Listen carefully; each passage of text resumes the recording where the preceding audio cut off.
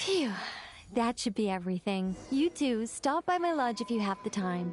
I'll put the kettle on, and we can have some tea. You don't need me to show you the way again, do you? Whoa! It's Nicole's voice! Did she redecorate her home or something? Let's go take a look.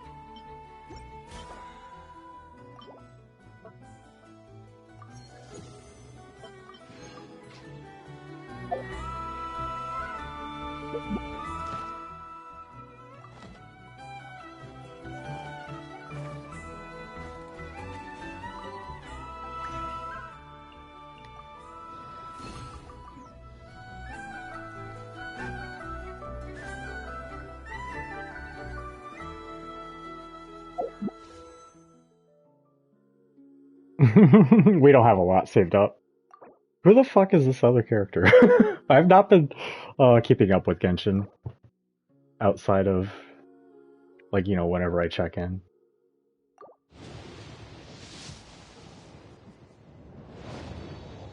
I'll talk about the 4-star. I have no idea who that little girl is.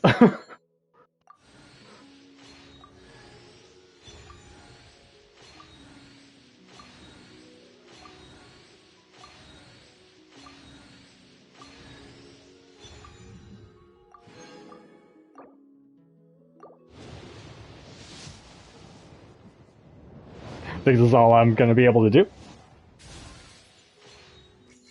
Because I haven't been playing.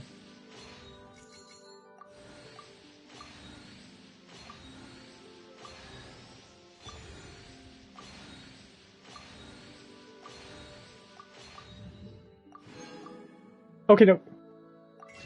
What about... Yeah, that was pretty much all the stuff I could do. I'm not Omega thirsty for Nicole, so if I don't get her, I don't get her. Oh, Duran's available too? Well, I think Nicole would also help with my teams, I think. But honestly, all I really know about her is that she's a better Bennett, I guess. I'm kind of happy with Bennett, but we'll see.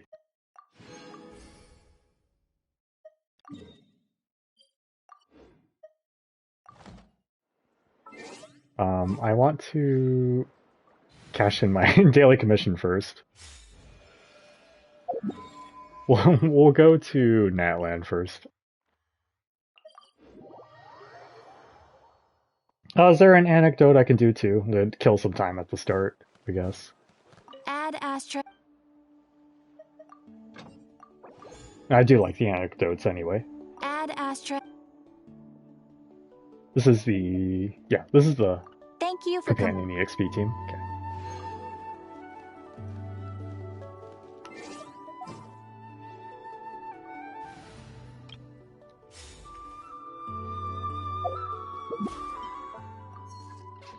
It still has that notification, because I didn't pick a weapon, that's right. Sure. Oh, what else is new for this?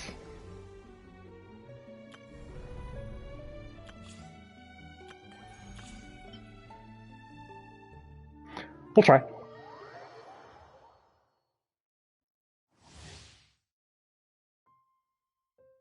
Attack bonus, shields, and coordinated attacks. That is one thing Bennett does not do with shields.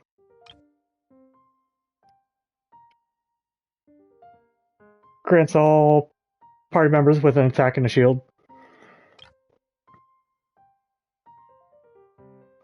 Her burst does her own attacks when other people are attacking. Okay. Additionally, arcane projections of Hexarray characters may appear slightly different. Oh, yeah, I do want her. Oh. I do want her for that, kinda. Because I like Varka for the most part. Be gone! Our little secret.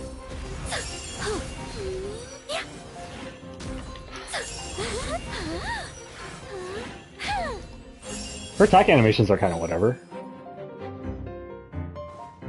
Just to be honest. Such defiance. I live within you. Watch out! Decay! New... Charge!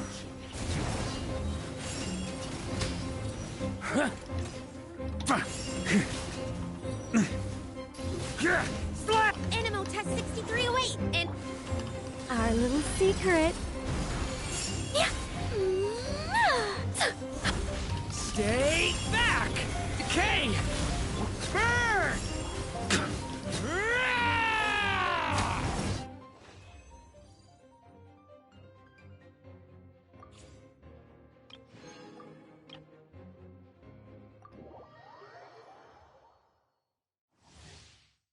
Durin is a viral character capable of... I'm reading this because I truly don't understand his kit.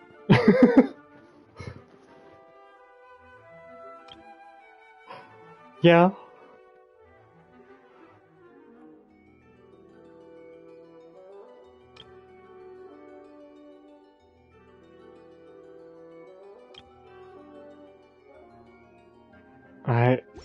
But there's like two versions of his elemental skill. I never understand. Oh yeah, because there's like an attack thing too. Okay, you know what? I'm not gonna think too hard about it.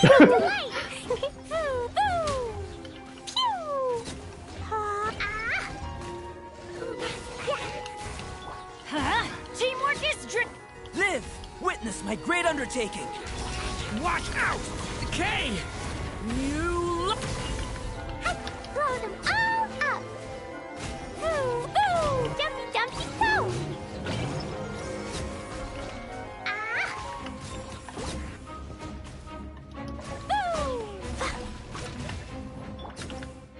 Oh, okay. You know, I don't fully understand Klee either, because I actually don't have Klee as well. I don't have Klee. I just know that she's, like, actually good. But I just... no interest. She's cute, though.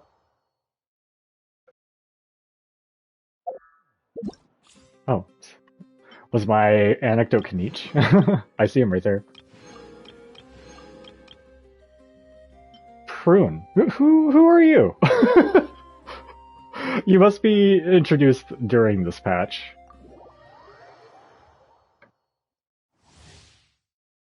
Prune is an Anemo support character who provides damage bonuses to her teammates. Witch Lore Bell. Okay.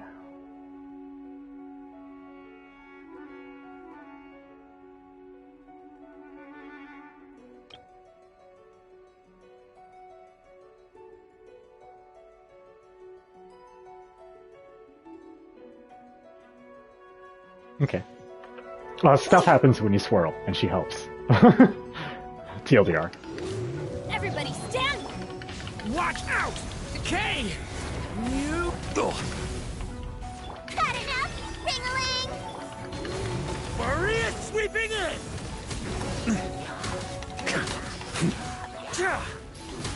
Slash! He is. Slash! This is just fun for Varka. Okay. Is she... Is she good in a Varka team? I have no idea. I didn't get her when I did some of the polls just now, so I'll poll periodically for Nicole throughout the patch then. Just to get get her as well. If I can. Sometimes getting the 4-star is harder. But we'll see. I gotta start playing this more. I gotta start actually doing the endgame content instead of like being depressed and scrubbing out. But honestly, Stygian pisses me off so much. Stygian honestly like killed my desire to play the game. Because I was always like, you know, relatively happy with my teams, and then ever since Stygian, I've never been able to do the highest tier, really. There's been a couple of times where, we go. yeah, it's manageable, but not without getting pissed off for like 2 hours with my free-to-play teams. So, I don't know. I never really have anybody to help me get through that stuff either. Add Astra. To help me out with like optimal rotations or who I should actually replace for this. And honestly, my teams might just not be good enough for Stygian because I don't whale. Wait, so was the Kniech the anecdote for today? Mondstadt, Inazuma, and Fontaine? I see one I see him right here. Got it. I won't let a house Do I have scare 4? anyone. They couldn't fit Natlin on there too. Scare people? Know that the almighty Dragon Lord's mere presence is an awe-inspiring thing! Awe-inspiringly pathetic? Kniech! What did you just say? Kniech? Oh, look who crawled out of their hidey hole. Here to scrape up some work? Too bad. All the lucrative gigs already under the purview of the almighty Dragon Lord, and we... I much prefer Kniech in Japanese, although I guess Naruto's Ignore annoying a too. how, traveler. If you'd like any commissions, I can recommend you some. I guess Naruto is annoying too. I'm good, thanks. Right. And if you need any help, just ask. Help? Oh, how noble, how high-minded. How about you? Shut it, Ahau. Save your breath for the monsters we'll be fighting.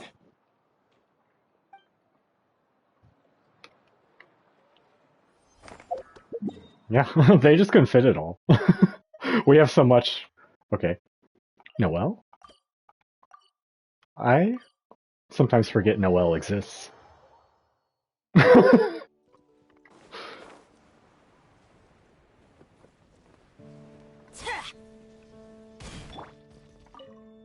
Oh, Jean and Noelle. Thank you, Master Jean. I'll keep that in mind. Good, now do it again. I'll help correct your movements. Yeah, Galeblade. Ah, greetings, Honorary Knight. Hello. Anything I can help you with? Oh, don't worry, I'm fine. I'm gonna mute myself less. There might be background noise, there might be, whatever. It is what it is. She's very talented and a fast learner as well. Although our weapon of choice isn't exactly the same, there are always shared principles in swordsmanship. All I did was give her a reminder or two, and she immediately understood. All that's left now is to remain patient and practice diligently. With your intuitive understanding, Noelle, techniques like this shouldn't take you too long to master. Just do be careful while practicing, all right? If you want to do weight training, you can tie the loads to your wrists. That way, some accidents can be prevented even in the event of unexpected disassembly. I'm so sorry, Master Jean. I won't toss my sword into your office again. I promise. It's fine, don't worry. And in any case, after you spent all that time cleaning yesterday, everything is completely back to how it was. But the sword is still stuck in your office ceiling, and it's too high up to easily pull out. Oh, that. Well, we can just leave it there for now as interior decoration, I guess?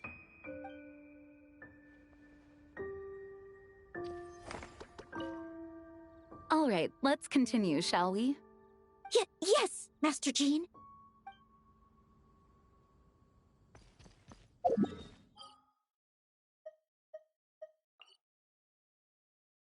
Another Hazo follow-up? Sure.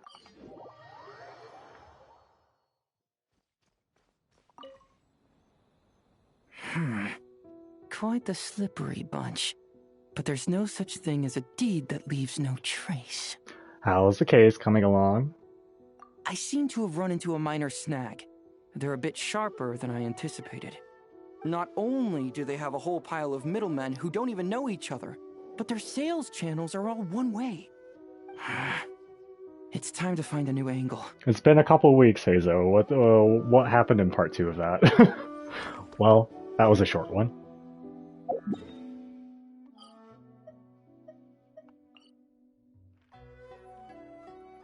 Are you over here? What the fuck? Okay.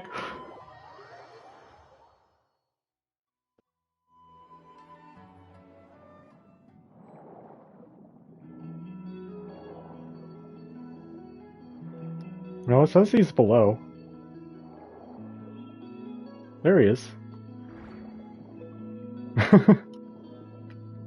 An interesting spot for a daily anecdote. I love diving too. It's like, hey, remember that underwater exists? Hey there, Feminine. Oh, hey. Long time no see. I'm talking with him. With a blubber beast? Mm-hmm. It might seem odd to you. Not in the least. May I join you? Really? I thought that was something that only happened in picture books. I'd like to hear about those tales. All right.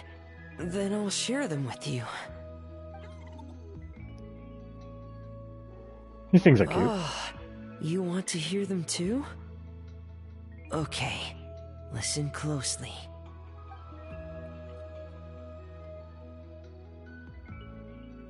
Legends speak of a time long, long ago, when there was a blubber beast who strayed from his family and friends, and lived all alone in the pitch-black depths of the sea. Even as he bravely lived on in solitude, he kept searching for his family, until one day, a diver who loved to explore found him. The blubber beast had never seen a human before, and was scared at first. But the diver gave him lots of food, and promised to return the next day. Sorry, I'm drinking water. Just It's like a little that, loud. That's why I they mute myself so became much. fast friends. Every time the diver came, the blubber beast would happily dance and slap his belly, singing the songs of the blubber beasts. The diver also adored his round belly, and could never resist giving it endless belly rubs. The blubber beast also adored the feeling of belly rubs, but since he had terrible eyesight, he only ever saw the diver's blurry silhouette. So, whenever he saw a human form approach, he'd happily dance, patting his belly and singing. What if a mean one came by? Well, so cute. Gotta give it a rub.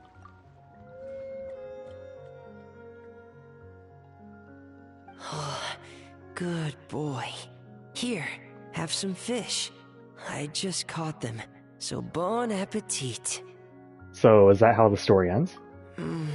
I wish that was where the story ended, but... One day, that diver stopped coming altogether. The blubber beast waited for a long, long time. Finally, he gathered the courage to go and look for the diver, swimming off in the direction the diver had swum off to, until he had finally reached the beach. And that's where the picture book I have ends. I don't know how the rest of the story goes. Our two friends might have... Oh, don't be sad. It's just a story. It's not real. I think they'll be reunited soon. Yeah. I'm sure it will.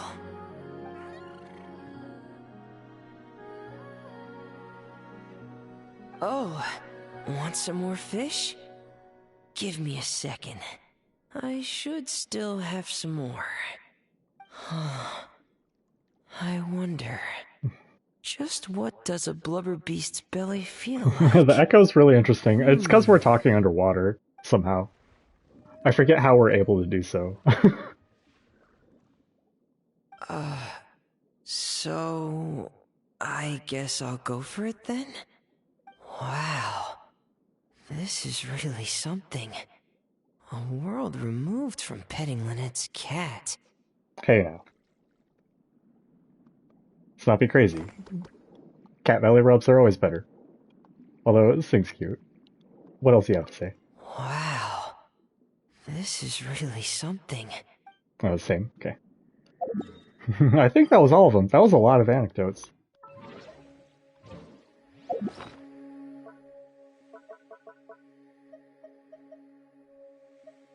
I didn't do anything with that last time.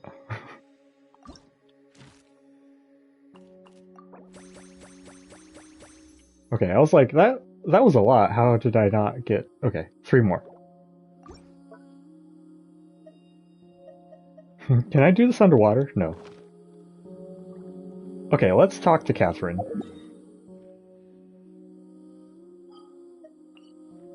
We are ready now. We have some resin to spend. Do I have artifact space? Can I, like, pay someone to sort out my artifacts for me? What the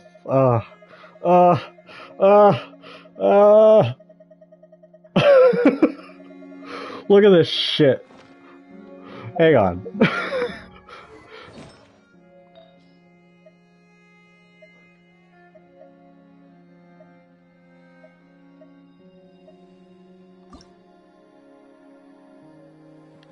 Yeah, this only had 1 into crit. But this rolled into poop shit as well.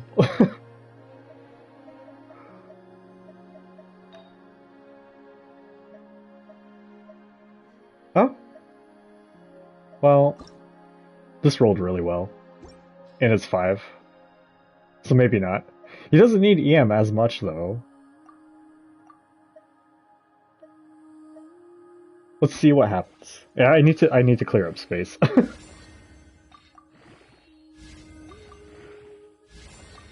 No, this is shitty big shit. Okay.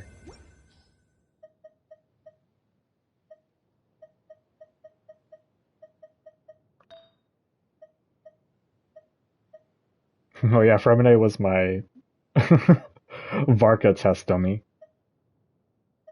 Build dummy. That's pretty good. How'd this roll? Solid. Let's see. Okay. Already bad? Yeah, okay.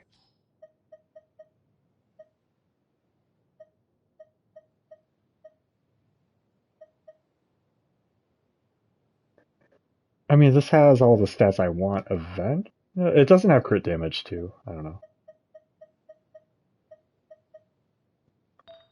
Sorry, this is boring, but I didn't realize I had so little space again.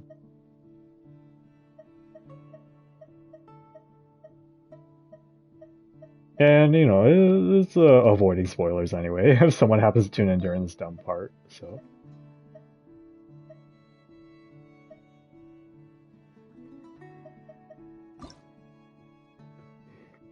That ended up being pretty good. Okay. Yeah, we didn't get any naturally cracked out artifacts during all the farming that I managed to do. Whenever I summon the will to play.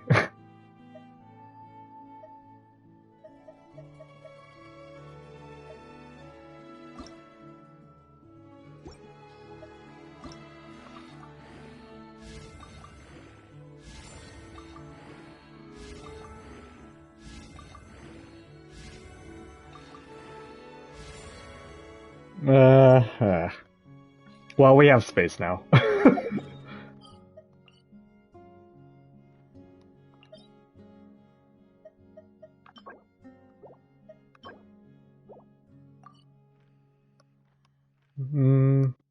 I guess more Varka farming. I don't have the new character, so I don't have to farm anything for her yet. What? We could do 1. Okay. You never know. You never know. Sometimes.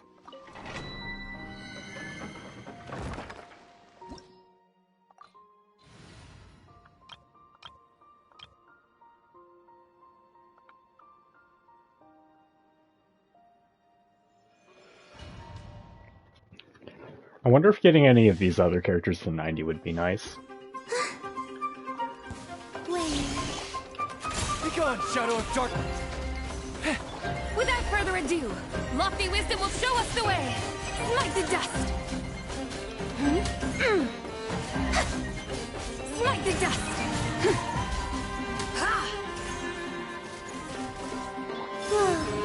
Go get him, Aiden!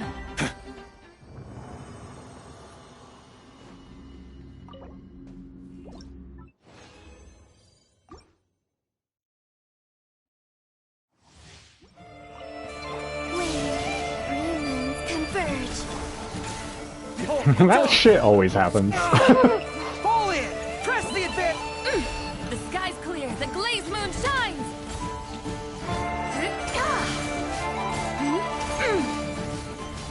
Smite the dust.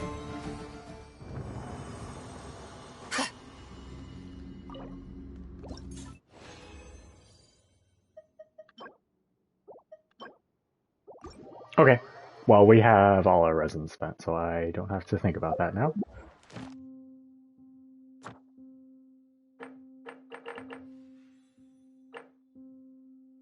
Now we should really make a point to be doing these. I didn't do the weeklies last couple weeks either.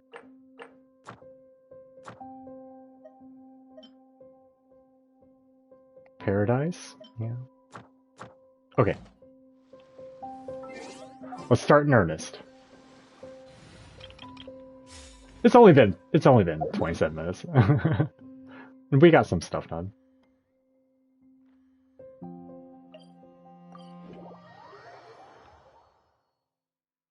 Okay.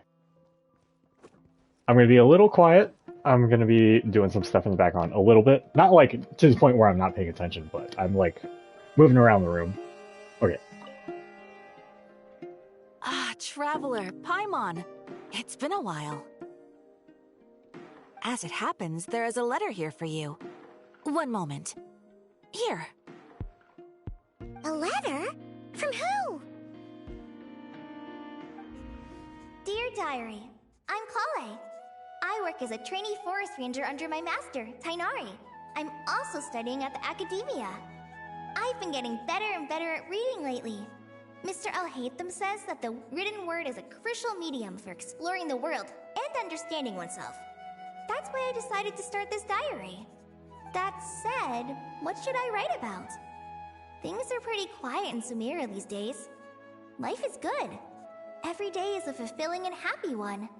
When I think back to the days when I suffered from Elazar, or way back to when I was injected with God remains, I am in a much better place now.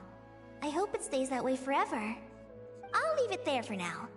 Master said he'll take me shopping in Sumeru City today, which is great, because I've been meaning to visit the toy seller at the Grand Bazaar for a while now.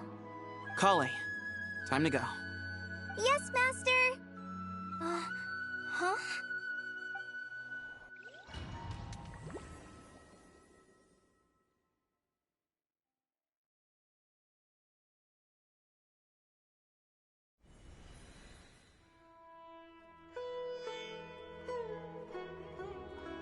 What's wrong, Kale? Is there something on my face? No, sorry. I didn't mean to stare. Did Master Tainari send you to pick me up?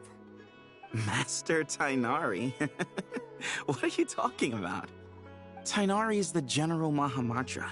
He's probably busy arresting criminals in Sumeru City.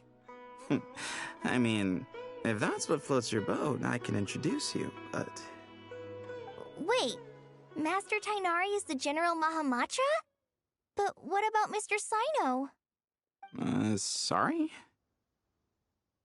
Oh, you mean that guy who just joined the Vahumana Darshan? Rumor has it he's the leader of the Temple of Silence. If that's true, it's pretty impressive. Sounds like you've been getting to know more and more people since you joined the academia. That's great, but don't let your forest ranger duties fall by the wayside, okay? What's going on? Sethos is acting like he's my master, and Master Tainari has taken over Mr. Sino's job. Is this some kind of prank? If so, it's a weird choice of prank. But anyway, Sethos doesn't look like he's joking. What is this all about? Hey, you're zoning out again. I'm gonna buy some tools for the Rangers. Why don't you stretch your legs a bit? It's been a while since you last visited the city, right? Wait! He's right. It has been a while since I last visited Sumeru City. Was it always like this? I mean, it feels familiar, yet somehow... something seems different. Is this really Sumeru City?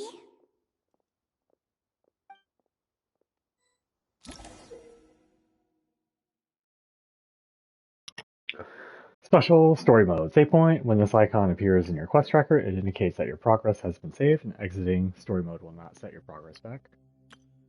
When you are in special story mode, you can tap the exit button to check back to your last save. No, we'll just go through it, you know.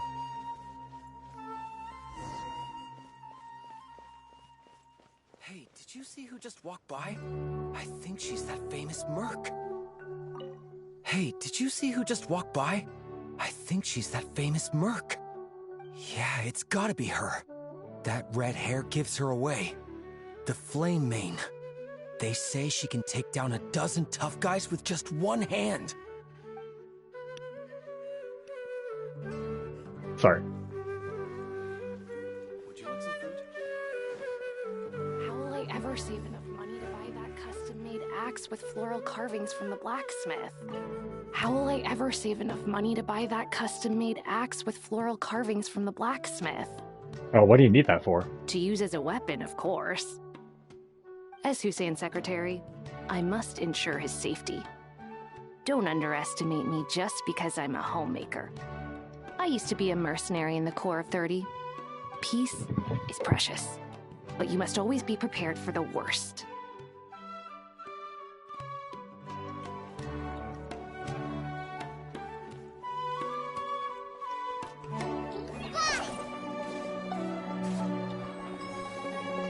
Wait, what are my... Oh, never mind.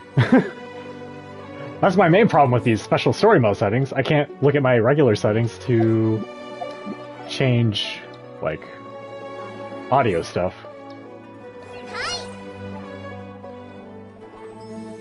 It's okay. It's fine.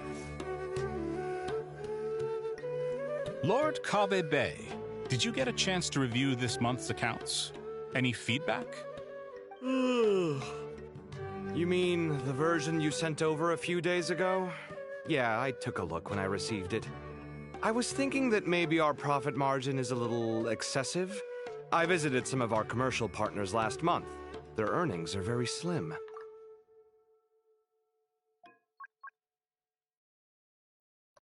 Paimon coming in! Paimon coming in! Is this level okay? Can you hear Paimon? Okay, it's fine. Are you Sorry. suggesting that we give up some of our profits for them? Well, since we have more than we need, yes. Making money for its own sake is pointless. Don't worry, I've already planned for it, and the numbers look fine. We can adjust the rates starting from next month. Also, about that designer you hired, I've had to revise his proposal 3 times now, but he just doesn't seem to... Let's cut our losses. Pay him his fee and send him on his way. I'd like you to get Layla on this instead. She was Cyrus's student, and she designed the Palace of Alcazarzare. Seems like a much safer choice. Who's sneaking around over there?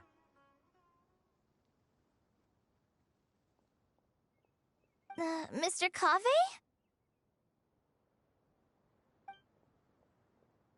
Do you recognize this person, sir? Yes, it's all right. We've met. This is Kale, Sethos' trainee. He brought her along the last time I went for drinks with him. What brings you to the city, Kale? Is your master here too? No, this is all wrong! Why is Mr. Kave saying that too? Tainari is my master, not Sethos. This can't be real. I have to ask someone else. There's gotta be someone else out there who still remembers the truth. Hey, wait! Don't run off! How strange. What's gotten into her today? It's like everyone switched places. I guess I'll keep looking around. The Grand Sage always used to disappear the moment he got off work, but recently, for whatever reason, he's been seen sifting through records in the House of Dana late into the night. We asked him if there was anything unusual going on, but he answered us with a question of his own. Don't you find it strange that someone with my personality would willingly accept the position of sage?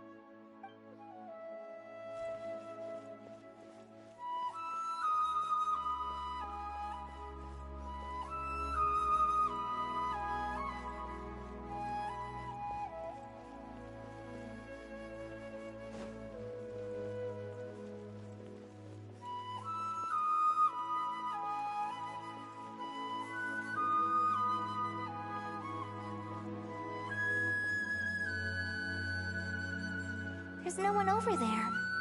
I should go check out somewhere else instead.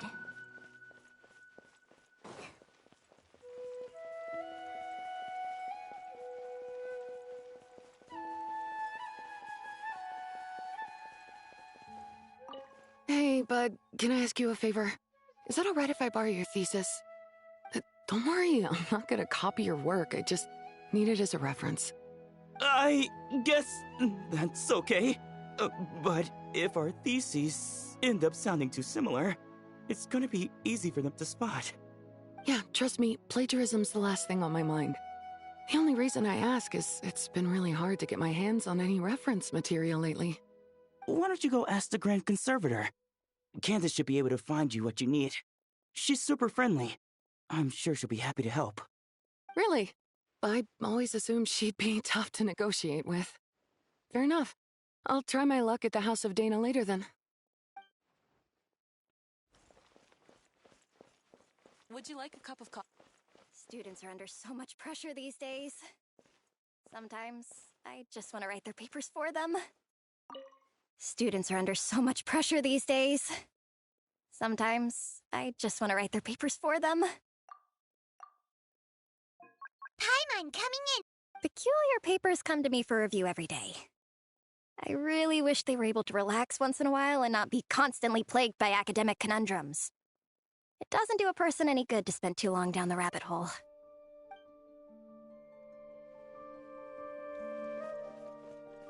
Lots of visitors today, I see. Welcome all. It's been a while. Hey, Rahman. You know that guy who sells face powder on Treasure Street? I haven't seen him around in a while. Any idea what happened to him? Oh, you mean a Hongar? Yeah, he got into a brawl with Shavirme on Treasure Street. He's been banned from setting up shop there for now. Seriously? Oh, well, that's a shame. I was planning to pick out some makeup for you. Oh, don't worry about it. The legendary Flame Mane discussing makeup with the Zubair Theater star dancer. Now there's something you don't see every day. Flame Mane? You know, I'm not actually sure when people started calling me that. Maybe the other Eremites thought I needed a fiercer title to scare people off? To be completely honest, I think the title would fit you better than me, Dia. You think? Can't say I've never imagined myself as a merc. If I ever give up the dancing, maybe I'll head to the desert and give the Eremite life a try. You would? Is that so strange? Oh, not at all. In fact, I've actually had similar thoughts before. If I ever get tired of sleeping out in the wild, I think I might go look for a job at the Zubair Theater. I've adored the Dance of Sub-Zeros ever since the first time I saw you perform it. If the chance ever came up, I'd love to try it out on stage for myself. Really? If our manager Sataria heard you say that, she'd hold you to it. Probably grab you by the sleeve and never let you go again. Hey, when that day comes, I'll do your makeup myself. How's that sound? Sure. If the day comes, I'd be honored.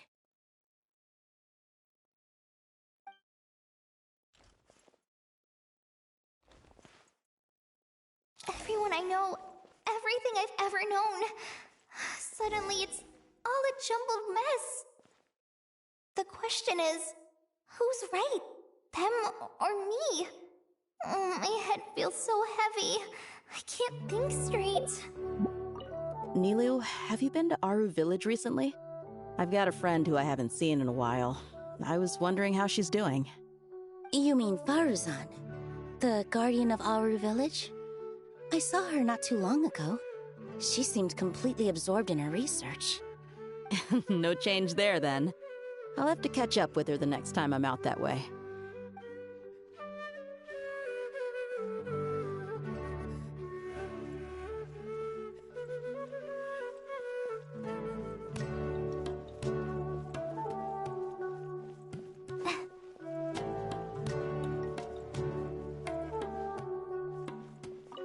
Hi, Mr. Sino. What are you thinking about? There's a chapter in King of Invocations where the spirit of someone who died long ago possesses a living man's body. To the outside world, it looks like he's developed a whole new personality. I was just thinking how terrifying that would be for his friends. Imagine waking up one day to find that a friend of yours has suddenly become a different person. Huh? So what got you thinking about that? I don't know, but something feels off. Everything looks fine on the surface, but can human perception really be I mean, this is trusted? obviously all Nicole stuff. She wrote a story and remixed everyone's lives in Sumeru, aside from Kale.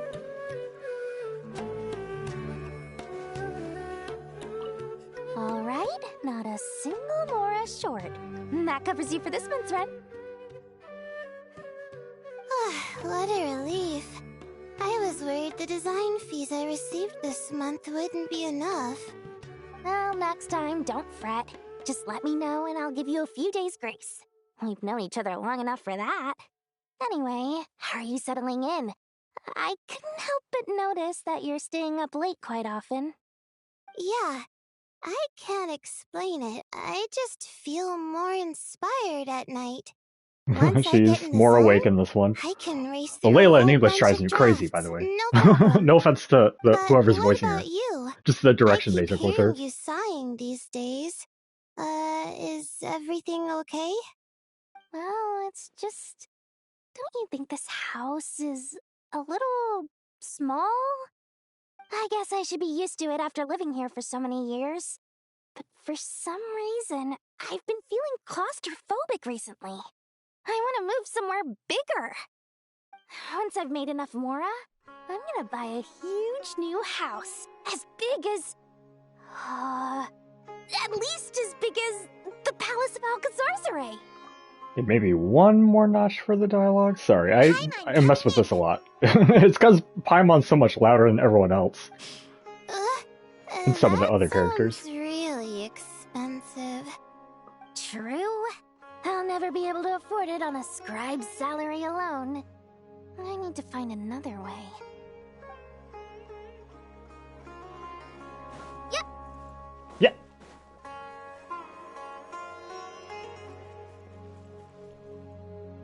Mahamatra Tainari, we've apprehended the suspect.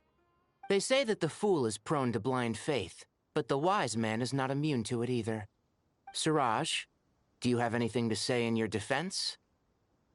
Tainari, you were the one who turned the sages against me. Just a few words of caution from you was all it took to destroy my research. And now you're trying to stop me again? You should know that mechanical life is the future! We must cast aside our useless flesh and... That's enough. I'm not in the mood to listen to your lunacy. Anyone could tell you how amateur your work is. Tainari has Sino's Alias, job for some reason. Put him somewhere safely out of the way. Yes, sir. Next on the agenda is... Master? Is he What gonna is be it? like, who are you? Okay. Wait, did Professor Zahahati send you? She's been Still knows her. encouraging me to take on an apprentice. Might be getting a bit ahead of herself there, though. No, Master! It's me! Kale! Listen to me. Something really weird is going on in Sumeru City. It's like everyone's identities have switched around. You're not the General Mahamatra. You're a Forest Watcher. Just yesterday, we agreed to come to Sumeru City today to go shopping together, and... All right, there's no rush. Let's back up a little. Your name is Kale, correct? Although this is our first meeting, First you do meeting, seem okay. strangely familiar somehow. Is there anything I can help you with? Oh, her mind is shattering. God damn you, Nicole. Why are you doing this to her? Nicole! Maybe it's not Nicole. I don't know. I don't fucking know.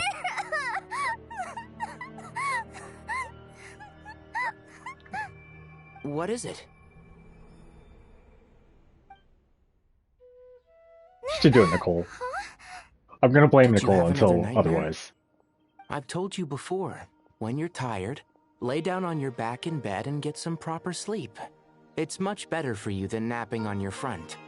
Poor posture obstructs your breathing, which can lead to all sorts of weird dreams. Now, we're back supposed to to go reality. shopping in Sumeru City today, remember? Cheer up. I'll take you to Hushang's. I heard he's got some new toys in stock. Go wash your face, take some deep breaths, and when you're ready, we'll head out. Okay. Thanks, Master Tainari. So it was just a dream. And yet, dreams can sometimes be a warning of things that will soon come to pass. Who said that? That dream felt unusually real, didn't it? Here's my suggestion.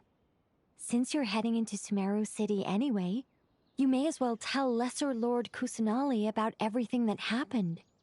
And just to be on the safe side, I think you should also inform your 2 traveler friends who once helped save Sumeru. I'd write Okay. them a letter if I were you. I guess Time she's... is short. A storm is coming from we'll see. beyond the bounds of fate.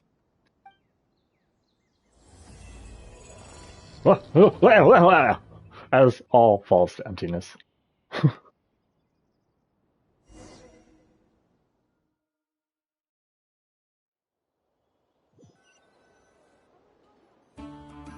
What a strange situation. No wonder Kale was in such a rush to write us a letter.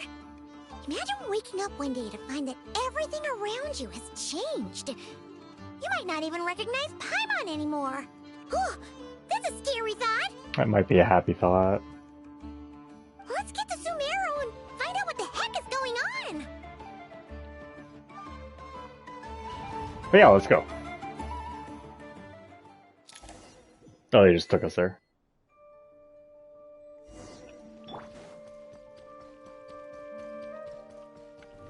Try to keep up!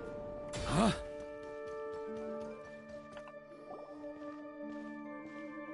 Kale! Traveler! Paimon! Thank goodness. I'm so glad you made it. Of course.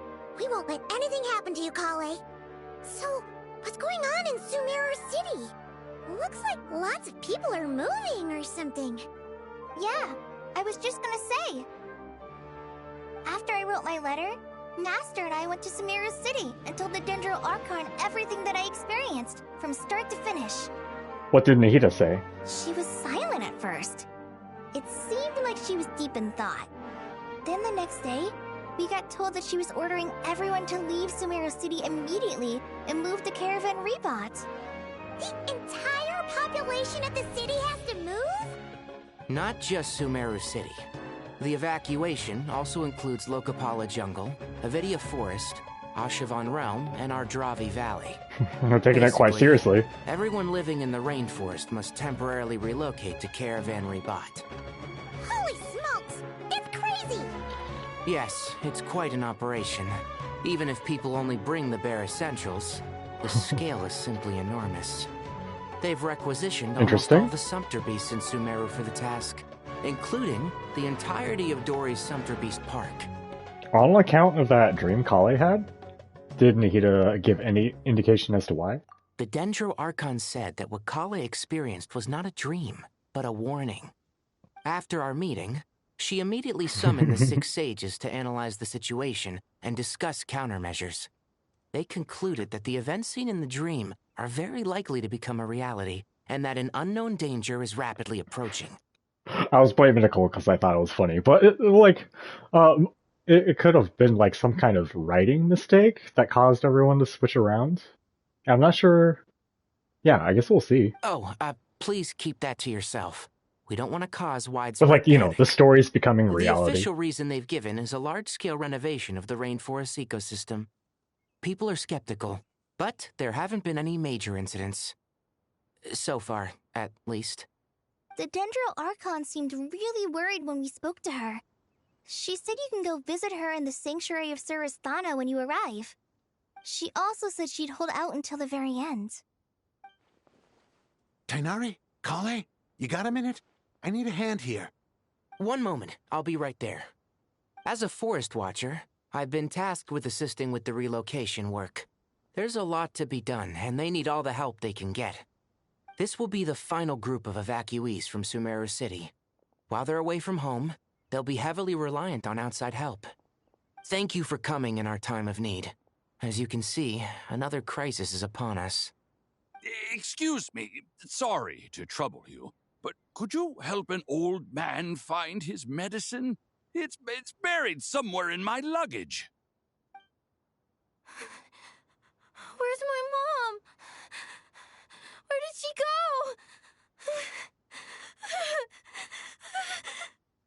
go? Don't worry. It'll be okay. Those items are worth a small fortune. Make sure you store them somewhere safe. You understand? I bet you thought you'd get away with this in the chaos, huh? Guess again. No petty thief gets past me.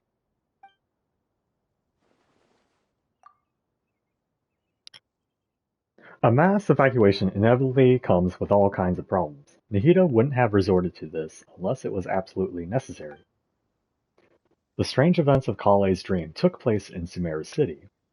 Whatever danger is afoot, it must start there, which is why everyone has to leave. We should go help the evacuees. See you around. I'm so glad that you believed me and came all this way to help. It means a lot. Please stay safe.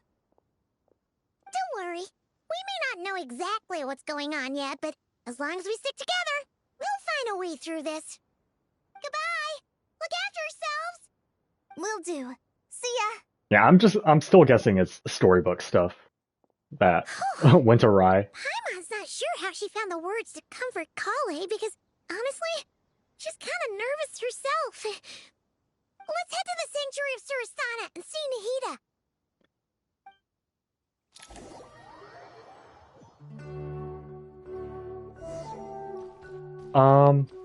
Hang on. Oh, god damn it. I wanted to look around with my teams and whatnot. Did Nilu get okay, I can still kind of look. Did Nilu get recast? When I heard her just now, she did not sound the same.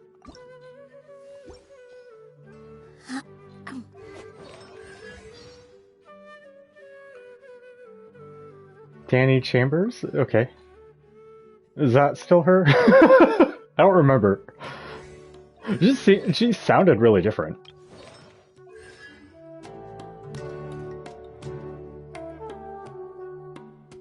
Who goes there? No unauthorized access to this place. By order of Mahamatra Sino. Are you blind? It's the Traveler and Paimon. Surely you've seen them before. I'm gonna look this up real quick. I'm thinking about it and it's gonna bother me. So it is. I'm sorry, I haven't been sleeping well lately. My nerves are a little frayed. Let me pull this up. One sec.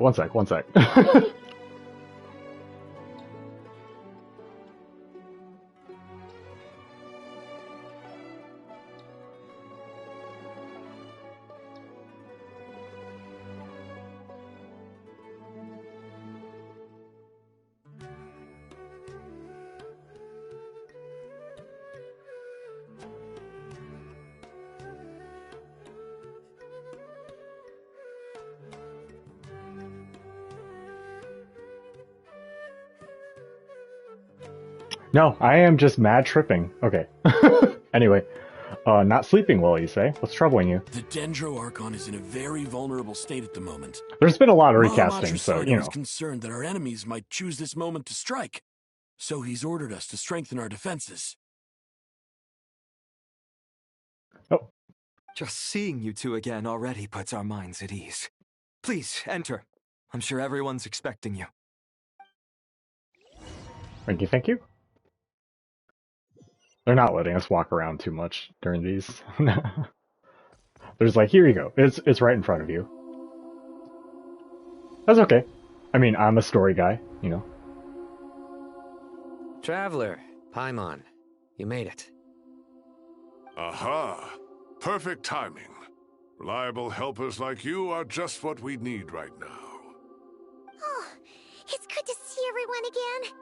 Kale gave us a rough idea of what's going on, but we still have a lot of questions. Nahida does not look available right now. Mirror City in exactly? And how come everyone has to move to Caravan Rebot? At this stage, we can't be certain. We're investigating, but no definitive answers yet. I take it that Kale told you about her strange dream? Yeah. Apparently, everyone in Sumeru City was acting super weird. Even you guys. It was like you'd all switched places. That's right. Kale and Tainari reported the situation to the Dendro Archon. She believes that it wasn't merely a dream, and that whatever it was has something to do with Irminsul. It's a reasonable inference. Only through Irminsul can people's memory and cognition be so significantly modified in such a short time. We don't know why Kale would dream of these things, nor who was trying to warn her. And Nicole Dendro was Archon warning her. decided to connect to Irminsul to investigate more thoroughly. I just wasn't sure if she was still fucking with her somehow. Has she found anything yet? Irminsul is connected directly to the ley lines. The tree serves as a central hub where the ley lines converge, and its core function is to record and store the world's knowledge and memories. But something has gone awry, severely compromising the performance of this core function. Okay. Information is bottlenecking inside Irminsul, hampering the ley line's flow. If this continues, new information will languish unrecorded, with existing records thrown into disarray. In short, the souls of the dead will be stranded, while the living have their sense of reality warped. In the long run, Kale's dream could well become a reality. And that's just the beginning. There's no telling what other nightmares could end up coming true. Irminsul, the ley lines. I have come this far to use my death to open the gates of the ley lines to my people. That's right. In Natland, the captain was storing stranded souls inside his own heart. It was only after the rules of the Night Kingdom were amended that they were finally able to return to the ley lines. And that was just one nation. A problem with Irminsul itself could end up affecting all ley lines worldwide. Faced with a growing backlog of information, the Dendro Archon decided to connect herself directly to Irminsul and take over the recording and processing function herself. But it is an almost impossible task. Individual brains aren't equipped to deal with the sheer volume of knowledge and memories involved. All that information flooding in at once would instantly fry any human mind. And for a god, even for a god, the suffering must be unimaginable. I'm thinking of Light in Death Note, getting all his knowledge back. Any issue with the tree itself takes a toll on her to begin with. Just like, ah! For like 30 seconds straight. On top of that, she's subjecting herself to the grueling task of processing all that data. It must be torture for her. And despite all of this, she is somehow finding the strength to investigate the Irminsul situation from within and send us her findings. I finished analyzing the latest data. Can we not talk to her, though? Looks like our working theory was wrong. There's no signs of Irminsul having been attacked from the outside. So it's internal then? Some sort of disease, perhaps? No. I've spent half my life studying the ley lines. If Irminsul malfunctioned this easily, the world would have met its end long ago.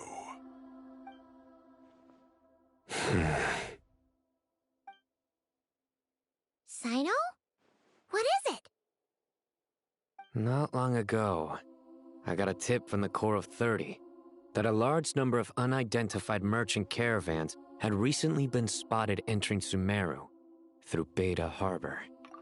Yeah, the sound effect's kind of low, but it's going to mess with cutscenes and stuff if I keep it that low. So you might hear a beep, beep every now and then. That's okay. At first, I suspected that they might have something to do with all this, so I sent some people to investigate. But if Irminsul wasn't attacked from the outside... Don't you think there are more important things to worry about right now than guessing who's behind all this? It's been over 12 hours with no new intel. If even the Keeper of Irminsul is this badly affected, you can imagine how bad things are in there.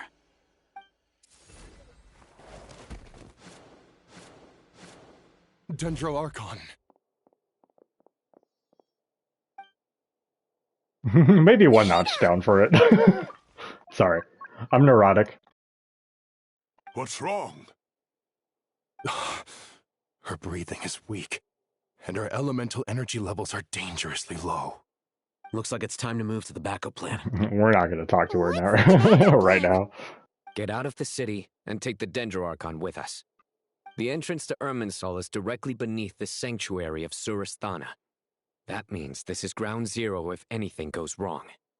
The Dendro Archon has a very strong connection to Irminsul. But theoretically, this connection should grow weaker with distance. Under normal circumstances, she can unleash her full power here. But with Irminsul out of control, our first priority is to get her away from here. Is this Travis Willingham? The situation is critical. Out of nowhere. There's no time to deliberate. Everyone in agreement? Yes. I'll deal with it. I'll also let the Matra and the Core of 30 know to start evacuating.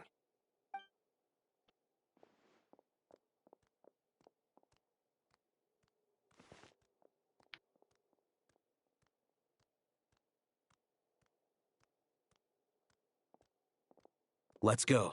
No sense grieving when there's nothing more we can do. Agreed. We'll be back as soon as this is over.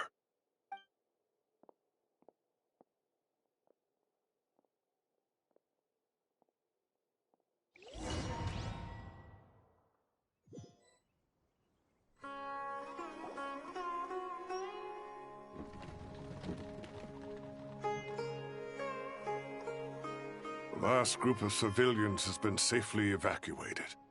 Dendro Archon's carriage will travel with them. Sino and Hat Guy will protect the convoy. Hat Guy?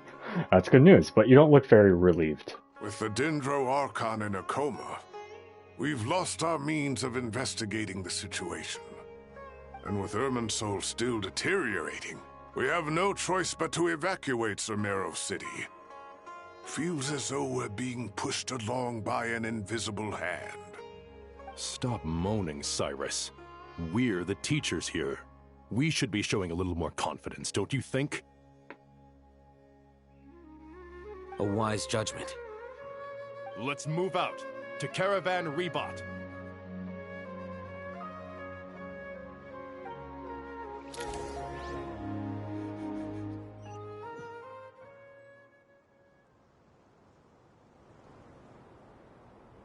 Sir, all units are in position.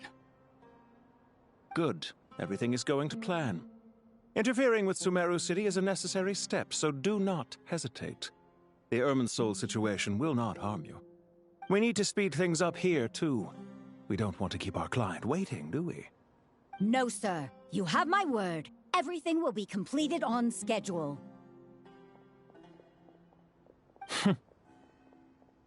They say that fervent ambition attracts the favor of the gods, and with it, a vision. But we appear to be the exception. So, is our ambition not strong enough? Or does it threaten the very foundations of this world?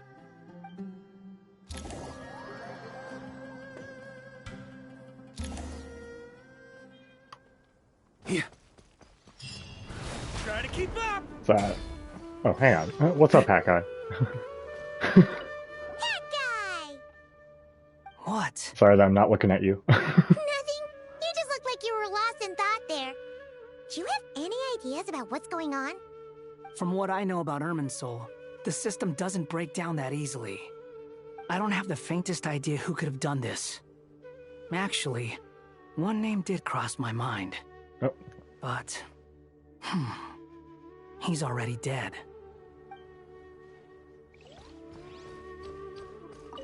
So, can I assume that this period of time away won't count as part of the rental period?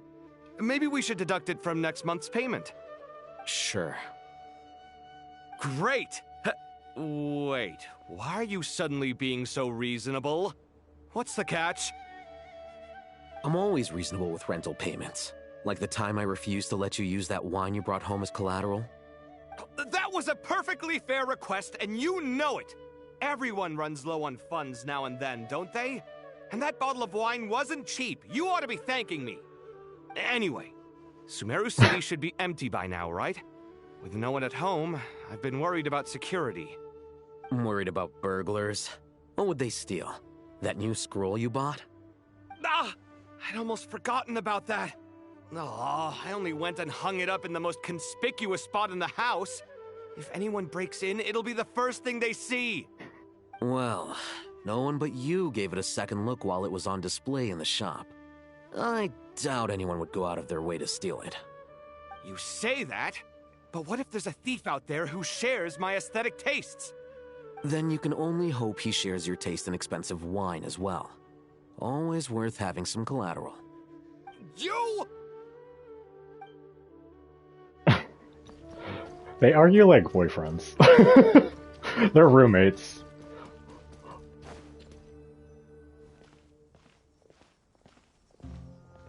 How is the Dendroarchon? Her breathing is steady. I prepared some therapeutic incense for her, but it hasn't had much effect. Her vitals are still very weak. Based on the information you've provided, I have a working hypothesis. Her condition is partly due to Irminsul's influence, and partly due to a physiological imbalance caused by the rapid depletion of her power. Elemental energy usually flows through the body at a relatively constant rate. The body grows accustomed to this rhythm, so when it's thrown out of balance, physical symptoms will appear.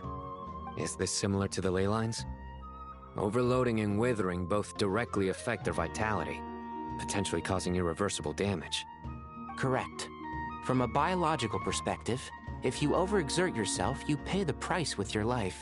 The Dendroarchon is not only drained of power, but her life force is at a critically low level. Is there any way to restore her health?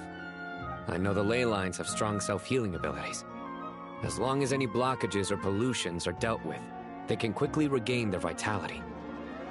But what about people? Well, gods. What's their capacity for self-healing? Before we think about that, there's a bigger predicament to resolve. Restoring the Dendroarchon's power requires us to heal Irminsul first. But that will be extremely difficult without the Dendroarchon's power. Paimon's already getting lost here. Tainari and Sino are discussing the current situation at pace. I have to concentrate hard to keep up. Master Tainari and Sino look so serious. I've not heard Master speak in this tone for a long time. Tainari. Yeah, tension lore is actually quite tense. It helps Master having a Office. wiki sometimes. Sages? Tainari, haven't seen you in ages. Have you gotten taller? Or did your ears get longer? Hopefully the former, Uncle Baladuri. Baladuri. Where's Professor Cyrus? I thought he'd be with you. He went out into the wild to investigate the situation. He said that the Irminsul anomaly will likely start to affect the real world soon. He shouldn't be trotting around alone at his age. Which way did he go? I'll look for him later.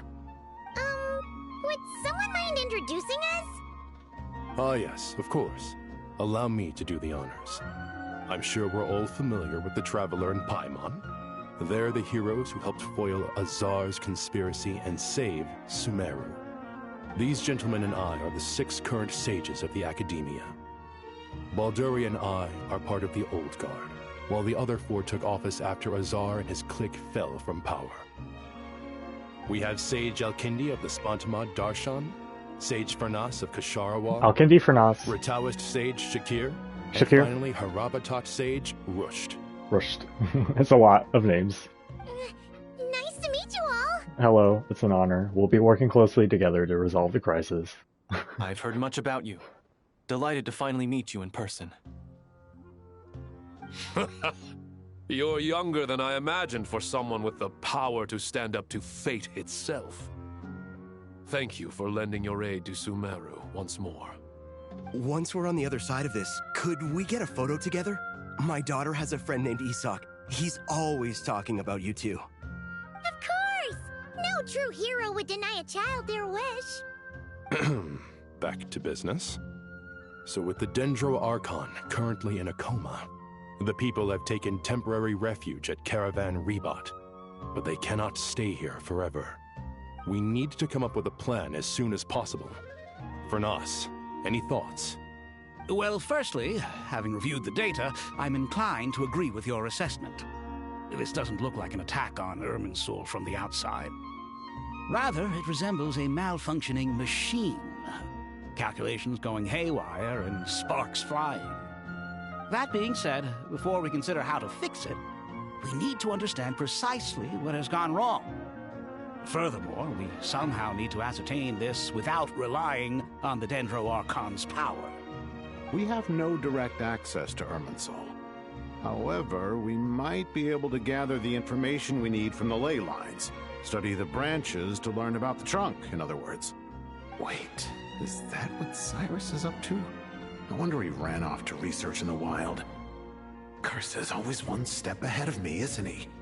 I heard that while in the sanctuary of Surasthana, the Dendro Archon had to serve as the central information hub herself. This is a clear sign the situation within Irminsul might be far worse than we can imagine. Irminsul is vital, not just to the safety of Sumeru, but to all of Teyvat. We must be the ones to bear responsibility for this world. To be on the safe side, I think we need to consider some backup plans. Are you saying we should consider a scenario in which Irminsul is completely destroyed? That'd be interesting. Pointing out that the possibility exists. You have a valid point. But until worst comes to worst, I believe we should focus our efforts on resolving the Irminsul anomaly and helping it recover. Kale, I understand that you were the first to foresee this crisis. If it's all right, I'd like to talk with you about it in more detail. Of course, but even I don't know how I came to have that dream. If there are no signs of external damage, could it be a stress fracture? Metals tend to suffer from this issue with long-term use, and Irminsul has existed for centuries, after all. It's possible, but surely a stress fracture would be more likely to cause a complete shutdown rather than chaos. Sages, General Mahamatra, sorry to interrupt, but something has come up. What happened? Some citizens didn't believe that Sumeru City was really in any danger. They slipped away and hid during the relocation, intending to return home. How many? Yeah, there's always going to be someone stubborn. About a dozen. Sakura found them while on patrol, but they appeared to be suffering from psychosis. For whatever reason, they were trying to kill each other. Okay, well that's different. By the time we arrived, there were only 2 survivors. One was unconscious from their injuries. The other tried to attack us, but was subdued. Okay, that's different. Where did this happen? Near Yasna Monument. That's not far from Caravan Rebat. Master. I know. The Irminsul anomaly is beginning to have effects in the world. I didn't expect it to spread to Yasna Monument so soon. It almost feels like we're being chased relentlessly, with no time to catch our breath. Sir Cyrus said the same thing. He sent me back to report in, while he continues investigating. I'll go join him. We'll come with you. Count me in too. Don't let my age fool you, I can still fend for myself. Very well. Meanwhile, the rest of us will continue discussing our next steps. Get back soon. Take care of yourselves. It's getting dangerous out there. I'm not sure what I expected. I didn't think it'd be this much Sumeru with Nicole's chapter. Or maybe, yeah. No, she's there. Okay. I'm like... I thought we'd be safer once we got to Caravan Rebot. If the Irminsul anomaly's sphere of influence continues to expand, our only option will be to move into the desert. To Aru village? We should check if they can accommodate so many people. Essential supplies will also become an issue. We were only able to relocate here so quickly because Caravan Rebot is well stocked. If we move to the desert, we'll need to carefully calculate how much food and water to bring.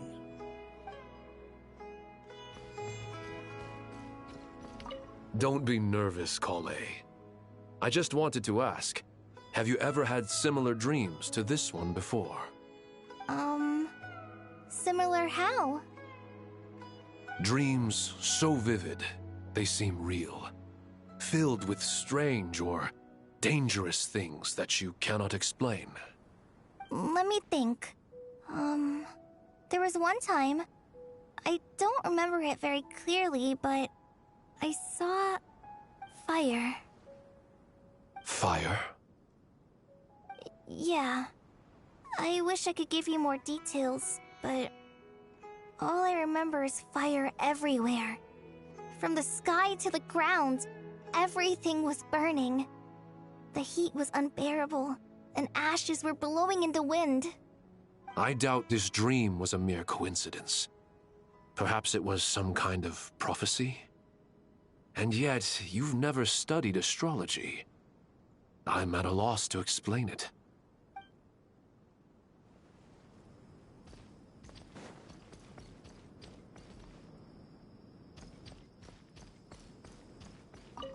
Thank you for everything, Tainari. Don't worry about me. I'm fine. But if you don't mind me saying so, Master, you're looking a little nervous yourself. I only just got appointed as Grand Sage, and now this happens. It's quite overwhelming. Looking back now, I don't think I handled the situation with Azar very well at all. Yes, I protested, but I went about it the wrong way. Instead of helping, I just ended up getting locked away. Now that I'm the Grand Sage, I have to be responsible for everyone's lives, including the dozen or so who fled to Yasna Monument. I can't help but blame myself for their deaths. It's only natural that you want to do the best job you can, but Master, we both know perfection is impossible. You're right. We may well be heading into the desert before long. Feeling up to it? We left in such a hurry that I didn't bring any sun lotion, but I'm sure I can make some from local ingredients here. That was a big part of my graduation thesis, after all. Still remember? Of course, like it was yesterday. I remember asking you if you'd like to stay and teach, but you turned me down without a moment's consideration. Anyone else would fight tooth and nail for the chance to research by my side, but you couldn't get out the door fast enough. Weren't you afraid I'd hold up your thesis and stop you from graduating? If you'd pulled a move like that, I would have reported you to the Matra right away. You wouldn't give me a second chance? What about the bond between mentor and student? No, Master. I would not sit by and watch you go astray. Very good. Then I taught you well. I think that's everyone. Right? Let me check around this bend. Try to keep up!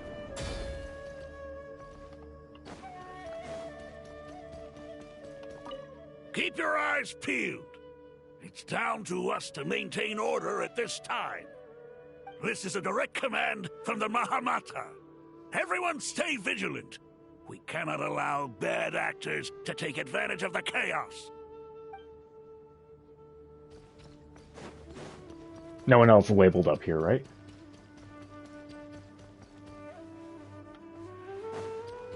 I love hearing every little bit, you know, so just in case. Because I was about to fast travel away.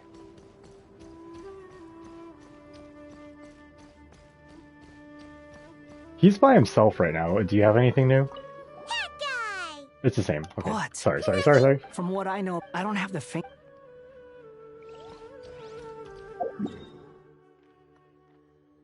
Yeah, just down the road. Okay.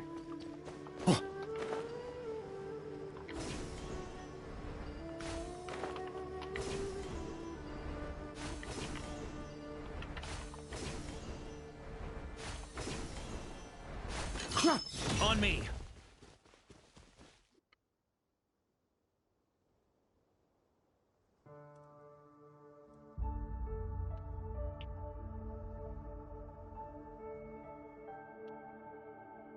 Please, don't go any further. As you get closer to Sumeru City, there's no knowing what dangers you might encounter. So this is our mentally disturbed man? I'm going to gut you all!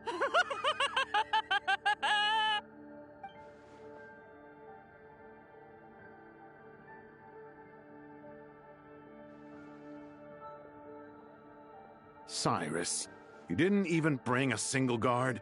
Do you think you're some sort of warrior? It's fine. Come here and look at this. Oh, it's...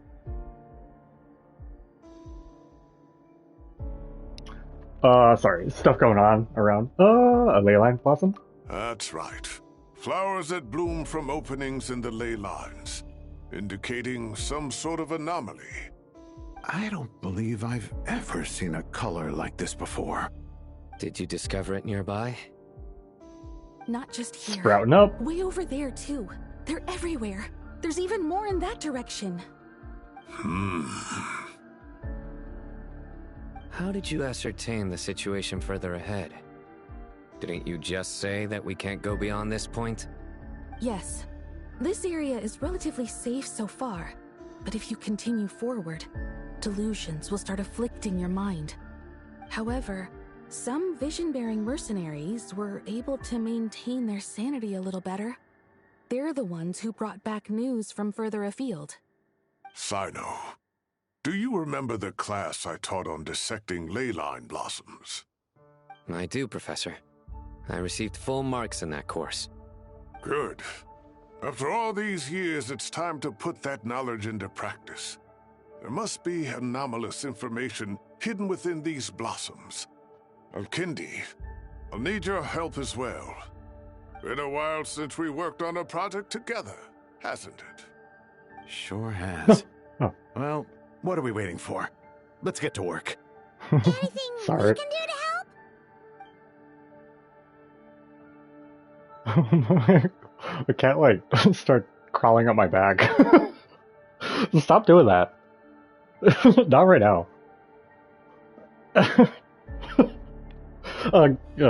Give me a sec.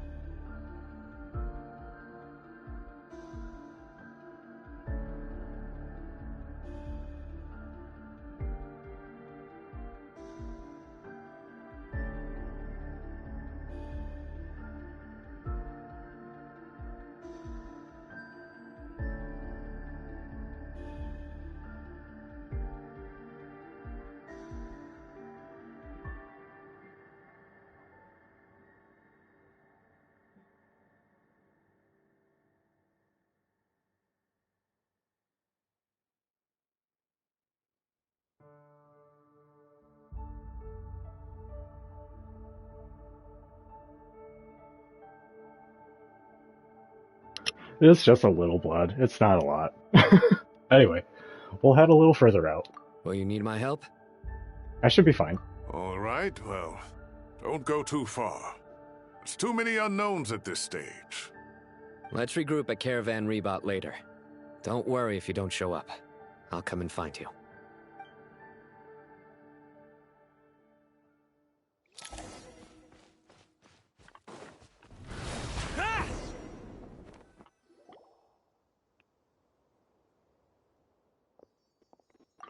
Dark clouds gather in the sky, a sure sign that a storm is approaching. Slowly but surely, the strange weather is spreading. The rainforest creatures must have sensed that something is wrong, because they're beginning to flee too. We don't have much time left. Tainari said that to help the Dendro Archon regain her power, we need to heal Irminsul, but healing Irminsul requires the Dendro Archon's power. Is there any way to solve this puzzle? That should be the heart of Oasis. All we need to do is light it with the fire seed, and it'll restore a pep with elemental power. The damage it suffered internally will also slowly begin to heal. That's it.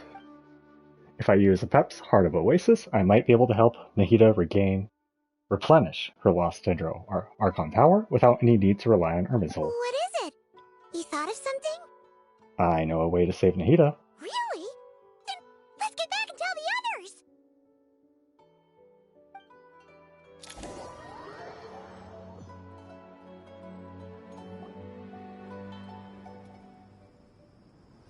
Phew. Glad to see you've returned safe and sound. Any longer and we would have gone out looking for you. Nicole is still not showing up. It's been like an hour of this. Well, this is a nice surprise. Paimon sure feels better with everyone we know here. It's great to see you all. We've made some progress, so let's start by giving you and Paimon a quick update. By dissecting the ley line's blossoms, we've been able to deduce that although Irminsul is experiencing an anomaly, it has not completely rejected access from the outside. The Dendro Archon has the power to connect to Irminsul, but there's also another way. I assume you recall the devices everyone was wearing when you first arrived in Sumeru? Devices? Oh, wait. You mean... The Akasha terminals? Now you speak. That's right. Of course! It's been so long, Paimon almost forgot all about the Akasha. Wasn't it shut down, though? Yes, but although the system isn't currently operational, the technological infrastructure is all still there. And it turns out that a certain someone gets so bored at work that he's actually read through every single one of the instruction manuals. No prizes for guessing who that was. If praising others is that embarrassing for you, you can simply spare yourself the ordeal. Yeah, my cat's really clingy. I was sitting on my couch and instead of just sleeping, next to me or on my lap, she's just wanted to crawl up my back and be on my shoulders or something. It was like she ended up just scratching me. Anyway, good night. I should definitely add a thing for that sometime. Anyway, yeah, thanks for stopping by. As much as it pains me to say anything nice about him, there's no denying his intelligence. He rarely forgets anything he's read. The Akasha is exactly what Sumeru needs at this moment. Between us, we should have all the knowledge and expertise we need to get it up and running again. But if I recall correctly, doesn't the Akasha need a Gnosis to function? That's exactly right. The Akasha relies on the Gnosis as a power source, and in its absence, we'll need to find an alternative. To tackle this problem, it looks like we'll be relocating once again. Namely, to the Temple of Silence. Ring any bells? It's the only major institution in Sumeru dedicated to preserving the knowledge of King Deshret's civilization. You might find the answers you're looking for hiding there. I agree. There's a good chance. Master Nephis and the other sages have discussed it. As the chaos from Irminsul continues to spread, Caravan Rebot won't be a safe haven for much longer. We have to move into the desert next. The scholars and sages will head to the Temple of Silence, while the civilian population seeks refuge in Aru Village. The Eremites will keep everyone safe during the journey, and Candace will be there to receive us at the village. This leaves us just one thing to worry about. That Dendro Archon. She's very weak. We can't afford to wait until Irminsul is fixed. There has to be another way to help her. Huh. Wow, luckily, the Traveler had a eureka moment while we were out investigating. Really? Wow, nice one, Traveler. Let's hear it. You tell everyone about the time you and Nahida saved a pup. Experts. Theoretically, it's feasible. From what you're saying, although elemental life and elemental energy have their differences, The Dendro Archon has explicitly stated that she can imitate the power of the former. In which case, as long as a Pep is willing, she should be able to convert her own power into a form that the Archon can use. It wouldn't be difficult for her at all. The only problem is convincing her to help. I'll find a way to persuade her. Yeah! Even though she wasn't exactly friendly the last time we met, she didn't refuse to talk with us. When she realizes the danger that Nahida is in, surely she won't turn a blind eye to it. Well, hopefully not. Either way, we're not exactly spoiled for choice here. Hey, it's better than having no options at all. I agree. Without Irminsul's aid, the legendary Dendro Dragon Apep may well be the only living thing in Sumeru who can help our Archon recover her power. There's no time to lose. I'll bring this proposal to Master right away. If he and the other sages agree, we'll split into 3 teams. The academics will go to the Temple of Silence to look for a solution to the Akasha problem. The Eremites will escort the civilians safely to Aru village, and the Traveler and Paimon will take the Dendro Archon to see Apep. There's still a long road ahead, and no knowing if we'll make it. But at least we have a direction now.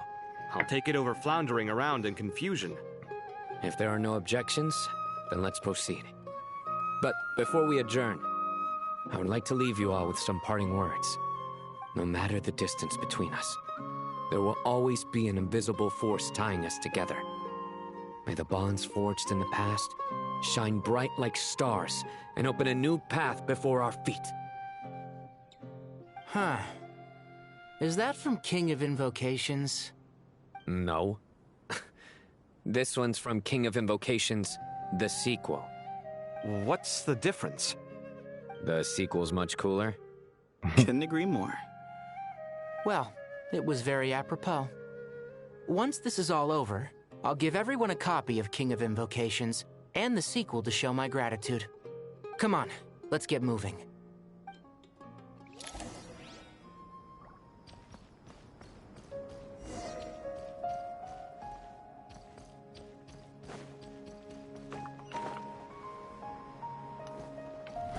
Try to keep up. We're gonna go through the ceiling? No. Huh?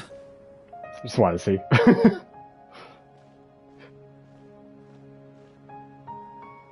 Tainari has brought me up to speed.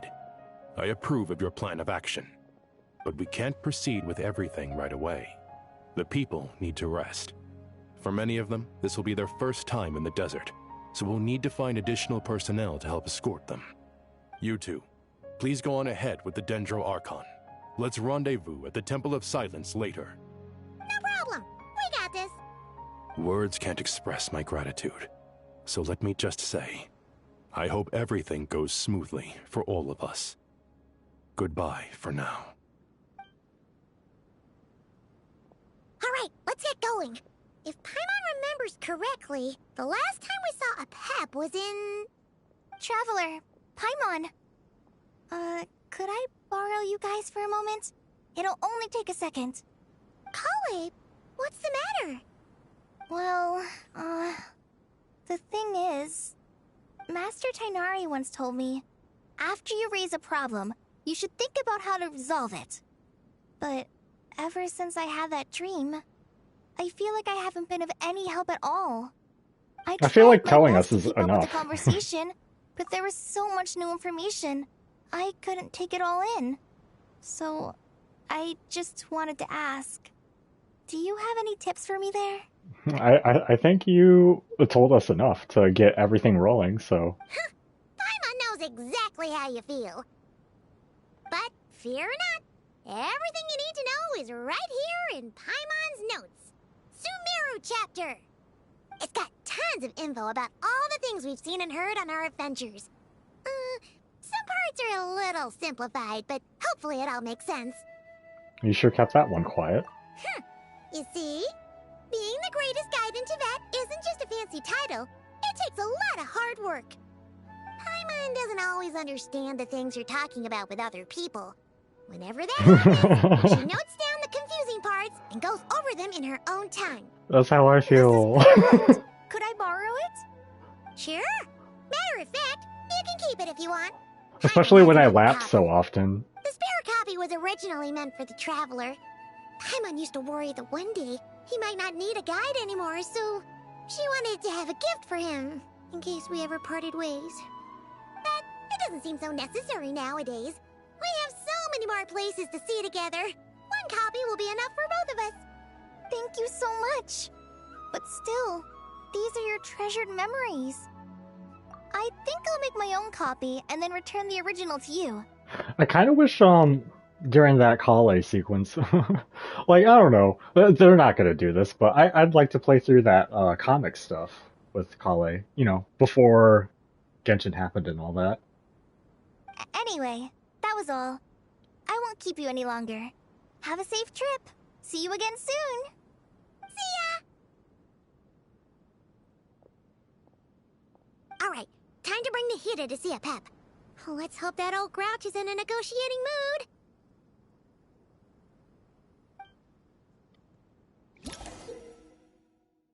You can view guiding notes on the quest overview screen. You can also view guiding notes directly during certain conversations. Oh, okay. I might employ that a little bit. If we brought Nervalette along, do you think he could help us persuade a Pep to help? Actually, never mind. In a Pep's eyes, Nervalette's probably one of those dragons who's grown too close to humankind. They might end up fighting for all we know. Huh?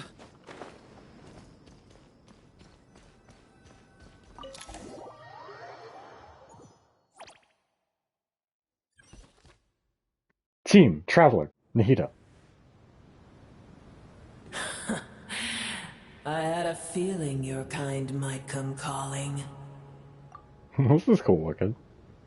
Also, oh, no notes yet, okay.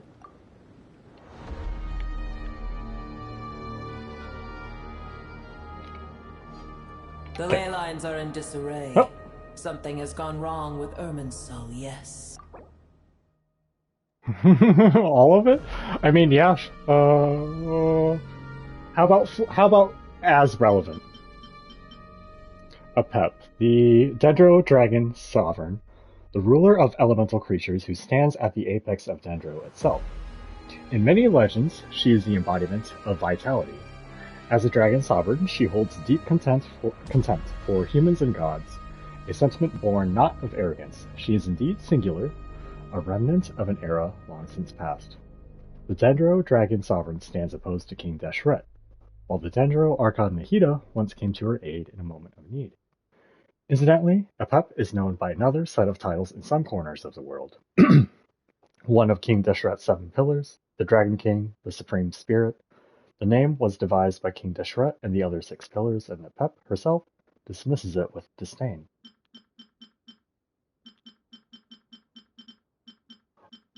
I'm gonna get rid of all the new. Yeah, we'll look at this as it, you know, as it is relevant.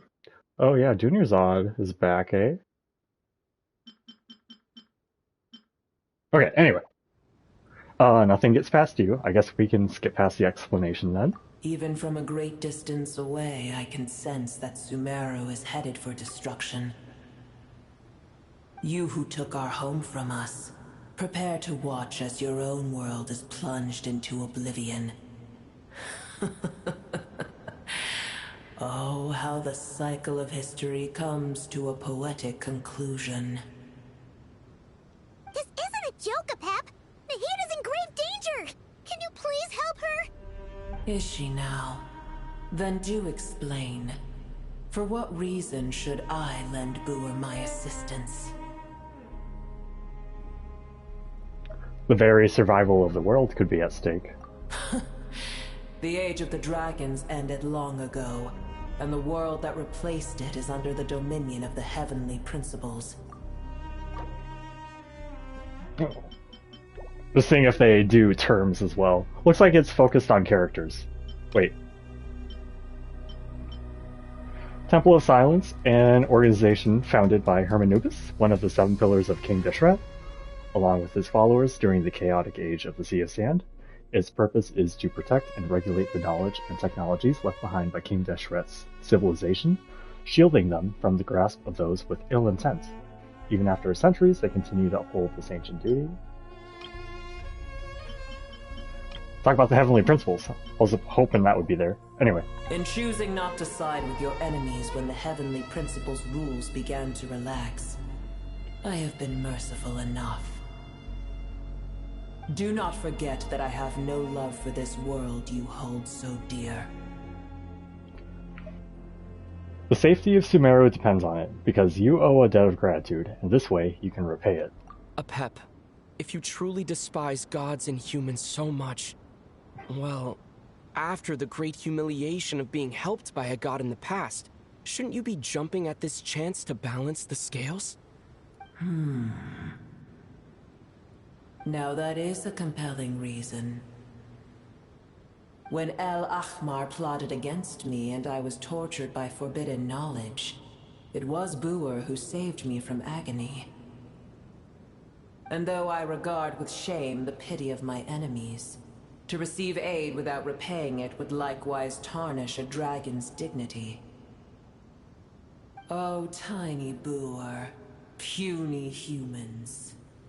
Just this once I shall deign to show you the true power of dragonkind. Whoa! It's happening again!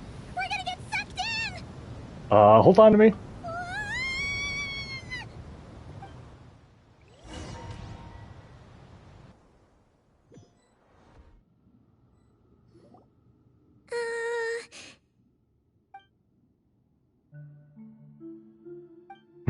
Catch a nose, man. This is an awkward silence. Is silence a mandatory part of an audience with a dragon? It is done. The heart of Oasis is supplying her with life force as we speak. It shall not be long before she recovers. But I should warn you. Buer's existence is closely intertwined with Irminsul. Unless the issues plaguing it are resolved, she will never completely recover her former strength. Thank you. Spare me your words of gratitude. Will giving your power to Nahida affect you in any way? You may also spare me your feigned concern. Just like last time, it's impossible to have a normal conversation with this dragon. A dragon's sovereign's power is far greater than you can imagine. While I was indeed weakened when the heart of Oasis ran dry, providing tiny Buer with a morsel of my life force shall have little consequence for me. Checking one more time if this says updated. Okay. Oh, good to hear.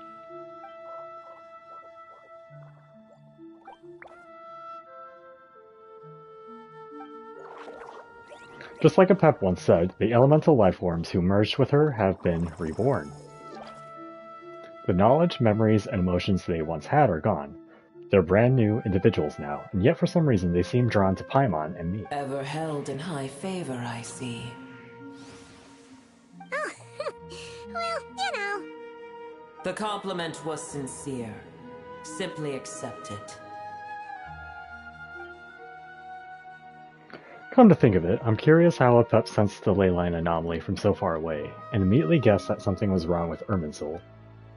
Could she know something that we don't?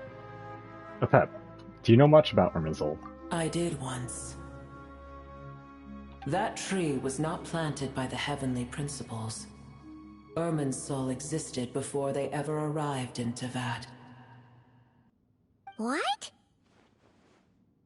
Okay. There was a time when it belonged to Teyvat, to dragonkind. Its appearance and function then differed greatly from today.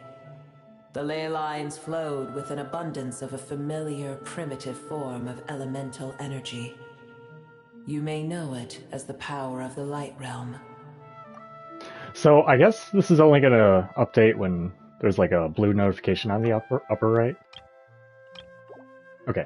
The heavenly principles usurped and refashioned Irminsul, made it serve humanity, and used it to anchor the fate of the world. Yet in the end, humanity has failed to protect it. Heavenly principles, God of gods. It makes me sick. The enmity between your kind and mine can never be bridged. Even so, you still agreed to help us. As things stand today, holding a grudge against you would serve no purpose. But there will come a day when we reclaim this world for ourselves. The opportunity will arise no matter how long we must wait. I can already sense that far away from here, the Hydro Dragon has wrested his authority from the hands of the usurpers. But we have yet to meet. I know that we are both preparing for our revenge day and night.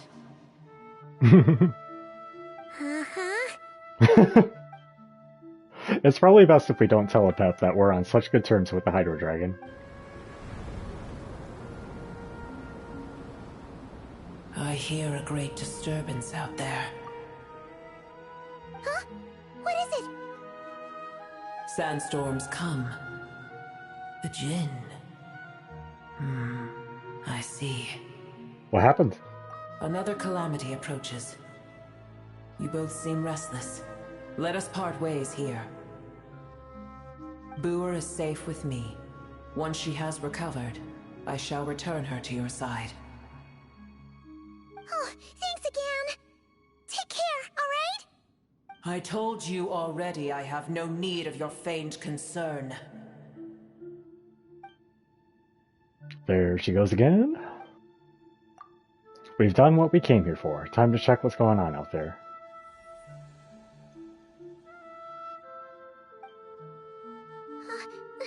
Nahida? You're awake! Are you okay? We're gonna talk to her? Holy shit. Cease your interrogation.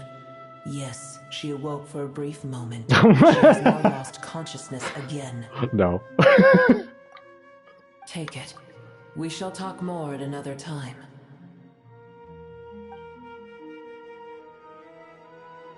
The statues of the gods hang inverted from the heavens, but one alone is unique among them. Its location is redacted. Remember, tell no one. The moment I touched the key Nahida handed over, a mysterious piece of information appeared in my mind.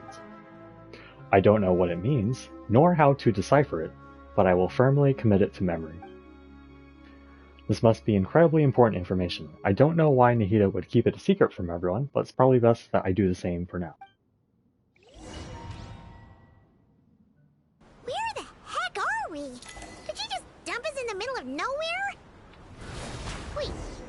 No. Paimon remembers now. The Temple of Silence is over that way. Come on, let's go find the others.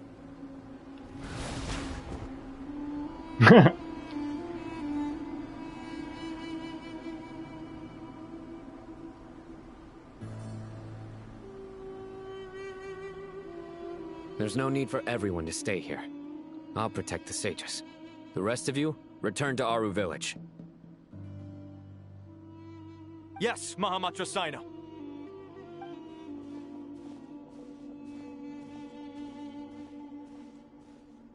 Sino! What's going on? You're back. How is the Dendro Archon? She's still with Apep, but she's recovering. We'll talk to her 3 hours from now. What a relief. What's with these sandstorms? It's the Jinn. Countless Jinn have stirred up violent sandstorms across the desert, blocking our path to the Temple of Silence. The Jinn were familiars created by the goddess of flowers, Nabu Malikata, for herself. After her passing, they pledged their loyalty to King Deshret, until his civilization too was swept away by the storms. As a legendary race, they live on in the tales and songs of the desert people, and even now their kin may still be encountered amid the sands. Tighnari and Kale have returned to Aru village to help. The Jinn are being highly aggressive, so both the village and the merchant caravans require protection. It's just one thing after another. Where did all of them come from anyway? In all my trips to the desert, I've never seen anything like this before. As I see it, the only possible candidate is Gurabad. The city of Gurabad, the royal capital of a mortal kingdom that once stood above the Great Red Sand. Under the rule of successive gilded dynasties, it was destroyed and rebuilt time and time again. bearing witness to the rise and fall of King Deshret's civilization, until it was finally swallowed by the sands along with Eremite leaders. To this day, many fables and legends about it still circulate throughout Sumeru, the most famous being the tale of Shiruya and Shirin.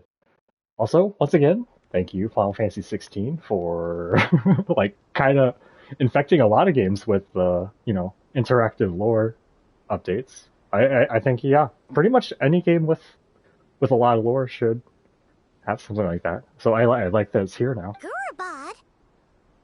Baladuri could explain in more detail if he were here. All I know is a rumor I've heard about from previous trips to the desert. Supposedly, a great number of dormant Jinn lie sealed beneath that city. Jinn from Gurabad, huh? Sorry if there's like background noise. I don't know if my headset's making a noise every now and then. I'm kind of like... it's a little weird, but I'm like exercising and squatting during this.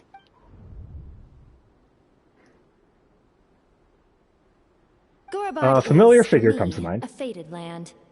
I must therefore return back to this city, where my destiny awaits me still. It's updating a lot now.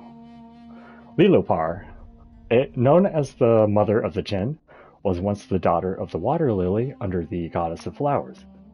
Later, at King Deshret's command, she sought out and served the King of Mortals, and so brought about the tragedy of the city of Gurbad. For this, King Deshret passed his ultimate sentence upon her. Her soul was divided sevenfold and sealed by the 7 pillars until you awakened her. Now, having entrusted you with her true name, she recognizes you as her new master. Let's have that go Gurabad is, for me, a fated land. I must therefore return back to this city, where my destiny awaits me still. My master, I am sorry that I couldn't stay by your side for long, and that I could not have more time to get familiar with you. Lilopar. Paimon and I should take a trip to Gurbad. Yeah. We once said goodbye to a friend there. Well, maybe not a friend exactly, but someone we met on the road anyway. She was a strange bottle.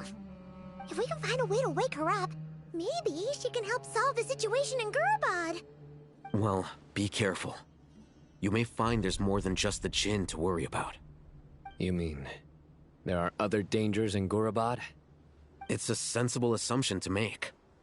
The moment we arrived in Caravan Rebod, the Irminsul anomaly started spreading in that direction. Now we've moved to the desert, and suddenly we're plagued by Jinn and sandstorms. To call it a coincidence would be a stretch.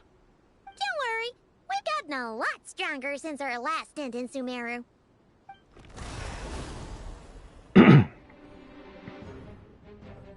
Rar. When did they show up? It appears the monsters native to the desert have been stirred by the Jinn's activity.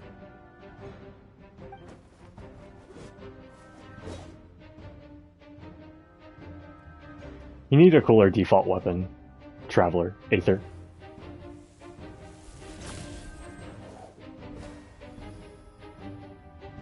You should get going. We'll take care of things here.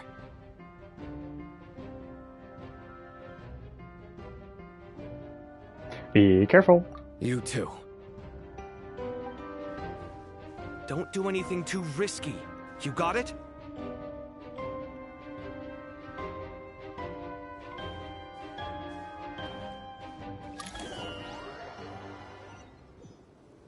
Did I get mail? I'm in story mode. The Jinn are swarming out of Gurabad! Looks like Al-Haytham was right! Let's get inside, see what's going on! I'm stuck. I can't move. There we go.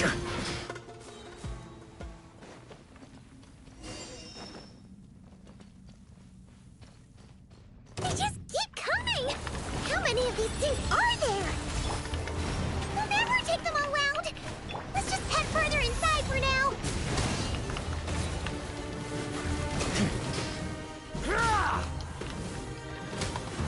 I know they're gonna keep coming. Alright. I just wanted to play around for a bit. Target spotted! All units at the ready. The Fatui? They must they the ones behind all this?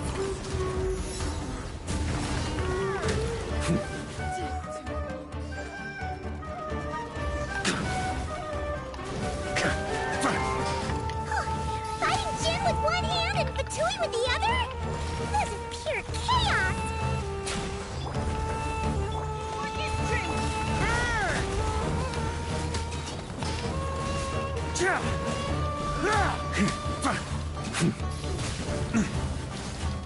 Maria sweeping in! You're toast! Everybody stand back! Let's brace yourselves. Time for I'm just gonna keep doing this for a bit.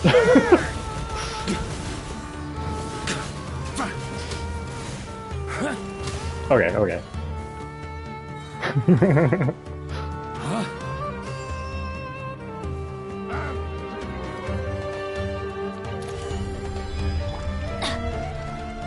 Do you see that strange machine? Paimon has a sneaking suspicion that that's the thing wrecking Gurubad and setting all those dangerous Jin free! The target has reached the core zone. Requesting backup. Repeat, requesting backup.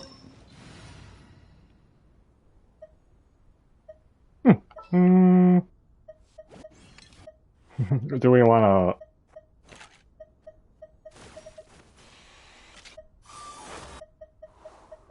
I'll do Zabai stuff. Zabai's just super strong. Clear she skies just grace is. our onward journey. Where's Ilua? Where is he? There he is. I'll light the path ahead.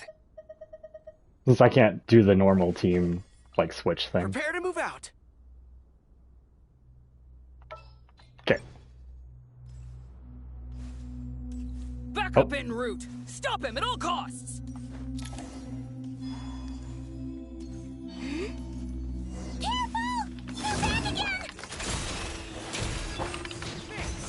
Without further ado, lofty wisdom will show us the way. Success! Nice one, Traveler! Let's keep going! A new moon rises. While the light shines bright. Rally! Be cleansed. The sky's clear. The glazed moon shines.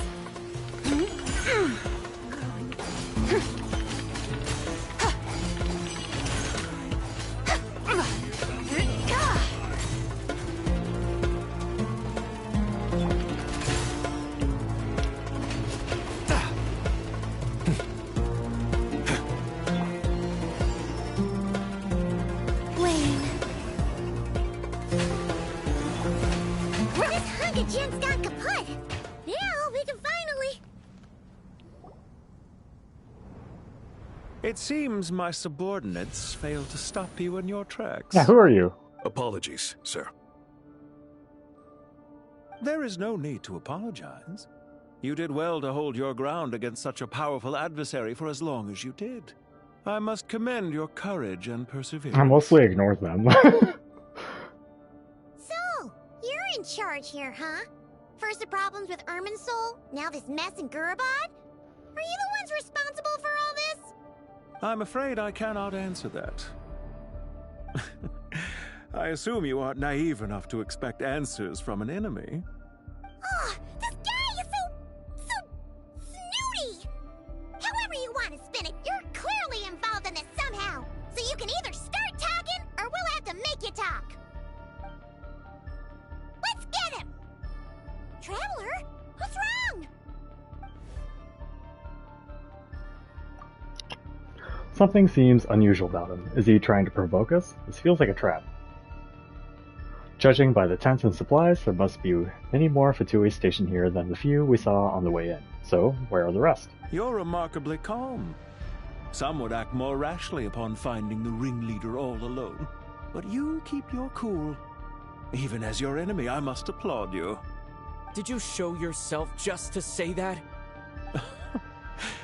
Is this you trying to take back control of the conversation? Unfortunately, I really don't have anything to say to you. I am here merely to indulge my own curiosity. Your names are well known among the Fatui, Naturally, I wanted to observe you up close while I had the chance. Hey! Don't treat us like we're some kind of exotic animals in a zoo! Oh, I wouldn't dream of it. You seem rather predisposed to misunderstand me. I'm quite aware that you are both heroes of great renown. You have resolved crises in many nations and won countless allies along the way. I've been following your adventures with great admiration. My only regret is that the trajectory of your journey conflicts with our goals. What do you mean, admiration? Sorry, but that sounds pretty weird coming from you. I don't see why. We may happen to occupy opposing sides, but there is no cause for deep-seated enmity between us. To respect one's enemy is to respect oneself. Well, now that you're observing us up close, what do you see? I've observed as keenly as I can. Yet, while I endeavor to understand, your true strength remains a mystery to me. Violence is not my area of expertise either, so, you see, I would much rather converse with you like this than determine a victor with the edge of a blade. Besides, I've heard that even 3 moons in the sky fail to eclipse your brilliance. I know better than to bite off more than I can chew. 3 moons? So you have a connection with the Harbinger, the Doctor. Il Dottore. Where's he at? Oh, it's right at it. The second of the Fatui Harbingers, a heretical scholar obsessed with mad experimentation. Due to a series of improprieties, he was expelled from the academia during his student years. He later joined the Fatui and rose to the rank of Harbinger.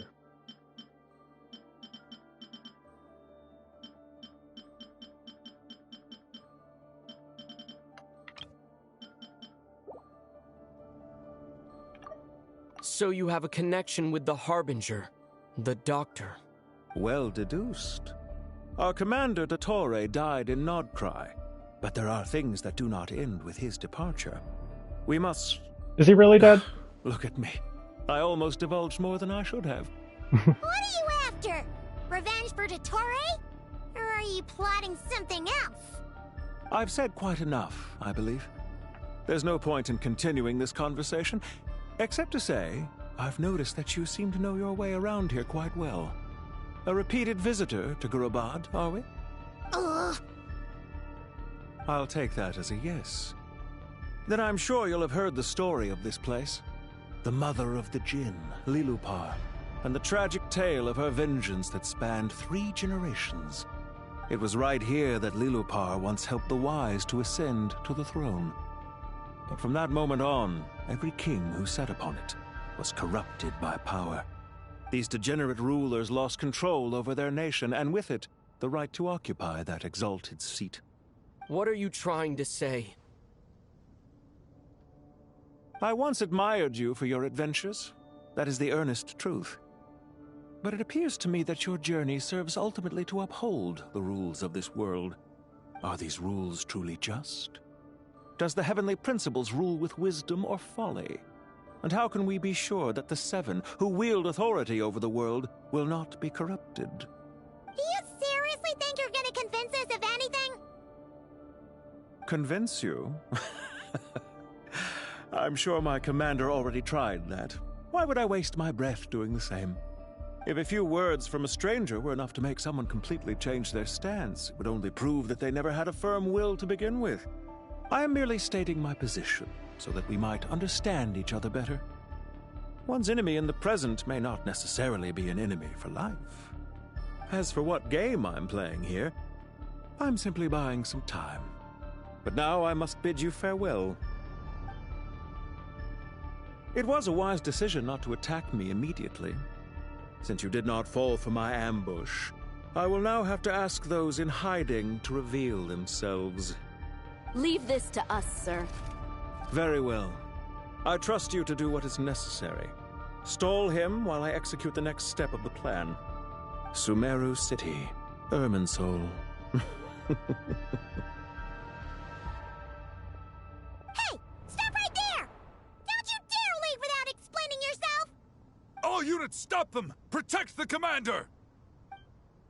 Did you hear that? He mentioned Sumeru City and Irminsul! He definitely knows something! can't let him get away! Get rid of these pesky soldiers, quick! Divine light, shield them! Rear guard to the front! Don't let them through! Get that thing in position! Hold on! Just a little longer! Surge. 3 moons confirmed. Go get him, Aiden! Light compel... Charge! Press the advantage! Lofty wisdom will show us the way! We finally beat them! That mysterious guy can't have gotten far! Let's catch up with him!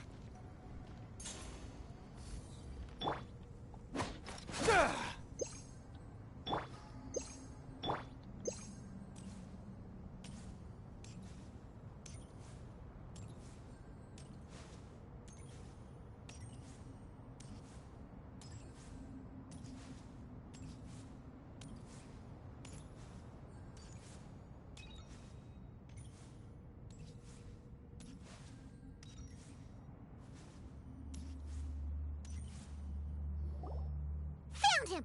Over here! You're very persistent. Hey, you! Stop running and explain yourself! What are you trying to...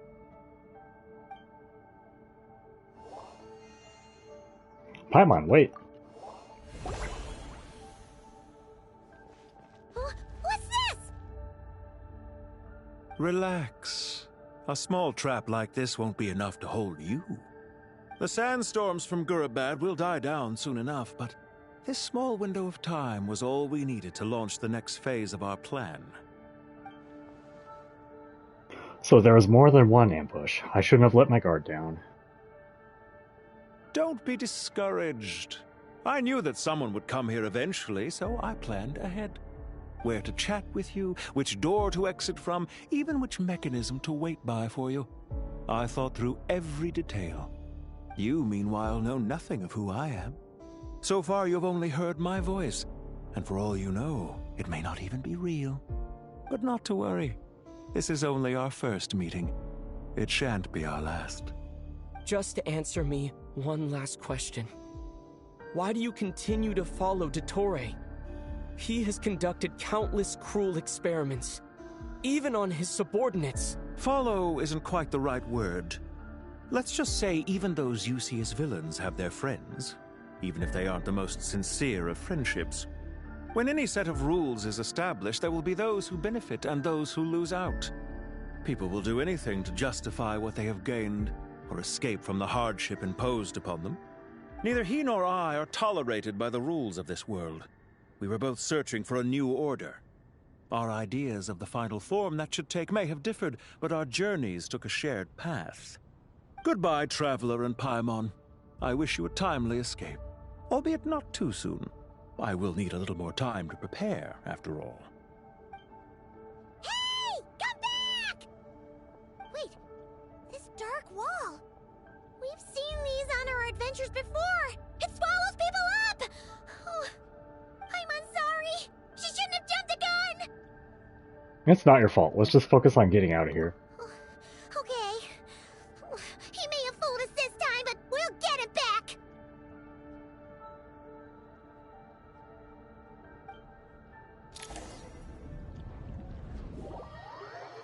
Team... Tainari, Kale, Dory. Sino and his team are guarding the north. We'll take this side. There's so many Jinn.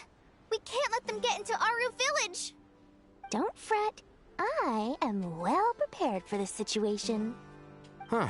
So you have a solution? Perhaps you're unaware that I have a trusty genie partner of my own, Plumpy. If I send her to negotiate with the others, this whole thing will be resolved before you can say Mora. Off you go, Plumpy.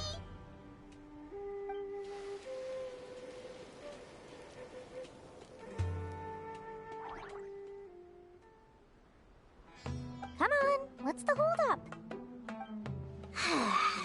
5,000 Mora. 20,000 Mora.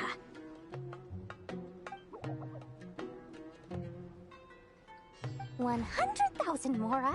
Final offer.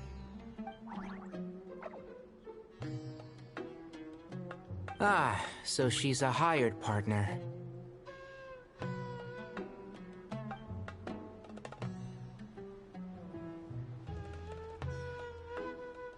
Hired partners are reliable too. Plumpy here is a highly skilled negotiator.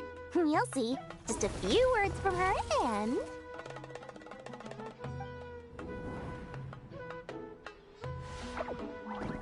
Plumpy!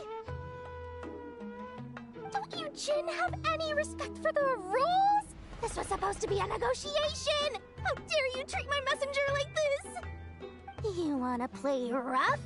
Two can play at that game!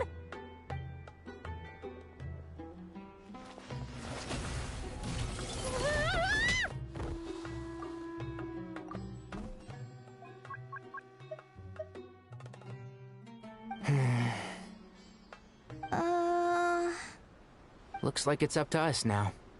Be careful, Kale. Yes, Master.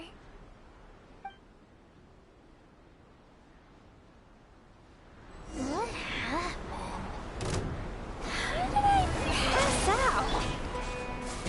Never mind. Lumpy, it's time for revenge. You know, this reminds me of when you first arrived in Avidia Forest.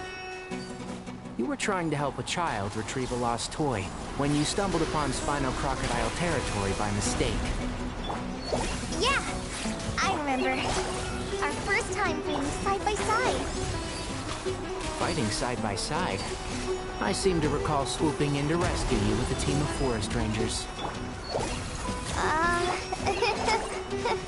Please stop.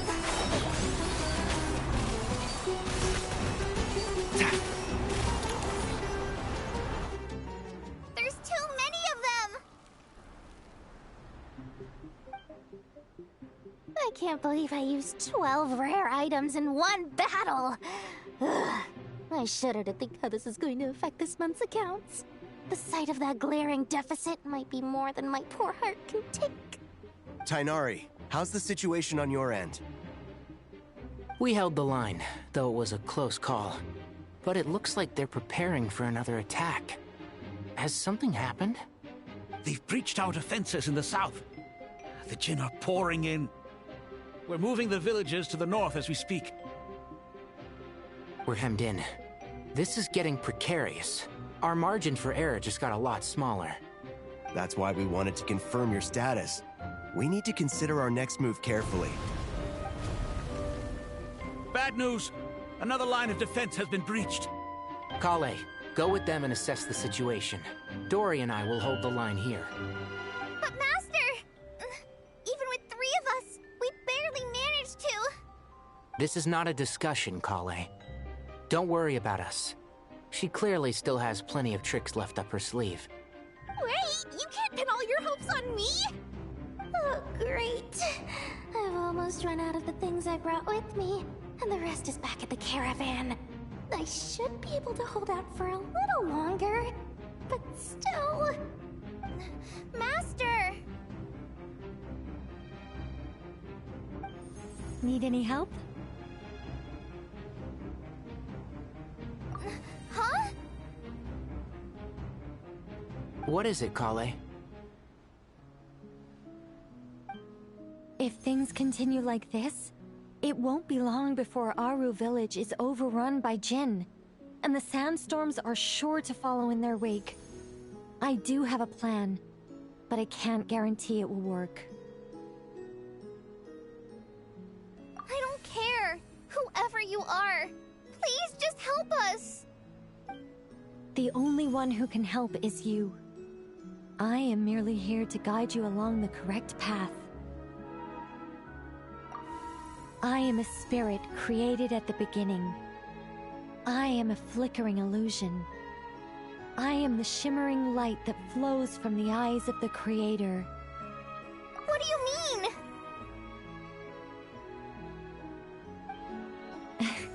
It doesn't matter. You don't need to understand it. Just repeat after me, one line at a time.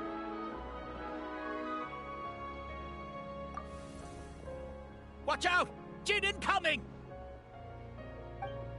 I am a spirit created at the beginning. Here goes nothing! I am a spirit created at the beginning.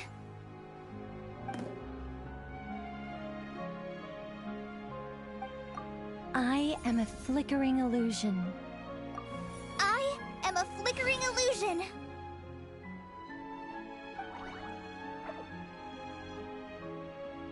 What's wrong, Plumpy? I've never seen you so agitated before. But how do you... Do you know what Kale is reciting? I am the shimmering light that flows from the eyes of the Creator.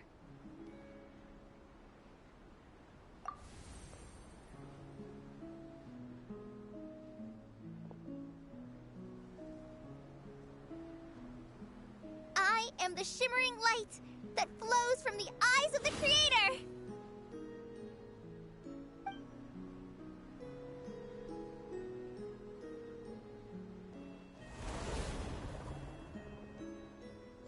It's a song composed by the goddess of flowers, but very few records of it remain, even in historical texts. All we have is a few fragments. Is Kale an avid historian? Not to my knowledge. The Jinn have actually quieted down. Although... no, it's more than that. It looks like they're showing... submission. Clearly the songs left by the goddess of flowers have a soothing effect on them. At the very least, they're much calmer now. Really? Let me try. I am a spirit created at the beginning.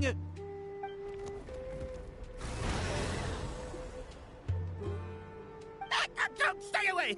I'll stop! I'll stop! It seems like the song only works when Kale recites it. But why? Kale.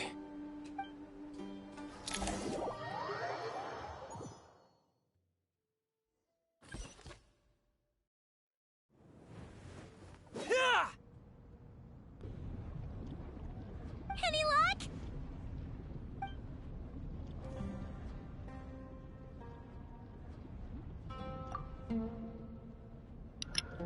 The only way out of here is by brute force, but too much brute force, the entire ruins might collapse. The mechanism is right outside. Maybe there's a way to... When I heard that loud rumbling in the distance, I thought the shifting sands had bust open the gates to some ancient treasure vault. Turns out it was just you guys. Huh? Wait! That sounds like... It's been a long while. Did you miss me? Their voice.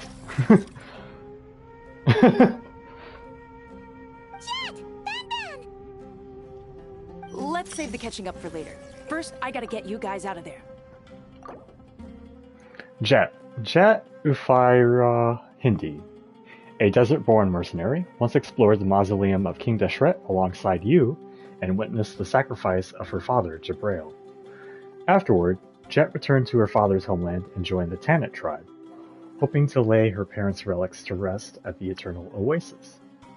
While searching for the Eternal Oasis, he met Lilipar, mother of the Jinn, and gradually uncovered the conspiracy hidden within the Tanit tribe. After destroying the Tanit tribe, Jet founded her own mercenary company and continues to roam the Sea of the Sand. This should be the right mechanism. Ben, can you handle it?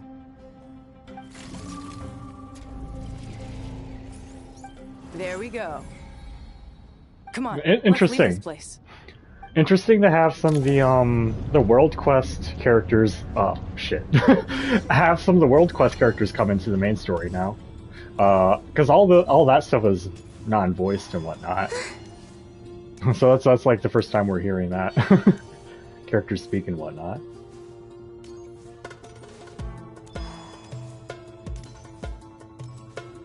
I don't have stamina. Columbina's very relaxed, escaping.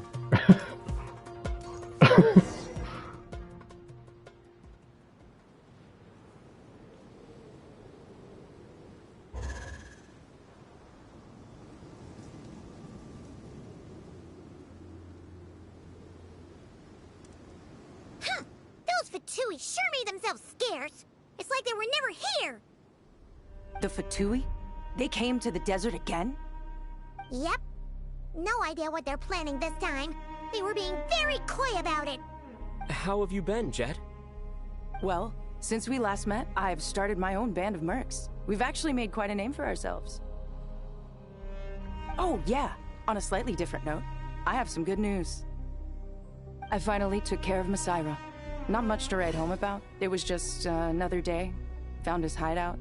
Dragged him out of his cozy little bed. He tried to talk me into seeing his point of view, as usual. But I'm way past that by now. There was nothing he could say to save his life. So the Messiah chapter has finally come to a close. Remember to wipe the blood off your hands. What about you guys? Bet you'd forgotten all about me and Ben, huh? Yeah, one sec.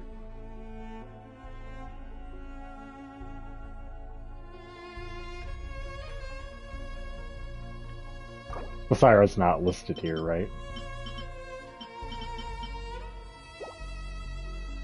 Hang on. I gotta use the bathroom too. BRB, sorry.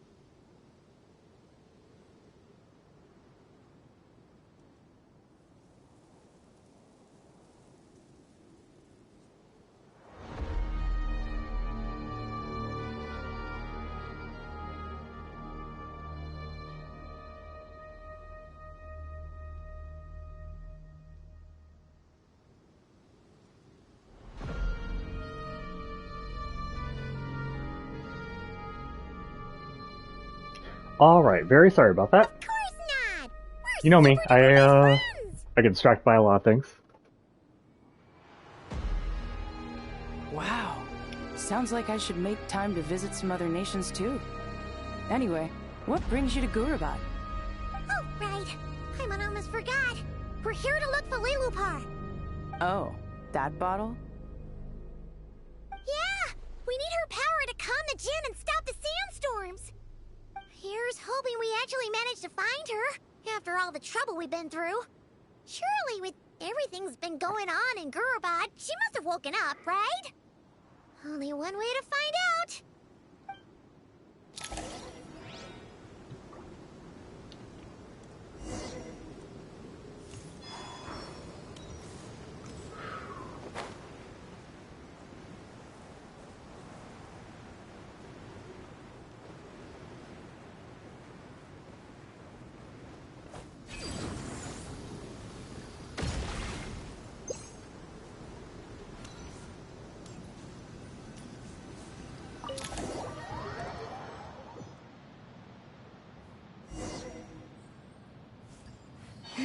Let's see. Aha! Found it! Okay, that was apparently too fast. That's why I just kind of like stand still and look like I'm AFK after a cutscene. It's not actually that. Dream that was. It's been a while, my master. Sometimes I just don't know if I'm going too fast for the dialogue, like right now. Anyway. What a long dream that was. It's been a while, my master. Oh, and you're here too, little wildcat. The four of us back together again. Imagine that. It's so interesting that they're all voiced now. Can you please voice all the world quests going forward? In Snezhnaya at least or something? How have you been? After we last parted ways, I merged with the land beneath Gurabad to suppress the dark calamity stirring in the depths. It rekindled the flame of vengeance within the Jinn, depriving Gurabad of any hope of peace. I fought against it for a long, long time. Until one day, I sensed a change in a foreign land to the west. Suddenly, the pitch-black abyss fell silent. A foreign land to the west. Could she mean Natland? Gurabad isn't far from there. Did the abyssal presence beneath the city fall silent when we defeated Gostiosov? Once satisfied that that dark power could no longer bewitch the Jinn, I too fell into a deep slumber, from which I have only now awoken. Why have you returned to Gurabad, my master? And why is my sand-swept homeland in disarray once more? Well, basically, Sumeru's in danger and a lot of our friends are affected. Some bad guys messed around with Irminsul and now they've released the Jinn in here. We managed to chase off the culprits, but we have no idea how to seal this place back up and stop the sandstorms. Child's play. I shall quell the Jinn and scatter the storms. Thank you, Lilupar. No need to thank Don't make me me, push my the X button master. for that. I have granted many wishes in my time, and this was the most trivial of them all.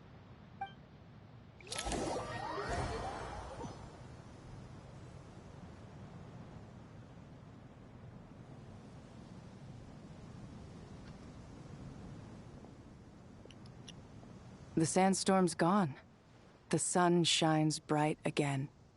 When I said that we'd meet again under a lovelier sun, this was exactly how I imagined it. Yay! Although, honestly, Paimon would love to hang out with you more, even if the weather sucked. That goes for me too. Well, there shouldn't be any more Jinn breaking out, right? Are we okay to head back? I always try to mute myself when I'm doing shit during this. I should just always let the background noise fly. Maybe it's interesting every now and then, huh? Yeah, let's all head to the Temple of Silence. Sounds good. You can introduce us to your other friends. Another adventure begins. Lovely.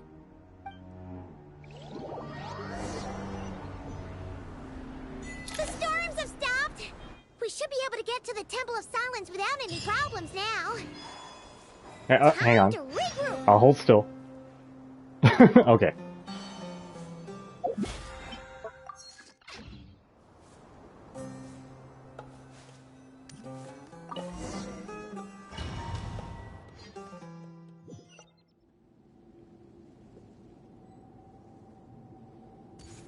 Okay, let's go get that coffee real quick. BRB. I need a new headset, by the way. This shit's falling apart on the left side. I think I sat on my headset one time because it's black. My leather couch is black, and sometimes I'm really out of it. I'll just not like full. I'll like realize I'm about to put my entire ass on it, but enough of my ass was on it to potentially have caused a little bit of tear to the softer parts of it. It's not like a huge deal. It's just like it's fraying a little bit at the very edges, not to the point where it's like fraying around my ears or anything. Well, it's probably making it a little uneven, maybe. I don't know. Anyway, BRB, sorry. Just saying dumb shit.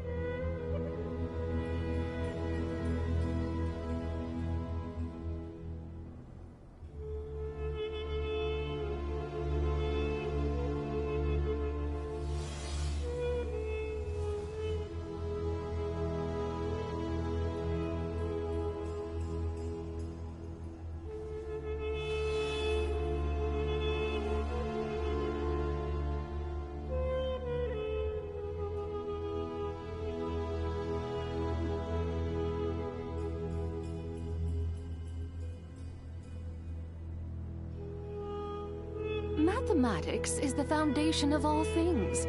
If you're interested, I can teach you some arithmetic. First, hold out both your hands. We'll start with the 10 fingers.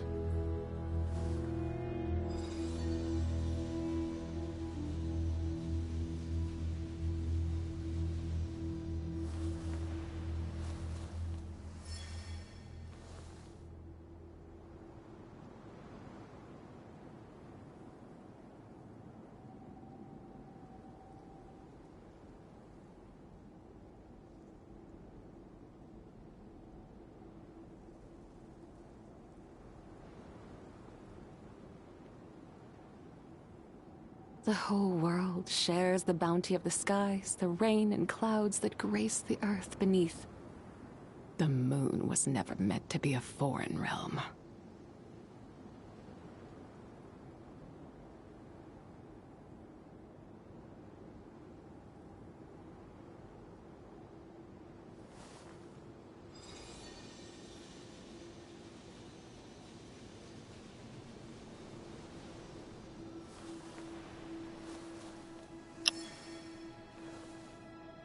Sorry about that. My grandma was still awake, so we're just talking a little bit. I poured her a cup of coffee too.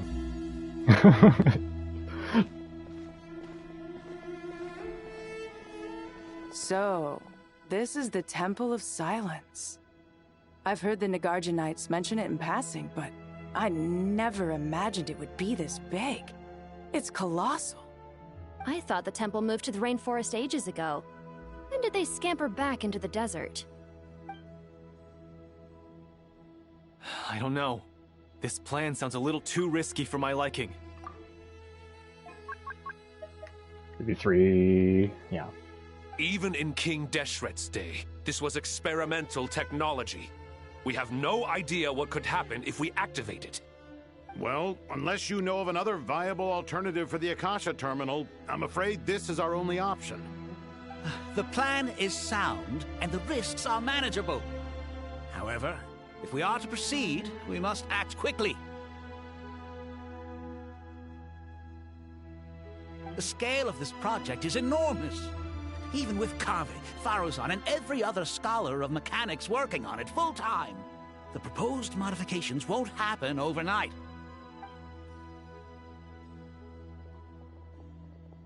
You're back. Everything all right? And who are they? Friends of yours? Pretty much everyone in the Temple of Silence is. This guy's Kave, and the one next to him is Alhaitham. His boyfriend. Hello, I'm Jet, and this is Lilupar. Oh, a famous name from the history books. Pleased to meet you. A friend of a friend is a friend of mine, as they say. Who's they? Huh? Do people not say that? Not in the desert. Friends you can trust, but friends of friends? Gotta keep an eye on them. Still, I do trust the Traveler's judgment. I'm sure you're good people. The sandstorms have calmed down. I take it the Gurabad problem is resolved? What did you find? You tell everyone what happened in Gurabad. And after getting all smarmy with us, he trapped us there. Luckily, Jet used the mechanism outside to free us, and then we got Lilupar to put a stop to the chaos. Wow. Thanks for being there to help them.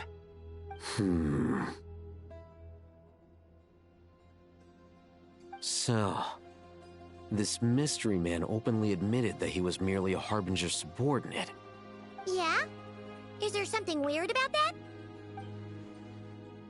Now that he mentions it, it is a little strange. I assume you aren't naive enough to expect answers from an enemy. Well deduced. Our commander, Dottore, died in Nordcry. He was clearly unwilling to answer our questions when we first met, so why would he admit to being Dottore's subordinate later? Are you wondering about his true identity? Or do you think there's a big conspiracy behind all this? I wouldn't go as far as to call it a conspiracy. Just the simple fact that having someone to shift the blame on tends to prove useful should trouble come knocking later. The most important thing for now is to solve the immediate problem.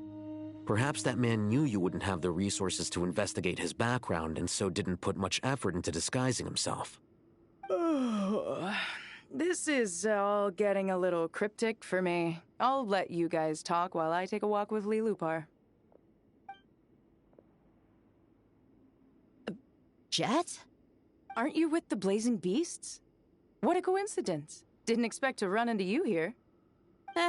We're mercs. You can run into us anywhere. Who's this with you? So, did you find the solution you were looking for in the Temple of Silence? You bet we did. This place is incredible. It has everything. So far, we've discussed a plan and verified its feasibility.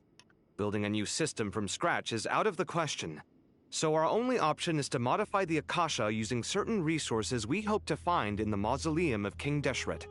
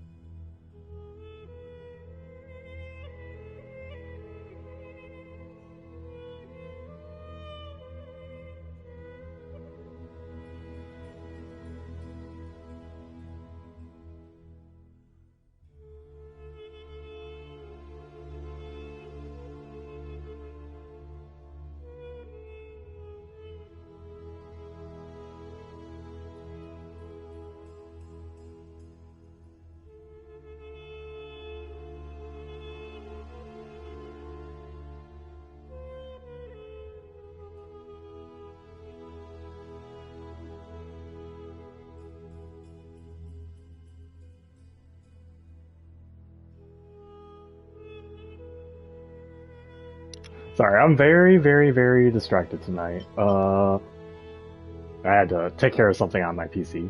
The Mausoleum of King Deshret, a towering structure rising between the heavens and the desert sands, said to be the resting place of King Deshret, Alakmar, and God King who once ruled Sumeru. Within its myriad chambers, the king sequestered himself to plumb the depths of forbidden knowledge and truths. As the fruit of this pursuit, his unfinished grand design, Aru, remains preserved within the tower.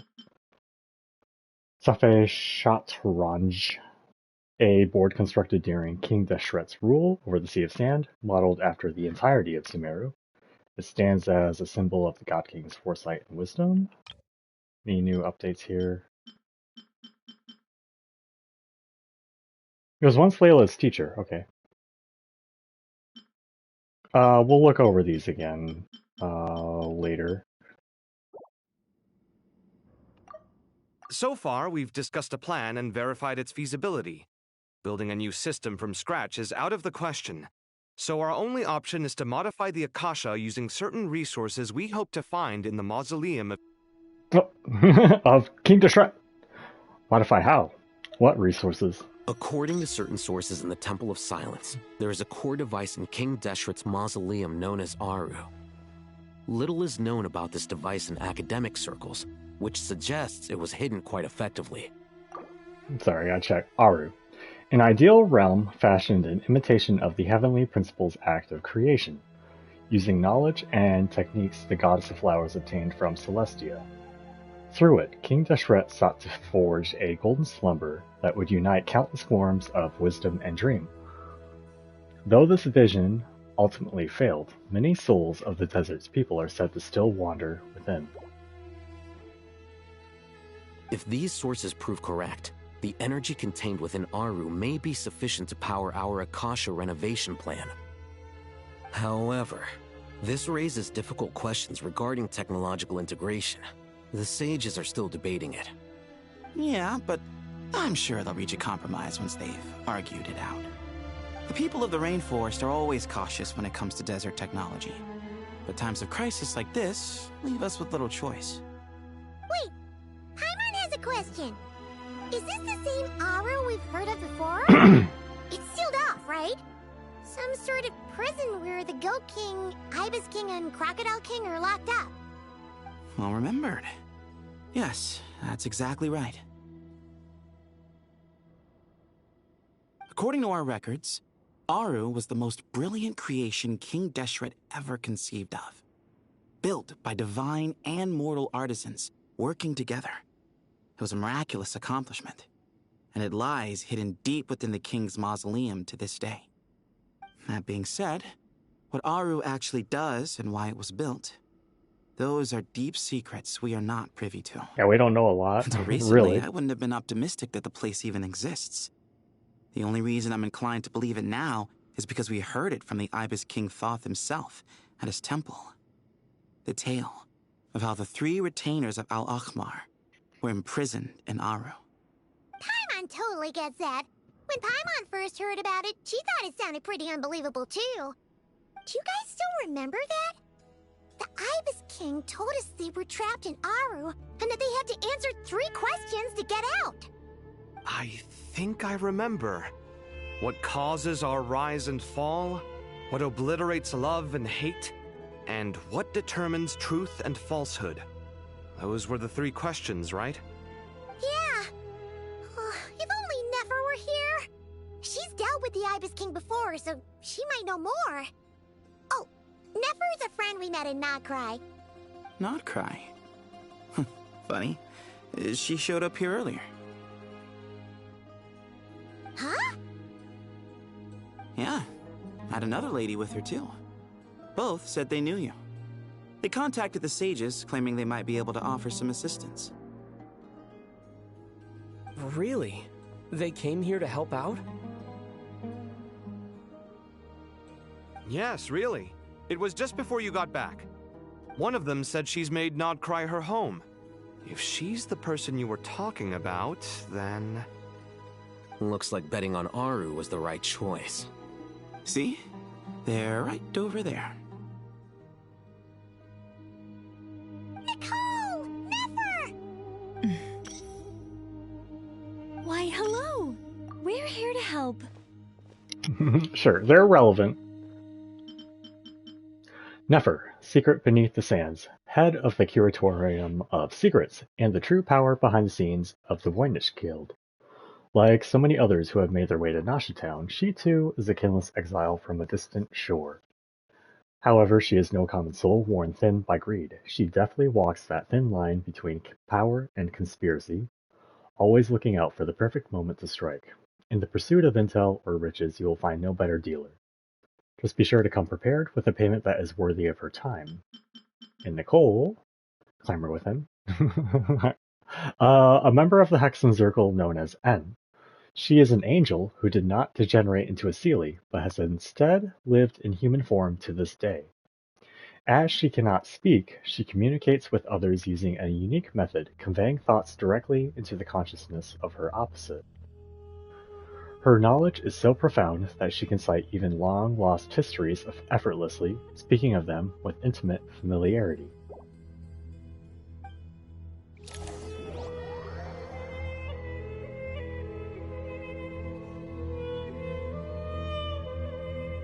It's a good thing we left early. We almost got locked out. Locked out? What do you mean? Oh, you haven't heard? An invisible barrier has appeared around Sumeru's borders, cutting off all travel in and out. No one can leave and no one can enter. Sumeru has become a lonely island. Are the Fatui behind us too? Actually, no. This has nothing to do with them.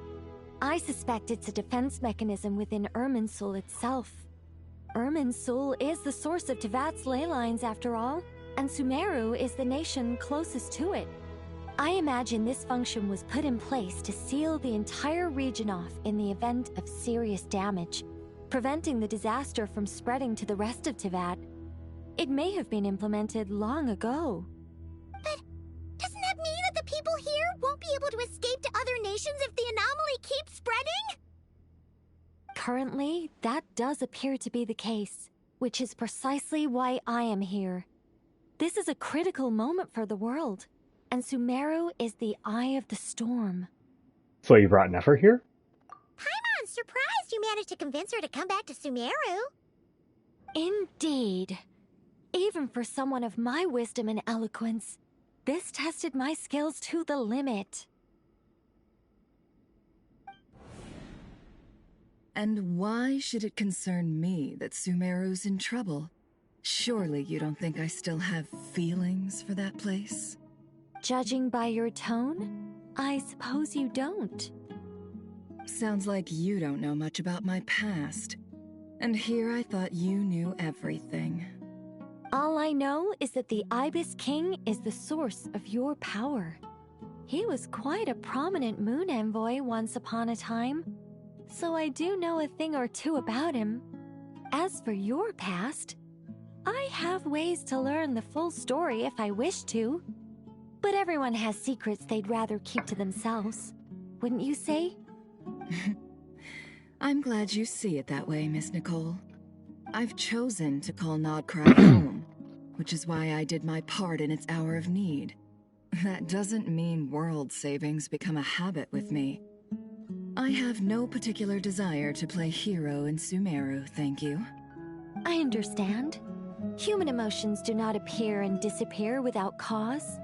There is always a reason to be found behind both salvation and destruction. Still, if time has taught me anything, it's that human emotions are often complex and in conflict. That's why people change their minds about things all the time. I changed my mind so much. That's where we angels come in. Our duty, ultimately, is to guide people towards their deepest, truest desires and help bring them to fruition. So I wish to hear about your past, because I do not believe you are motivated by hatred alone. And if we still arrive at different conclusions in the end, that's okay. Yeah, Nefer's story had a lot of hatred and vengeance in it. I wonder if we're gonna kind of melt more of that away with Nicole, I guess, now? Anyway, let's see. I refuse. Wait, what? But I set the atmosphere and everything. Isn't this supposed to be the moment when we finally open up to one another?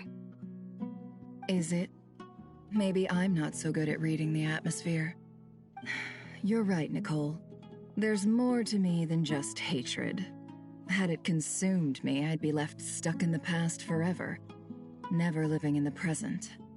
But I don't think that your guidance can change my mind. The all-consuming sands, the bloodshed, both deserved and undeserved.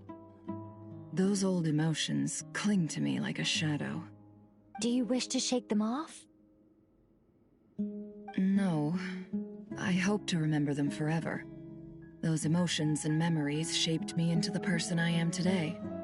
They'll always be a part of me. In that case, would you like to hear my perspective, at least? Sure. It's not every day you get to hear an angel's opinion.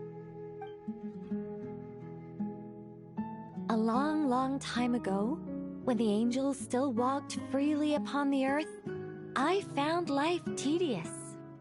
Monotonous work, lukewarm relationships. Things weren't nearly as interesting as they are now. And yet, since the angels' demise, I have found myself missing those days on more than one occasion. Human emotions are often attached to a person, a place, or an object. When those things are gone, the memories quickly fade, and the emotions slip away along with them. If Sumeru were destroyed, both rainforest and desert would be no more. With the object of your hatred wiped from existence, it would not take long for the memories buried deep in your heart to slowly fade. Both love and hate are intense emotions, but they are nothing compared to the void left behind when they disappear. Most sophisticated, Miss Nicole. But anyone focused on the future could only ever applaud the destruction of the things they hate. Still, I'm a special case. Someone once told me that human memory is more selective than a Mora-hungry merchant choosing between customers. We all need a reality check once in a while, so we don't forget the truth. As much as I dislike Sumeru, this is no way for it to perish. All right, you win.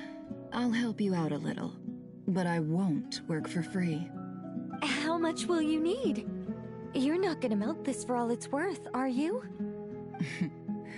What do you think? I'll be upfront with you. I don't have much more on me. If that's what you need, I could borrow some from Alice. Or perhaps I could pay in sculptures. The ones I carve are actually worth quite a lot. Just cover my travel expenses. Huh? Is that all? That's all. Given all the people I owe favors to, I can just about justify a trip to Sumeru. Yehoda! Here, boss! What do you need? I'm going back to Sumeru for a while. While I'm away, you'll be in charge of the curatorium. Sure, we'll look at Yehoda's entry. Yehoda. When threading Shadow, the most capable employee of the Curatorium of Secrets and also a young treasure hunter, active in Nodcry. She might normally seem reckless, like a lone boat swaying amid the wind and waves, and utterly lacking in professional composure. But in moments of crisis, she always manages to advance and overcome, finding safe harbor in the end. Like with the recent event, this harsh land has taught her precious lessons in survival. Always imagine the worst possible outcome and hold to one's instinct to escape, but never give up easily on a problem lying before you. Also, never, ever, ever let go of the rudder in your hand. Me? I'm in charge? Whoa.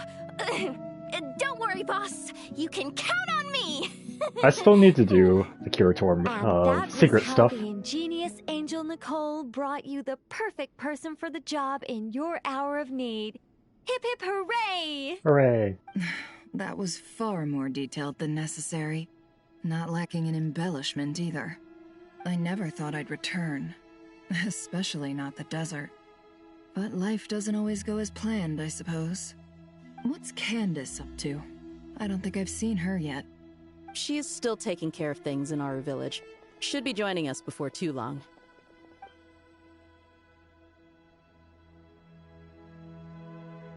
Oh, and sorry. Hope we're not interrupting anything.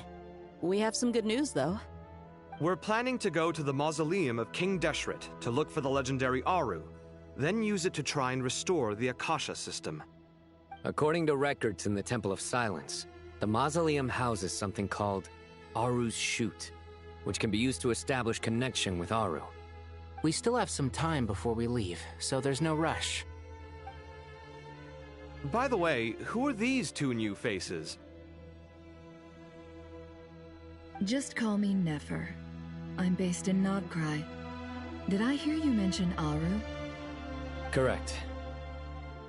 Well, I happen to have a connection with one of the 3 retainers imprisoned inside, the Ibis King.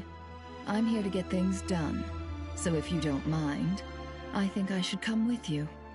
That sounds perfect. Miss Nefer, are you from the desert by any chance? Why do you ask? I don't know. There's a familiar air about you. Plus, you mentioned Candace. Sorry, I don't mean to pry. It was just a random thought. I'm Dia, an Eremite mercenary. My work usually keeps me out in the desert. I'm on good terms with Dory, and she's mentioned you all before.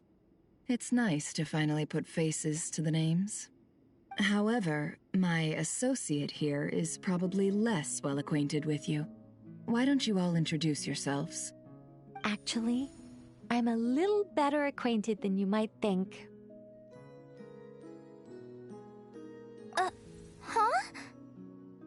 Huh? Are my eyes playing tricks on me? It looked like you spoke without moving your mouth. Ventriloquism. I have heard tell of it before. What is it, Kale? It's you! You're the voice who's been speaking in my head, aren't you? You encouraged me to report my dreams to the Dendro Archon, and got me to recite that magic prayer. Mm-hmm. I have many titles, but let's go with the most pertinent one. I am Nicole Rain, an angel who has lived since ancient times. An angel? Sounds like a big deal, but, what exactly is an angel? Oh,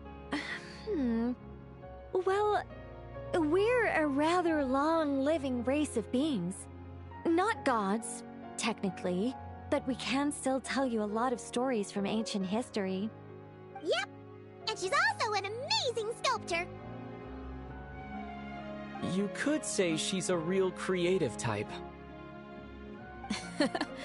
Well, ma'am, if both the Traveler and Paimon give you rave reviews, you must be pretty impressive. Oh, please don't call me ma'am. I find it so awkward when people get too formal with me. Just relax and be yourselves. No need to be nervous. Miss Nicole, if it's okay, could I ask you a few questions? Yes, you may. I can see your heart is filled with confusion, and you are desperate for answers. I also know which questions you want to ask me. Why did you dream of Sumeru City in disarray? Why did those verses soothe the Jinn only when recited by you? I can guide you to the truth, but it involves a personal secret of yours. I'd prefer to speak with you alone, if possible.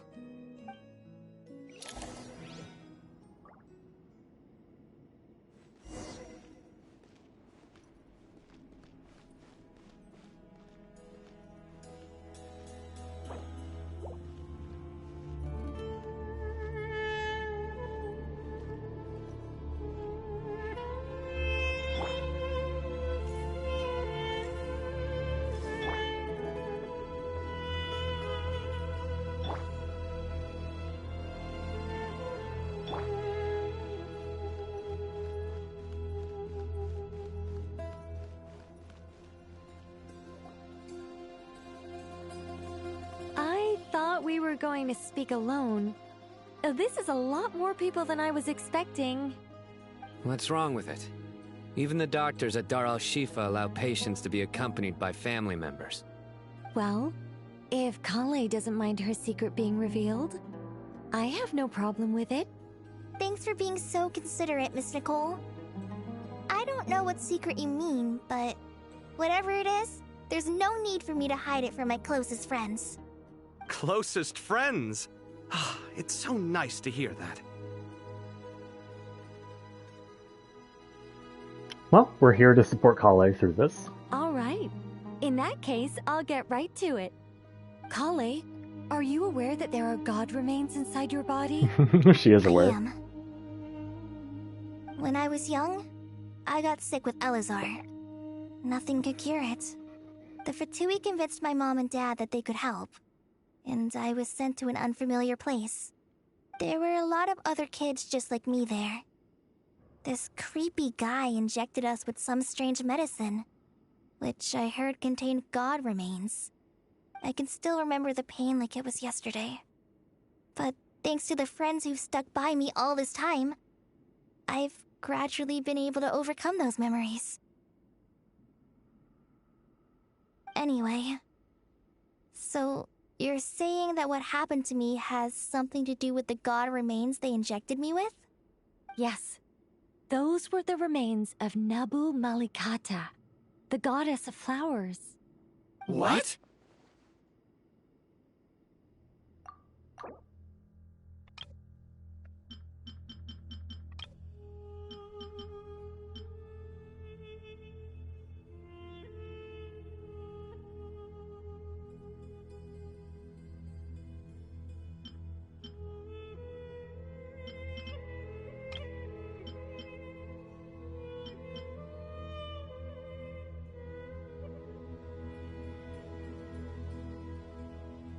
Okay. Huh. Fascinating. You don't seem surprised like the rest of us. Why? The possibility crossed my mind when Kale recited the Goddess of Flowers song and calmed the Jinn. You made Paimon jump! What are you doing here, Lilupar? I was merely passing through when I heard the name of the Goddess of Flowers. Be assured that I share your surprise. You, with the hat. Are you certain? I sense no trace of the Lord of Flowers within her. Well, it is a very small fragment. Unless special methods are used to manifest its power, even her closest acquaintances would find it near impossible to detect. After the goddess passed away, her remains were scattered across the desert. King Deshret gathered all the pieces he could find and buried them in the Eternal Oasis. But some fragments remained unaccounted for. Eventually, the Fatui must have found a way to track some of them down. Presumably for use in some experiment. It's not an uncommon occurrence. You're more shaken than I thought. In one sense, you've been extraordinarily lucky. So many people who yearn for this kind of power never attain it, yet you have coexisted with her all this time without even realizing She doesn't want it. I don't know what to say. I'm glad that I could help everyone with this power, really. But knowing that a fragment of the Goddess of Flowers is inside my body is... it's a strange feeling. 5-star Kale win. Well, people value their autonomy very highly. Even a well-intentioned intruder can shake one's sense of self. I understand how you feel, Kale. But once you get used to it, you'll find it's nothing to be concerned about. Star Rail does it. I guess you, of all people, have a good reason to speak on this. Like 4-star versions of characters and then 5-star versions of characters. We have Star Rail has a 5-star character and then another version of that 5-star character, Silver Wolf. This is one of the most recent ones. I have her. She's super strong and busted. 2 good reasons, in fact. Hermanubis. Incidentally, 3 is the maximum number of Hermanubis' Ba fragments that I could bear.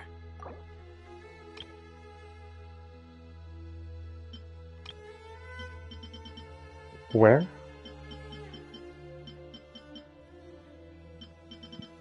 Where? Oh, there it is. Hermanubis, one of King Deshret's 7 pillars, Saint Hermanubis, the greatest of sages. The only one among the 7 pillars to ascend from humanity to the rank of a god's familiar. Born of the Tynar people, he was a sage and warrior known far and wide. Sincere, steadfast, kind, and steady, he earned widespread respect. He was the guide of all priests, and within the academic world, he is honored as a foundational figure of desert civilization. Following the passing of King Deshret, Hermanubis led his people to the city of Tula,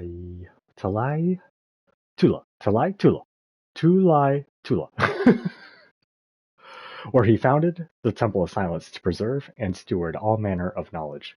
To safeguard this lofty and hidden order, he shattered himself so that his power might be inherited by those who came after. To this day, the members of the Temple of Silence raise their voices in praise of Hermanubis. May his name endure through the ages, and his valor remain immortal across all time. As for his peers among the 7 pillars, whether they admit it or not, all held a deep-seated respect for Hermanubis. Even now, a millennium later, the mention of his name stirs memories of the days where they once gathered together in fellowship. 2 good reasons, in fact. Incidentally, 3 is the maximum number of Hermanubis' Ba fragments that I could bear. Let me guess. Because 2's company, but 3's a crowd? Thanks for helping to explain the joke, Tainari. Not my intention. Goddess preserve me. I should take my leave. This boy in his wolf's head hat speaks much too differently from the Hermanubis I remember.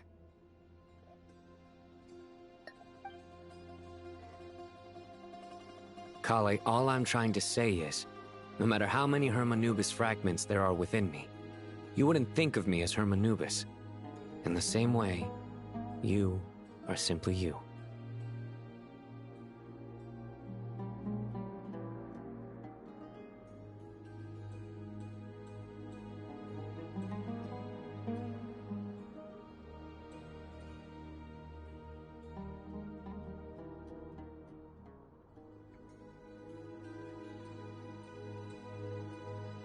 Yeah, I know what you mean.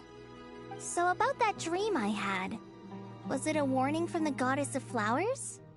Yes. Just like me, she was an angel created by the primordial humans, born with the instinct to guide living beings. Though her body and soul have perished, her essence retains its natural instincts. Even her smallest remaining fragments would do their utmost to send you that warning. The Mother of Dreams? Lord of Flowers and Oases? She must have had a premonition. That is why she gave that dream to you.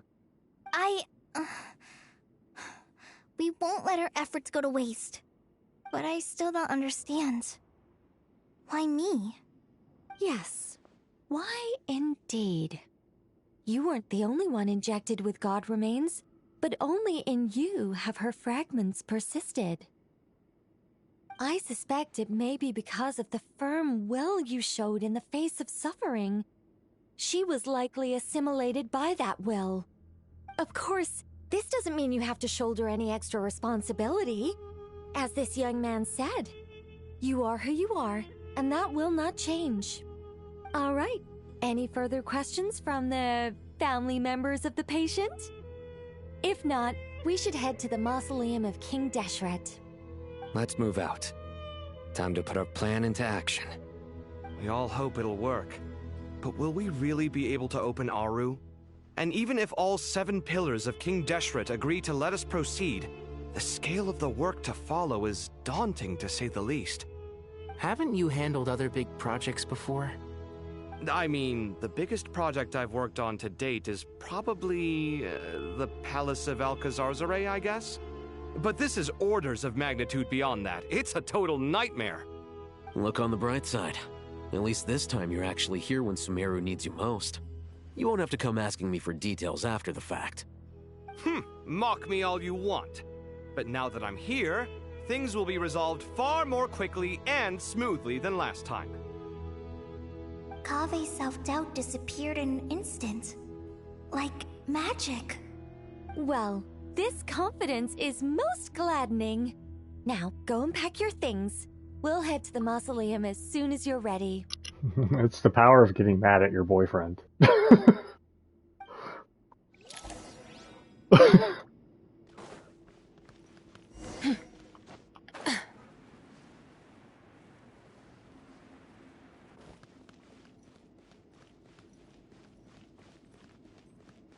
Frozen.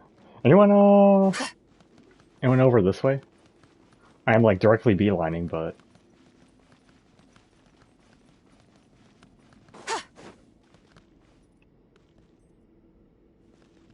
no.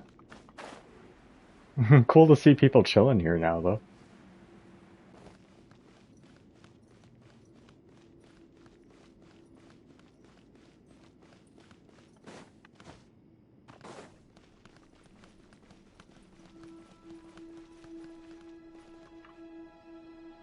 Oh, Miss Nicole. I heard you're a very talented sculptor. Is that true? Alright, for all these new sages, I'm gonna look at the entries now, because I'm not gonna keep track of them if I don't. I can't look right now. Oh, Now I I can. don't know. I wouldn't want to blow my own trumpet. Weird, why'd I have to go through one line? No, not a big deal. It's just interesting. Strange. The current sage of the Kasharawar Darshan, who must wear a respirator due to a respiratory condition. If anyone takes an interest in this mask, he'll pretend to be a robot in conversation, only to reveal the truth amidst the laughter that follows. Yeah, it's quite an intense mask that he has on. You know what? Let's just go through him now. Cyrus, a former sage of the Spantamad Darshan, and Cyno's teacher, a witty and good-humored old gentleman. Once a luminary at the academia, he is currently troubled by the recurring theft of his tomatoes during the local tomato-growing competition. Novice, the current Grand Sage of the Academia, as well as Sage of the Emerta Darshan. He's also Tainari's teacher. Known for his seriousness and integrity, he is working diligently to bear the weight of his responsibilities as Grand Sage. Baladhuri, the current Sage of the Vahumana Darshan, kind and gentle. He has a 7-year-old daughter and is deeply devoted to his family. He is fond of his beard and grows very happy when someone compliments it. Alkindi, the current sage of the Svantamad Darshan. Once a classmate and rival of Cyrus, he has spent years throwing himself into various research fields. This constant academic hustle has placed his hairline in serious peril. Rushed, the current sage of the Haravatat Darshan, a junior of the previous sage, Kaja. Due to a long-standing rift with Kaja, he has long been targeted within his darshan, but he continues to do what is required of him despite it. He is the youngest of the current sages, yet remains the most detached from social niceties. And Shakir, the current sage of the Ratawahist Darshan, once Layla's teacher. While he appears stern at first glance, he is surprisingly soft-spoken. Deeply devoted to his work, he keeps a whiteboard in his office to track his completed and pending tasks. Oh, Miss Nicole. I heard you're a very talented sculptor. Is that true? Oh, I don't know. I wouldn't want to blow my own trumpet. Honestly, even though Kasharawar is best known for its focus on mechanics, plenty of Kasharawar scholars are quite serious about sculpting as a hobby. So if they rate your work, that's enough for us. We just have to take a look. Who's we? Myself and a few other scholars. Kashif, Daneshvar, come take a look. Oh, well, if you insist, I suppose there's no harm in showing you.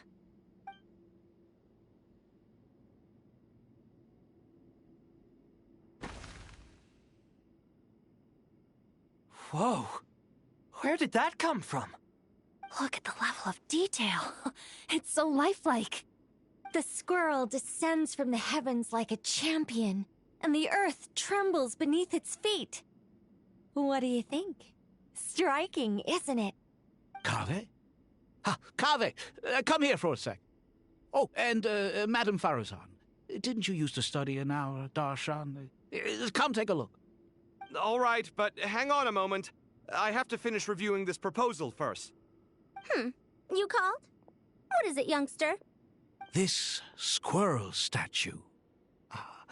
Isn't it cute? Oh, a squirrel.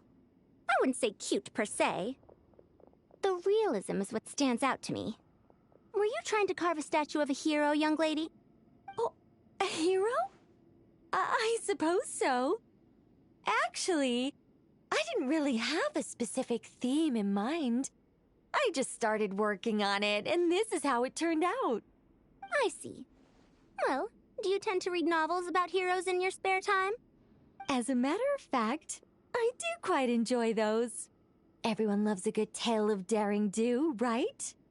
Then perhaps the statue represents the heroic tale you long to see deep down inside. Also on the subject of heroism, I feel that if the subject posed with a finger raised towards the heavens, it would lend a greater gravitas to the overall image. I'm sure some would call it cliché or old-fashioned, but not me. I think it would be a perfect fit. It has a certain classical beauty about it. Kaveh! Sorry, Madame Faruzan, I'm a little busy right now. Don't wait up for me. What a pity. That young man has excellent aesthetic tastes. I was hoping to ask him for his opinion. What a genius idea! Why didn't I think of that? Classical beauty is a great direction to explore. That's it. Once I get back, I'm going to sculpt a heroic squirrel pointing its finger towards the sky. Precisely. A declaration of victory. You understand my vision. Then place the two statues face to face. Yes! That's exactly what I was thinking. It'll be a masterpiece, Miss... I'm sorry, I didn't catch your name. Just call me Nicole. Madame Faruzan? Was it? What? No. That wouldn't be right. Why ever not? Madam is a state of mind cultivated from within. Anyone may call me Madam if they so desire. My dear Miss Nicole, once we make it through these trying times, should we have the pleasure of meeting again, I shall look forward to seeing your new work. In this day of age, it's rare to find people with an appreciation for classical aesthetics. Meeting you was truly a pleasant surprise. Honestly, I feel the same way. It's been a long time since I met anyone interested in this style of statue. Clearly, they don't call you Madam for nothing. Also, I have to say, you're a very good judge of character. Because when I think about it, I really am someone who likes stories about heroes. That must be why I've quietly kept watch over generation after generation of them. Sorry, keeping watch over heroes? What exactly do you do for a living? Oh, never mind that. Let's not tell Madame Faruzan about Miss Nicole's true identity for now. Good idea. Let's limit the conversation to aesthetics.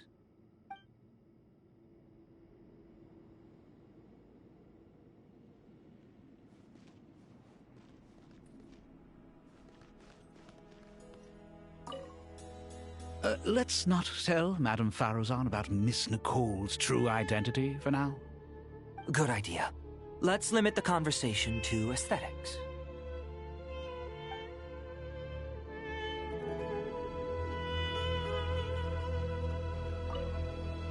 What's wrong? You look a little depressed. Kale got a fragment of the Goddess of Flowers, and all I got was one of the 7 pillars who served under King Deshret. I lost out, didn't I? That's what you're upset about? You're such a child.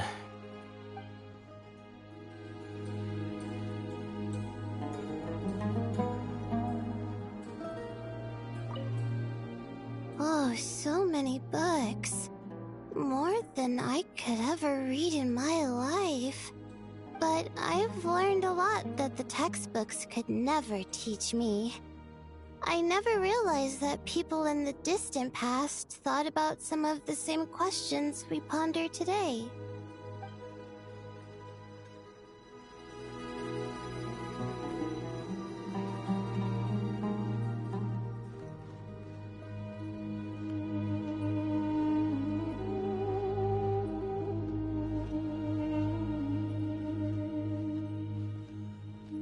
Good to finally meet you in the flesh.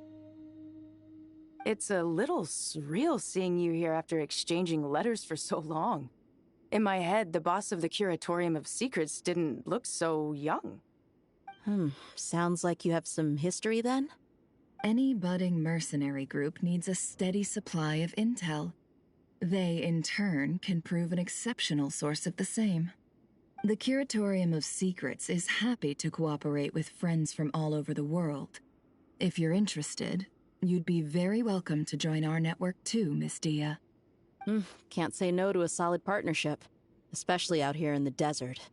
Having intel can mean the difference between life and death. But cooperation's built on mutual trust, and there isn't much contact between the desert and Nodcry. So I'm guessing you reached out to Jet first, Miss Nefer? What's behind your interest in the desert? Nostalgia? Or is there someone you're looking to take care of? Let's put all our cards on the table first. Things will go more smoothly that way. I like your style, Flame Mane. Actually, I had this same discussion with Jet before we started working together. To be clear, I have no intention of using you for any ulterior motives. And I have no enemies in the desert as things stand now. Were that to change, I wouldn't drag outsiders into a conflict that doesn't concern them. There's no point in doing certain things if you don't do them yourself. Wouldn't you agree? Well said. Taking responsibility for one's own affairs is the way of the desert folk. Huh. It's like you're one of us. You sure that's a compliment? Absolutely. I'll take it. Perhaps we can discuss our cooperation in more detail now? Sure. I love working with no-nonsense people. And you certainly fit that description. I look forward to a fruitful partnership. As do I, my friends.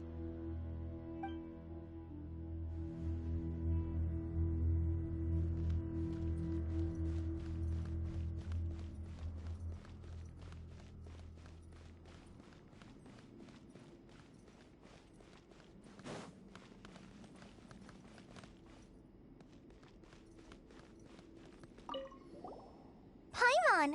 Thanks again for your notes. I'm done copying them, so here you go. You're welcome. Just let Paimon know if you ever need help again.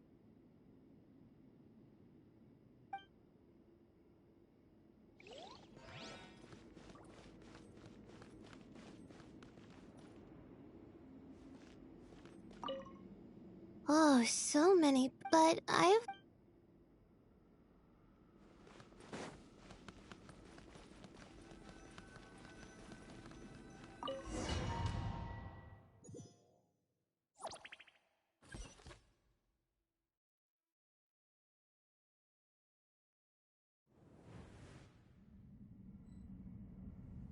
My PS5 is getting louder lately. I think I should clean it tomorrow. I hope everyone's ready. We'll be arriving at our destination very shortly. I don't even want to think about buying another one. With the price increase and everything. That would definitely stress me out doing that. Especially, like, before shit like, I don't know, the PS6 is even out. I don't even have a Switch 2 and all that. I still have to sort out my capture card shit.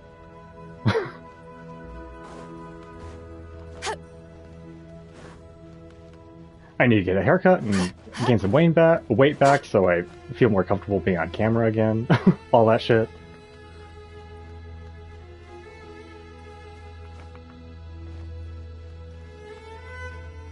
I kind of like being back in Sumeru again. Sumeru is like, I mean, I'm still playing, but Sumeru was like the last time I was like 100% unequivocally, I can't even speak right now. 100% in love with Genshin. And yeah, ever since Fontaine, not that Fontaine was bad, just something happened with my level of interest ever since then. I mean, I am still invested. I still check in, so it's just not the same as it was the first to like 2-3 years playing. But I mean, that's with everything, right? Like my love for 14 isn't as deep as it was when I was going through it all, you know, and that's just natural. Just getting rid of these. How much do we have? Okay.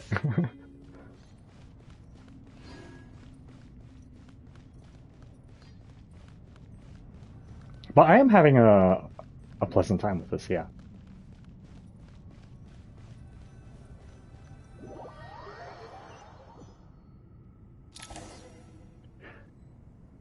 Oh, I guess where I was going with that is, I like seeing all the Sumeru characters back.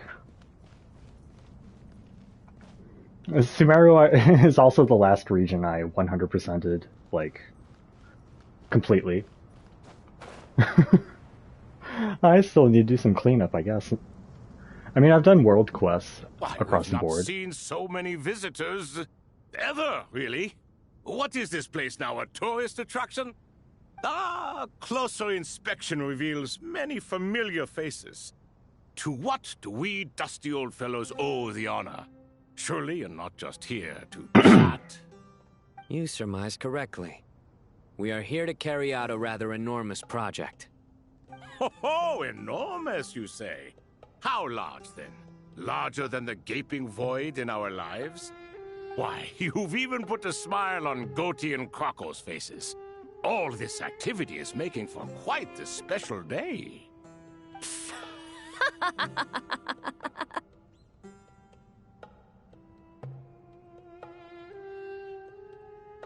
I know that laugh. Lilipar? What on earth are you doing here? Oh, this is hilarious. Turns out good things really do come to those who wait. As long as you stay alive long enough. When did you three get locked up in here? And still you act all high and mighty, putting on a show for the younglings. Truly hysterical. Why, you... Yes, I know. No need to shout. You're right, Lilipar. Goatee, Crocco, and I all have the same problem. But didn't King Deshret seal you away? How did you break free, and how did you get in here? Who knows? Perhaps you can ask my master one day, should you ever get the chance. Behold, the executioners of old. Some have turned into fragments residing in human bodies, and others are imprisoned eternally, leaving not a single shard behind. It's almost tragic, watching lowly prisoners like you act all self-important. Curiosity gnaws at you, doesn't it? Your interest in the outside world threatens to burst you at the seams. I'm starting to take a liking to this magic bottle lady. Time is of the essence. Let's get down to business. We come to you, O three ancient lords, to request your assistance on behalf of the Academia.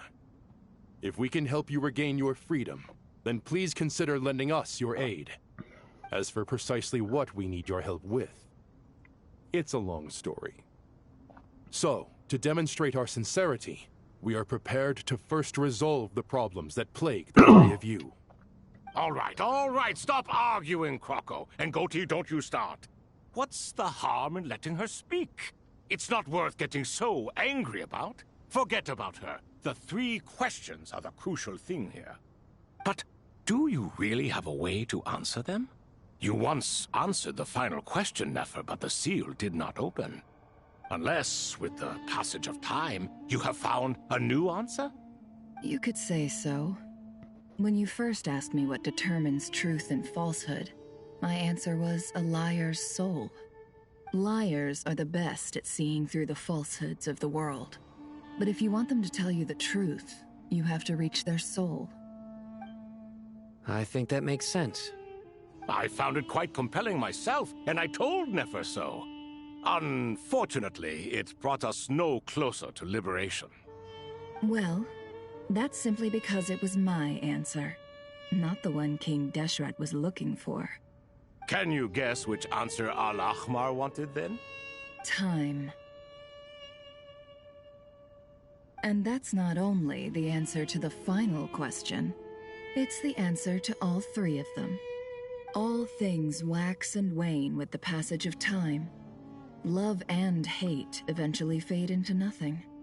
Current affairs are always fraught with conflict and controversy. Only time can distinguish between right and wrong. You once described King Deshret as a proud man.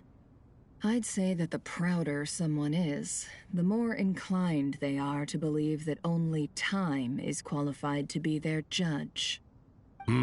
Time. Well. Indeed. Perhaps in building Aru, our king was in fact attempting to reverse time, to bring love and hate, right and wrong, the rise and fall of all things back to their point of origin.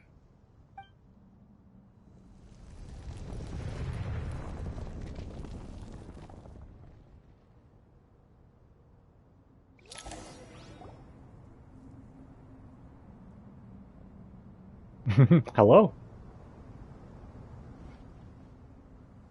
Good to see you guys. You're all the same height. This is the most eventful day I have experienced in a long time. You have my sincere gratitude. Are those 3 of the 7 pillars? It's just funny to me. They obviously made that same model, and then they just changed the head for and the color of the skin for each one. Turns out the statues were quite faithful to the source. You three seem to be in good spirits. Prison can help a person grow and learn to cherish what they have. Nevertheless, after everything you've done for me, I sincerely hope you never have to experience it for yourself. Hello, Nefer. It's good to see you, Thoth, the Ibis King. Nice. Definitely puts my mind at ease, seeing you two getting along so well. Should we maybe introduce ourselves, or... Sure. I'm Sethos. Sure. Leader of the Temple of Silence. I talk like that This sometimes. is General Mahamatra Sino. And this is the former Spontamod sage, Cyrus. But I'm guessing none of that means a whole lot to you. Everything is equally new to us, in truth. We've been gone from this mortal world for longer than you can imagine. Sobek. Yeah, we'll go over all these. Let's go with, Sobek first. Sobek, one of King Deshret's 7 pillars, the captain of captains, Sobek the Crocodile King. He could once have stood among the gods, only to be defeated by King Deshret and brought into his service. Among the 7 pillars, the Crocodile King embodies the strength of King Deshret. While ruling over war, with a hot-tempered and straightforward nature, he also blesses the land with abundance. His statues are commonly found in oases and water temples. Legend tells that he was King Deshret's foremost general, who campaigned across many lands. Awed by his raw strength, tenacity, and fury, some mercenaries secretly worship him as their god. Sobek was once competitive and bellicose, but after being imprisoned in Aru alongside Harishaf and Thuff, he had to pass the time with tabletop games and has since grown more easygoing. Thuff, one of King Deshret's 7 pillars, the Scribe of Scribes, the Ibis King, once a moon envoy. He could have once stood among the gods, only to be defeated by King Deshret and brought into his service. Among the 7 pillars, the Ibis King embodies the wisdom of King Deshret. He is exceedingly cunning, possessed of formidable intellect, and prowess for offering counsel to King Deshret. Within Sumeru's academic circles, some scholars believe that many of the desert's upheavals can be traced to this clever king. Certain texts record him as a flatterer and a god of deceit. After being imprisoned in Aru by King Deshret, Thoth bestowed 3 gifts: the power of deceit upon the Tulai Tula noble Gudars, the power of being loved upon the Tulai Tula royal heiress Makhaira, the eyes of seeing through hearts, upon a girl of the Shibti Nefer. It was hard for me to say, yeah, a lot of that. The long ages of torment have softened Thoth considerably, and his constant stream of jokes and witticisms now makes him seem, notably, more approachable. And then we went through Harmony Novus a bit ago. Okay. Everything is equally new to us, in truth. We've been gone from this mortal world for longer than you can imagine. Let's hold off on the introductions for now. We can always ask Nefer about you later. It'll give me something to talk about with my chosen disciple. You're like a helpless parent. Okay, Hershaf. One of King Deshret's 7 pillars, the Minister of Ministers, the Goat King. The Goat! He could once have stood among the gods, only to be defeated by King Deshret and brought into his service. Among the 7 pillars, the Goat King embodies the rulership of King Deshret. His manner is enigmatic, his thoughts meticulous. He is the executor of King Deshret's authority, yet he prefers to remain neutral. Generally, unless a matter of great consequence arises, Hershaf will offer no concrete opinion. Silence is his cunning, and observation his wisdom. It is hard to say why he has come to be this way, yet such is the way he exists. Even after being confined within Aru, he seems essentially unchanged. Gods and people of yore are not necessarily welcome in today's world.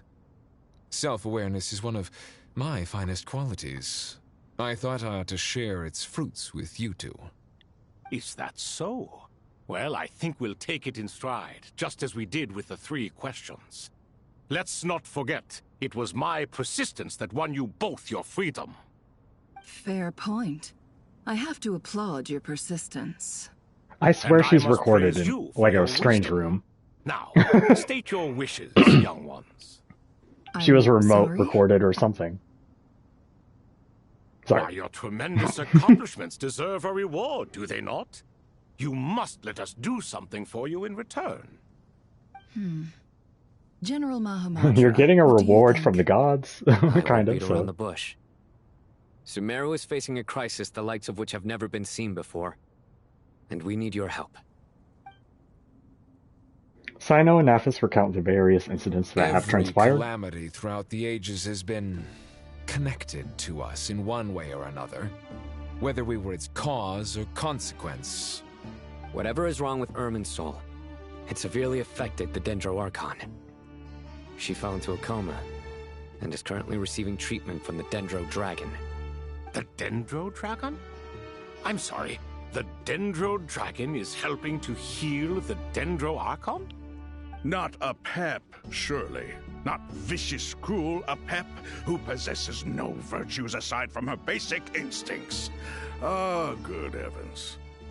Oh, I shudder to think what could have caused Lesser Lord Kusanali to suffer such a plight. Still, why would the Dendro Dragon lend you her aid? She has always held nothing but contempt for the Archons. I suppose she and Kusanali must have some history. You can help us make history, too. Smooth talker. Well said, lad. Currently, no one can connect to Irminsul. We hope that by opening up Aru and making some modifications to it, we can use its technology to our advantage. Unfortunately, Aru is an imperfect creation. King Deshret never managed to realize his full vision before his death. Much remains to be done if it is to be pitted against Irminsul itself. Besides, I hear your reasons, but to give Aru up over such would be... The archaeological records clearly indicate that although Aru's construction took a long time, it was not beyond human means to achieve. Modern technology should solve the efficiency issues. We have no choice but to go all in on this. This is by no means a threat. But the only reason we helped you escape from Aru was to gain the necessary leverage to negotiate with you. You asked us to state our wishes, and we have. Each one of us here needs your help, as do all the thousands of people living in Sumeru. They need you. And they need Aru. What do we think, my fellow old fogies? Shall we lend our support or not? Since you ask so nicely, naturally. Naturally what? Are you for or against? I simply mean we shall do what comes naturally. You claim that you wish to open Aru. Know you then that the golden slumber created by King Deshret is preserved within? The Golden Slumber, the early form of the ideal paradise envisioned by King Deshret, free from all limits and constraints. In essence, it is an illusory realm formed from the convergence of countless souls and minds. We do. We understand the risks involved. In all likelihood, the mortal world will never again be able to replicate King Deshret's work. Never will there be another chance to come so close to creating a utopia. Knowing this, are you sure of your decision? We are sure. Before people can dream, they must first live. If your minds are made up, very well. We shall summon our erstwhile colleagues to discuss this further. Saint Shezepank, Saint Bennu, once you surrendered to silence and were buried with King Deshret.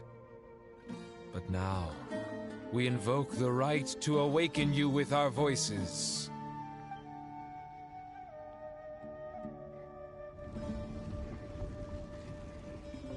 I can feel the strange sensation. The ground is trembling, as if answering the call of the Goat King. Saint Bennu, responding to your call. 3 kings detected. Initiating autonomous will. Bennu, one of King Deshret's 7 pillars, Saint Bennu, the most radiant. Unlike the 3 kings, Bennu is an intelligent construct fashioned by King Deshret, who entrusted him with the duty of guarding the gates of Aru. Bennu possesses a will of his own. He watches over the eternal utopia within Aru, the Golden Slumber. Following the passing of King Deshret, he ceased his own functions and fell into stillness. Despite being an intelligent construct, Bennu possesses a remarkably vivid personality. Serious and earnest, he detests having his plans disrupted and has little tolerance for irresponsible colleagues. He has also frankly stated that among the 7 pillars, the colleague he admires most is Hermanubis, the sage of sages. Saint Shezepank, responding to your call. 3 kings detected. Initiating autonomous will. One of King Deshret's 7 pillars... Yeah, just making sure I'm on the right one. Saint Shezepank, the most holy. Unlike the 3 kings, Shezepank? Unlike the 3 kings, Shezepank is an intelligent construct fashioned by King Deshret of Al... How do you say it? How do you say it? I need the pronunciation. Saint Shezepank, responding to your call. Saint Shezepank, responding to your call. Saint Shezepank, responding to your call. Okay. Shezepank possesses a will of his own. Following the passing of King Deshret Almar, he ceased his own functions and fell into stillness. Though Shezepank and Bennu are both intelligent constructs, their personalities are worlds apart. Where Bennu is severe, Shezepank is leisurely. In times past, he would often wander the desert in his spare time, asking travelers all manners of questions, driven by a profound curiosity. He will tirelessly pursue any matter that piques his interest to his very heart. Looking back, this was perhaps because he oversaw the Jinn, whose mother was Nabu Malikata, the goddess of flowers, an angel of wisdom who delighted in posing questions. Through what the Jinn relayed to him, Shezepank too developed a fondness for inquiry. In short, Shezepank believes that maintaining a leisurely air is a good thing, a piece of worldly wisdom for navigating life, a sentiment much to Bennu's annoyance. He also thinks fondly of his old colleague Hermanubis. Well, one more time. Saint Shezepank, responding to your call. 3 kings detected. Initiating autonomous will. Lord Herreshoff, what a long time it has been. I trust you are keeping well. Then your trust in my well-being has long outlived your physical body. You have always opened with that same phrase, in life death, and now even beyond. Al-Akhmar is long gone. What is the reason for this meeting? You're awake? Good. We are voting on whether to give the people of present-day Sumeru access to Aru and permit them to perform technological renovations. You have the right to support or oppose the motion. Aru is the pride of Al-Akhmar. Opening Aru requires the unanimous consent of the 7 pillars. I hope you have a convincing reason to present to us. Sumeru is currently in the midst of a major calamity. Let us not forget that while Al-Akhmar was a stern ruler, he was also a teacher of wisdom. A god without his people shall cease to exist, and King Deshret's greatest wish was to provide protection for his people. Let us then honor our God King's wishes as we consider our decision. I do not mean to mock these proceedings, but what is the point of a unanimous vote when we know that the last of the 7 pillars, the Dendro Dragon Apep, will never communicate with us? This will no doubt surprise your mechanical mind, and I have no intention of trying to persuade you it is true. But Apep is, in fact, healing the Dendro Archon as we speak. Huh? Can someone attest to this? Do we have any proof? I ask the 3 kings. Can any of you vouch for the truth of this claim?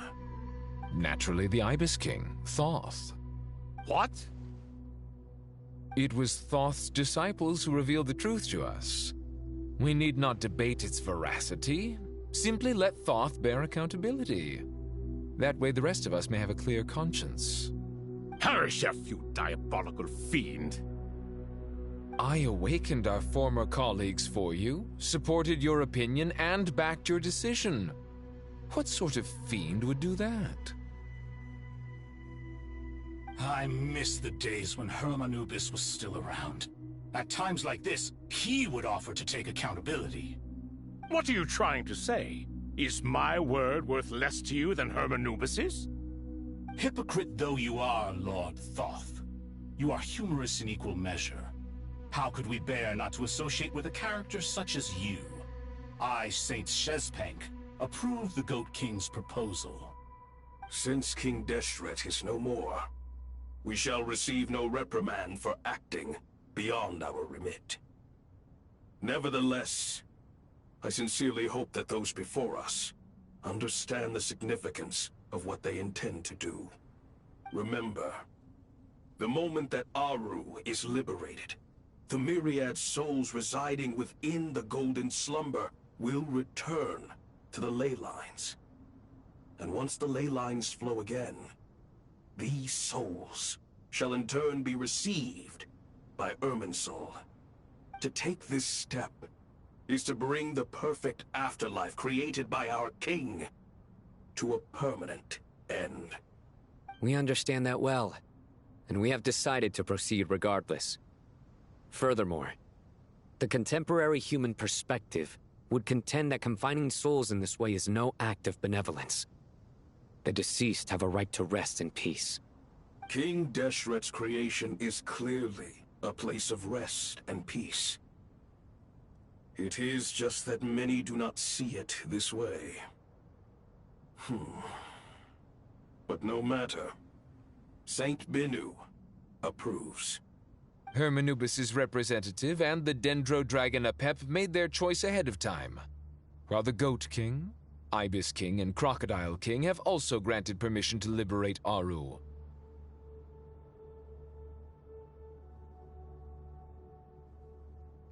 By the grace of His Majesty, guided by his wisdom and will, let the gates of Aru be reopened.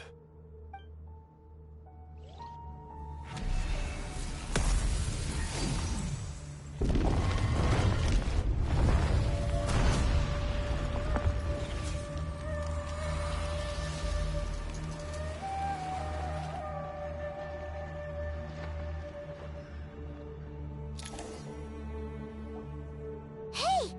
Look at that! What's this? Are we under attack? No.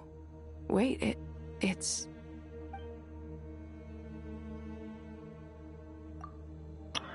These look like souls. Silhouettes approach us from within the light, then pass through our bodies like wind through a veil. Here you are. Through the sands of time. I see you. Father. Father, is it really you? We get to hear him voice too. Father Jibriel! That's right! He entered the golden slumber, didn't he? I smell blood and sand on you. You've grown. Strong as a wild beast, and without shedding a tear. You have to leave, don't you? Please, just answer me this. What should I do for you? This meeting is a blessing from the gods. My soul, once imprisoned along with that of Samael, is finally free. I am truly grateful for the chance to see you again. I do think this was one of the better world quests back in the day. That should meet the living is itself a miracle. One brief, precious moment is enough. Enough to set my heart at ease. Do not weep for me, Jet. I know you will accomplish many great things in your life. You will go further and climb higher than I ever did. All I ask is that you take good care of yourself.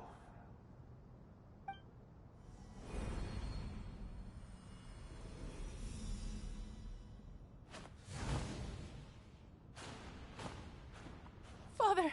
Father! Father. Hey, Jet. Do you want something to eat? Maybe it'll help you feel better. I'm fine. Thanks, Paimon. It was just a little sudden. The chance to see my father again meant the world to me. He was trapped in the golden slumber for our sake.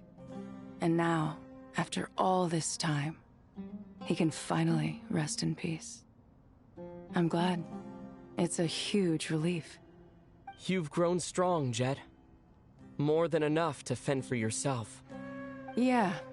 I'll leave the past in my memory where it belongs. My family, the good times and the bad. Goodbye, Father.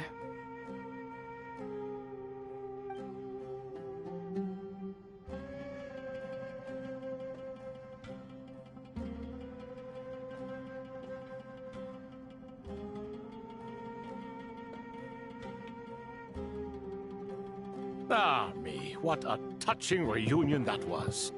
It seems we did a good deed today. You did. Y'all did. We three retainers, once imprisoned for our iniquity, are surely the least qualified to judge whether this deed is good or bad. Either way, Aru is open. Now you have your opportunity, and with it, whatever trouble may ensue. Although Aru was created by a god, human craftsmanship was nevertheless required to build the gate that connects it to this world. Perhaps the relationship between gods and humanity follows a similar principle. As for your proposed renovations, we cannot determine which functions to keep or discard. Proceed as you see fit, but please entrust the task to your most accomplished scholars, or Bennu will be most displeased. Don't lick It me. matters not. Sorry. The Ibis King shall be accountable if any problems arise. Ibis, you chose to take on disciples, and so it follows that you must accept the risks of associating with humans. If I'd known you'd be like this, I would have locked all of you away in Aru, never to leave again for all eternity. All of us? What does this have to do with me? Vilify me no further. Scholars, since you have liberated Aru, allow me to present you with a gift. Using Aru's power, we shall install a defense mechanism at our king's mausoleum. You must be guarded even against Irminsul itself. This shall afford you some convenience. Unseen and unheard. From this moment forth, none may by sight or hearing perceive anything said or done within the mausoleum. Amazing. And all this is achieved just with the power of Aru? With technology from the heavens, the possibilities are endless. Just because King Deshret did not use it for this purpose does not mean that it cannot be done. So, marvel away. This is the reward you have earned. All right. Well, that resolves the issue of confidentiality. What about the technical side? Do we have the manpower? Why, yes. I've already contacted them. They'll be here soon.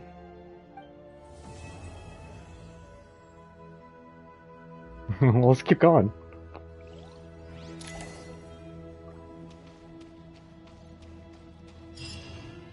Ew.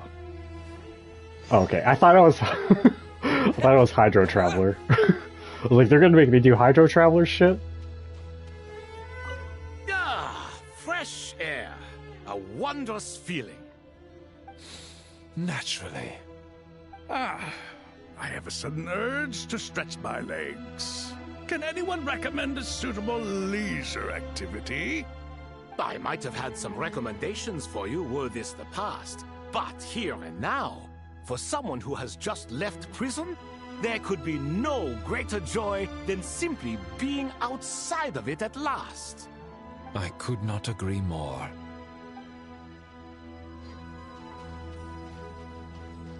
As I thought, the so-called 7 pillars of King Deshret are as underwhelming as ever. What do you mean? Not a fan of the boys' club?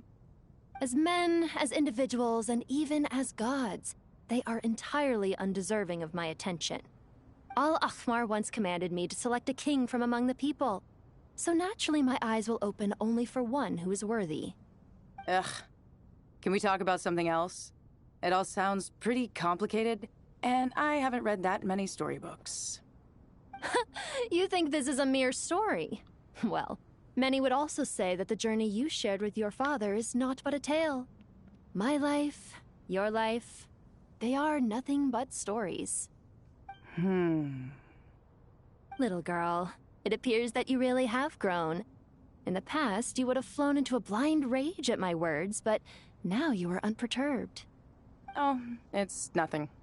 I just feel like you're right. Getting all pissed at someone for telling the truth is pointless. It only makes me look petty. This alone is proof enough of your growth. You're doing well, my dear girl. You're becoming ever stronger. Strong enough to defend the people and things you hold dear. You think so? I hope you're right.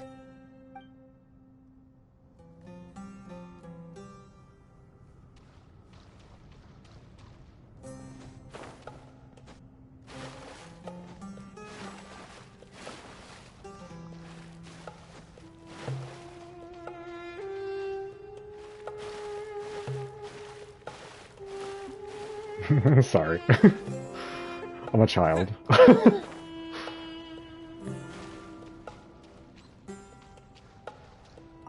You must be Sethos, the successor to the Temple of Silence. Hello. Yep. That's me. Nefer, right? That's what I heard the others calling you. Judging by your outfit, I'm guessing you come from the desert too? I never realized Sethos talked like that. I do that too sometimes. Oh my god. When the Zat accident happened, it was like, unmod me. I was just like, no, I trust you. I'll like triple repeat what I say sometimes. Sometimes it's when I'm like stressed out. I'll just like say it multiple times in a row. Anyway. That's right. Started off in the desert, went to the rainforest, then went from there to Nodcry, where I work as an intel broker. Huh. Well, this is interesting. You don't seem to talk about yourself all that much. Yet here you are, volunteering your life story to me. However abridged. Maybe I'm looking to make some new friends. I like making friends too. I'm easier to talk to than Sino and a little more streetwise than Tainari. Which is why you came over this way, giving me the chance to strike up a conversation with you. Was I that obvious? And they're finally... I think you did fine. You were mindful of my attitude and hoped to lure me in through sentiment. Yeah, it's interesting. They're finally giving a lot of these Sumeru characters a chance to actually, like, more interact with each other a bit more. Because, like, it was strange that Nefer is so tied to Sumeru, but I mean, she's still kind of learning everybody here. Lure you in isn't exactly how I'd put it. I see it more as an invitation. An invitation to what? To put down your luggage. Lay down your burdens. To return to your homeland. And be truly welcome in the place you once felt so estranged from. Ow! You're a more interesting heir to Bamun than I was expecting. Since you're familiar with my grandfather, I'll assume you're aware of our situation. I'd like to make friends with you. And I think you'd be a great asset to us. Not to mention the power you and I both hold. Originally belonged to the same organization. Aha. There we go. Now we're getting somewhere.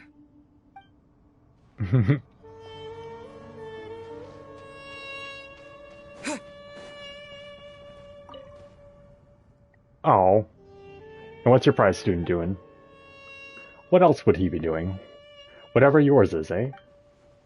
And Kale's with them, I suppose. Heh. These kids are rarely apart, are they? Our elder always said that your school days stay with you forever. This goes doubly so for Sumeru, where school days can be long indeed, wouldn't you say? Well, does it look like I'm immune? Saddled as I am with you and Zaha Hadid? Oh, what's that? Tired of us already? And speaking of Zaha Hadid, she mentioned out of the blue how you doodle on your books while studying. That's hardly all I used to do while hitting the books.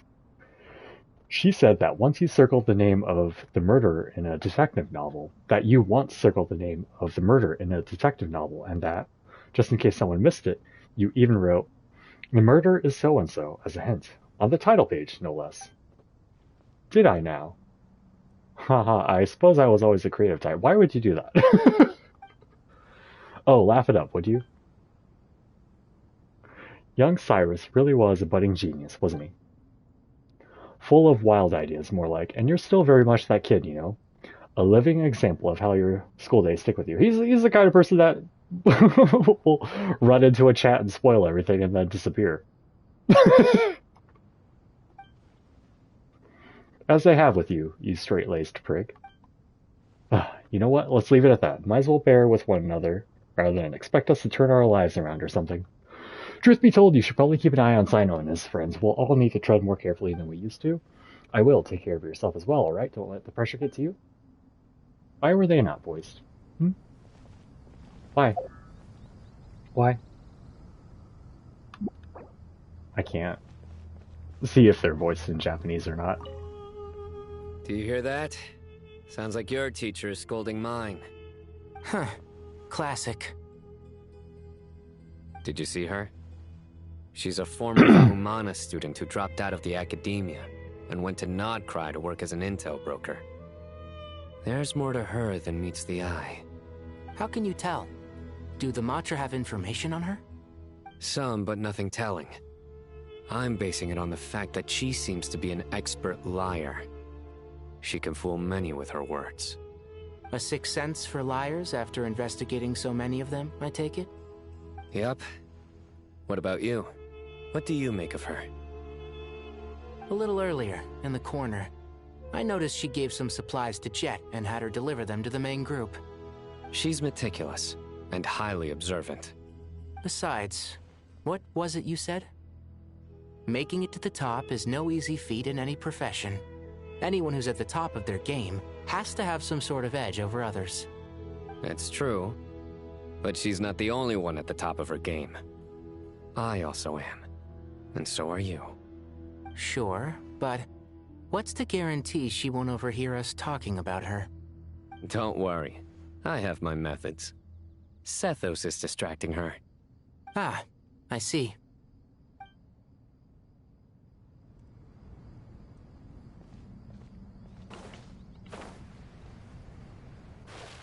Wait for the researcher to arrive.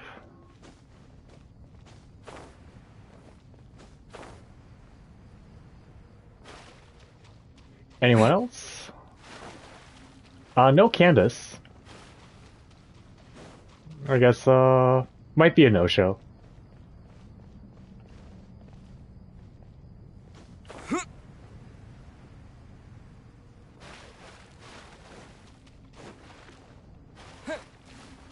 Yeah, what are some Sumeru characters that are just not here? Emily is technically Sumeru, right?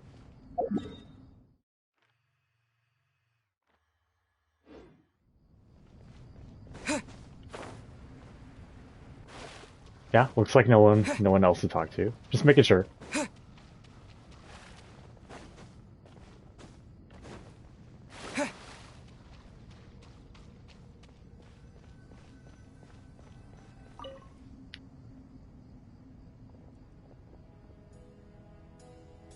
You must be the ones tasked by the Academia with renovating Aru?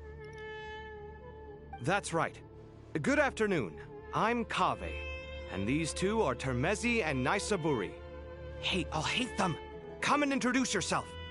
We've met before. This is Thoth, the Ibis King, and everyone knows these two. Afternoon, gentlemen. I've only ever seen these two in murals. Ah, the paintings in the temple. They show us chatting, playing cards, playing chess. Precisely the activities we most enjoy, funnily enough. No, only you enjoy playing chess. We were just humoring you. I wouldn't go that far. Back to the matter at hand. A preliminary assessment by the Academia indicates that this project requires expertise in various disciplines, including the deciphering of ancient texts, mechanical engineering, the restoration of ancient ruins, and elemental theory. The most capable minds in their respective fields are here before you. If there are no objections, we'd like to begin our work. The artisans who built Aru for Al-Ahmar gave their very lives to create this splendid work. Follow their example by giving your utmost devotion to this project. I didn't know that. We'll do our best, of course, but we certainly won't be sacrificing our lives. Such brazen words. Humans these days are a far cry from their ancestors. What little respect you show for King Deshret. No, that's not what he meant. Please, don't mind him. He shares your sentiments, just not your, penchant for hyperbole. Assuming that's what you were going for? I just think it's important to manage expectations. Forgive my lack of courtesy, but we simply can't sacrifice our lives to the gods on completion of the project like people in the legends of old. Here's a first draft of the project proposal for your perusal. Please let us know if you have any requests. Normally, I'd have made it look a lot more visually appealing, but we were really pressed for time on this occasion. I hope you'll forgive me if it's a little rough around the edges. Naturally. If my fellow ministers deem this meager display of respect sufficient, I suppose I can consider agreeing to their proposal. Why are you so preoccupied with the ostentatious displays of respect to Al-Ahmar? We should be trying to make things easy for them. You never know. We might have to rely on these young people to look after us in our old age. Exactly. This is Aru's mainframe. Be reminded to use it with great caution. We certainly will. Thank you for your assistance. You may attempt to lay out punishment should you so desire, though I'm afraid it would be futile. You and I both know that certain components of Aru can only be operated by humans. King Deshret always believed in humanity. Still, the reason that Aru's modules are designed that way is not so much because he trusted them, but more because he was wary of you. Is that true? No wonder human artisans helped to build Aru then. He actually required human assistance to create his greatest work. Naturally. Have you noticed that the Goat King keeps giving superficial responses? It's like he's just going through the motions and leaving the real debate to his colleagues. He understands the art of perfunctory speech. That's what earned him his position as the Minister of Ministers. It seems the rumors about King Deshret being a poor judge of character are baseless after all. Excuse me for being blunt, but it sounds suspiciously like you're putting yourself on a pedestal and mocking me. You're mistaken. And while there's nothing strictly wrong with making every conversation about yourself, it's not exactly a positive tendency either. You? Whatever. I knew it'd be like this working with you. All right, let me past. I need to look at this console. It's your job to activate it after all. Let's begin. Everyone, please proceed with the external checks and preparations as per the procedures outlined in the engineering plan.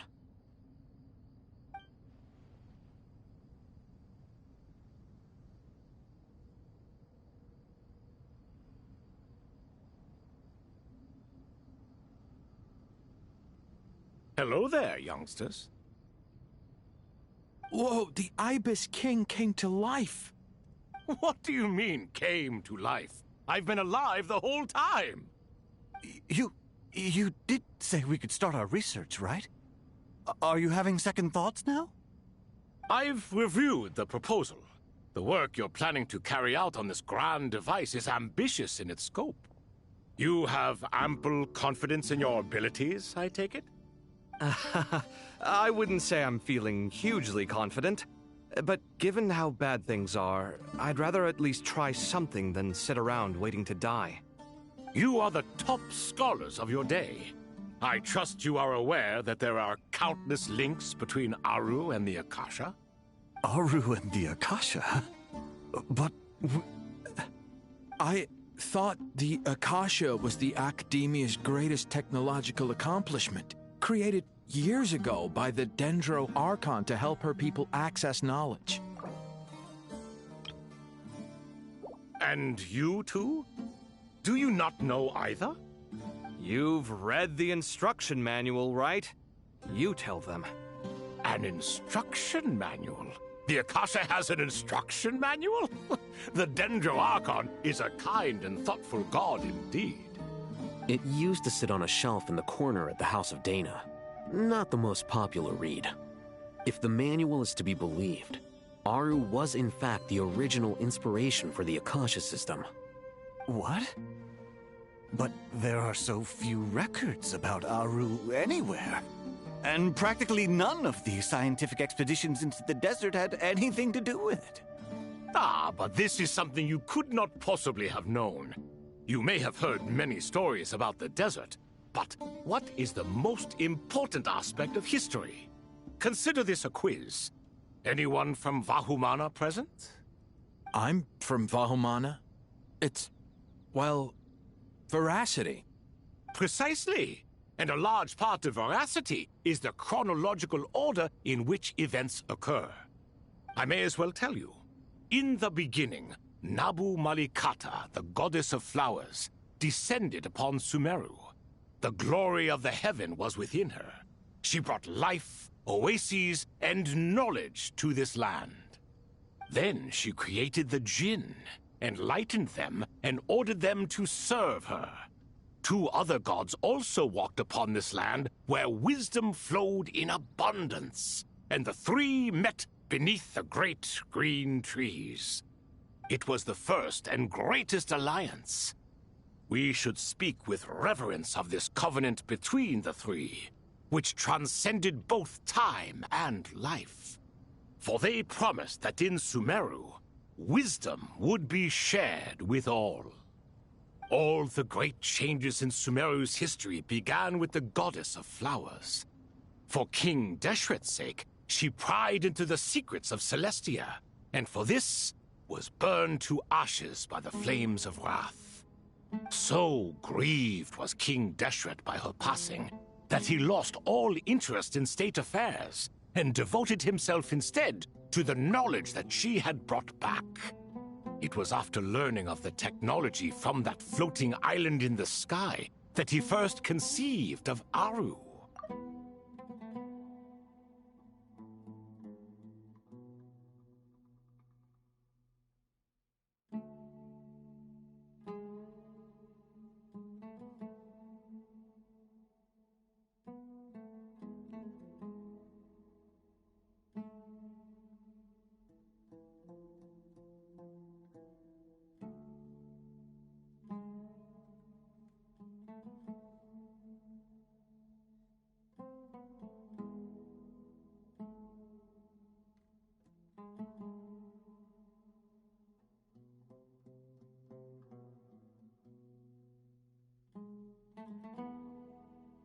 And so, the Akasha was inspired by Aru, while the basis for Aru itself came from Celestia's technology.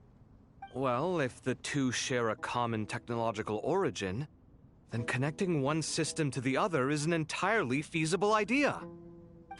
Unbelievable. Have you no reverence at all for celestial technology? No, I do, but there's no time for that. The schedule is too tight. Blame it on the deadline. Perhaps you could try coming up with our cutoff dates. You know what it's like having to turn around 5 different drafts in one day? I wouldn't wish it on my worst enemy. Yeah, also, Sir Ibis, King, you don't plan on getting directly involved at all, do you? Yes, well, you strike us more as having come to give a popular science lecture. Or, wait, does this count as more of a first-hand witness statement? Neither. Anyway, this sounds like far too much work for me.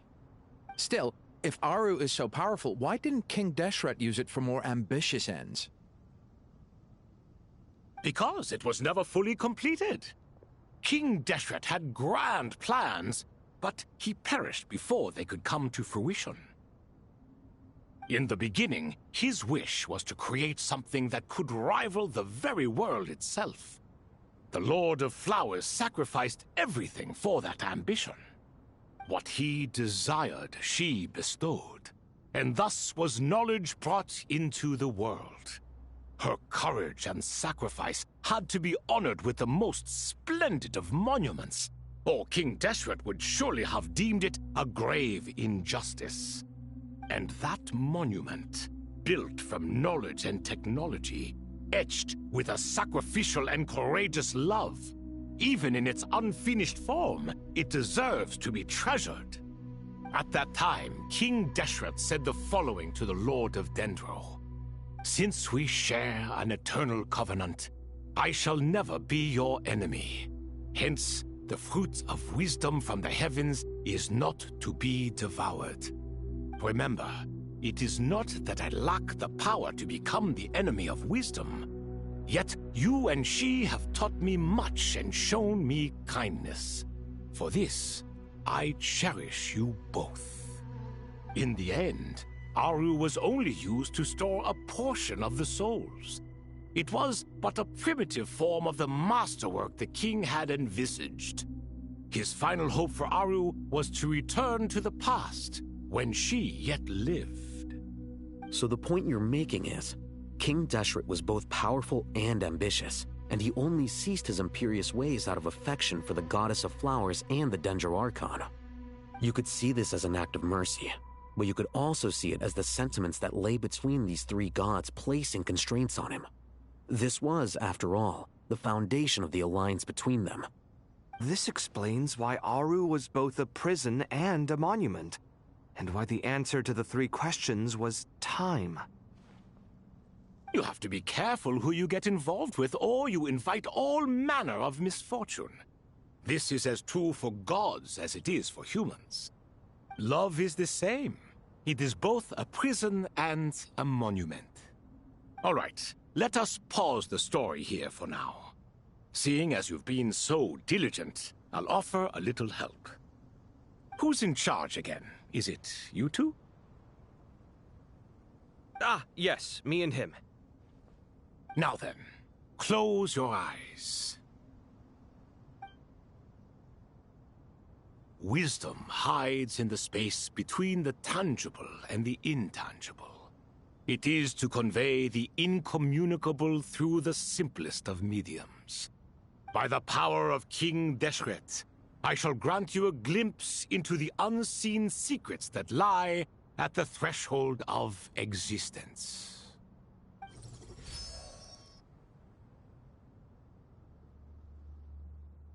Where did this come from?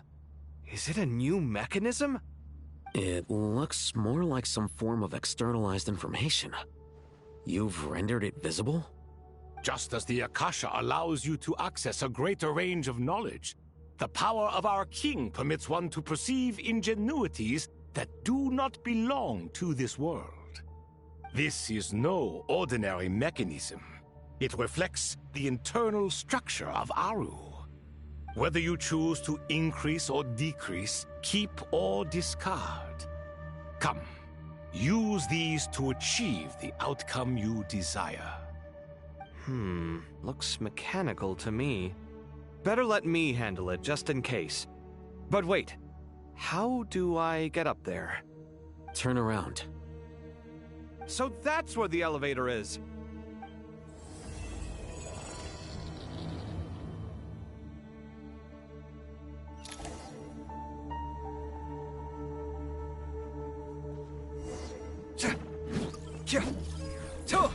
Come at me!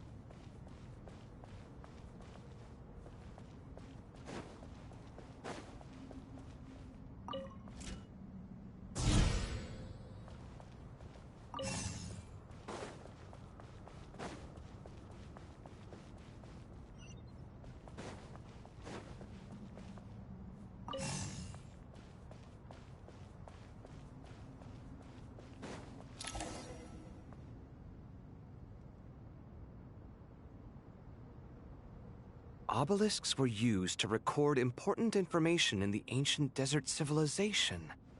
Hey, Alhaitham, there's some writing here I'll need you to decipher. I've sent it to your screen. Do you see it? Got it. It's a little blurry, but I should manage. Take a look and tell me what it says. Oh, and I'll send any other similar text directly to you from now on. Let's start with this one. It's a variant of an older script. Herein lie verses written for the Yellow Sands. Looks like cultural information from the age of King Deshret. If so, I suggest you delete it. Words thrown together merely for fun. I had no idea Aru kept a record of this. Well, as long as you're certain that this is strictly private information, that's fine. It is unimportant. All right, well, I guess I'll start now.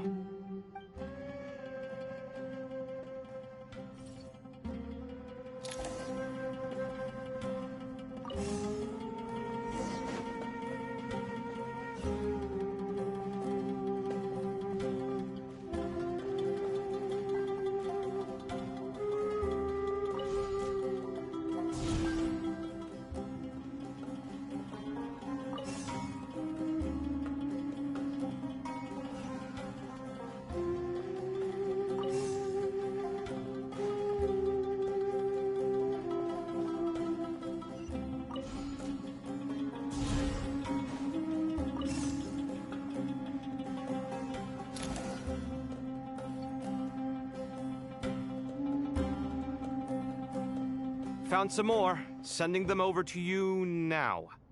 These are all reports about the Gurubad conflict. Can we delete them? I'd say so. Most of this information has already been archived anyway. What if there are details in there that Vahumana missed? What are we supposed to do if they come after us in the future? They'll just have to live with it. If we don't resolve these issues now, there won't even be an academia in the future, let alone a Vahumana Darshan. Yeah, you're right. Okay, done. There's some other similar monuments nearby. I'll check them out.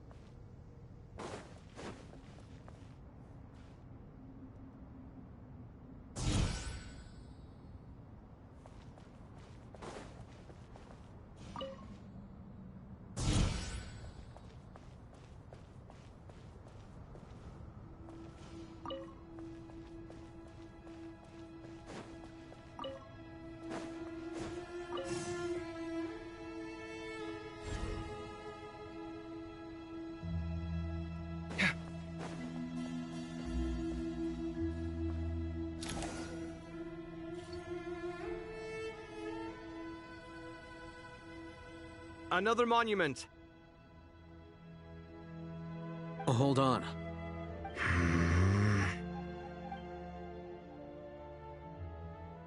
You're still reading it? How long is it? It records the development and governance of the Oasis civilization. Most of it concerns the Jinn, but it also contains records left by the artisans who built Aru. Is it important? Some of it. There was no way for me to read the whole thing in its entirety, so I had to rely on my intuition to pick the parts worth keeping.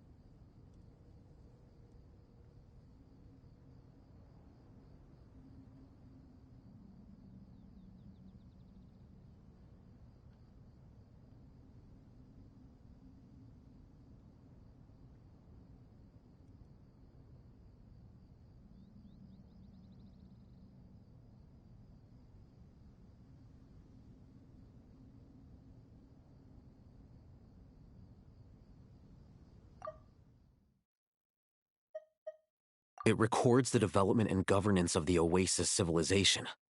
Most of it concerns the Jinn, but it also contains records left by the artisans who built Aru. Is it important? Some of it.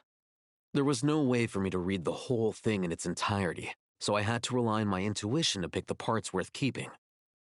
What about the artisans' records? What do they mention?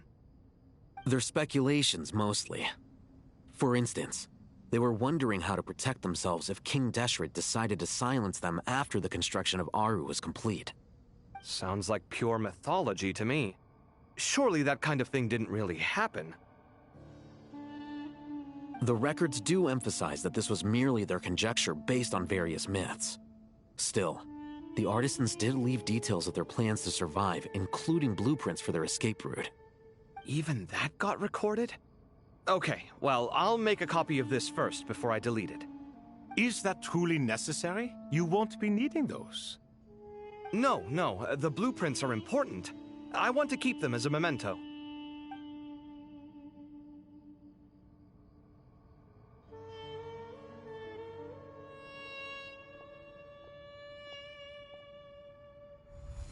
I think that should just about do it.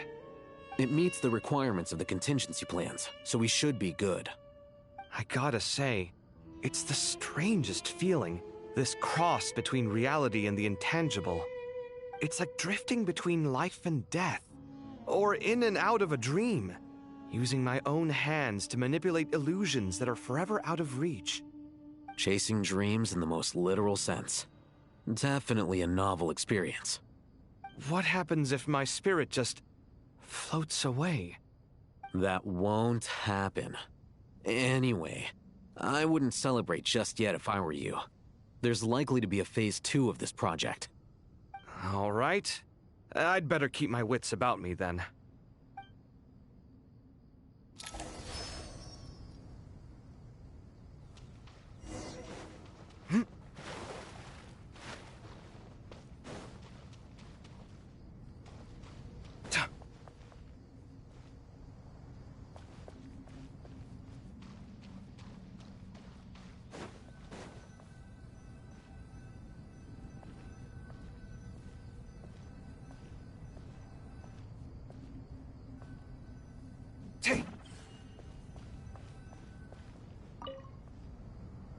How's it going? Are things progressing smoothly? Well enough, I suppose. You know how it is. The work itself is only half the problem. The other half is having to work with Al-Haytham. I'm sure the feeling is mutual. Honestly, though, I thought you two had already worked things out. As if. Turns out working closely together is the best way to expose any tensions lurking beneath the surface. Besides, I just think that some people never change. Agreed.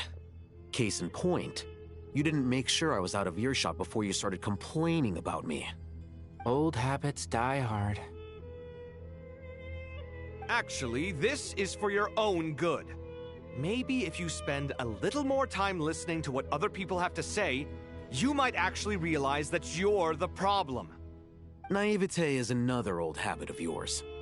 I had assumed that you both volunteered for this project like us forest rangers. But now I'm getting the sense that wasn't the case. Definitely not. We were assigned to it by Lesser Lord Kusanali and Nephis. As much as I'd love to be doing normal work for normal clients, these Titan projects are all that's on offer right now. Though I'm sure they wouldn't be roping us in if they had any better options. Just goes to show how short-staffed the academia really is. I'm sure you've prepared yourself mentally, but I still feel the need to advise you to lower your expectations. It might make the process of working together a little less intolerable. I know! Same to you! But if you already understood that, you should also know not to say the quiet part out loud. Why don't you come help me with my forest patrols? Might help you avoid any further disagreements. Good suggestion, but unfortunately, differences of opinion will always exist. Changing the nature of the work won't get rid of them. For once, I actually agree. There is zero chance of us ever resolving our differences. Zero! But even so, the work must be done. Care for some coffee? I'm glad to see you making progress. Don't act so smug! It'd be nice if you made some too! I feel like even I've made some progress today. In the past, I never would have dared to try and mediate a conflict between you two while you're both right there in front of me. Apologizing probably makes it sound like I'm in the wrong, but I'm sorry. I was just kidding. Truth be told, I don't have any work to do at the moment, so I'm just here to kill some time. How's Kale? She's studying with Nicole. I'm not sure how she's getting along, but she seems to be in good spirits at least. I wouldn't worry. Angelic affairs are probably above your pay grade anyway. I know what you mean, but Sino and I are still a little concerned for her. He said he'd go keep Kale company after he's finished training the mercenaries. I'm planning to join them myself shortly. Kale will be okay. Have faith in her. Even we can see how much more confident and outgoing she's become in these past few years. Thanks to you and Sino being there for her and providing guidance every step of the way, she can finally stand on her own 2 feet. On her own 2 feet? Does it feel bittersweet? Watching the younger generation grow up and move on? No, not yet, at least. I was just thinking, I wish there was more I could do for everyone. She'll be fine. Yeah, she will. Just try to relax.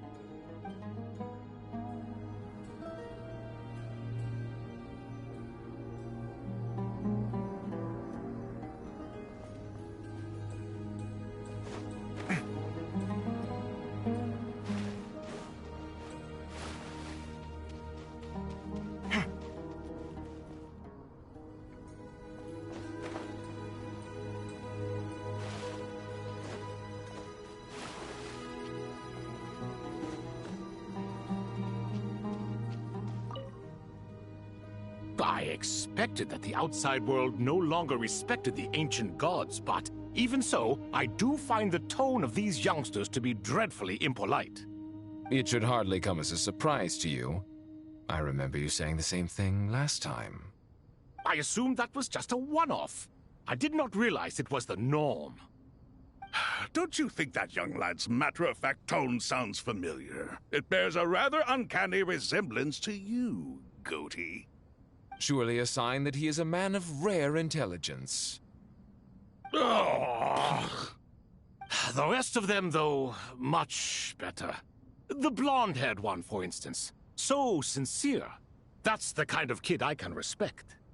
Oh, really? Well, what about your disciple, Nefer? She's about the furthest from sincerity that a person can get. And now you hit the crux of the issue. Thoth is spouting lies again. He cares nothing for sincerity. He likes Nefer simply because her personality is just like his. Thus, in giving his approval to Nefer, Thoth is simply validating himself. The rest is but smoke and mirrors. You have some nerve saying that. There really is no helping you two. Shut up, chess rookie. What nonsense is this? How dare you tell me to shut up? How can you engage in such banal chitter-chatter at a time like this? Aru has been opened. The glory and splendor of a bygone age is about to sweep over the earth like a flood. And you're here squabbling like petulant children. All 3 of you are insufferable. King Deshret was merciful, indeed, giving you a chance to be released from prison. I say, you should have been locked up for good. Ah, but Bennu, look on the bright side. Had they not been released, we would not have been awoken. Oh. You've been here this whole time. You should be scolding them along with me. I miss Hermanubis. It's not a real reunion without him here. And now you're avoiding the topic and talking to yourself. Why King Deshret designed your personality like this, I will never understand. Isn't this simply proof that our king supports my free will? Oh, look at those 2 rust buckets. Suddenly, you two do not seem so bad after all. Here, here. If being stuck together for thousands of years fosters no friendship, I cannot say what would. Naturally.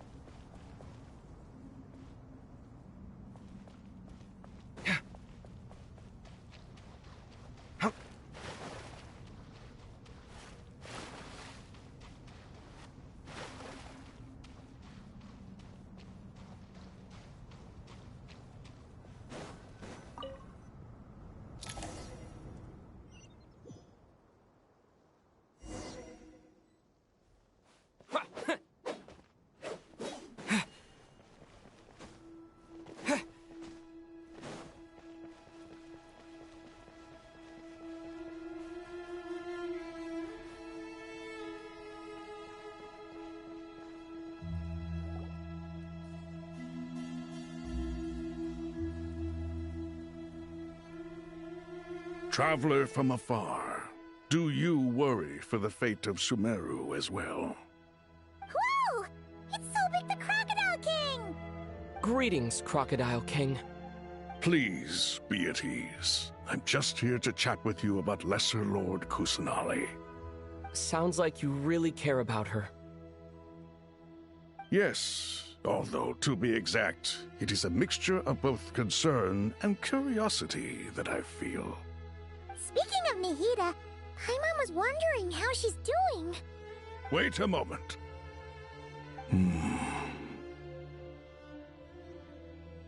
What is it?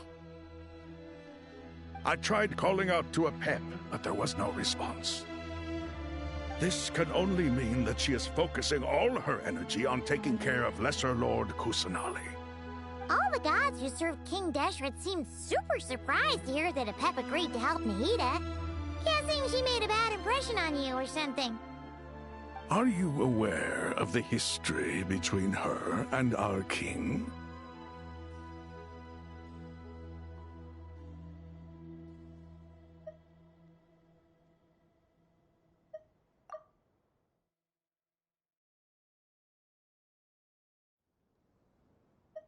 The story begins a long time ago.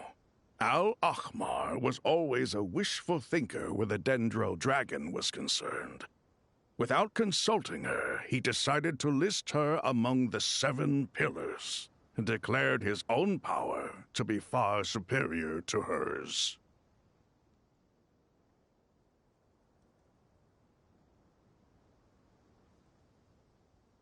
That was when our king was at the height of his power. Ibis Goti and I were no match for him, and so we chose to submit and serve as his ministers. But not Apep. No, she never thought much of him.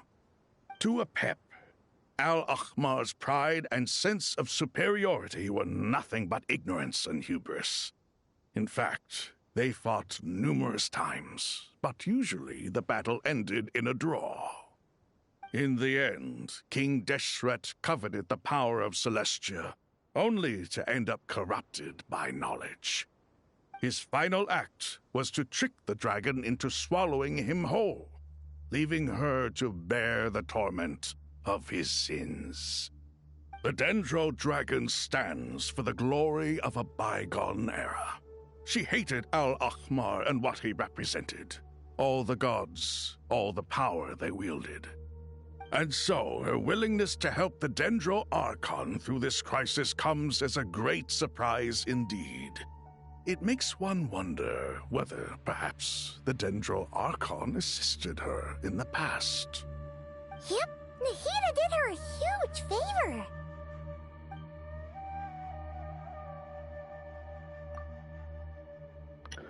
You tell Sobek about how Nahida helped to free Apep from her sufferings. So Lesser Lord Kusanali put an end to the Dendro Dragon's many long years of torment. As much as she loathes the 7, Apep knows kindness when she sees it. No wonder she was willing to make an exception. Yeah, that's the sense we got from dealing with her too.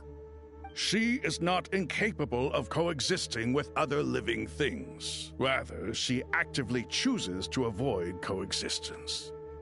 And this despite the fact that she symbolizes life itself. How ironic. All of this being said, I wouldn't expect too much from her if I were you. Nothing will change her hatred towards humanity and gods. We'll keep that in mind. Anyway, how much longer do you think Nahida needs to stay with Apep? Maybe we should go and pick her up. For all we know, the Fatui might still be in the desert. Just to be on the safe side, why don't we grab anyone who isn't busy right now and go look for her? I'm alright, Paimon. Huh? Was that Nahida's voice? It seems the treatment was effective. My headset is low on power, so we're going to switch to a different mic for a bit. It might actually be better. Anyway, BRB. Let me switch.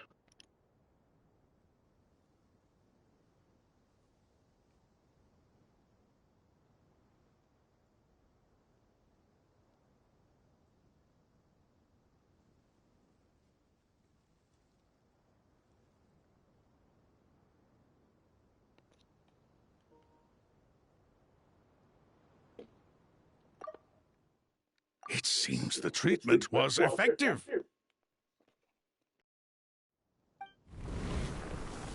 Since when do my deeds require your evaluation?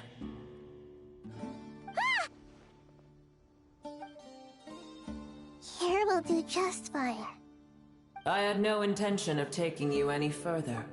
One ought not expect greater generosity than they have earned.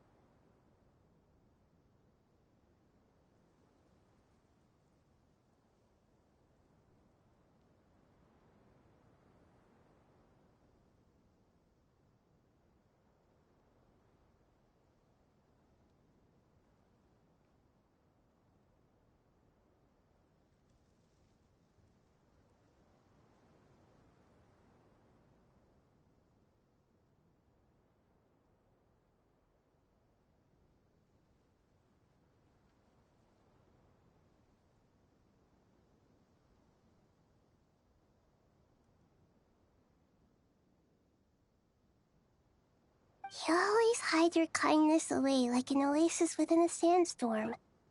Only those who make it through the swirling winds can know just how beautiful that oasis is, and how much hope it brings. You dare appraise my being? No, I'm expressing my gratitude. I want to thank you for sharing your precious life force with me.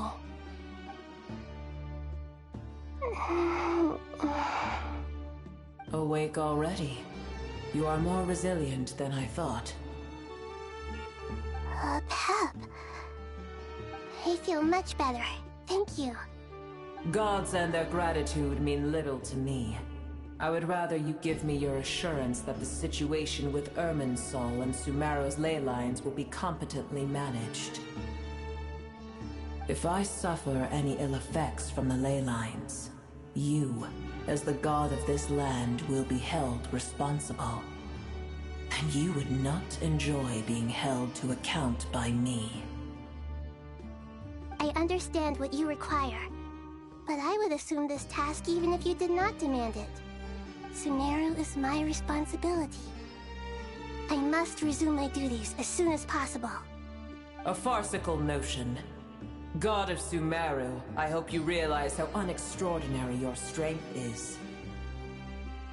And yet, maybe it is precisely what defines me.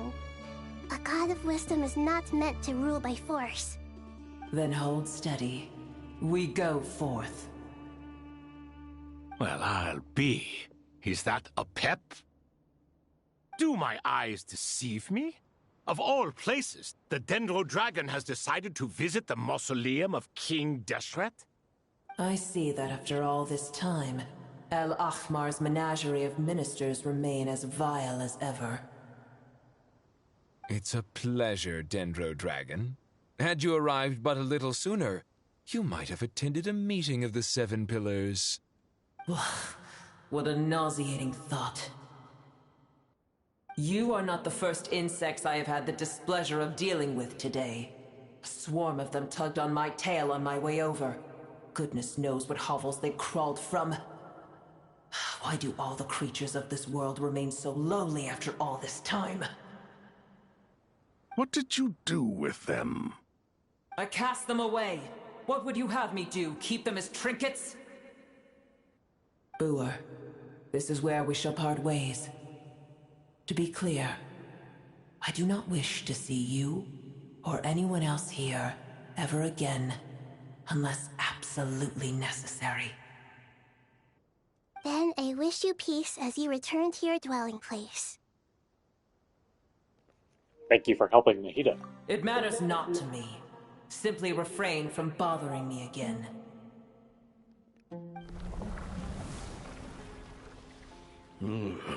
A force to be reckoned with. At times like this, I feel glad that she has no interest in any of this. Hold on, just hold on, okay? We're almost there. We made it. Huh? Wait, that voice! It's...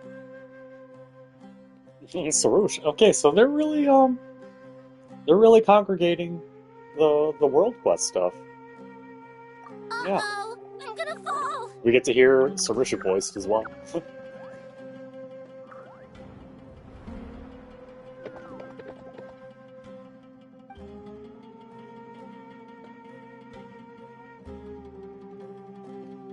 I got you.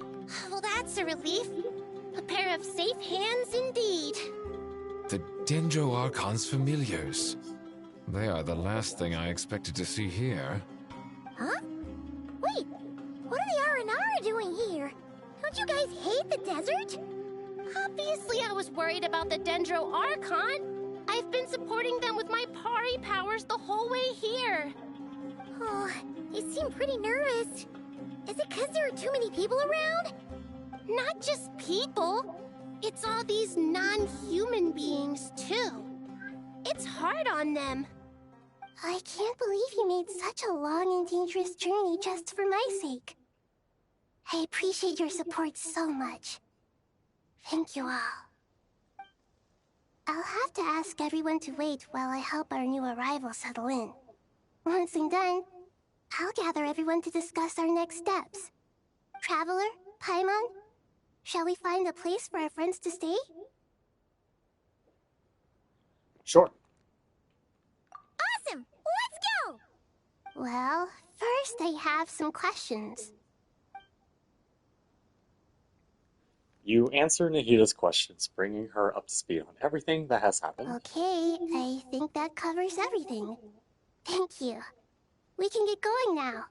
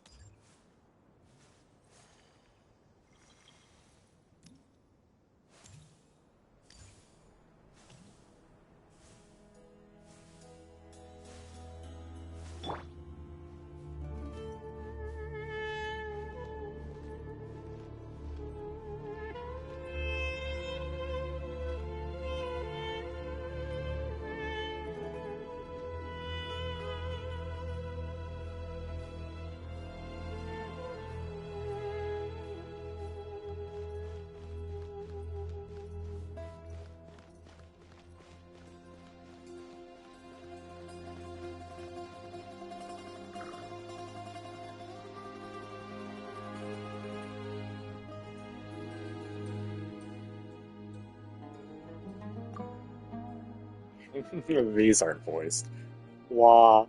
Big Dendro dragon threw us across the sky. So scary. But so many Nara here. Cheer up, Arbaz. They're all looking at us. Wait, they're all looking at us? Surely all those Nara can't see us. Nara are always so busy walking here and there. Hide, hide, don't let the Nara catch us. They can have the pot, but wait, no. The Nara can't take the pot? My sister said I have to look after it. They're not quite there yet, I guess. They're not quite there yet with having it all voiced, I guess. The Nara are coming. Hello, everyone. It's only Oh, us. that's so fucking jarring. But it happens in trails all the time. Yeah. But, I mean, I complain about it there, too. Oh, Lord of Dendro, Nara Traveler, and White Floaty.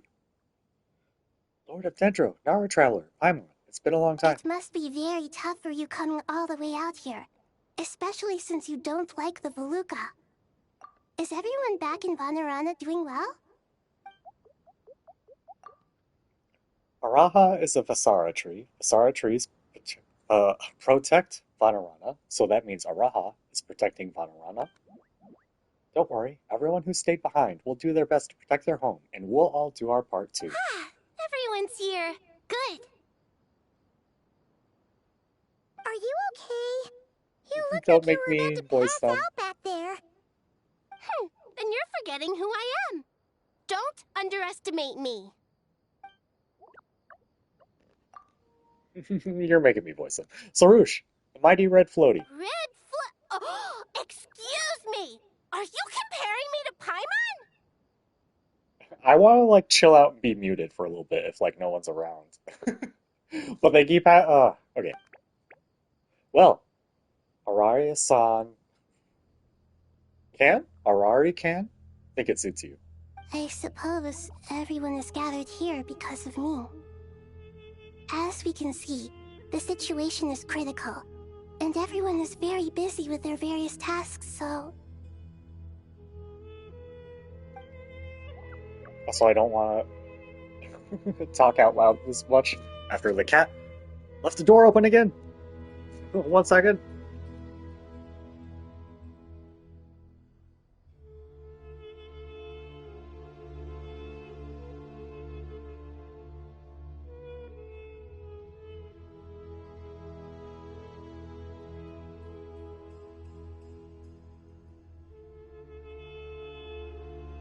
Man, so hard to just sit down and focus today. Sorry.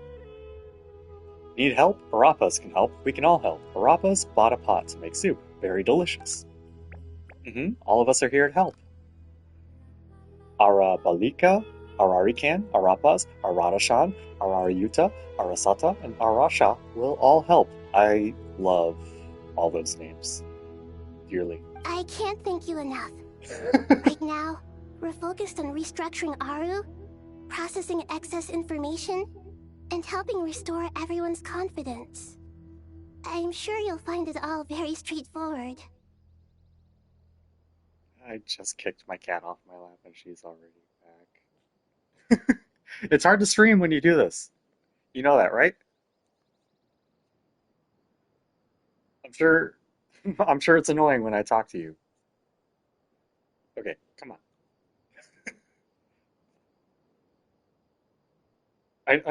She wants me to go to bed.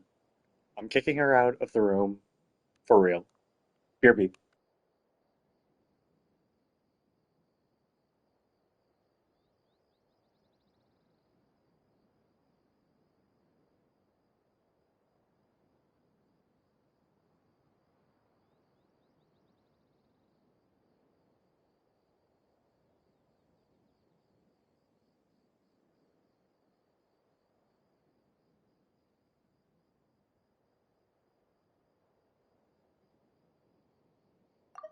I can't thank you enough. Right now, we're focused on restructuring Aru, processing excess information, and helping restore everyone's confidence. I'm sure you'll find it all very straightforward. I can help too. Just let me know where I'm needed.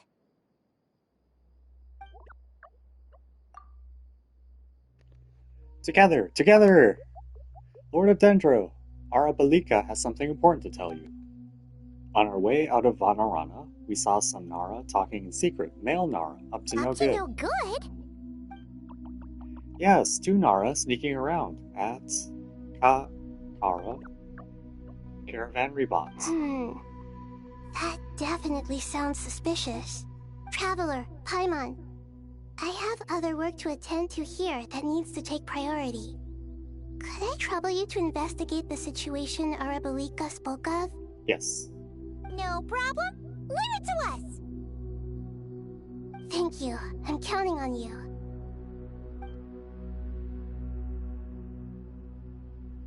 There's one other thing. If you are to work alongside the people of Sumeru, you will need to make yourselves visible to them. Is that acceptable to everyone? Look, I get it. There's all these stupid Naras. Or Aranaras. You're not gonna have a voice actor for all of them. But still, it is weird, you know? Well, if we really have to, I guess we have no choice. Don't be afraid, Arapas. You make the most delicious soup. Everyone will like you. There's nothing to fear. No one here will hurt you. But if you do feel afraid, don't worry. Just call my name and I'll be there.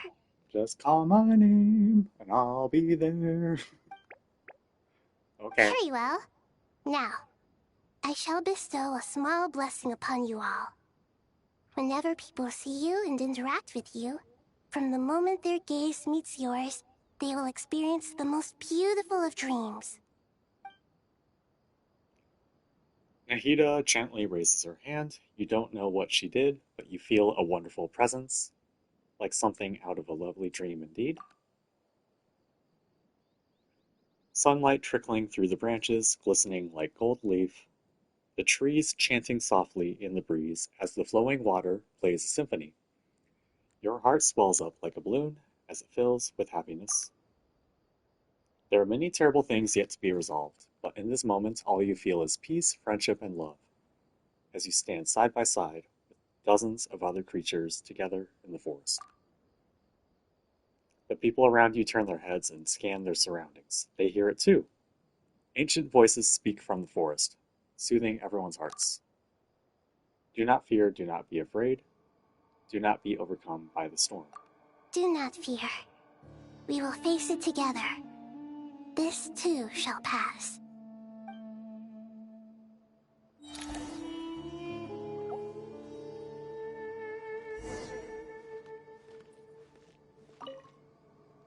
Okay.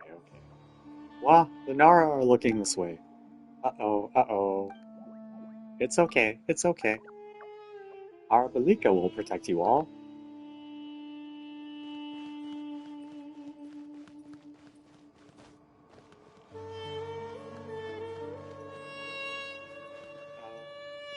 Isn't anyone off to the side, right?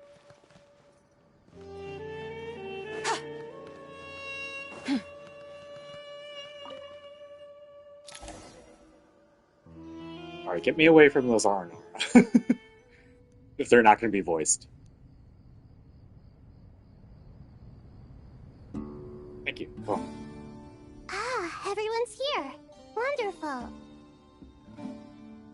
Dendro Archon, you're back. Are you recovering all right? You mustn't push yourself too hard. I'm doing very well. Thank you for your concern.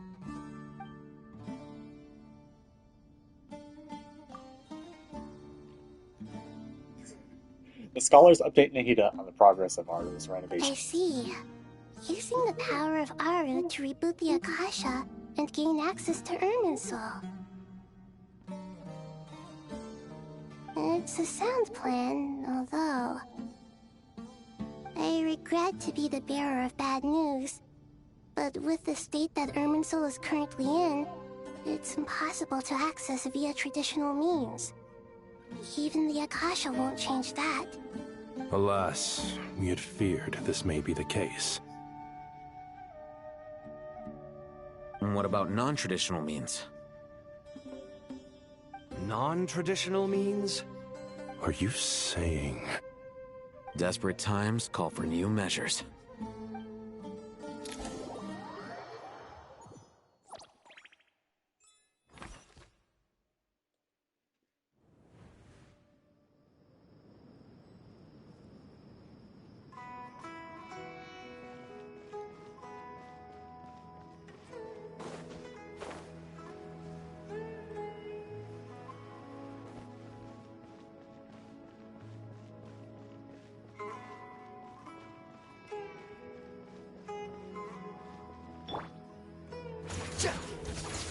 Squall Fury!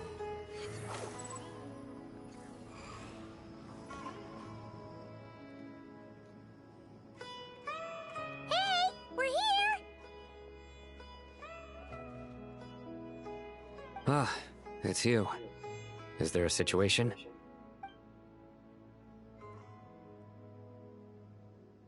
The Aranara have good intuition when it comes to people. In other words, there may well be a traitor among us.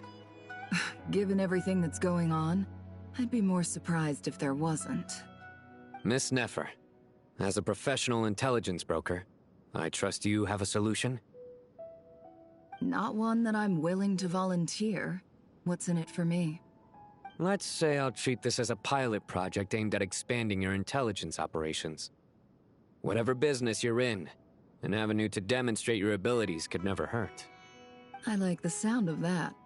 Glad we're on the same page.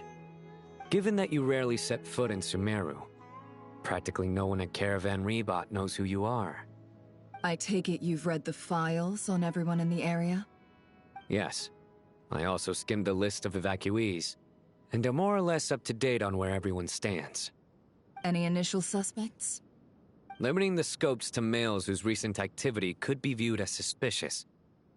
I've identified 3 names. The Aranara saw 2 people talking, but currently we only have 1 suspect.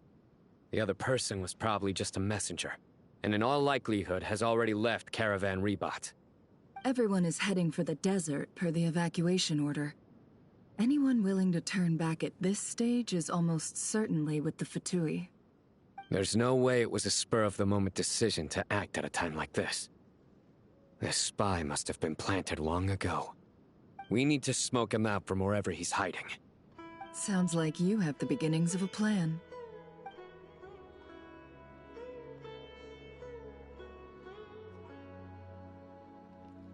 Sino and Nefer quickly exchanged intel and narrowed down the relevant information. I see. Your suspicions are well-founded. I'd be watching him too if I were you. So far, we still lack solid evidence that he's been bribed. He hasn't made any recent purchases that would indicate he came into some cash. Then let's get closer to him to confirm before we make our move. I can handle it. I'm not based in Sumeru, so barely anyone at Caravan Rebot knows who I am. And you're certain you've never encountered this person in Nodcry? I'm certain.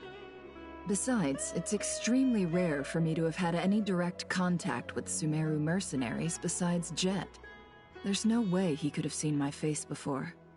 Sino, stay out of sight and wait for my signal. If he raises any red flags, I'll bring him toward the main road. Understood. I'll take it from there. Excellent. Well, it's a pleasure working with you.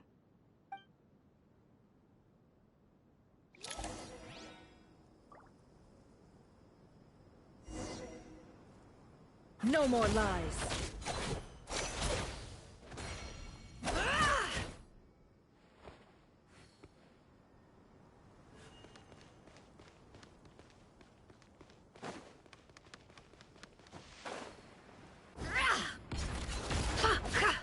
Can't hide this.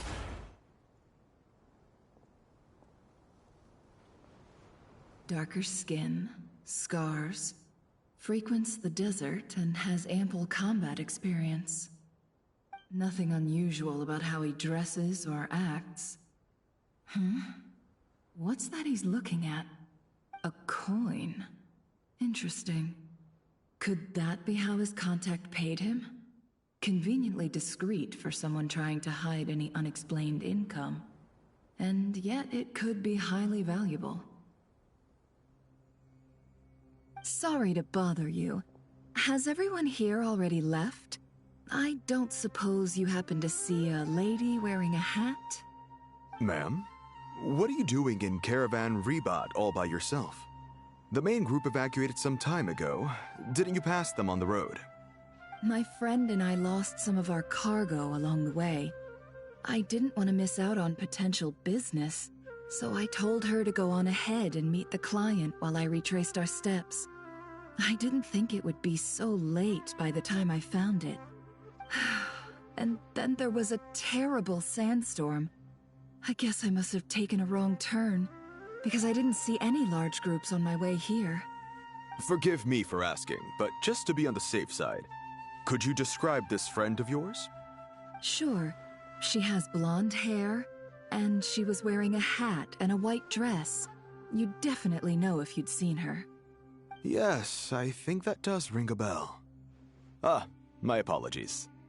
During this exceptional time, the Corps of 30 are under orders to be extra cautious when dealing with unknown people, whoever they might be.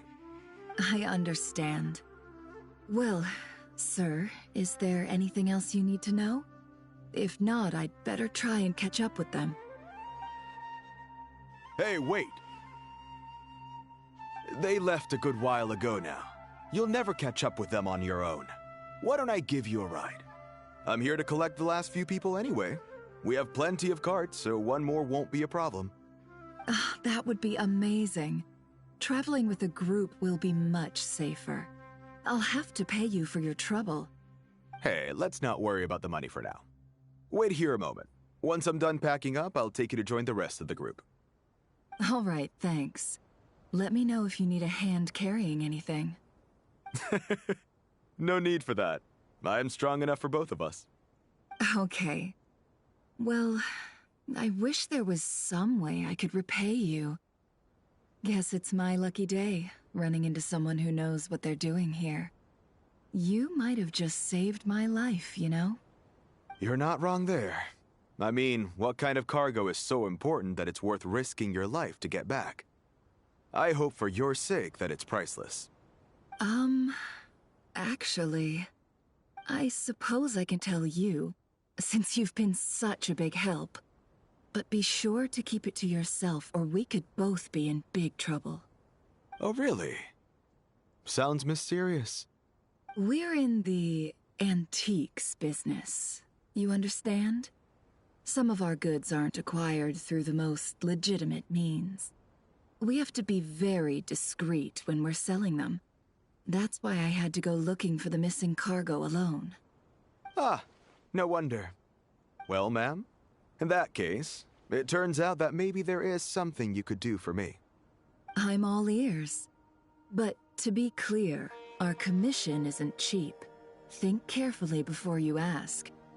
We don't want to ruin our relationship before we even hit the road. I'm sure that won't be a problem. My issue is, I have something that's a little difficult to sell on as well. Take a look at this.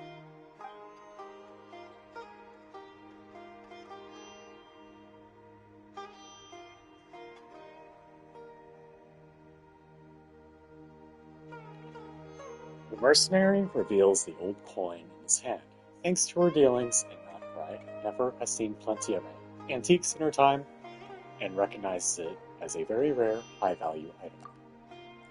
The ancient coin used to pay off the mercenary is made of pure gold. At first glance, it's hard to discern its country of origin. If sold to an astute collector, it would fetch a very high price. Pure gold? That's quite something. How'd you come across it? Dig it out of some ancient tomb? If you look hard enough, there are many treasures to be found in the mausoleum of King Deshret. It has no distinct Snezhnayan markings. That'll be why he's going with that story.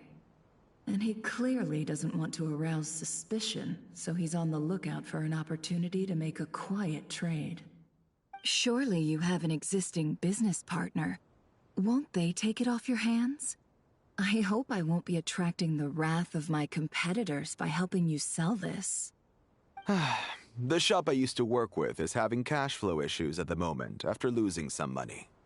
I'm under enough pressure as it is without having to deal with them. On the off chance anything went wrong, I'd never get my money back.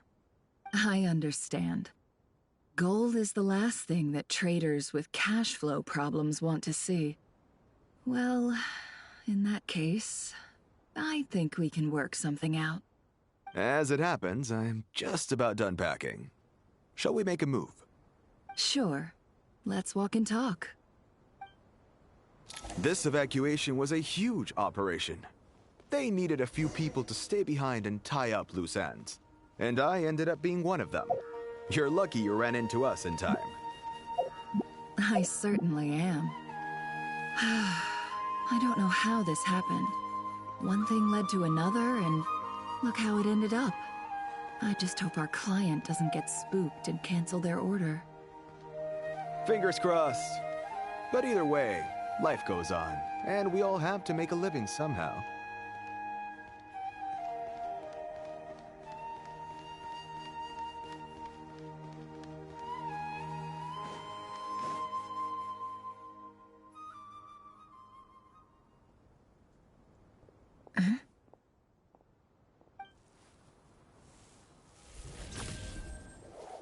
Hands where I can see them. General Mahamatra! No, wait! What are you doing?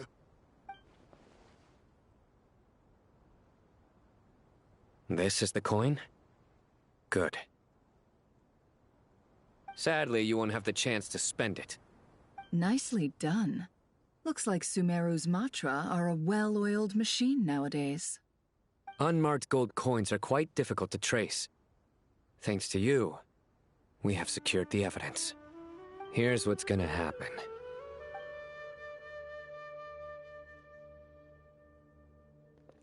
Sino nods to the group, then turns and leaves with the suspect. Before long, he returns with the intel he got out of the suspect. Southeast from here, leeward side of the hill. That's where he's meeting his contact. Great work. Candace tells me your interrogation skills are highly effective. Hers are quickly catching up. She's improved a lot in recent years. Looks like it's over to you for the next step. Because I'm quickest on my feet? Because you know how to trail a target. Plus, it'll be easier to monitor their activity from the air. Fine. I'll be quick. One more thing. The Traveler just brought a message from the Dendro Archon. Once you're done with this, we're to meet up at the mausoleum of King Deshret. Got it. Will do. Are you sure you'll be okay on your own? Gee, I don't know.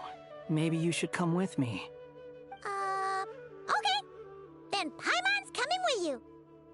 Really? You do know this is a stealth operation, right? Meaning, you have to be quiet? Paimon, are you sure about this? Well, Paimon at least wants to give it a shot. Like everyone says, if you never try, you'll never know. Besides, being the best guide in Teyvat has to count for something. This should be a piece of cake. Fine. Join me if you want. But be warned. If anything goes wrong, I'll have to gag you and shove you into a bush. No need! Paimon will be super careful. Promise! Good. Then what are we waiting for? Let's go. Ah! Coming! Coming!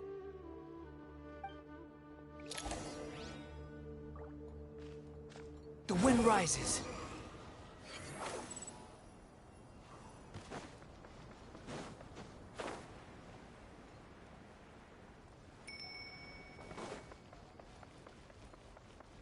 Squall and fury.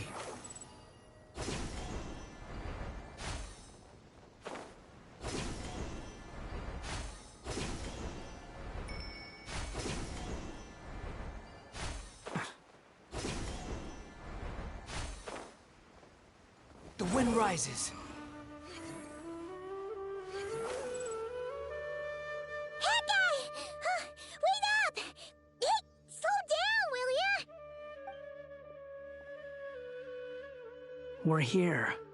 Now we wait. Okay, yeah, cool. Cool. What's on your mind, Paimon? Huh? Nothing? I thought all you cared about besides being a guide was food and sleep. Why the sudden urge to go on a dangerous mission? What's that supposed to mean? Paimon's been on plenty of dangerous missions before. But never on your own. You hardly ever leave the Traveler's side. Just saying. I'm kind of at loose ends right now. So if you did want to share, I suppose I'd have to listen. If not, suit yourself. Makes no difference to me. Hat guy? Do you think Paimon is useless? Oh, okay. I feel bad about shitting on Paimon now. What? Where's that coming from? When we were in Notcry, Paimon suddenly realized something. Even though Paimon's with a traveler every single day, whenever we face real danger, she can't do anything to help. Paimon doesn't get like this very often. She just got really scared when the traveler got kidnapped that time. What if he never came back? What would Paimon do then? And the more Paimon thought about it, the more useless she felt. But Paimon doesn't want to be a burden. Paimon wants to be a friend who's actually useful. Does that make any sense? You know, that feeling of just being completely useless and... Oh. Paimon probably sounds so ridiculous right now. You asked the right person. Boy, do I know that feeling. Oh, hat guy. I'm not gonna try and encourage you. What I will say is this. When you start doubting yourself, you have two choices. Give up or change. Damn. You have to make the decision to move forward. Otherwise, no amount of consultation from other people is gonna help you. So ask yourself, what do you want? To get stronger? To learn more? Whatever it is, go do it. You won't have any regrets if you can at least say that you tried. Alright. Surprisingly, yeah, I relate to feeling useless, and hearing that was actually maybe what I needed to hear as well, aside from Paimon. Something's not right. Shouldn't they be here by now? Paimon, is it just me? Or is it a little too quiet around here? Should Paimon take a look? We'll give it another hour. If nothing happens, we head back. Okay.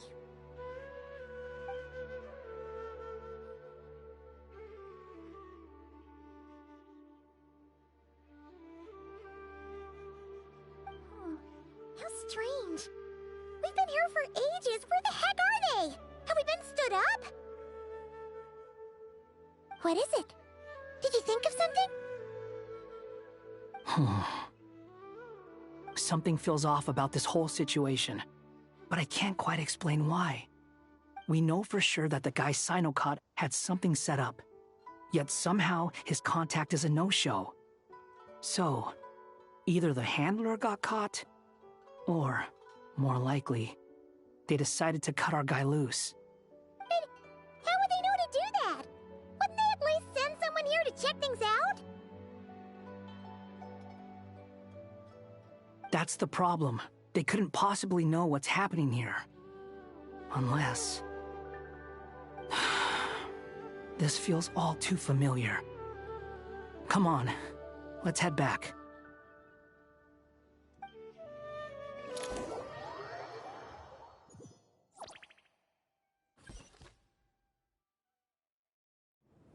Even though this isn't a formal meeting, I'd still like to start by saying how grateful I am to each and every one of you. Thank you all for coming here and standing by our side. Shesipank and Bennu are currently assisting the scholars with the maintenance of Aru. Please forgive their absence.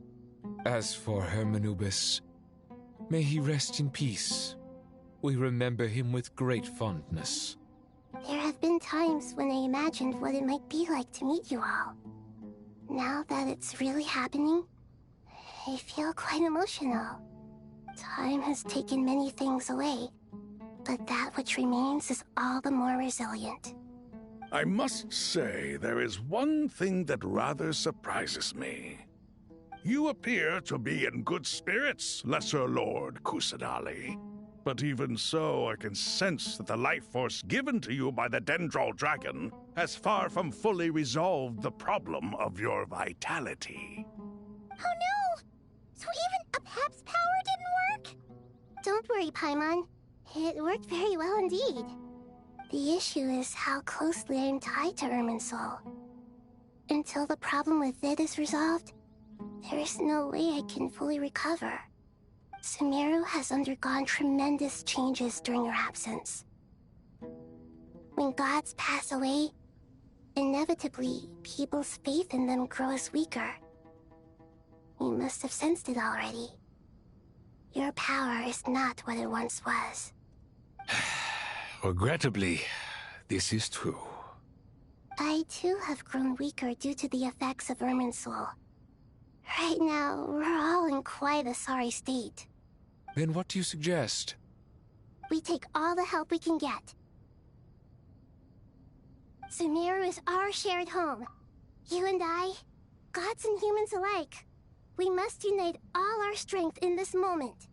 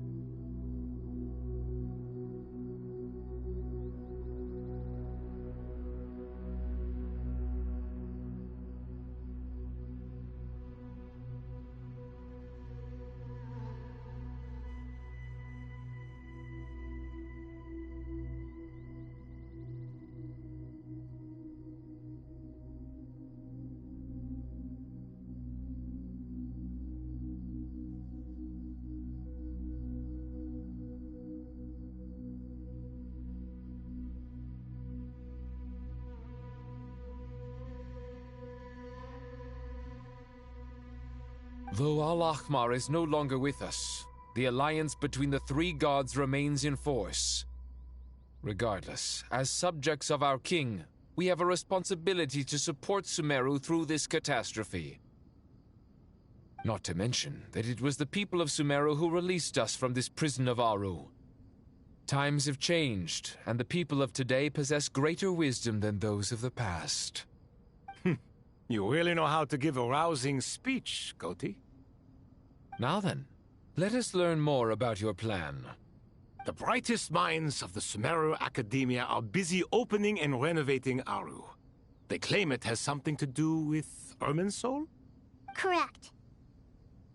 Irminsul has existed in Teyvat since the very beginning. But during the Age of the Dragons, it did not possess the significance it holds today.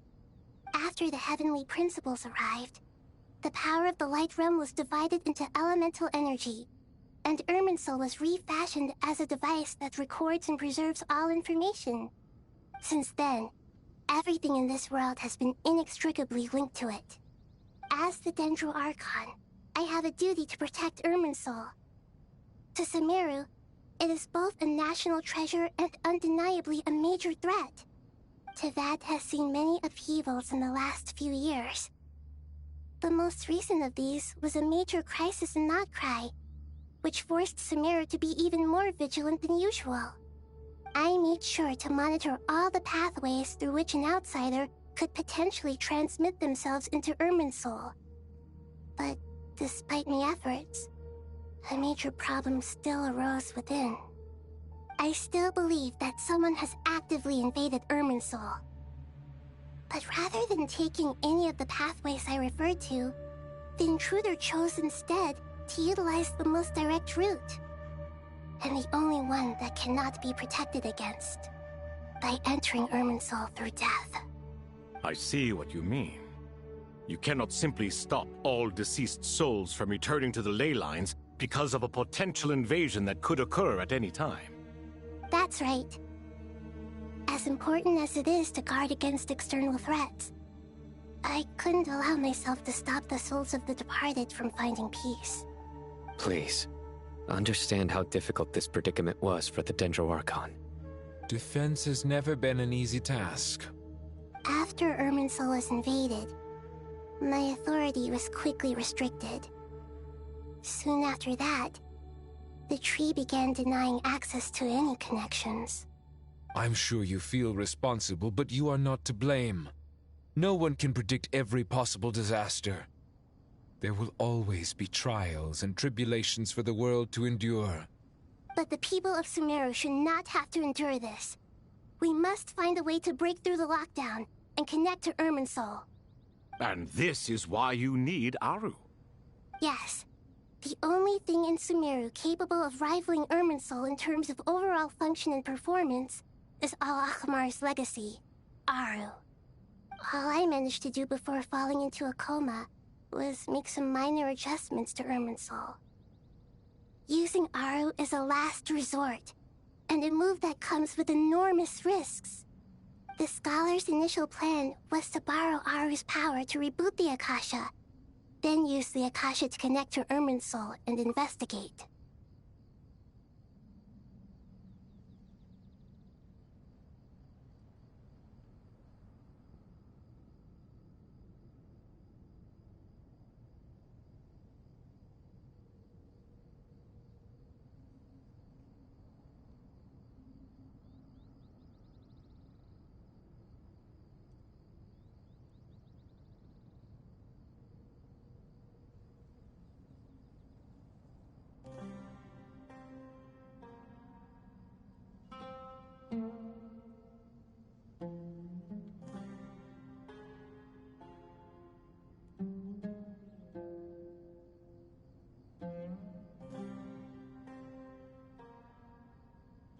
Unfortunately, Irminsul has suffered far greater damage than they first thought, rendering that plan futile.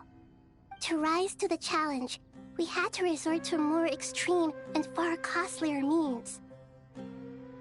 This has led to a number of new contingency plans. To reclaim Irminsul, our brightest scholars have made further modifications to Aru with multiple goals in mind.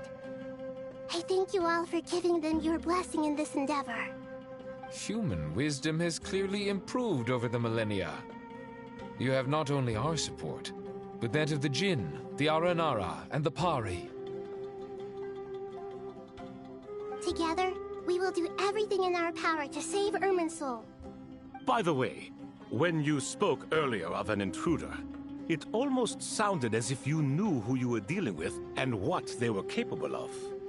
Well, since you ask.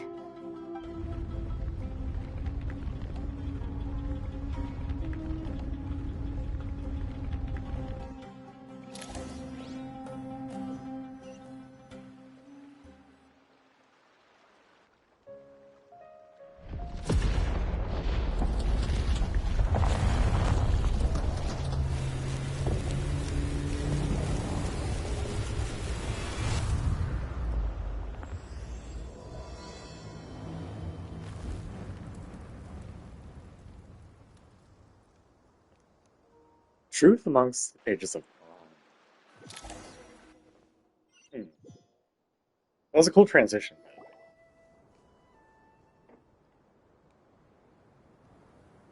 Master Tainari! What is that? Is this Irminsul? How did this happen? What's going on inside? Luckily, we managed to evacuate everyone. What in the world was that? That was terrifying! Nahida. So this is the catastrophe she's been fighting against all this time? Oh my. I understand now, Dendro Archon. You make yourself quite clear indeed. Not once over the millennia has Irminsul been so terribly afflicted as this. Please continue, Dendro Archon. Irminsul's root system is what comprises the ley lines. In the past, it has always been hidden away, going unseen by the general populace. But now, an evil intruder is making it reveal itself. It has become a tree of unbridled greed. A clear sign that a deranged experiment has advanced to a new stage. Blasphemy. From where I stand, an experiment in the name of blasphemy sounds rather improper. But if we are to honor Dottores' will, this is what we must do. The birth of this tree proves to me beyond doubt that this incident is connected to him. But to explain the situation in full, there is someone I need to tell you about.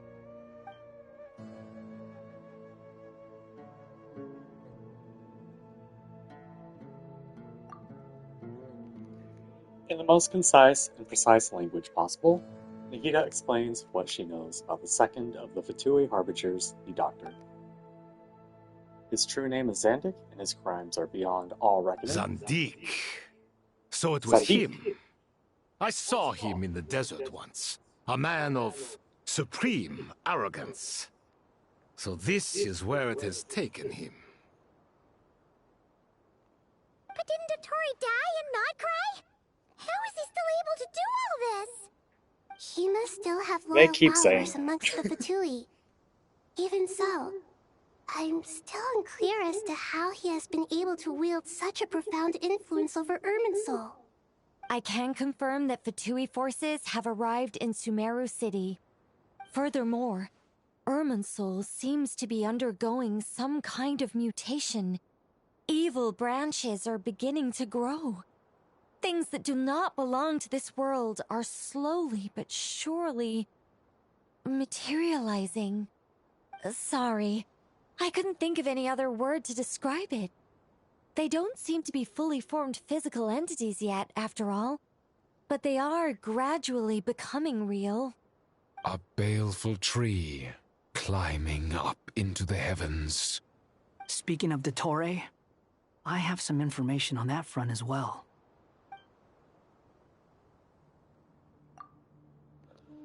Wanderer recounts how he and Paimon went to the meeting spot, only to find no one waiting for them. I didn't think it was wise to state this out in the open. But my theory is, the mole wasn't cut off after he was caught. They wrote him off from the beginning. You mean, the Fatui never intended to follow through with him? Then why plant a mole at all? It's hardly a conventional strategy, and the rationale behind it is pretty twisted. But as it happens, I know someone who works exactly this way. And when it comes down to it, his goals are very simple. He just wants to confuse people, so they can't figure out what he's up to. He's been a collaborator of Dottore's from the outset. That fact alone confirms that Dottore is involved with this somehow.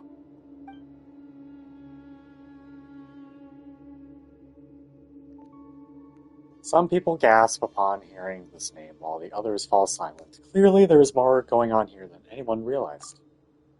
Nahida proceeds to summon all relevant parties for a lengthy and in-depth meeting. Thought we were already doing that. Nahida gives a detailed explanation of the enemy and the potential scale of the crisis. After further intel provided by Nicole and Nefer, a plan is formulated, and everyone prepares to get to work.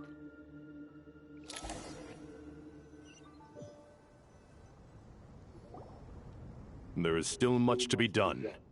Everyone, please remember our core strategy. As per the discussions, the following groups must act immediately. Mr. Al-Haytham and Mr. Kave The next phase of the Aru renovation project must begin right away. Godspeed to you both. We'll give it everything we've got. The plan looks feasible, but the implementation will require certain resources. General Mahamatra Sino and his team will help to procure the materials required for modifying the terminal. No problem. I've already spoken with Sethos and Hat Guy, and they've agreed to assist me. This kind of thing is best left to the fleet-footed, right? Hat Guy? If it's efficiency you're after, we're the right people for the job. Following up on the elemental energy amplifier we discussed, Ms. Dory, I assume you're the one most familiar with the status of this project. Aside from the Dendro Archon, of course. Yep, that's right. Leave it to Lord Sangama Bay. Got it. Well, I'd like Madame Farazan, Kale, and Nicole to support Dory on the technical side. You can count on us. Will do. Rest assured, I'll take good care of Kale. Dia, Candace, and Nefer, you'll be in charge of negotiating between the various parties. I trust you remember our goal. You bet. We can handle it. Good. I believe that covers everything. Tainari will provide ad hoc support as needed, if that's okay. Poor Tainari. Must be tough being Nephis' student. Getting bossed around all day, every day. Hey, don't try and drive a wedge between us, you old rascal. All it says to me is that Master Nephis has faith in everyone's abilities. While I'm nominally here as backup, I doubt there will be many situations where my help is needed. Exactly. Finally, Traveler, you and I will head to the border between Sumeru and Natlan. Once that task is complete, I'll be asking some of you to accompany me to the Eternal Oasis. The Eternal Oasis, an oasis where time stands forever still at the moment of a grand feast, built upon a divine nail that fell in ancient times. The scene within remains unchanged, echoing with the lingering resonance of an eternal pact between three rulers. The Eternal Oasis? I thought that was just a legend. So it does exist after all. Regarding your trip to Natlan, under normal circumstances, a meeting between our two nations would be a far more formal affair. Unfortunately, Sumeru is all but completely cut off from the outside world at present. So regretfully, we won't be able to give the Pyro Archon Mawika the grand reception that she deserves. My apologies for the inconvenience. Not a problem. We'll do our utmost. No point putting too much pressure on yourselves. That goes for everyone. Right. Especially you, Dendro Archon. I'm sure you're still feeling quite weak. Don't worry about me. The Dendro Dragon's life force will sustain me. Plus, we'll be there every step of the way. Nahida will be just fine. Yes. I believe in myself. And I believe in every one of you. Well, time to get going.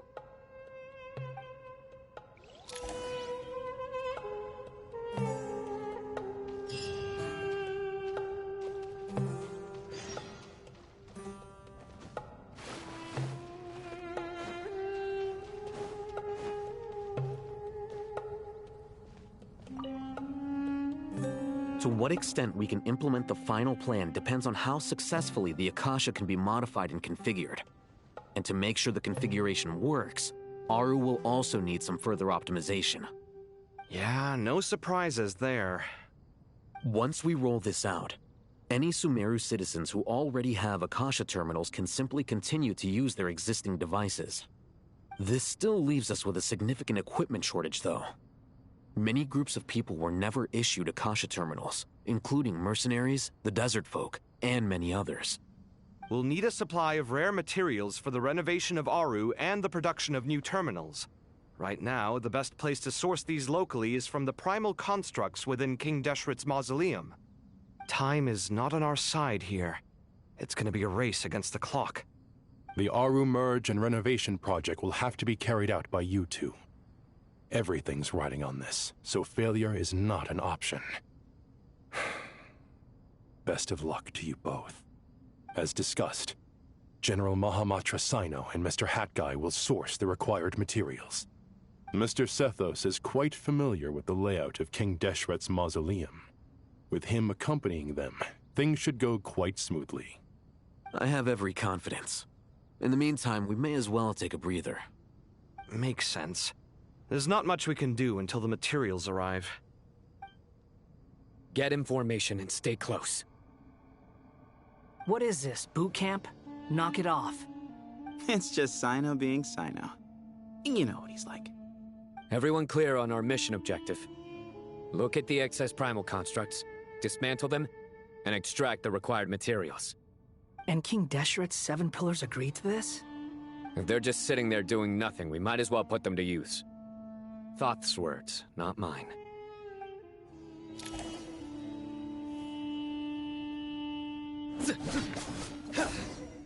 Nowhere to run!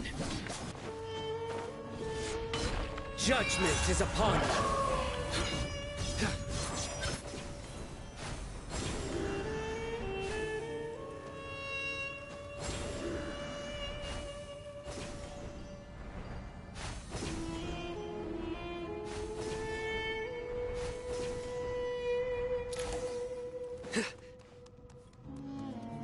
Surrender!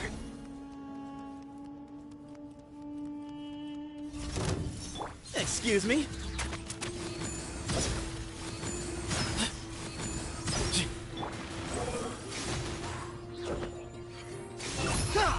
You dare to gaze upon me? Give me some space. Squall and Fury. Futile!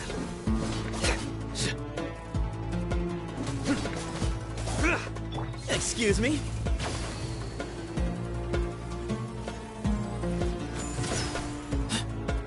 Nowhere to run! Behind you! Behold! Yeah!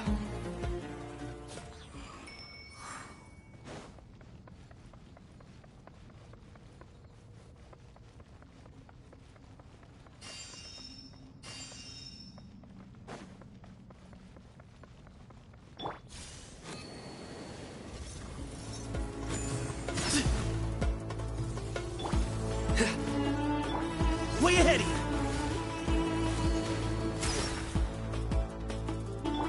Surrender! The wind rises.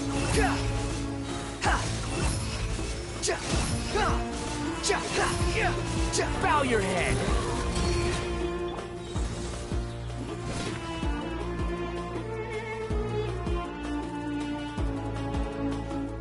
Through me, justice is served!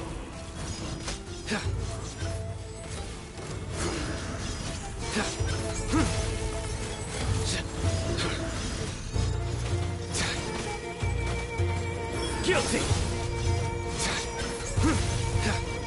You stand condemned! Excuse me? Move or be moved! Squall and Fury. Search for it.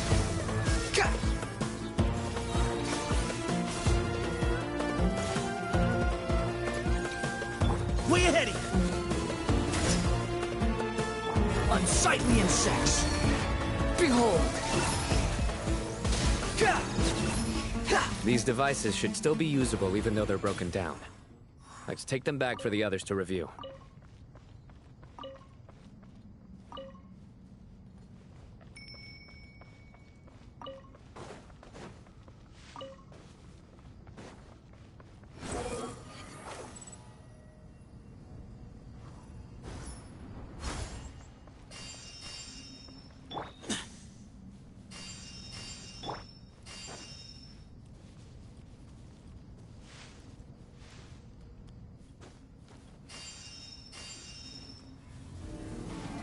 Futile! Give me some space.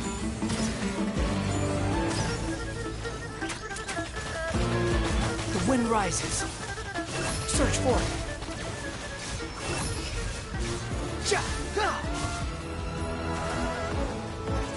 Way ahead of you! Nowhere to run! Your sins weigh upon your soul! Guilty!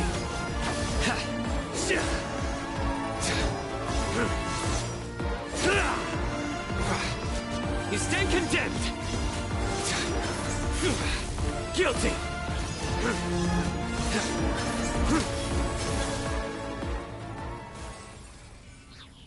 How many do we need again?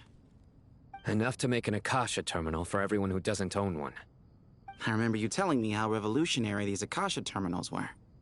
You've used one before, right? The Academia declared the Akasha to be the most powerful and comprehensive wisdom dissemination system in history. That should give you an idea of how powerful it is. Certainly sounds impressive. Neither Hat Guy nor I have ever had an Akasha terminal. Well, if it all goes to plan, that's about to change.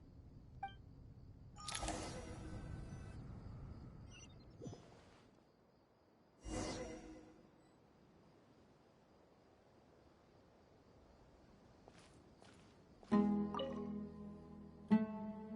goody! Thank you so much for handling the delivery. What a long way it was. You've really outdone yourselves. I'm well aware what a bumpy, dangerous journey it must have been.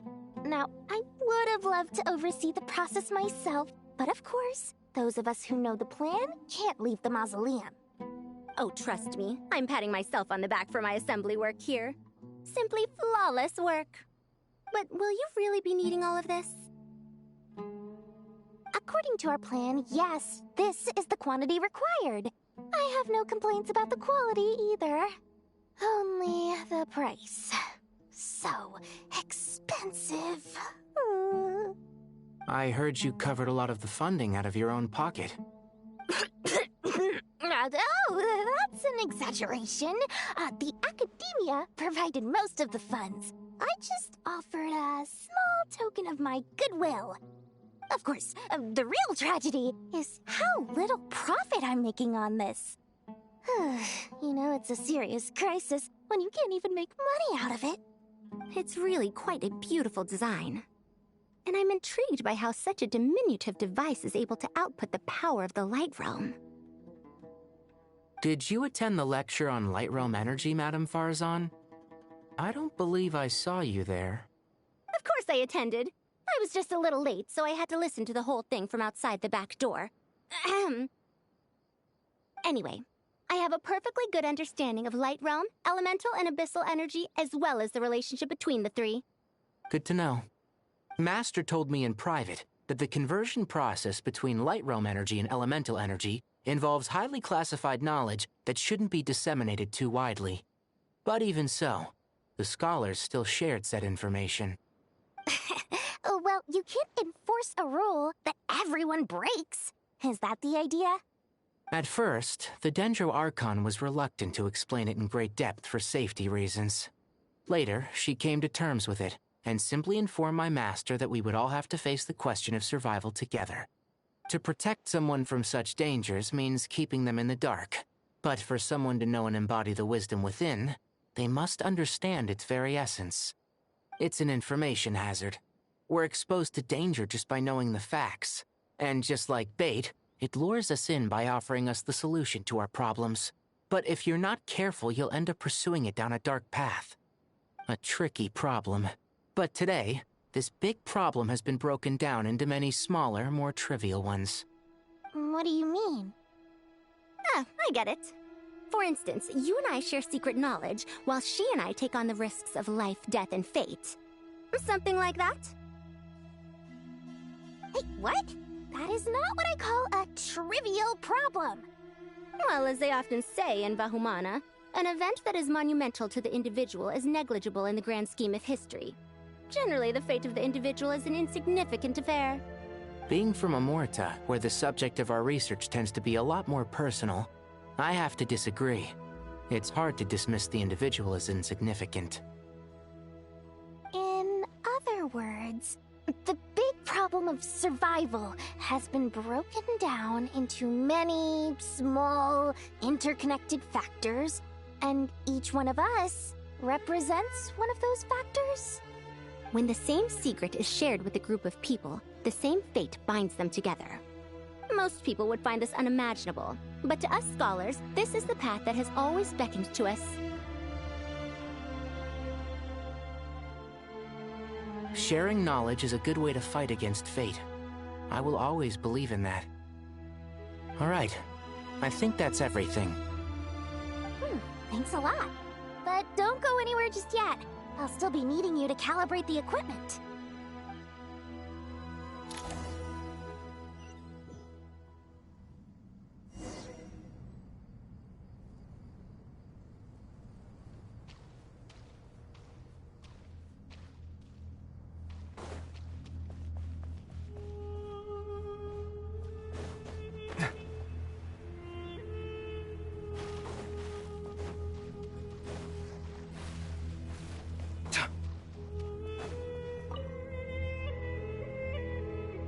Okay, the materials are ready. We can proceed with the next phase. Alhaitham, how are you getting along? Most of the information in Aru is written in ancient desert scripts. Some of this is written in a tribal language, while other parts seem to be a variant of an Oasis script, based on the glyph forms. Oh. Not lost to history, I hope. Some are. All we can do is infer the meaning based on the rules of related languages. Although, this section actually fills in some of the missing historical record. I'm transcribing it so we can bring it back to the Academia. After Aru started up, 2 more lines of text appeared here. Can you read them? Humans may not read what is written by the gods, except by not reading. Victory should not be easy to attain, for it symbolizes divine wisdom. Knowledge must not waver, for it has external borders. Is this a clue to solving a puzzle? Or is it being symbolic? You can't read it unless you don't read it. Victory is wisdom. Knowledge is confined by borders. Wait, I think I've got it. It's a metaphor, isn't it? It's talking about... a chessboard.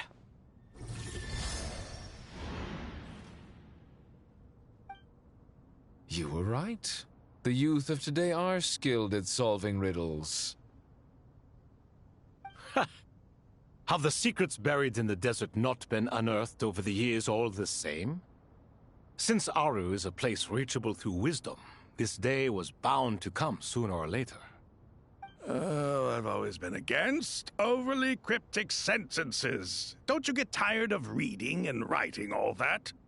Ah, it's you 3. Just in time. We've been delving deep into Aru, and now this board has appeared. I've heard this was how you'd while away your free hours. You must be quite the experts by now in that case. It is true.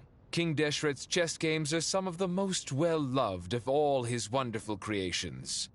If you have ever been to Safhe Shatranj, you may well be familiar with the chess pieces you see here. Is this chessboard supposed to be another visualization of the interior of Aru, then? Naturally. Visitors, everything is ready. Only by completing the challenge on the board in accordance with the rules will you be permitted to overwrite Aru. 1 second. It's not dangerous, is it? Dangerous?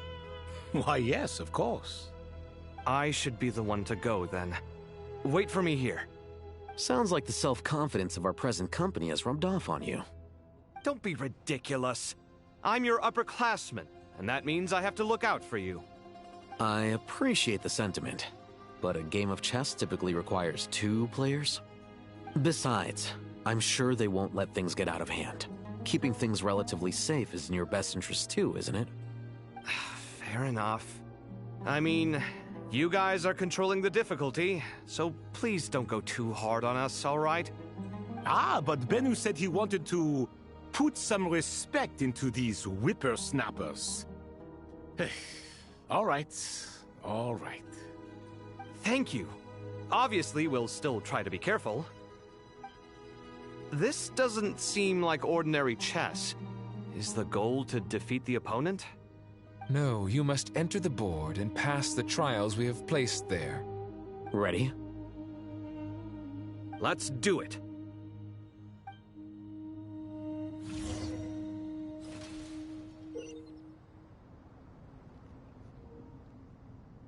During the chess trial, Al-Haytham and Kaveh must move separately, consuming actions as they do to traverse the obstacle-strewn chessboard. The trial can only be passed once both Al-Haytham and Kaveh have reached the end. The areas that Al-Haytham and Kaveh pass through will be marked. Al-Haytham is unable to enter an area that Kaveh has marked and vice versa. Returning to an area that has already been marked will remove the mark and return the actions previously consumed. Kaveh can move some of the pieces of the chessboard, but he can only push them towards empty areas. Al-Haytham can activate some pieces of the chessboard to unlock certain areas. These areas then become passable. Okay. The first trial is posed by me. I don't think this is gonna stop us. Ah, but the key to this game lies in working together. Otherwise, you will be deemed to have broken the rules. Looks like it's up to me. Marak, can you open it? King Deshret's favorite primal construct.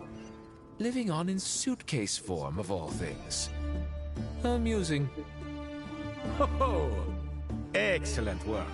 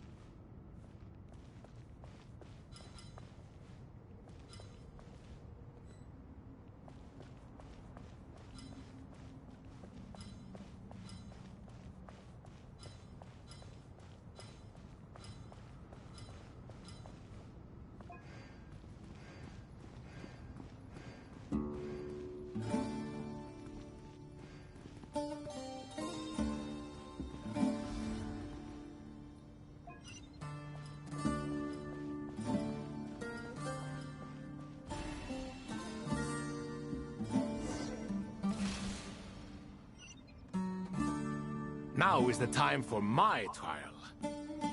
Now, don't be nervous. I'll make it nice and easy for you. Really? Thanks in advance. We appreciate it.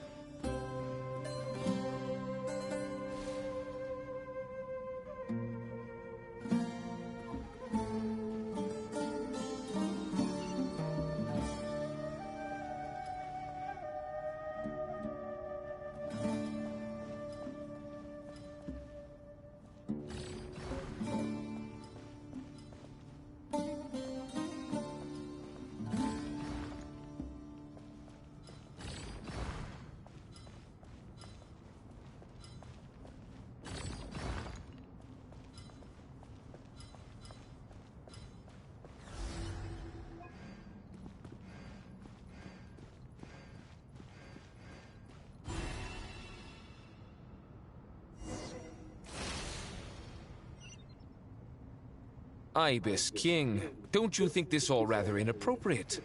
You may as well be handing them victory on a silver platter. Do not expect me to follow your lead. Ha! Suit yourself.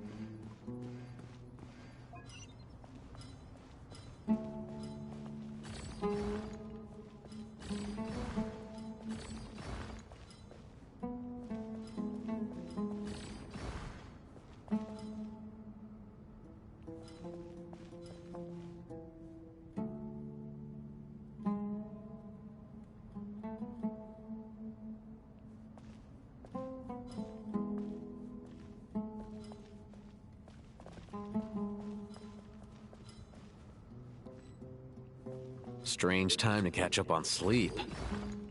I'm not sleeping, I'm thinking! It's not that simple, you know.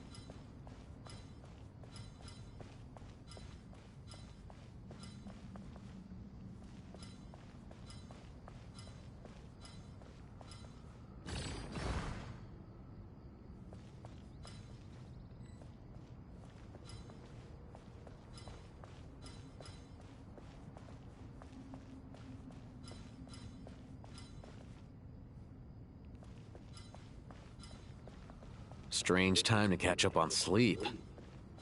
I'm not sleeping, I'm thinking! It's not that simple, you know.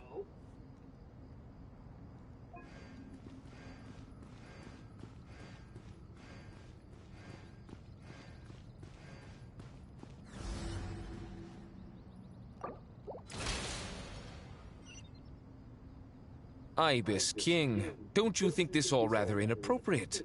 You may as well be handing them victory on a silver platter. Do not expect me to follow your lead. Ha! Suit yourself.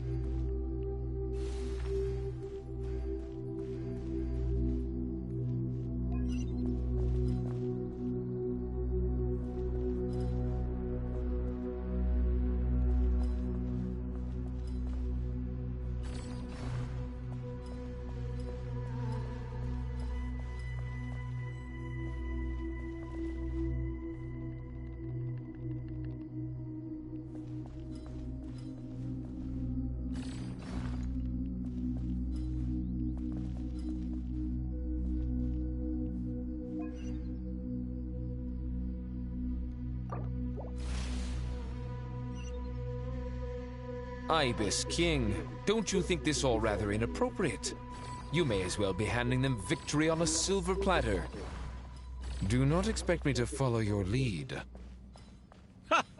Suit yourself.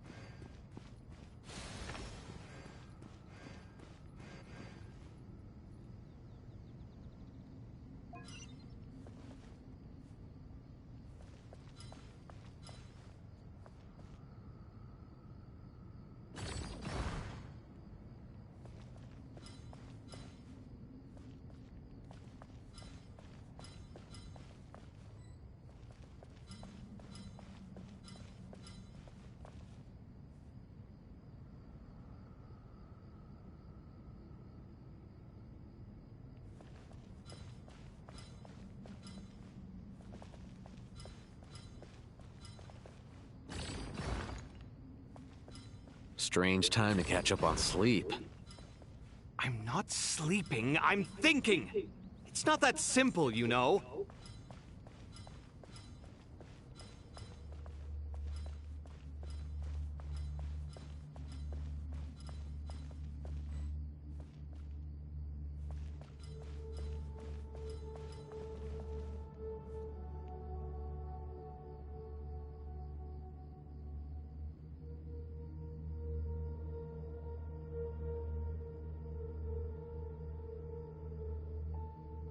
Strange time to catch up on sleep.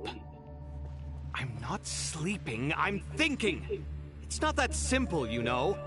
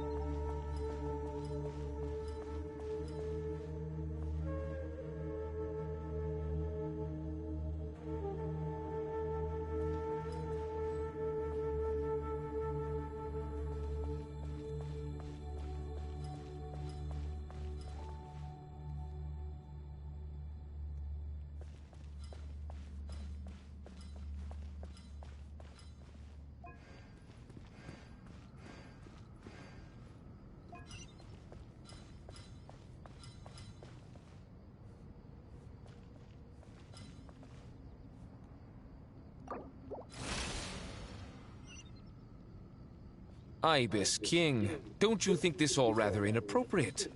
You may as well be handing them victory on a silver platter. Do not expect me to follow your lead.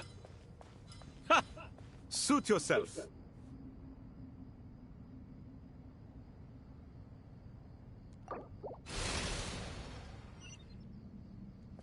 Ibis King, don't you think this all rather inappropriate?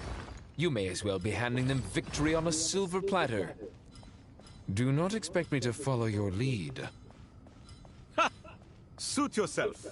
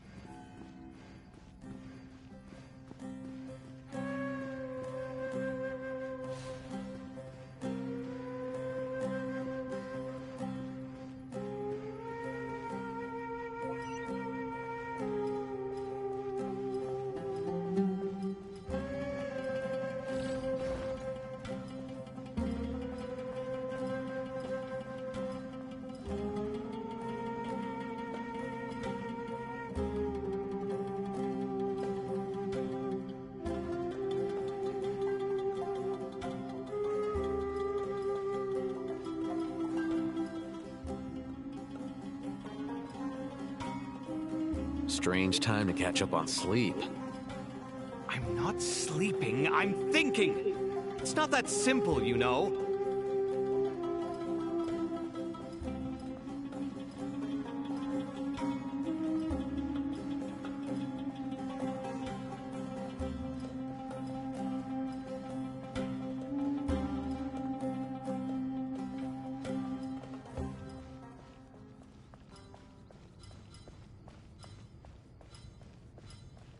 Strange time to catch up on sleep. God damn it, shut I'm up. not sleeping, I'm thinking. It's not that simple, you know.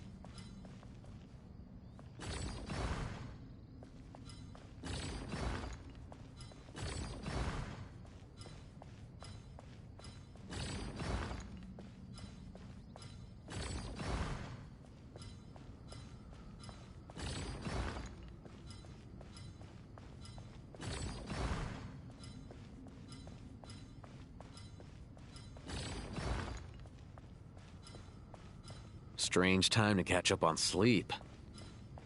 God damn it. Sleeping, I'm thinking. Now I know why It's not Kamei that gets so simple, mad. you know.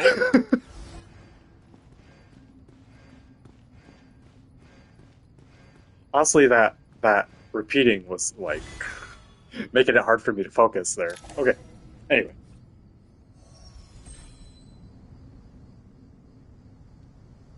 Done. Finally. It's over.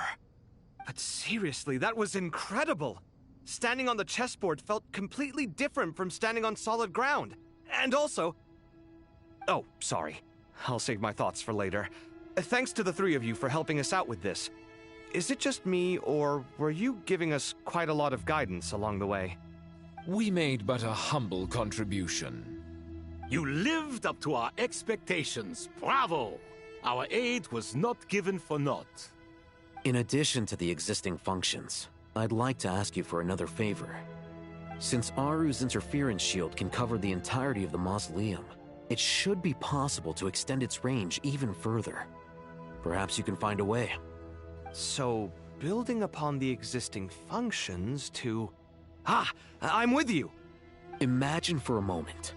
What would the ideal outcome look like if this function were compatible with the devices? I agree. This is the best solution possible. Please, everyone, we beg you to help us. Me, oh my! Well, since you ask so very nicely, I suppose... Goti? Kroko? What do you say? Naturally.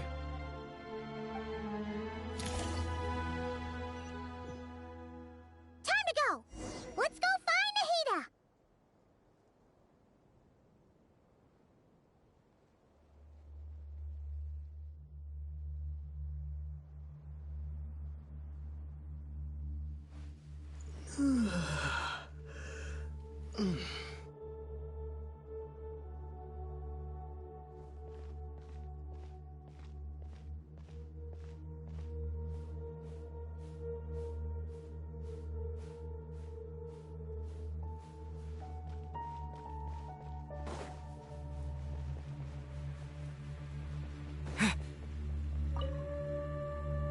There you are. Miss Nicole truly is an angel. She shows great wisdom in guiding others, and she has already sent word to Natlan on our behalf. She said that while the other members of the Hexen Circle are busy with important work, she is quite free, and she is more than willing to accompany the people of Sumeru for the entire journey. Oh, there's Nicole, all right. Always super patient and loves to help everyone out. She's the best. She is. So kind and enthusiastic. Well, time for us to get going. Let's head out.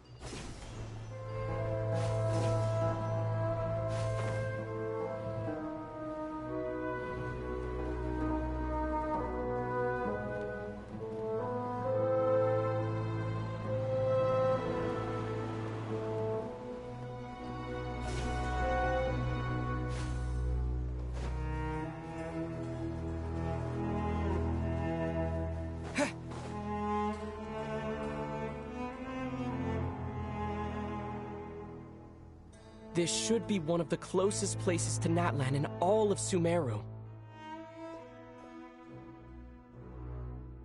There's the barrier Nicole and Nefer mentioned. It completely cuts this nation off from the others. But why? Why separate you from the rest of the world now, specifically? And if I'm not mistaken, Irminsul was polluted once before, wasn't it?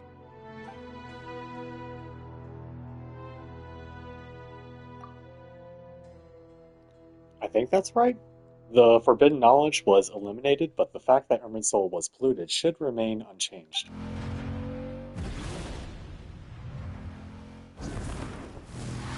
Hello, Mavuka. Good question. I'm wondering the same thing myself. That voice. Mawika!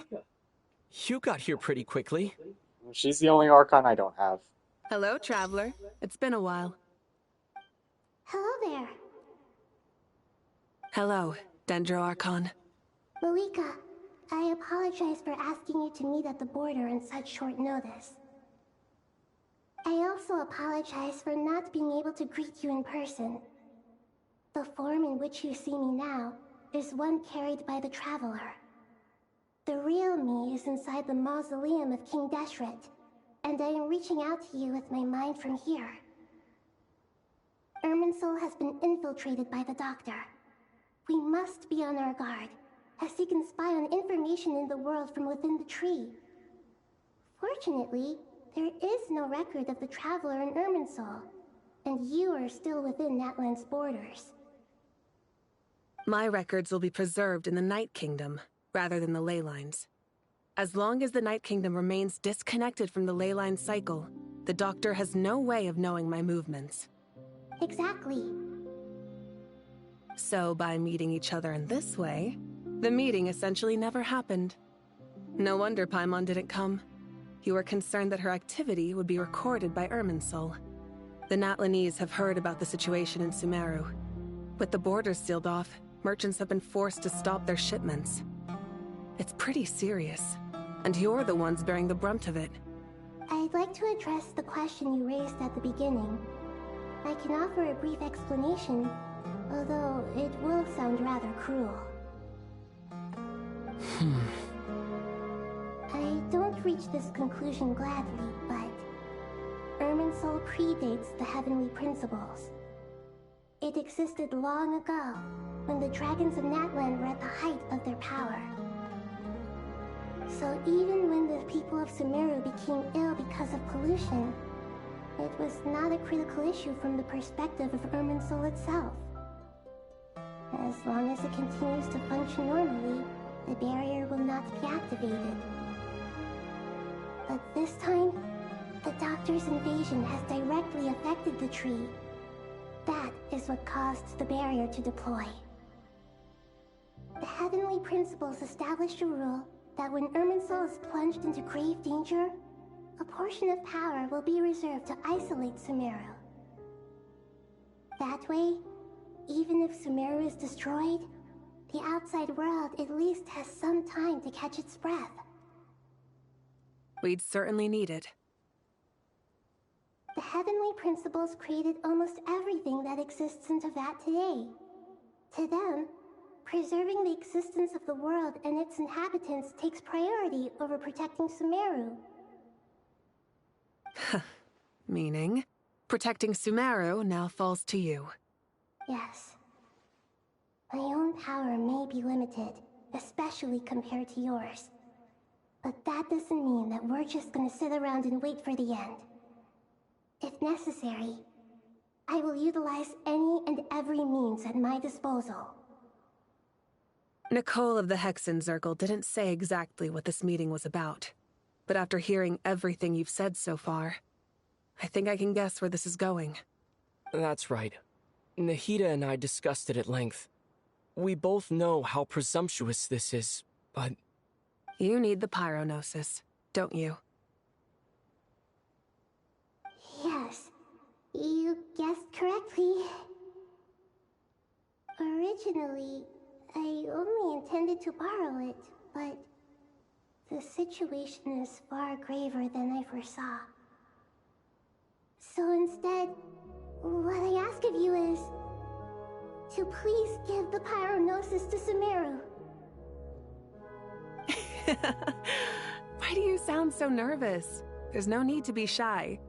Surely a gnosis is pretty important to a god.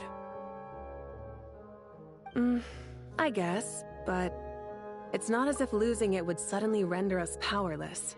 Yeah, I mean, look at the history of the Archons up to this point. You don't need the Gnosis. They don't need it that much. But I'm sure you don't need me to tell you that. With all the nations you've traveled to, Yeah. and all the gods you've met, you must have realized My that Wika by will now. probably still be my Wika, so... As far as I'm concerned, a gnosis is basically an elemental energy Yeah. enhancer. But I don't usually use it. You know me. I like to think I'm pretty strong without it. Yeah, not about to dispute that. So you see, you don't need to sweat it. Here, take the pyronosis. Huh? Just like that? Uh-huh, just like that. To tell the truth, I've always toyed with the idea of giving it to someone who needs it more than I do. I know you accompanied Nahida here to try and increase the chance of success. It's a good thing you did, because your involvement is one of the main reasons you've managed to persuade me. Are you sure about this?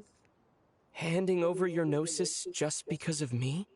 I won't try to quantify it, but trust me. Handing over the gnosis to Tumaini is far from the craziest idea I could think of. Besides, even if you hadn't come here personally, I think I still would have agreed to Nahida's request. Irminsul doesn't just affect Sumeru. It impacts all of Teyvat. I know all too well how difficult it can be to protect the things you care about. So logically, morally, or however you want to cut it, helping you is the right thing to do.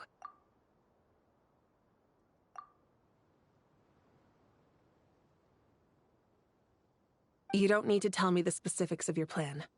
Where the Gnosis is involved, the tighter the secrecy, the higher your chances of success. Moika, my heartfelt thanks go to you and the people of Naplan. Don't mention it. But now, for the hard part. How do I actually give it to you? The Irminsul barrier is right in the way. I have an idea.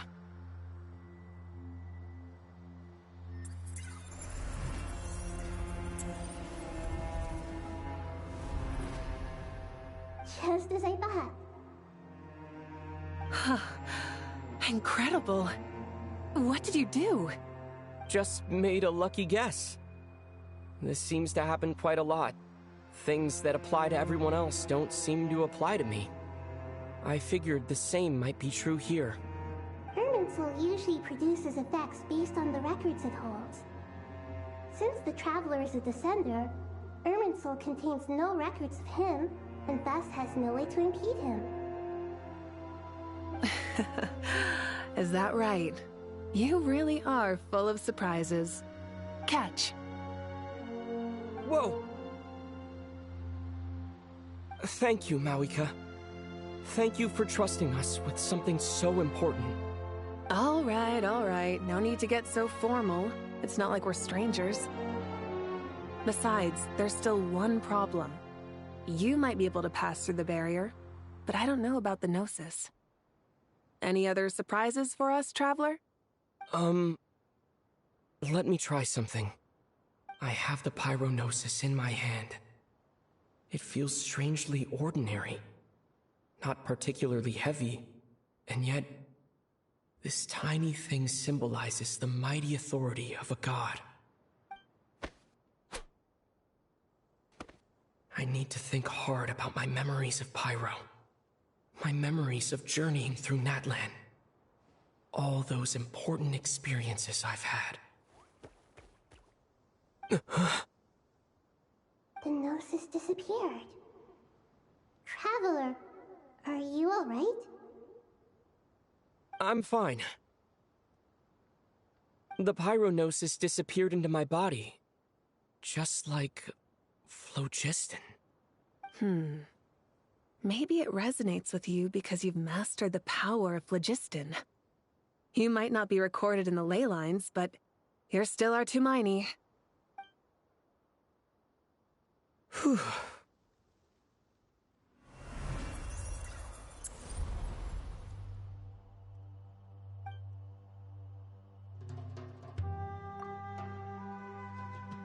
Amazing. I made it back through with the gnosis. Why not just voice these thoughts too? Please allow me to express my gratitude. You do it. They've done it before too. That's the thing. That's why I'm like perplexed. Pleasure. Well, I've given you all the help I can. The rest is up to you. Good luck. Also, I wish that gnosis would buff the Pyro Traveler a little more. The Pyro Traveler's okay. He's okay, but I would like him to be decent. Raymond? It still feels like the Dendro version is like... No, the Dendro version isn't a Pyro version, but still. It's like, I don't even know what they're going to do with the next region. Are they even going to have an element switch? They will, I guess. They will. Anyway. We won't let you down. Yeah.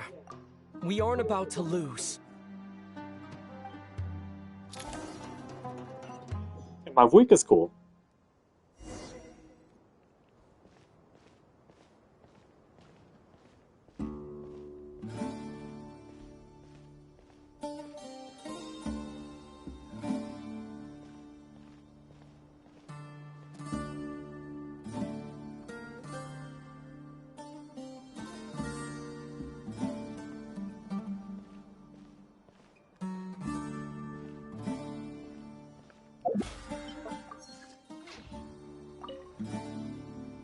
Traveler, Paimon, how are you feeling? Good. Paimon's a teensy bit nervous, but only a teeny tiny bit. Seems like she's gotten way braver over the last few years, huh? Of course. After all the adventures you've had with the Traveler, I'm sure you've gained a lot of experience and grown as a person. I'm doing all right. What about you, Nahida? How are you holding up? With the negative effects of Irminsul, I am a bit like a piece of fruit that's been burrowed into by hungry insects and left to rot. I'd be lying if I said it was nothing. But please don't worry. We all know what we're getting into, and we've prepared as well as we can. I believe in everyone. I believe in you. And I believe in myself. Stoking the fire inside oneself is certainly one way to live. But knowing when to rely on one's companions is also a form of great wisdom. I've been quietly learning little things from everyone, like plucking tufts of fur from a sumpter beast. Me too. With the constant traveling, I'm always learning and growing. That's the journey of life. I think there's someone else here who would share that sentiment. Don't worry about what I think. I was just passing by and happened to overhear your conversation. What are you talking about, Hat Guy? This is the top floor. No one passes by the top floor. Says who? You can fly just like I can. I would have thought it makes sense to you of all people. I don't know why, but I feel a little more relaxed now. It shows that you feel comfortable laying down your burdens in our presence. It means that Sumeru is a place you can trust, where you know we have your back. And we feel exactly the same way around you. That's what it means to be friends.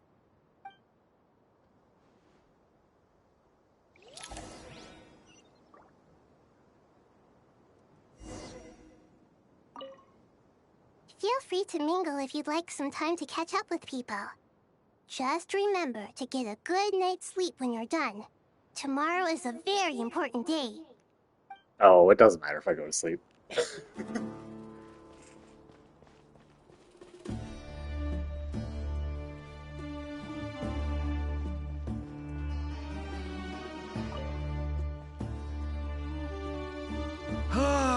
It's finally done.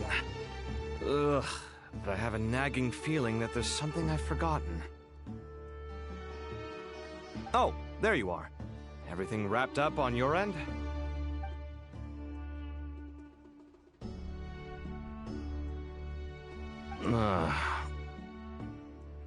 Okay, fair enough. That was a pointless question. We were working in tandem, after all. You must really be exhausted. Well, it's been a busy day for both of us. When work ends, you clock out. No looking back. Yeah, we're definitely due a break. Probably a little late to start drinking now, though. I'll stick with water. Here, this one's for you. Thanks. You want a bite to eat? I can grab us something. Or wait, I think there's a stove nearby. Let me take a look. Are you nervous? A little, yeah. Unlike you, it seems. How are you not feeling at all nervous? Because everything that happens next is beyond my individual control. I don't worry about things I cannot influence. What do you mean, cannot influence? You're the one who came up with half of the strategies we ended up using. There's only so much I can do. I was only doing my duty. Was it like this last time, too? You mean with Azar and his accomplices? Yes and no. The situation back then was easier to control, but we weren't as prepared as we are this time. So the enemy is stronger, but so are we. I still vividly remember the way you interrogated me in the library after the fact. Where were you when Sumeru needed you most? If your memory is so vivid, you might also recall that it was you who came looking for an argument. You're often the one who initiates these things, you know. I came for a conversation! I didn't know it was gonna turn into an argument! Anyway, at least I showed up this time. So, what do you think? What do I think? I think we're certainly better off for it. It's good having me around to help out, huh? Absolutely. As a citizen of Sumeru, you displayed a remarkable sense of responsibility in the face of disaster. Certainly feels that way. I just shudder to think how the world would have ended up if we hadn't gotten control of the situation. So, do you think this is what impending disaster looks like? The sky is so clear, and there isn't a whiff of decay or destruction in the air. It's hard to imagine that the fall of humanity could happen on an ordinary day like this. Awful things happen all the time. Sometimes people can stop them, and sometimes they can't. What you and I have done is increase our chances of stopping this one. Lofty ideals may provide no defense at all against nihilism, but perhaps little decisions can. Oh, nothing. It's nothing. I hope everything works out tomorrow. It will. As long as we stick to the plan, our chances of success are good. It's really strange. You're my junior, yet you always seem to act more like an upperclassman than I do. I think it's mostly a matter of temperament. Ugh. Walked right into that one, didn't I?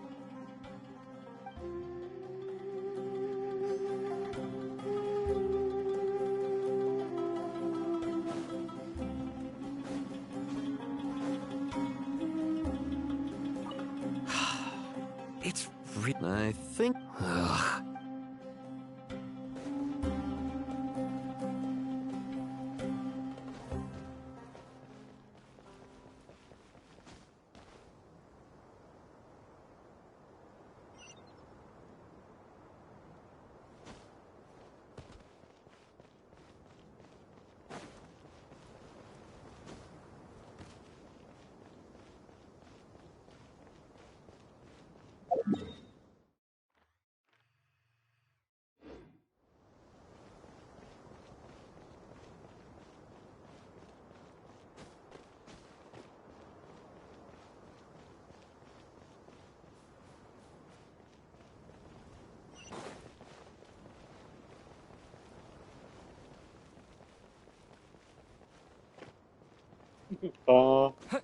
Am I supposed to take that portal to go back down? I guess I am. I'm worried that it's gonna skip everything.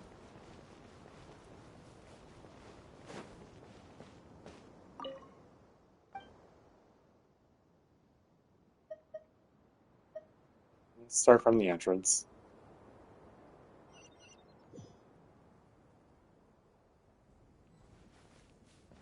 Okay.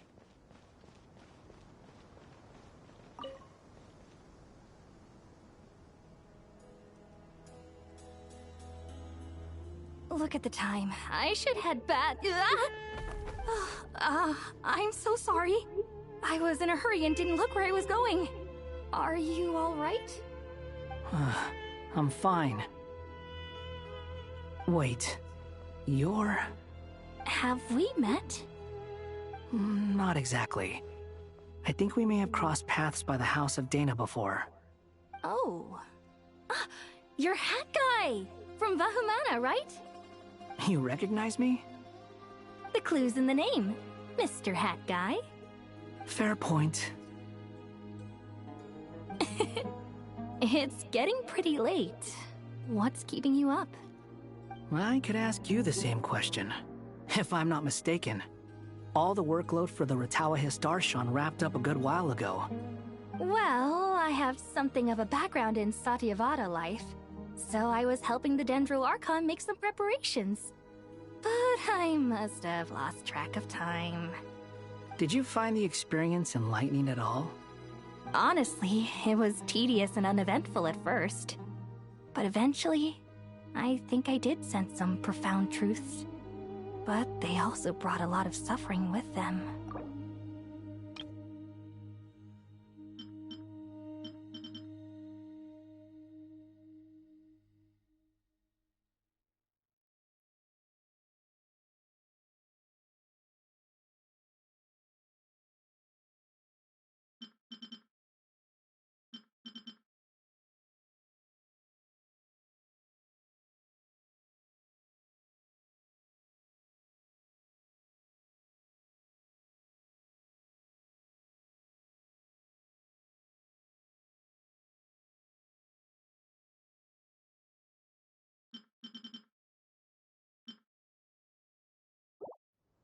I was told that I even shed tears while I was meditating, though I have no idea why. Sorry. I hope I'm not scaring you. Not at all. It just proves you're very accomplished in your research. Good night. I wish you all the best for tomorrow. Thank you, sir. You too.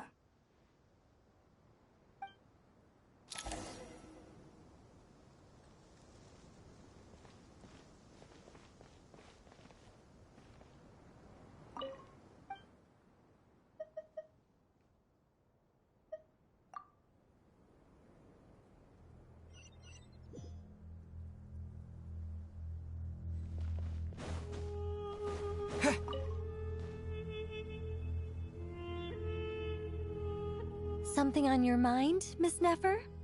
Nothing in particular. It's just...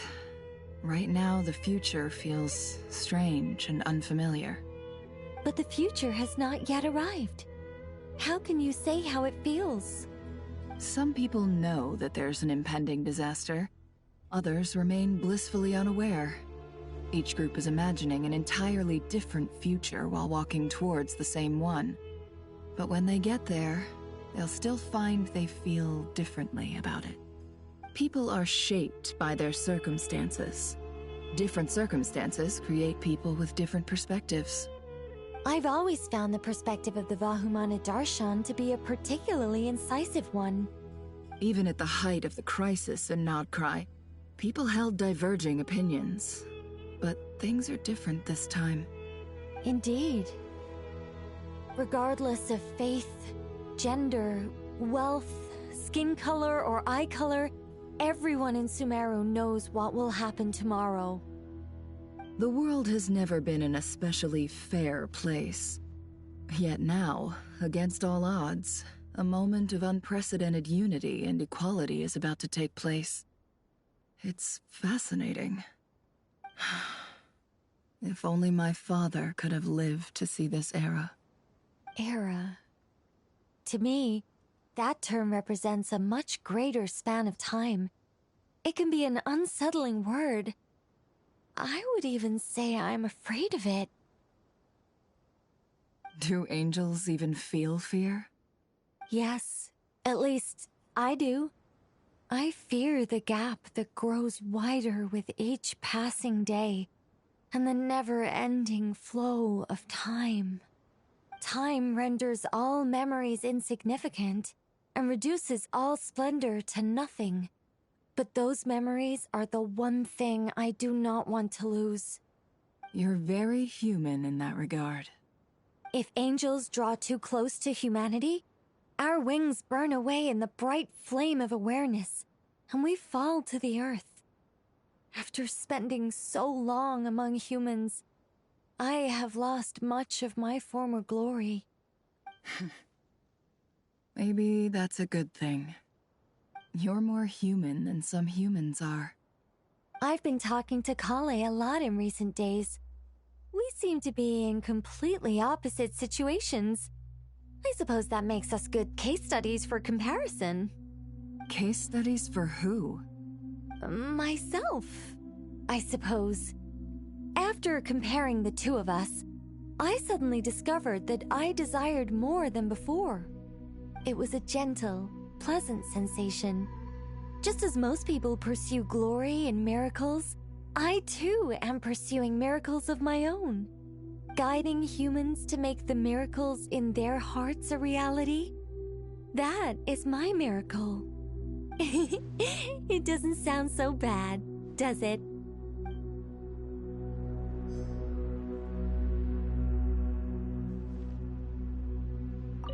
It was a gentle, pleasant sensation.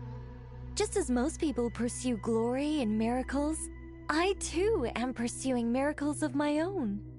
Guiding humans to make the miracles in their hearts a reality. That is my miracle.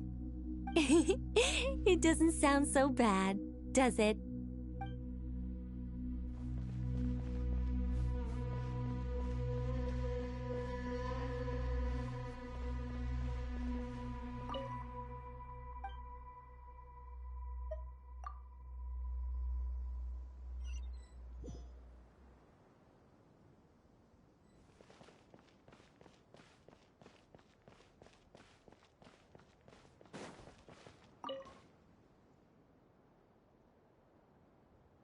We'll make our move after sunrise tomorrow. Good. Is everything ready? As much as possible. That'll be enough. Don't let the pressure get to you. We'll take things one step at a time. That's how we've always done it. Master Tainari! Mr. Sino! So this is where you were. I brought some juice and some water. Would you like some? I know how easily you get dehydrated in the desert, so you should definitely have some water. In which case, I'll have the juice. I gotta ask, though. Who's on juice-making duty at a time like this? Madame Farazan said she was feeling a little nervous, so I told her about the automatic juicer my friend invented. She took it right off me and started making carton after carton of juice. A juicer? Did Sucrose send that to you? I'm gonna get some tea. I'll be right back. I should be tired, but I'm just not. Anyway, I'll be right back. Yeah, I hadn't had the chance to try it out before this incident occurred, but I couldn't bear to leave it behind in Gandharvaville.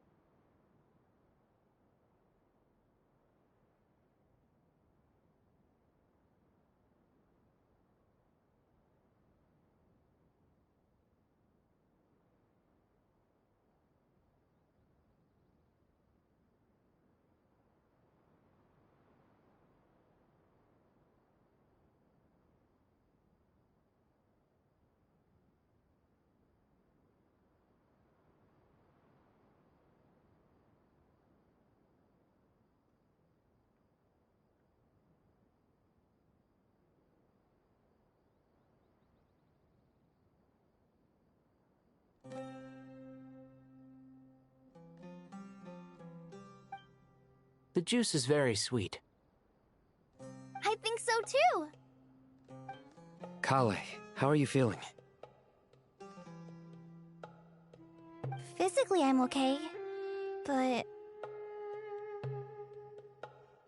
it just still feels strange to me.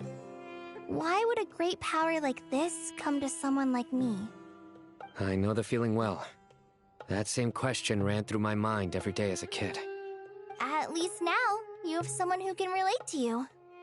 All the more reason that you should apply for Spontamod. Tighnari fiercely opposes the idea, though. Those two things are completely unrelated. What are we all chatting about, Would anyone like any juice? Oh, you have some already. I had some earlier, ma'am. Maybe give the extra to someone else? Very well, very well. I shall be off then. There's this enormous power, and then there's little old you. You feel like there's no connection between the two. And that sense of dissonance is difficult to get used to. Yeah. But after all this time, I can't believe this stuff still gets to me sometimes. Makes me feel a little childish. Kale, just because we normally keep the conversation light doesn't mean we can't discuss deeper issues. I don't think it's childish at all. You were the victim of a terrible crime. It's normal to struggle with the fallout from it. You have absolutely nothing to be ashamed of. My professor once told me that no incident can be considered truly resolved until the victim says it's over. Your rage and your pain are completely justified. Thanks. Miss Nicole said that the same god remains which were once used to inflict so much pain upon me have now become a weapon with which I can protect everyone. It's like my own personal kind of evolution. Every innocent person who's been hurt needs time to realize that it wasn't their fault.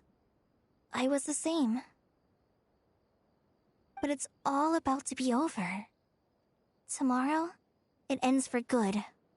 I don't know if you've noticed, but you rarely stumble over your words anymore, and your outlook has become much more positive. It's a big change from how you used to be. And since this isn't over, you can settle the matter on your own terms. It's time you seized back control. I believe in you. Yeah. Sumeru is my home. And it's so important to me. I have to protect it. No. I will protect it. And once you're done, how about you come back and apply for Spontamod? Stop it with the sales pitch, would you? Hey, excuse me. There are still 3 unclaimed cups of juice here. Why don't you take one each? Ugh, my arms are getting sore from carrying them around everywhere. Madame Farazan, why are you... Here, let me take them off your hands. Thank you, Madame Farazan. Drink up and enjoy my handiwork. I think I'm going to make something else now instead. Please, try to relax, Madame Farazan. Your nerves are starting to get the better of you. I know, I know.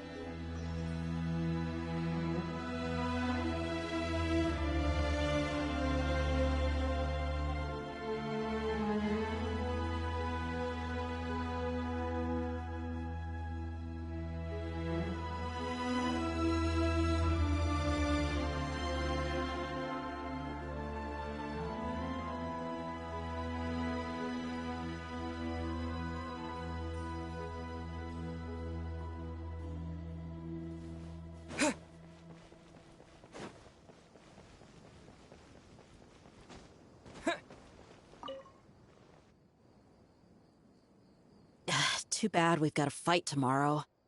I could really do with a stiff drink. Let us pray instead. Prayer. How nostalgic.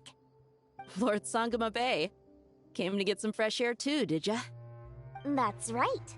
Actually, I was hoping I might run into you, Dia. I wanted to let you know that I've stocked up on that perfume you said you were so fond of. No, really? I'll take 2. Any chance of a friends and family discount? I knew you'd ask that. And I'm afraid to say that... Surprise! It's free of charge. That's very generous of you, Lord Sangama Bay. Does this mean you've made a fortune in Nodcry? Nope. Turns out, it's not that easy to turn a profit there. I even ran some assorted losses. But anyway, that has nothing to do with why I wanted to give you and Dia a small gift.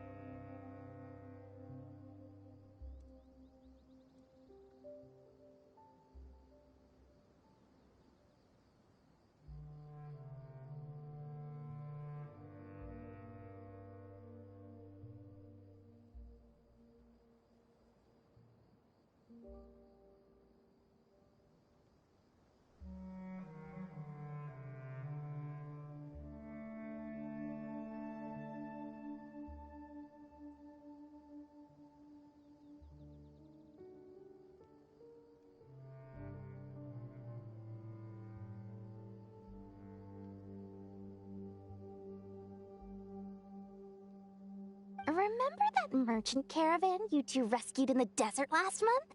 That was transporting my goods! No way! I had no idea that was your shipment.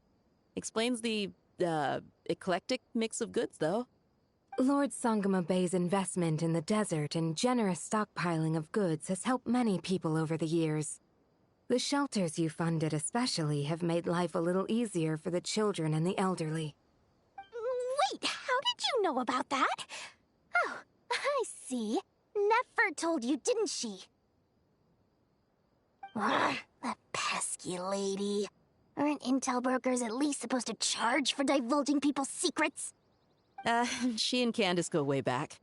It's normal for close friends to share things you wouldn't tell to everyone else. Sure, but why did they have to be things about me? That's how Nefer shows that she cares. She wishes for all of us to know what a generous person you truly are. It must be hard trying to make a living far away from home. Just because we can tell what kind of person you are doesn't mean everyone else can. Well, maybe her intentions were partly good, but I don't think that's the full story. I'm sure she enjoyed knowing how much it would annoy me. I'm telling you, Nefer's got a mean streak. Definitely with you on that. Does praying help you stay calm? Defending one's home is a just cause. My heart is filled with a mix of anger and hope. Anger. You know, being able to get angry is a good thing. It shows that you're in touch with the real world, and that you have the passion to pursue something you believe in. Oh, my lady? What are you doing out here? Just taking a walk to clear my head, and look where I ended up. Were you praying just now? Who the fuck's Nilu? It's fine. Yes, Miss Dunyarzad. Would you like to join us?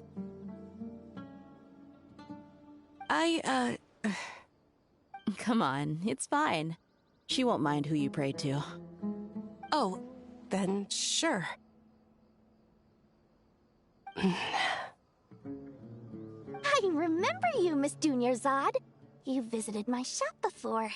If I recall correctly, the god you worship is the Dendro-Archon, correct? That's right. She is such a gentle and kind god. But to me, she's more than just a god I worship. I see her more as a friend. And so do many others. She's not some almighty god who reigns on high, but a genuine friend.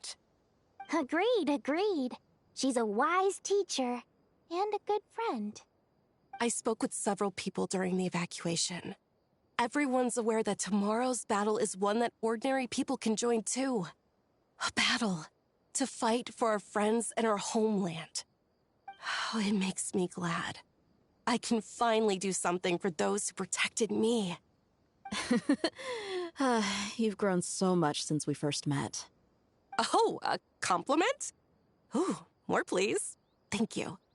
My lady, you've always been a remarkably strong and ambitious person. It's indisputable. And that's not just a compliment. It's a statement of fact. What are you praying for? Our beliefs may not be entirely the same, but we both wish for the same thing. I pray that everyone will rise to the challenges ahead and return safe and sound. I pray for the safe return of all my companions.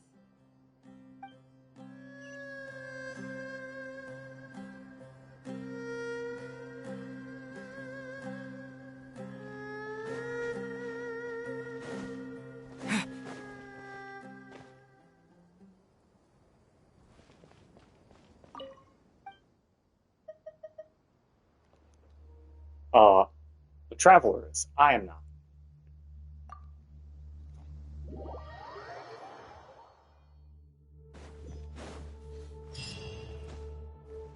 Time to go! Let's meet the others at the mausoleum of King Deshret.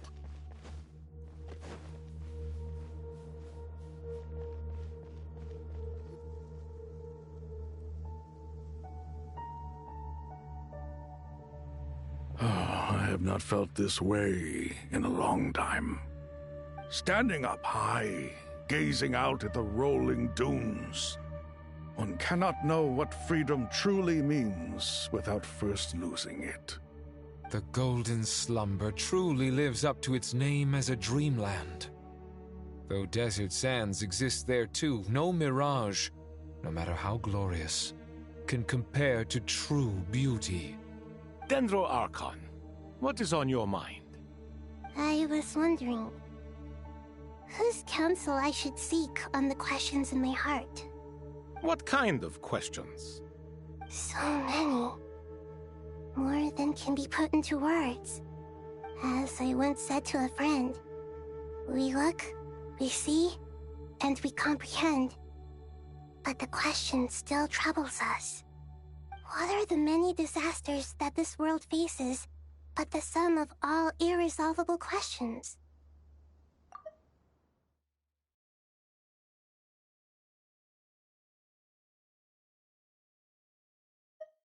As I once said to a friend, we look, we see, and we comprehend.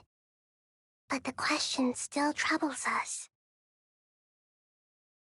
What are the many disasters that this world faces but the sum of all irresolvable questions?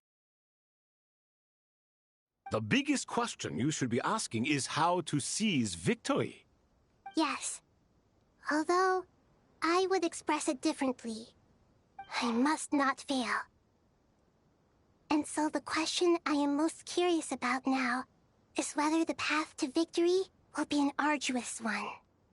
What we declare to be a young sapling, we may, in fact, find to be a towering tree, if we would only cast aside our ignorance and look beyond the veil of time to see her true form.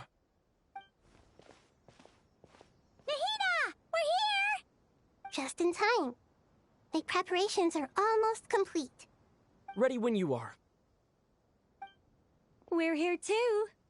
Miss Nicole! Miss Nicole! You run so fast! I thought I'd get a lot of exercise as a forest ranger, but I can barely keep up with you. Sorry, I got a little carried away. Lesser Lord Kusanali, the equipment is ready, and the modifications to Aru are all complete. As discussed during our meeting, Accessing Irminsul via the Akasha is no longer feasible at this stage. There are other options, it's just... they're a little more extreme, and more technologically demanding to implement. Maybe you should take it from here. The architecture and functionality of the Akasha terminals overlap considerably with Aru. There is reasonable evidence to suggest that one was developed based on the other, or that they both utilize technology of the same origin. As long as the transplant and merge operation succeeds, Aru should theoretically work on a scale greater than the Akasha and approximately equal to Irminsul. It will become the largest active computing device in all of Teyvat. A system this powerful is capable of a lot of different things. In the past, the Akasha was primarily used for one-way information transmission, but I suspect it could also serve as a central bridging hub. In the pursuit of greater knowledge, some scholars have attempted to connect their consciousness to Irminsul through the use of terminals, incense, and meditation. Correct. In academic language, scholars who reach that stage are said to have entered Satyavata life. Hypatia has performed this practice many times in the past, and she was once under my care for a period of time. Right. And this at least proves that there is a zone within Irminsul that can be connected to. That's right. Providing wisdom to the people is one of the very reasons for Irminsul's existence. I think I understand where you're going. Please, continue. In that case, I'll skip to the conclusion then. We need to further modify Aru, merge it with the Akasha, manufacture terminals, and distribute them to every single person we can reach. Every person? Even the desert folk? Yes, everyone. I've already calculated the amount of raw materials we need. So you mean we're going to get new Akasha terminals? Yes, but this time the people of Sumeru won't be using them to acquire knowledge, just to connect to Irminsul. That's the key.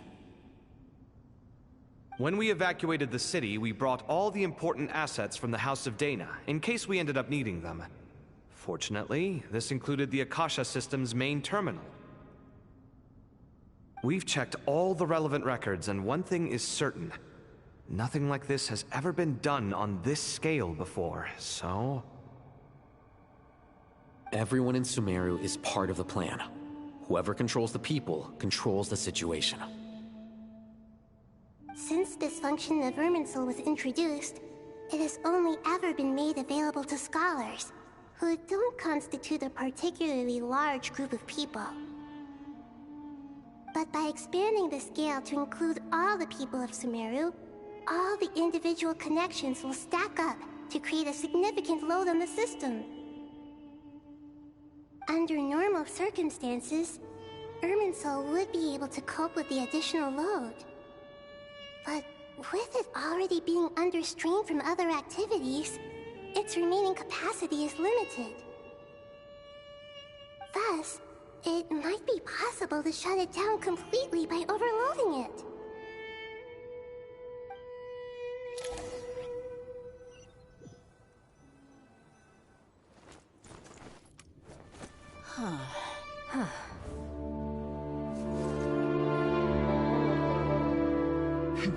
Counting down. 3, 2, 1. Are you ready?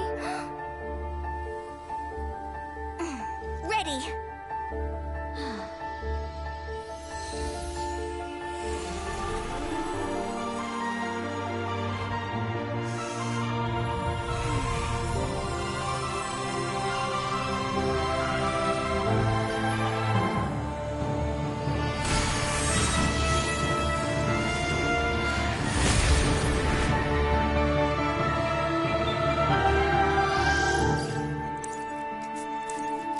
In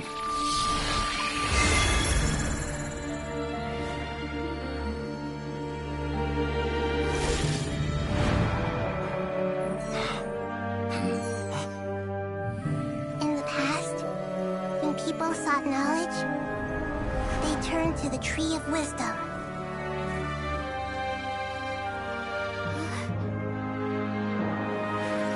Today, we use it to save Sumeru and the whole world. These boughs that nurtured learning must not become tools for destroying the world.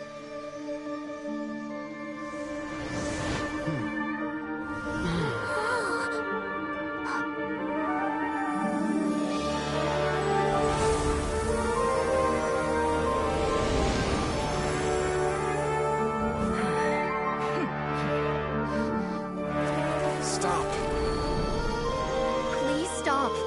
End this transformation.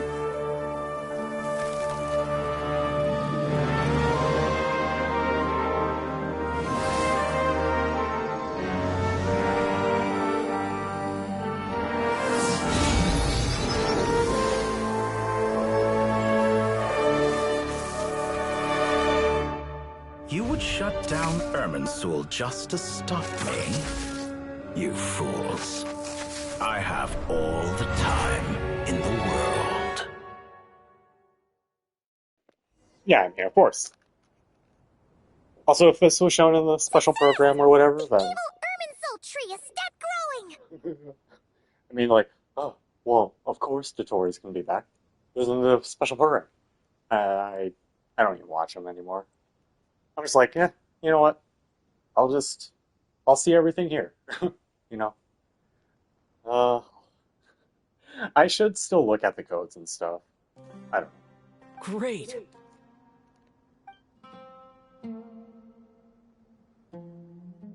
What a display of true courage.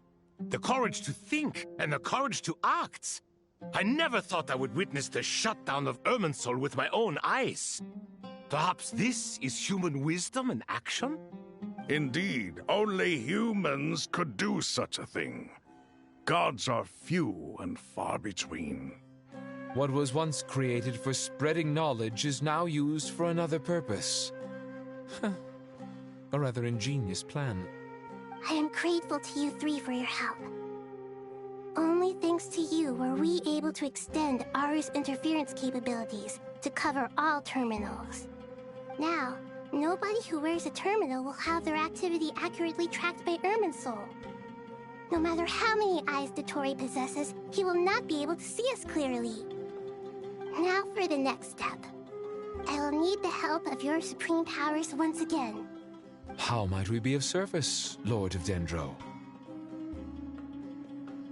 I need to reach the Eternal Oasis immediately. Right now?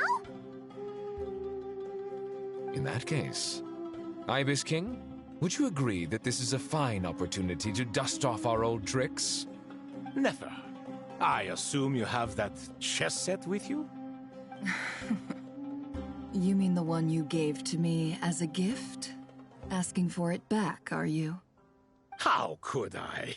You misjudge me. I just wanted to show you another way you can use it. Connect to Safei Shatranj.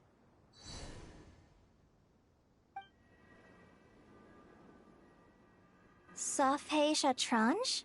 You mean that place in the desert? Thoth's chess set gains its power from the chessboard laid out in the desert by King Deshret and ourselves. All ceremonies conducted using the chess set must be activated via Safei Shatranj. In other words, the chess set is an extension of the chessboard. In the past, moving a chess piece was a sacred and momentous act. Transfer initiated. Entering live combat mode.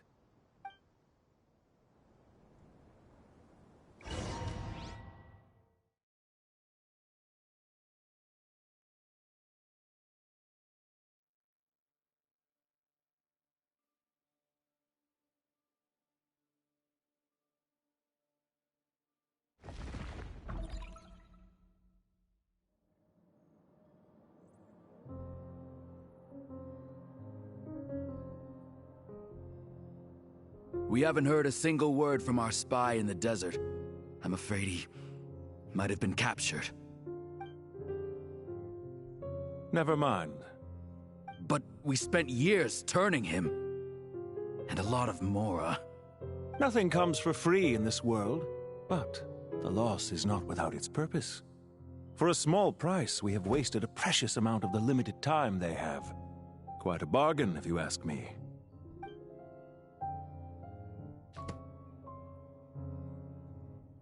Understood. Weighing profit against loss is a necessary part of life. But to tell the truth, I have been operating at a loss since this all began. Since many centuries ago, in fact. For instance, why would a banker act as the executor of a will? If you hadn't deposited your personal belongings at Northland Bank, I would have no reason to be here right now.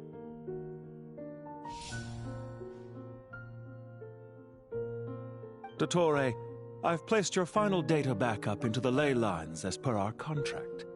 I trust we are now square for the safe deposit fees you paid.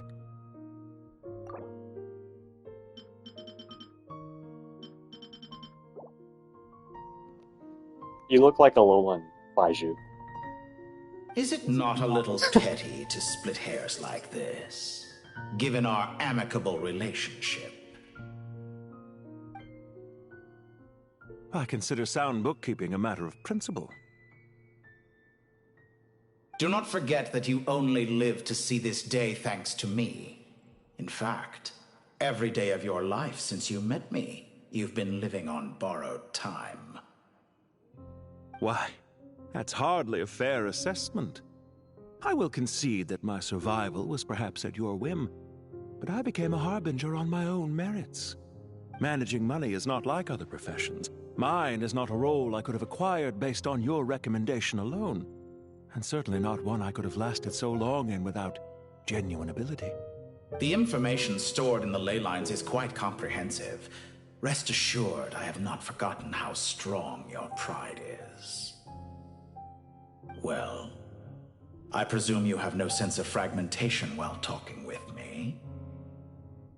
How could anything possibly go wrong with such strict measures in place? The remainder of your soul was split in two, with one half sent to Nodcry and the other stored in the most secure vault of the Northland Bank. Though I must say, your disdain for the other segments is quite amusing. Zandik is you, and you are Zandik. Zandik created the segments, yet you, a segment yourself, reject him.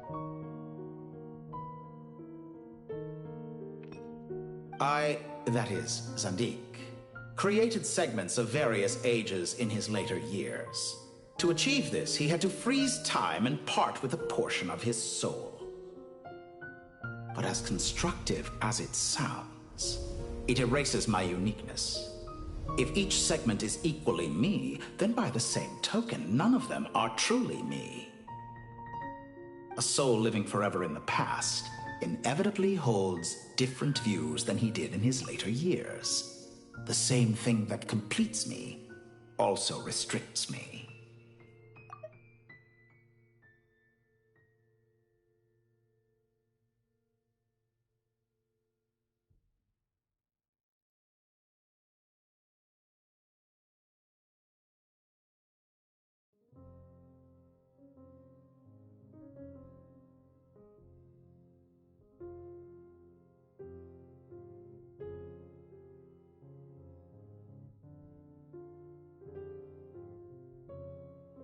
You too might ask yourself which stage of your life you want to be preserved at. The day your business failed? Or the day you were framed by a gang and sold off to a medical lab as a test subject? We needn't dredge up the past. This undesirable plan was eventually scrapped. Lesser Lord Kusanali was quite right. I needed an opportunity to eliminate myself. And after that, I concluded that there was no more effective plan than directly splitting the soul. Once the soul is transferred out, you will find that creating a physical body is far simpler than creating a puppet. The other half of your soul suffered a crushing defeat in Nodcry, you know. And yet in the process, I obtained the information I always wanted, did I not? Because now we finally know where the best testing ground truly lies. I once thought your ultimate goal was to ascend to godhood. But as it turns out, that was merely one of your experiments. Experiments take many forms. Most people are too eager for success, too fixated on the end goal. They forget that the experimental process itself is just as important. A suspiciously vacant seat, a new face. I trust you can put two and two together. The reason it doesn't exist is because someone tampered with the record. What can I say? After all your efforts, you really did uncover the world's secrets. So, is the new world you promised a lie? No, it never was. I am glad to be able to control Irmin's soul from within. Now I shall attempt to create a new world inside the existing one. Almost everyone faces the prospect of death, but not a single person has ever been able to experiment unrestrained in the afterlife through sheer force of will. I am the only one to have overcome this enormous challenge. Would I not be letting the world down if I didn't make the most of the opportunity to experiment? Clearly, the dividing of your soul did not affect the magnitude of your ego. Out of all the versions of you that have ever existed, this you is the most insane and the most radical. Is that why you chose to work with me? Which was it then? My insanity? Or my radicalism? Could I call myself a venture capitalist without a suitably ambitious plan to invest in? Yours happened to fit the bill quite perfectly.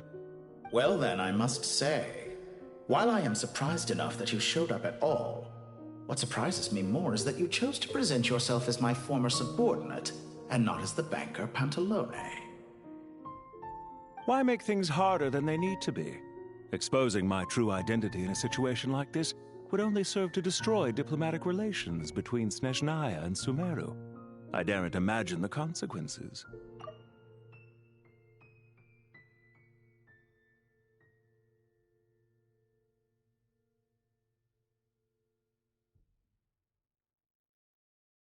Showing up in the name of the original antagonist gives you the recognition you rightly deserve, while also being sensitive to Snezhnaya's predicament. It was an easy win. As for why I'm here, if you're suggesting that your credit is in the negative, I won't argue with that. Many people say that about you. I'd argue that a significant factor in your willingness to cooperate is the fact that you have but a few years of life left after my death. Living and dying together has a way of binding two parties together rather closely.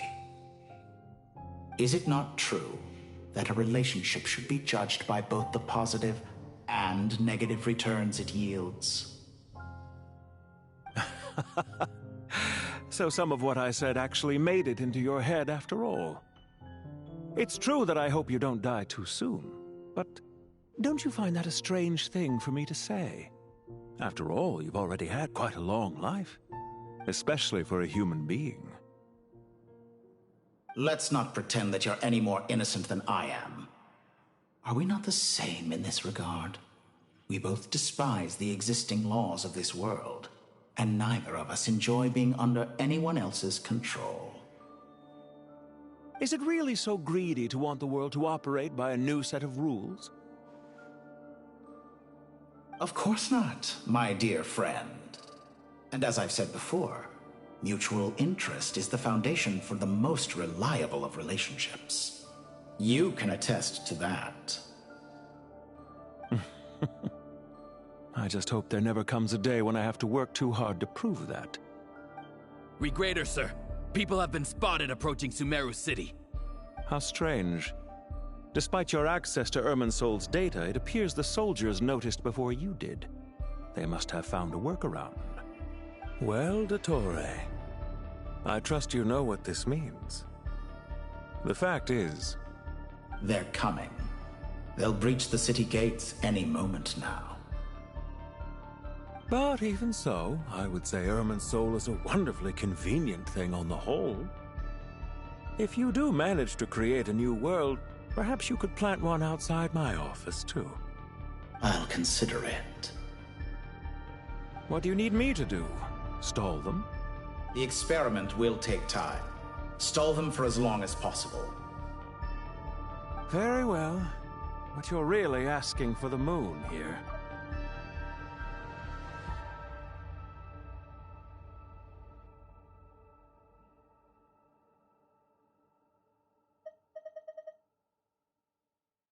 Have you heard this story? There was once a guilty man, kneeling in the center of a church while an angry mob outside waited to bring him to justice. He pleaded with the gods, begging them to grant him one final request, the chance to finish confessing his sins before he was sentenced. Many suns and moons passed, seasons changed, and still his confession continued, as if he intended to speak until the end of time. Are you suggesting I worship you as a god? Or were you hoping that I might confess my sins to you? Certainly not the latter. That would make my life miserable indeed.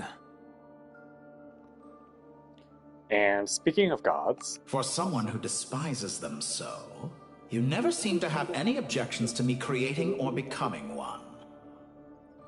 At first, I thought you'd be furious. Concerned I would terminate our partnership, were you? Not at all.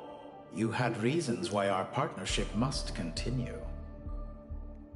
Don't you find people's attitudes toward gods amusing? A god descends from the heavens and people worship it unreservedly, blindly following whatever rules are given to them.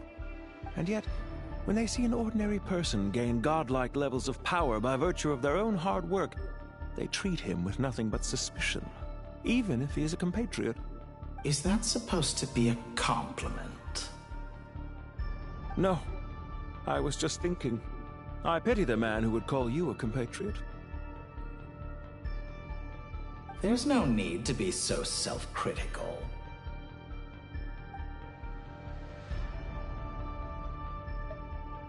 Also, about your recent situation. I know it's a little late in the day to be asking this, but how have you been keeping? I'm flattered that you would take the time out of your busy schedule to consider my well-being, Doctor. The part of your soul that went to Nodcry caused quite a stir, sending our organization back to the drawing board on numerous fronts.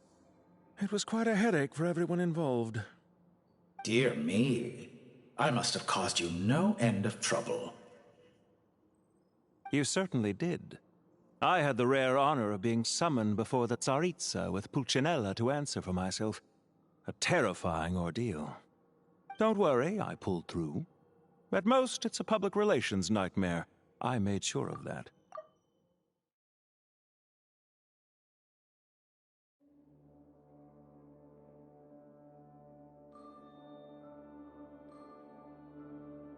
Now I'm curious. How did you explain yourself? Oh, it was quite simple. I just pinned the blame on someone who wasn't there to defend himself. I could hardly be expected to defy the demands of someone as insistent as the Second Harbinger, now could I?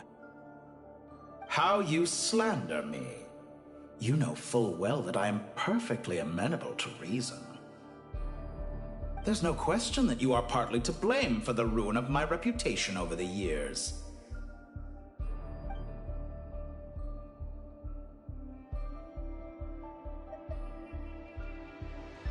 Now then, about your plans for the future. Do you have anything lined up for when this is all over? Hard to say. Field work always takes quite a toll on me, as you know. Once I'm back at Snezhnaya, I'll start with a well-earned cigarette. Why are you so eager to ruin your lungs after I went to the trouble of replacing them for you? If you have an issue with it, feel free to try to stop me.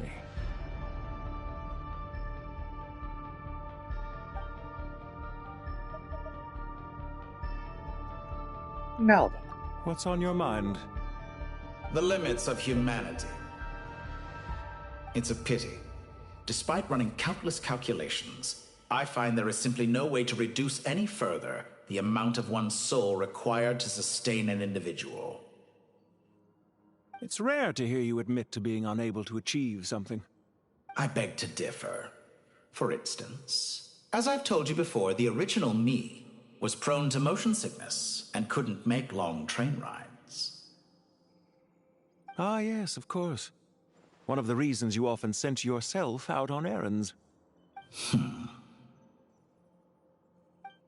What are you thinking about now? A new experiment. In the event that my soul was depleted, say we extracted my data from someone else's memories, yours for instance, and then combined it with your intact soul as the base material, what would we create? Such a scenario would be impossible. Oh? As long as your current soul survives, there will be no need to create a new individual. Don't forget, you were the one who approved of the present situation wherein only one Dottore remains. And if you ceased to exist, who would be capable of performing this experiment?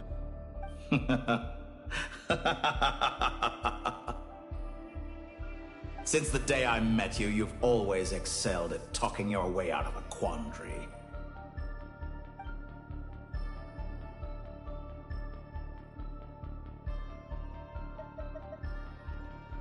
See ya.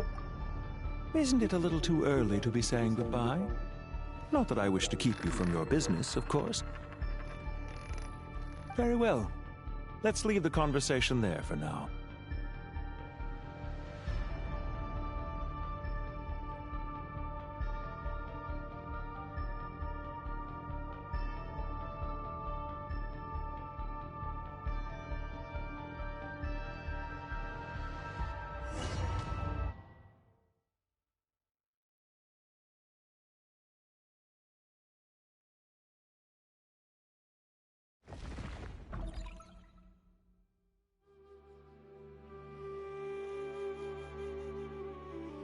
The power of King Deshret's 7 pillars is truly remarkable.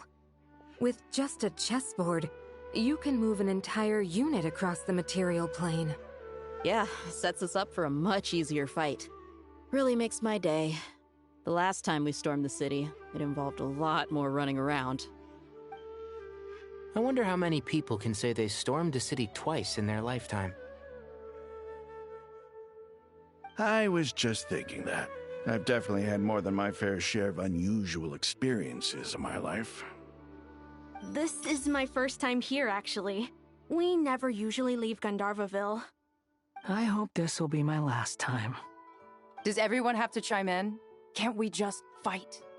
What an amusing comment, my dear lady.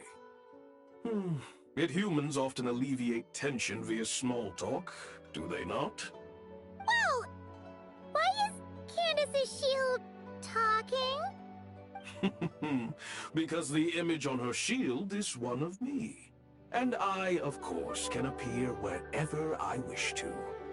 Huh. Well, la-dee-da. Isn't that fancy? Could I get in on this? You wish for your gauntlet to speak? Why, certainly. I think you'll find that it is I whose image is carved hereupon. Thanks. Definitely feel stronger now. You're welcome, my lady.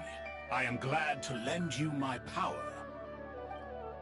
Sino, what's the situation? There are troops stationed at every entrance. As we expected. A frontal assault will suffice. Everyone, stick to the plan. We'll take the main entrance. You head for the House of Dana's side door.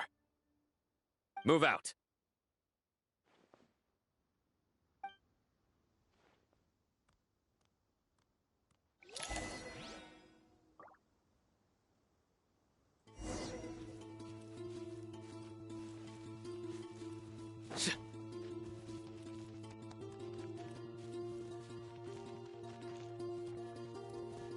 Out of my way!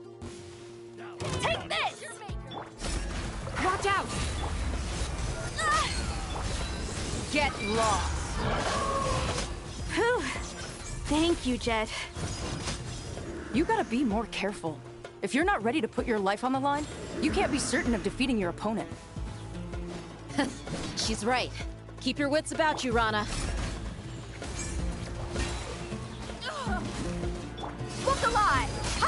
You asked for it.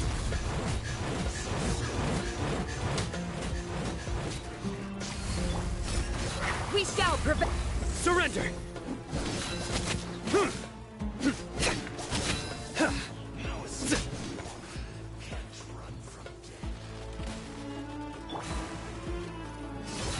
Ha! Yield! Futile! Take them out and secure the harbor. Reinforcements will arrive by water.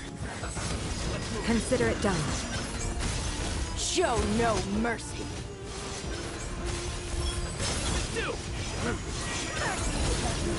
Guilty! Stronger than I anticipated. Buckle up! Hi! Hear my prayer!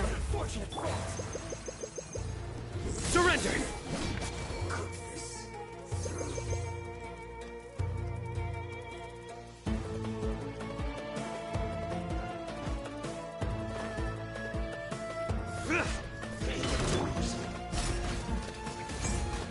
You're exposed! Ha! Gloves off!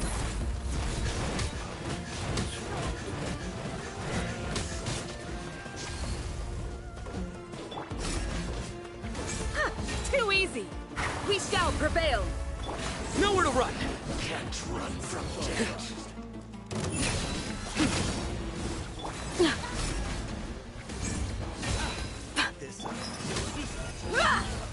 Futile!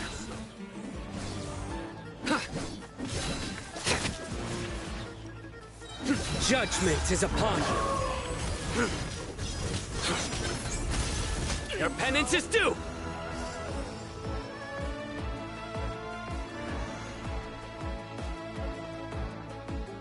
Waterway secured.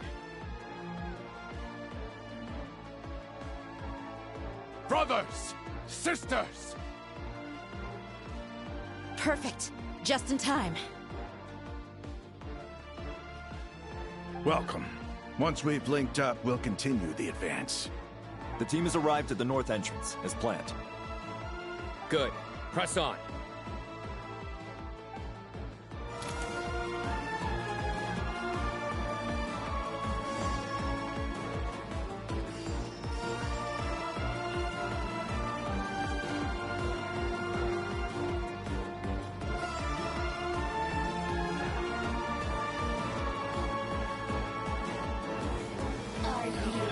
Do your worst!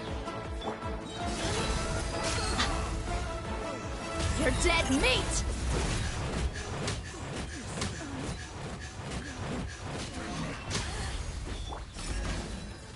Pin them down! Hear my... Nowhere to run!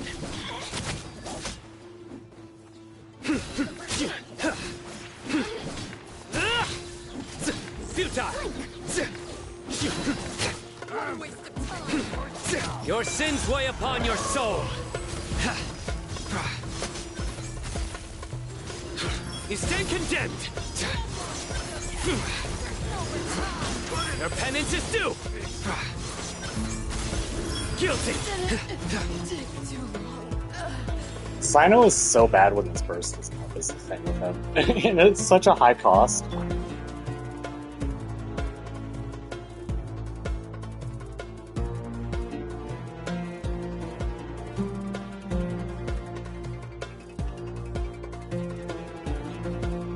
Look out!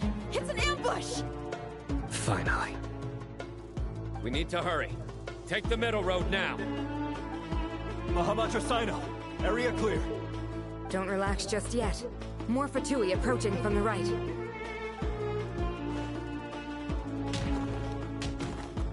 Okay. Don't worry. We'll wipe them all out. As you can see, our people came raring to go. Good, good. How are things with the Traveler? Can Tainari keep him safe? Don't underestimate Tainari just because he's a forest watcher. He can handle it. All right. You know that's not what I meant.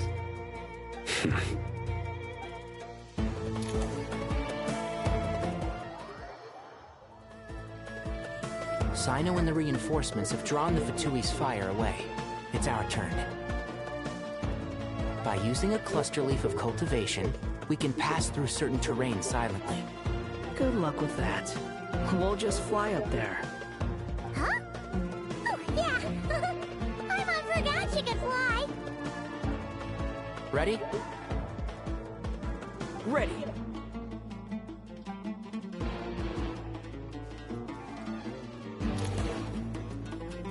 You will sometimes come across cluster leaves of cultivation in Sumeru, which will scatter four-leaf sigils around when they come in contact with Dendro. Use these objects to make your adventures in Sumeru easier. And Shroud!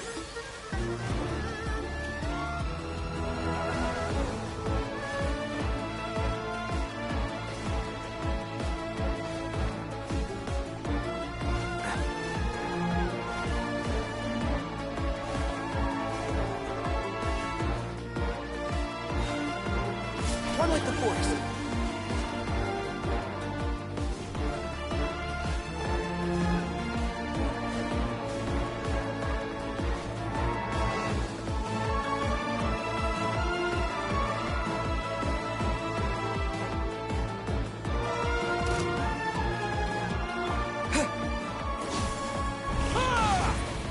Behold! Know your place!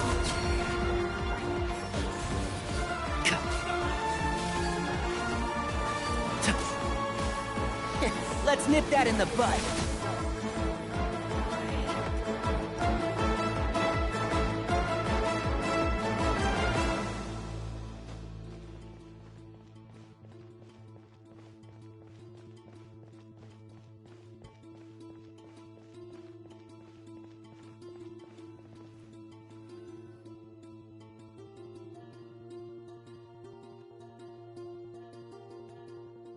Fatui soldiers up ahead.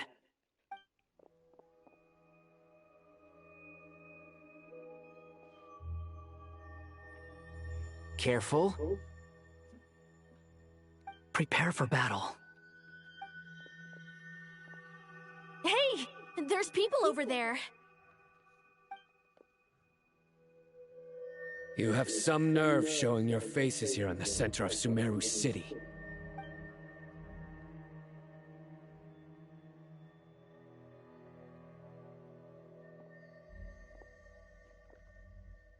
You're right on schedule. Well, this guy sure as heck isn't your average Fatui sergeant. They've stationed quite a few people nearby. It definitely looks like they were waiting for us. But something feels off. Everything about this guy feels too deliberate. I highly doubt he's just a subordinate of Dottores. And he's no mere sergeant. Whatever his rank is, it's high. Much higher than we thought. So you've been waiting for us. But it looks like you're geared up for a conversation, rather than a battle. Very clever, General Mahamatra Sino. I know you're the one in charge of this siege, and I look forward to making a deal with you. A siege? Sumeru City belongs to us! Historically, yes. But things can always change. We have quite a sizable force with us, you know. For instance... There's a Fatui ambush at the north gate.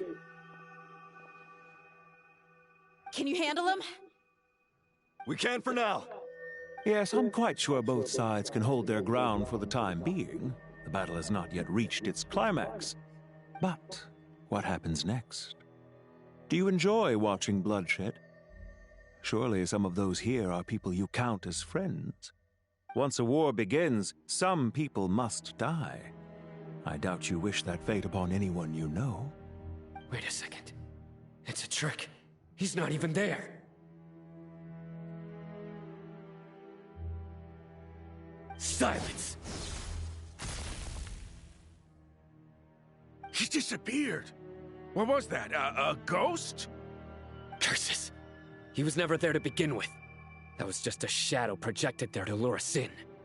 Enough talk. Attack!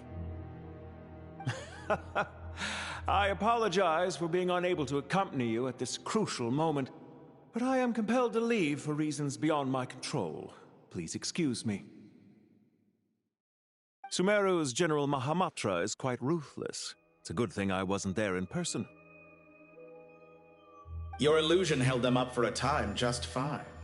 But now that they have seen through it, they will realize you were just a decoy. Decoy or not, what matters now is that they will be heading your way imminently. Not imminently.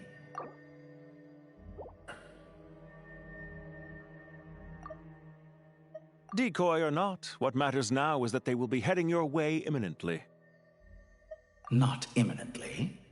They are already here.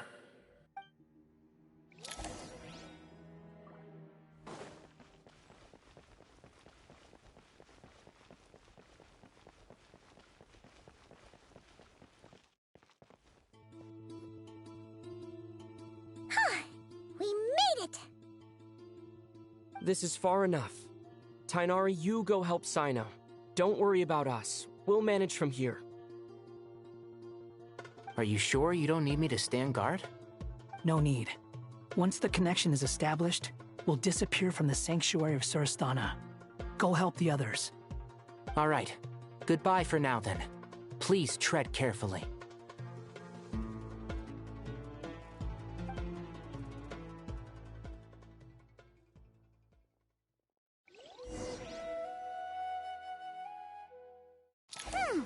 Now where's the interface Nahida mentioned? Come on, where's it hiding? Found it. It's over here.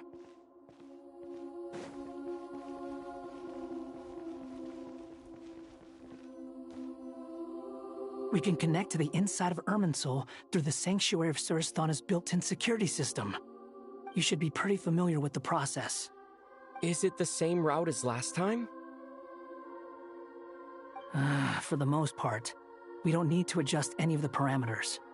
Then I should be fine. And Paimon? Once you're both ready, we'll set off. Wait! The stakes are way higher this time, right? Maybe Paimon should stay outside and help the others. Then, you can focus on the fight without having to worry about Paimon. Huh? Why are you staring at me like that? It's nothing. I just suddenly realized how much you've grown. Hey, you've grown quite a lot yourself. Don't you two start getting into it again. Well, anyway, Paimon thinks she's pretty knowledgeable. Who's the best guide in Tibet again?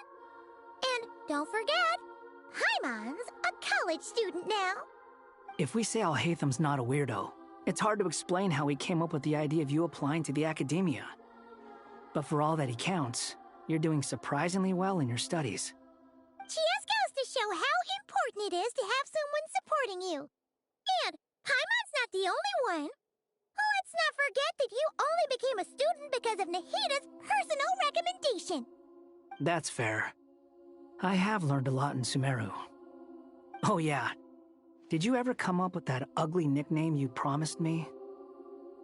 What? No way! We're friends now! Paimon gave up on giving you one ages ago. Anyway, isn't Hat Guy enough of a nickname for you? Fine. Suit yourself. We need to go. Paimon, if you're staying, look after yourself. Will do. Paimon's gonna link up with Tighnari and Cyno. You guys are the ones who need to be careful. We will be. Bye for now.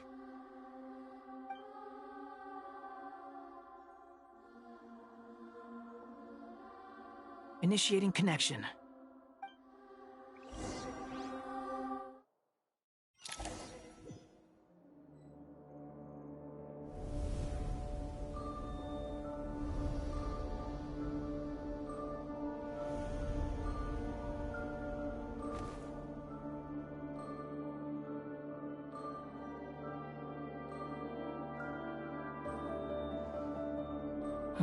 Well, here we are again.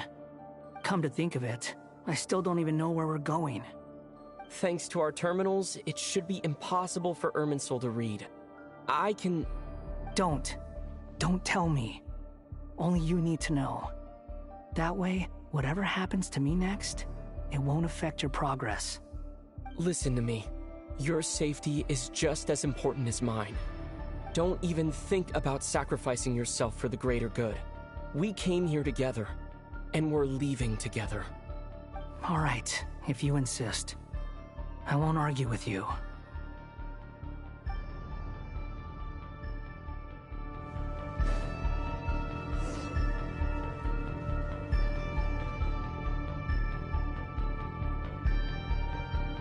This place looks so different from how I remember. It's unrecognizable. It's a complete mess. Like someone's turned the place upside down. Must be Dottoro's doing. Either he's searching for some information he needs, or... It's still changing. He has to know we've entered Irminsul. But luckily for us, he can't pinpoint our location. Be on your guard. Don't let him find us. The red parts have probably been corrupted by Dottoro's power. Don't touch them, or you might alert him.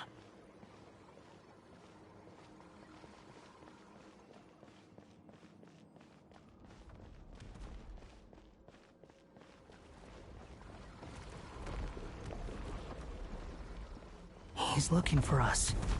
Tread carefully. That wall could be a problem. Fortunately, it looks breakable. Give it a shot.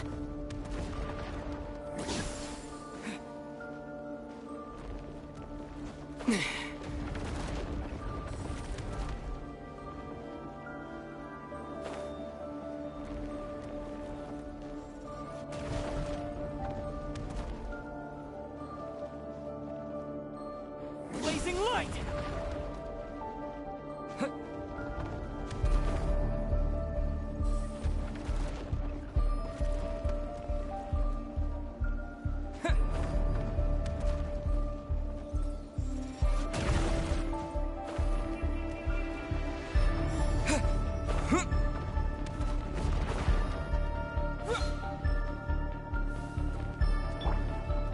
The wind rises.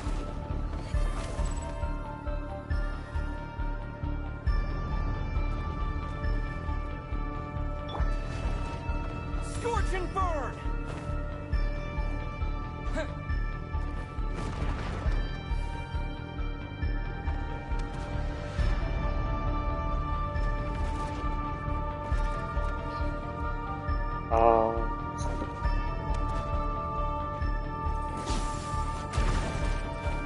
What? I don't understand what's going on. I don't...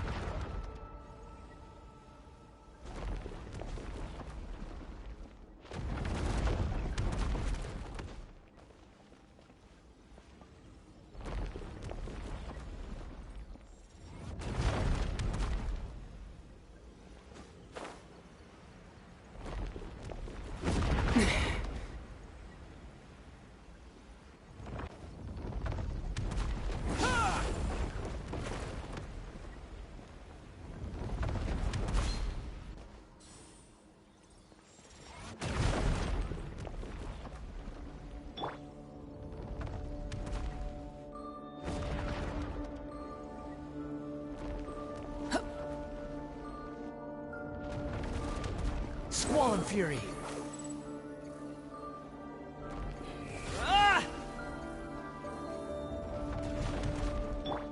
Blazing light!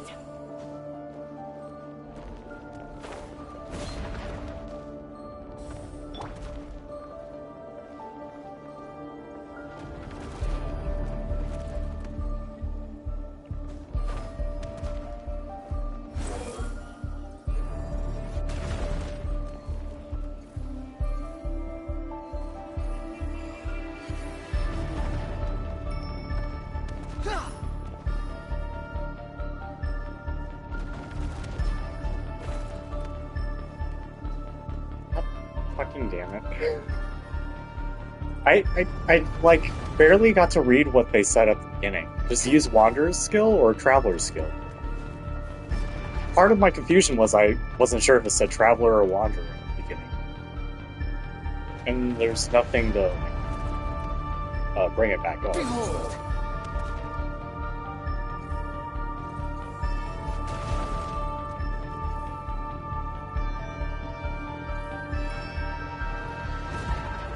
Oh my god.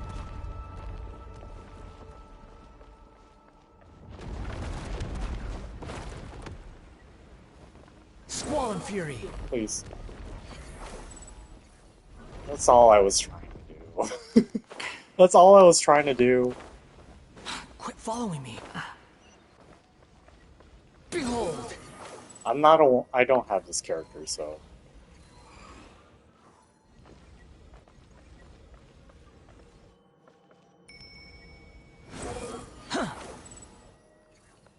Okay. Why is the Traveler here?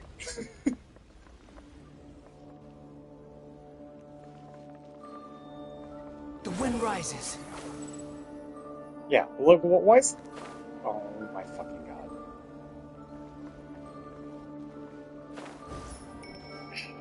I wish they would just give you, like, an instant recast of it. For the skills, if there's no fucking god.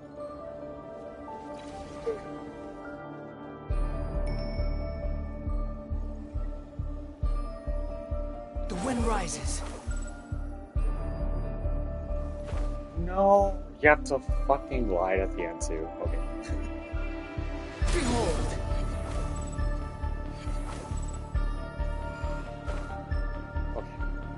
The same old trick again? Are you kidding me? Let's handle it just like we did before. Yeah, I don't actually like controlling Wander that much. What do you want? What do you want? Just attack it? Oh no, it's a trap. Is that why he was using the same trick over and over again? To get us to lower our guard?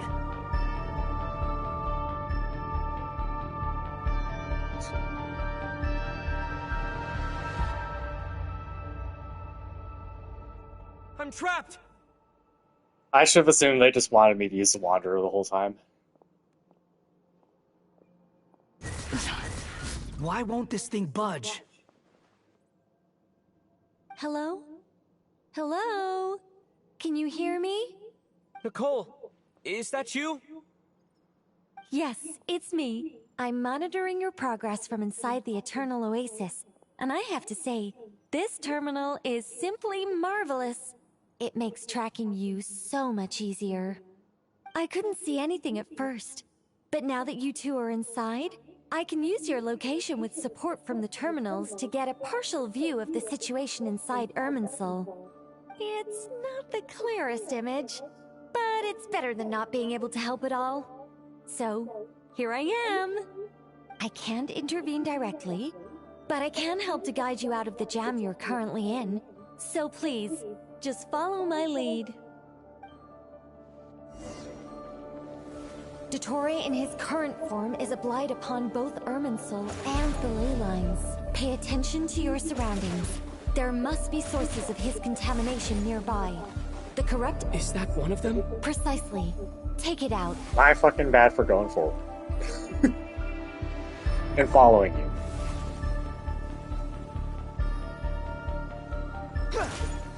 Good work. But we're not done yet. Stay close. And let's see if we can find any others like it nearby.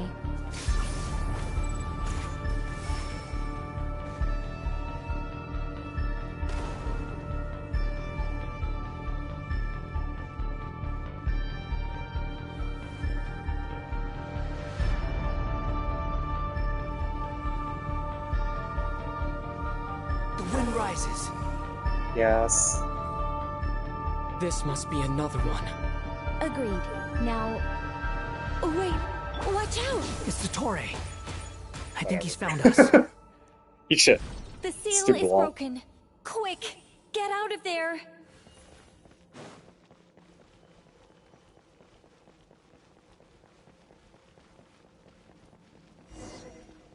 And where exactly do you think you can run to? Wait, what is that? Pursuers! That's gotta be it! Run! Don't let that thing touch you. Dodge that attack! Sanic, Sanic, Sanic, Sanic, Sanic, Sanic. Yep. There's more than one path. Which way do we go? To the left! Trust me! fleeing like vermin. What a pathetic sight. Hey! Watch yourselves! Stay focused! There's a cliff ahead. Jump! More of those corruption sources. Destroy them as you did before, and open the exit as quickly as possible. They're relentless. Is he trying to wear us down? You'll just have to destroy these too. I think the pursuit is over. Hard to say. Stay alert.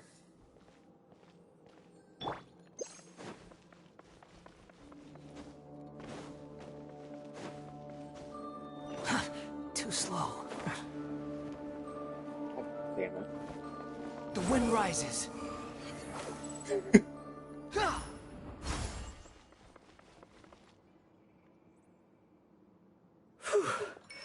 I think we've made it to relative safety.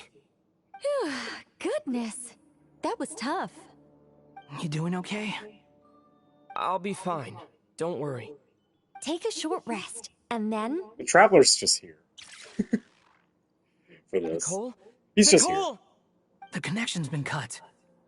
But that means... Look at you supporting one another. How very touching.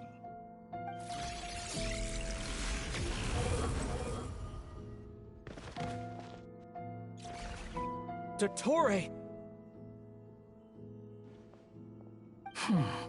Took you long enough to find us. You're more useless than I thought. Oh, really? I think I deserve a little more credit for my methods than that.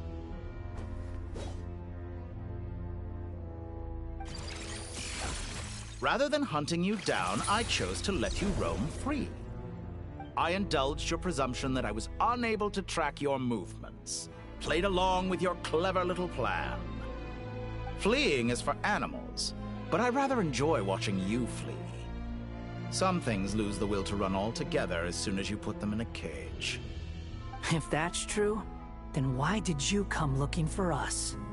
Because I wanted to observe you up close, of course. Don't misunderstand me, I'm not here for a fight. Is it so unusual that I wish to greet my old acquaintances in person? After all, it's been a while. Scaramouche.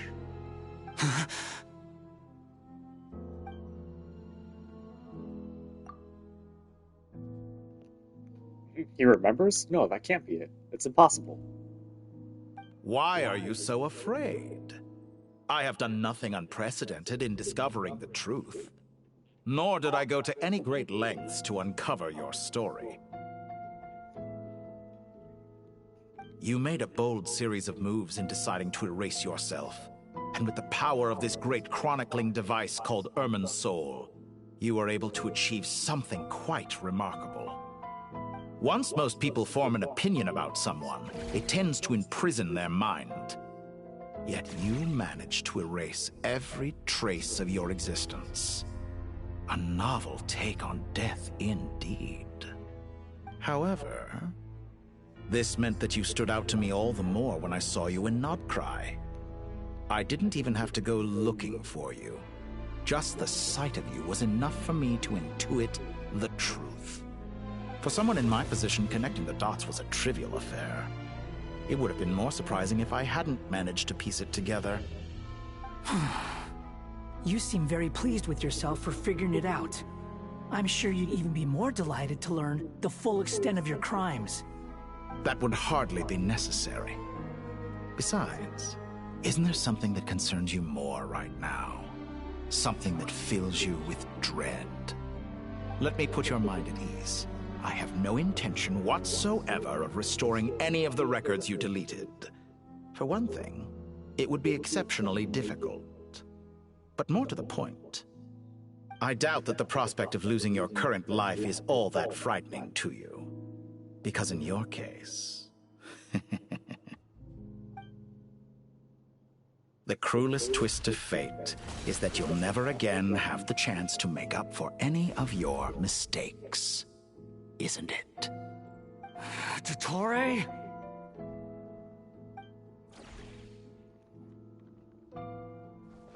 All here shall bend to my Honed in flame!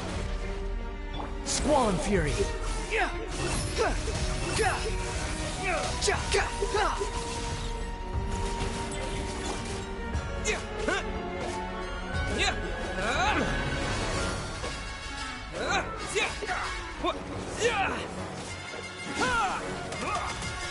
The wind rises. That's far enough. I'm afraid you'll need to do better than that to take me down. I expected you to have grown stronger. Ah, how foolish of me. I forgot that you lack any means to increase your power. You will pay for everything you've done! Oh, will I now?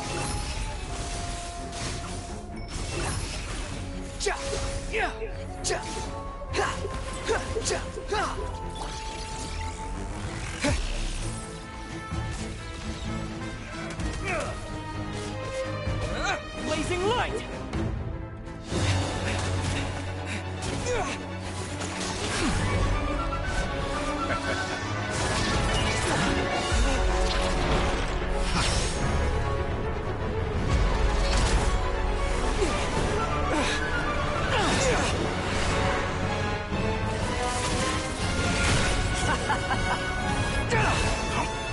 Does the prospect of death amuse you?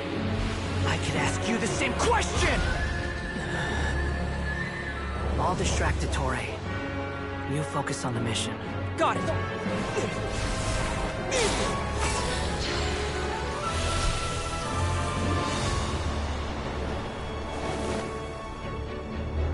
For the hopes and dreams of the masses. Open the secret door on this enchanting night. May wisdom's light eradicate ignorance and darkness, and hereby fulfill our ancient vow. Commence data extraction.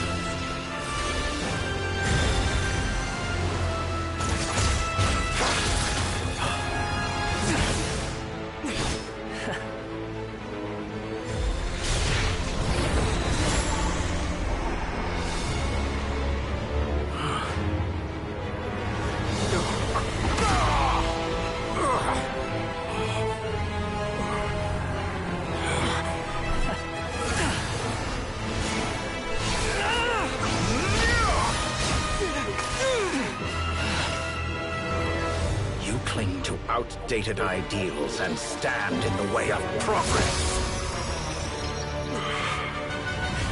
You will pay for interfering with the grandest experiment of all time.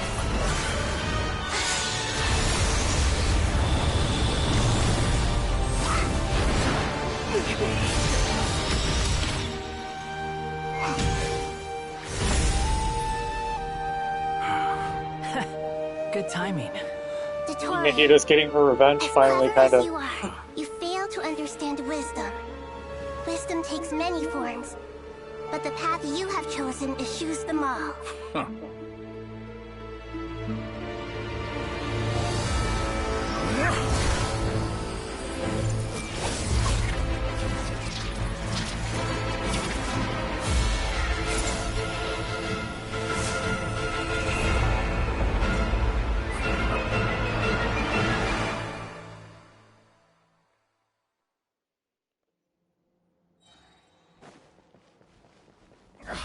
My strength is fading!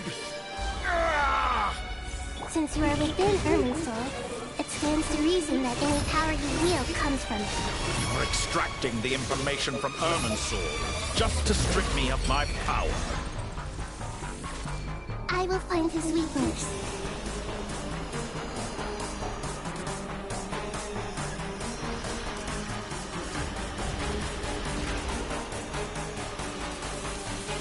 I see everything!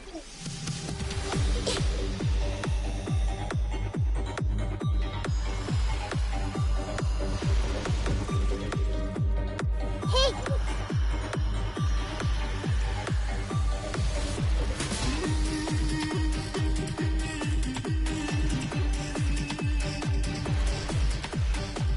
Everyone hold hands!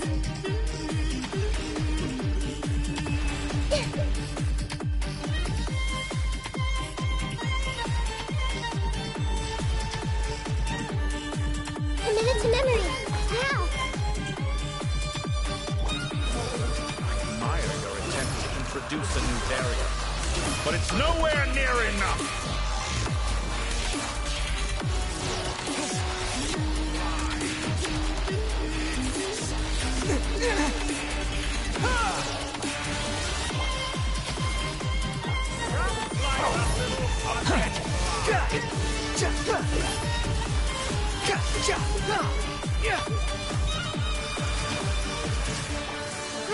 Grow!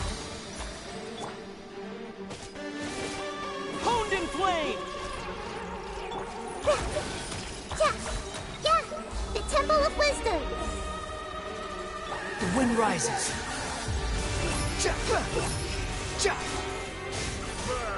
Search for it. You dare to gaze upon me? How amusing. Hey! We're so close. Just hold on a little longer. I'll hold him up. Traveler, Cat Guy, the rest is up to you. We certainly have a knack for surprising each other, don't we? I'm just getting started.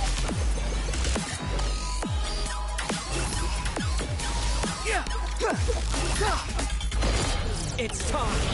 Say your prayers. The enemy is dancing, but watch your back.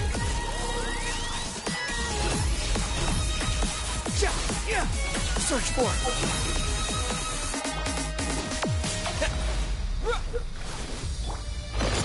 It's time. Say your prayers.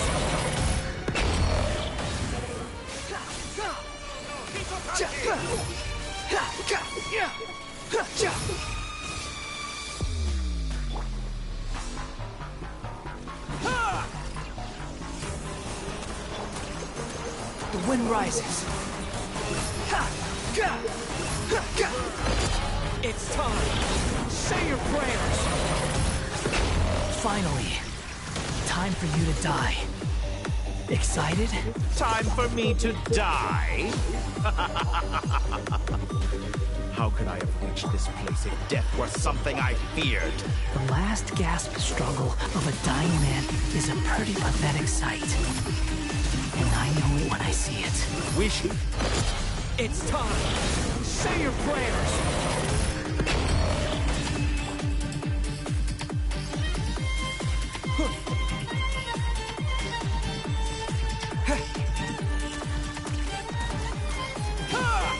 The wind rises.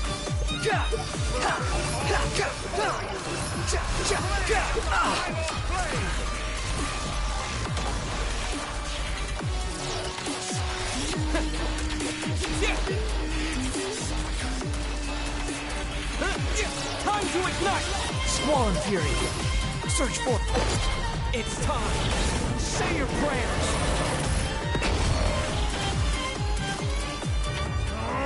That's enough!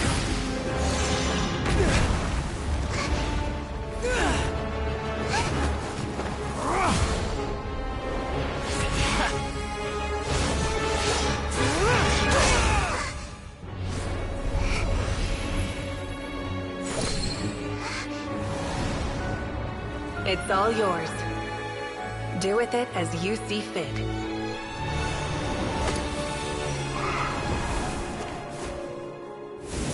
Just as you say, this world is home to some archaic things. And as you suppose, you are a formidable opponent. You have long coveted the secrets of wisdom. So now, I will demonstrate true wisdom in action.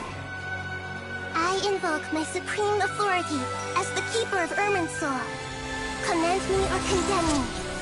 But give your verdict now!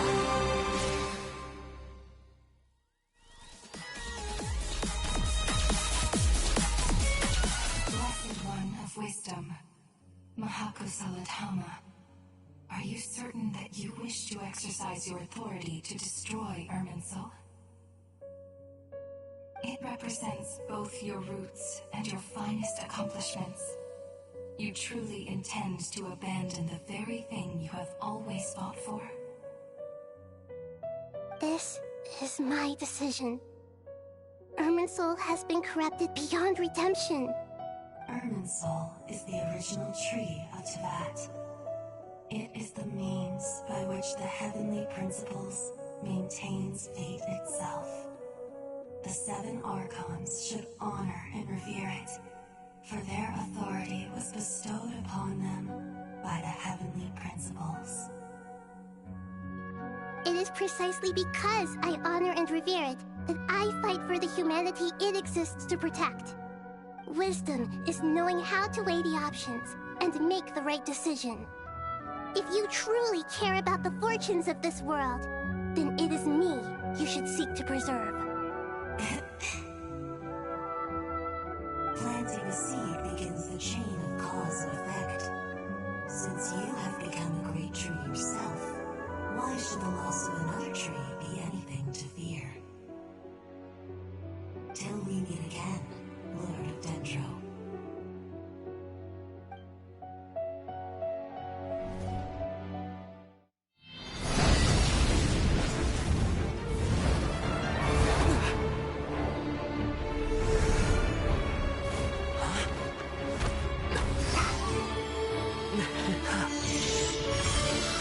The first flame.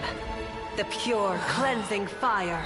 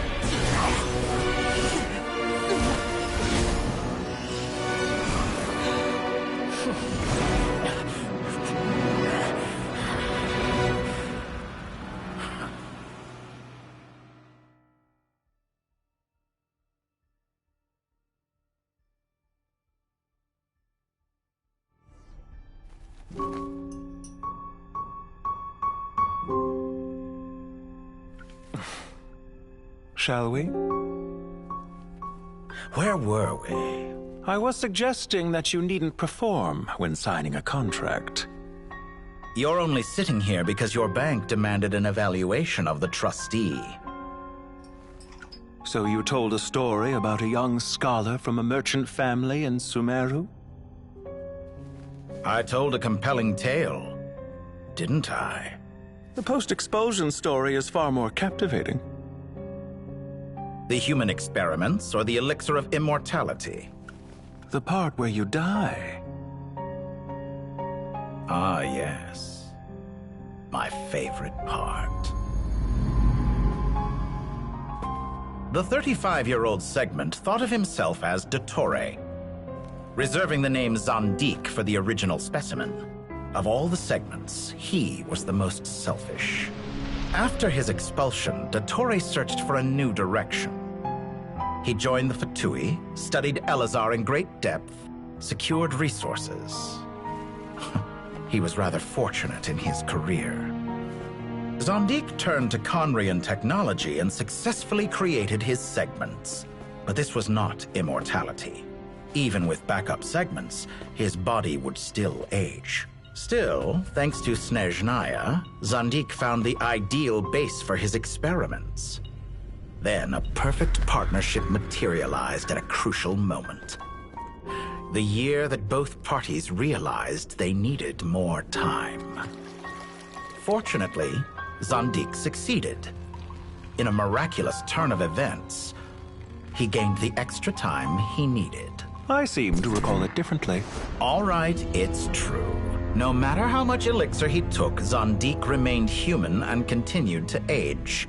Then, on the morning he turned 85... Help me up! Call for help! Surely he would be rescued, Zandik thought. But to his surprise, no one helped him. Zandik was too selfish for that. Don't forget, you're one of us. Yes, And we're all waiting. Waiting for me to die. Pantalone arrived for a meeting and happened to witness what followed. He found it unsettling. I never said that. But the Zondiques were unfazed. It was a rare opportunity for self-dissection.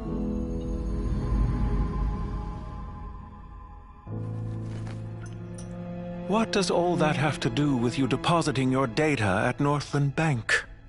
It has made me cherish my time in this world all the more. Fair enough. So you do have a sense of self-preservation.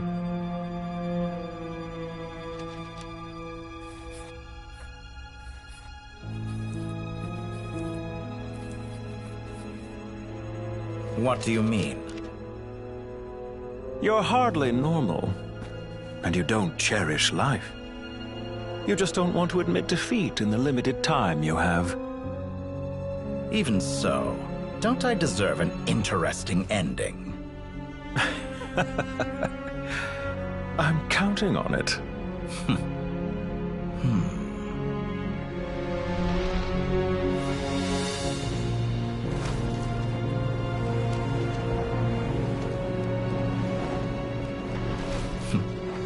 If nothing else, I expect my funeral will be a grand affair indeed.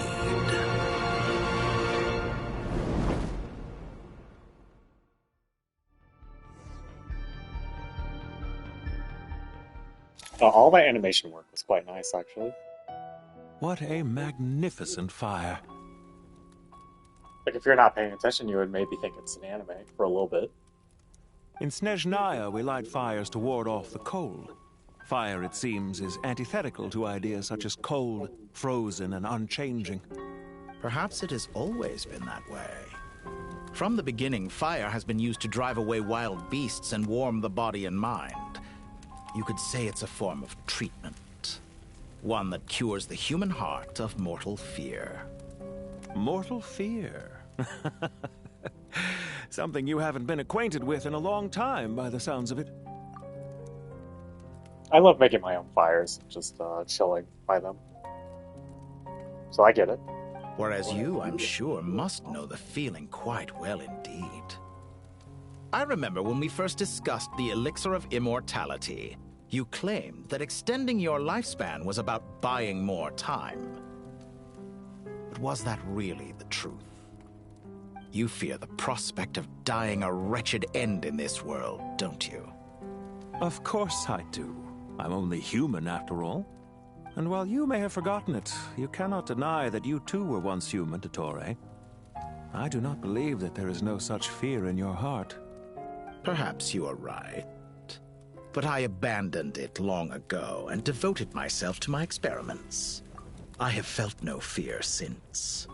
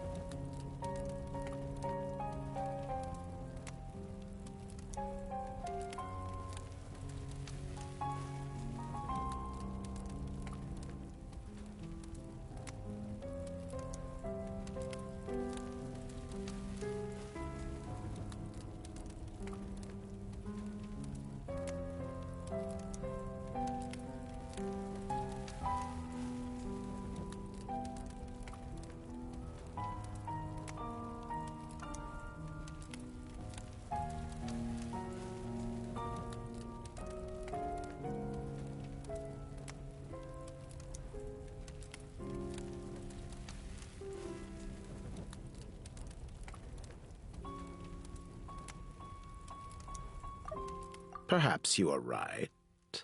but I abandoned it long ago and devoted myself to my experiments. I have felt no fear since. From the very beginning, I never thought you could win this game. But still you came, contract in hand, to honor our agreement. Because I am a reputable partner. And as we have discussed, experiments are about more than results alone. The process is equally important. I have come here and completed my creation, and I do not regret my decision.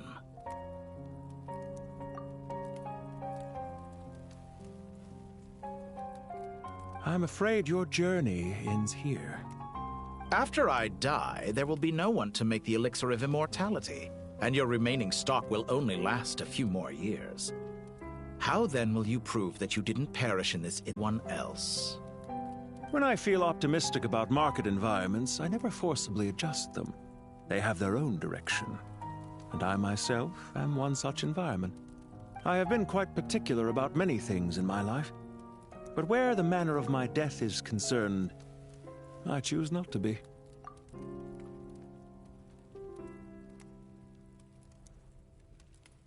You make yourself sound so magnanimous.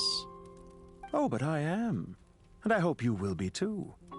It may have been a long time since anyone told you this, Dottore, but I recognize that you are a truly rare talent. Ha! I can see it. The experiment in blasphemy that I've been performing all this time.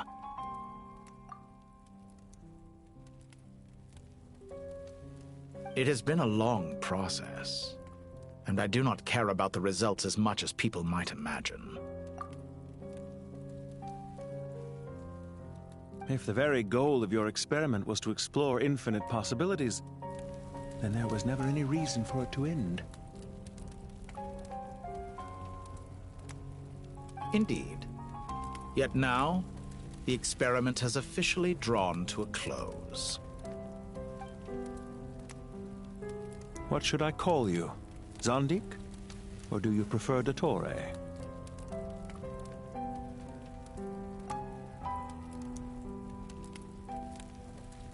Suit yourself. Goodbye, Feofan. This time, that's what it truly is.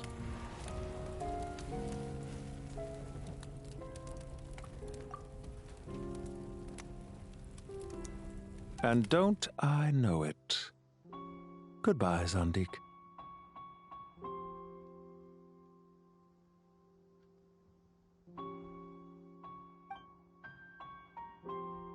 I could have carried out many more experiments, but to me, Lord of Dendro, this outcome is certainly not the worst. I believe you. But unfortunately, this is where it all ends for you. This experiment does not belong to you, nor do any of the results. Experiment? It sounds like you're trying to outdo me in my own field. Wisdom is conveying information in terms that people can clearly understand.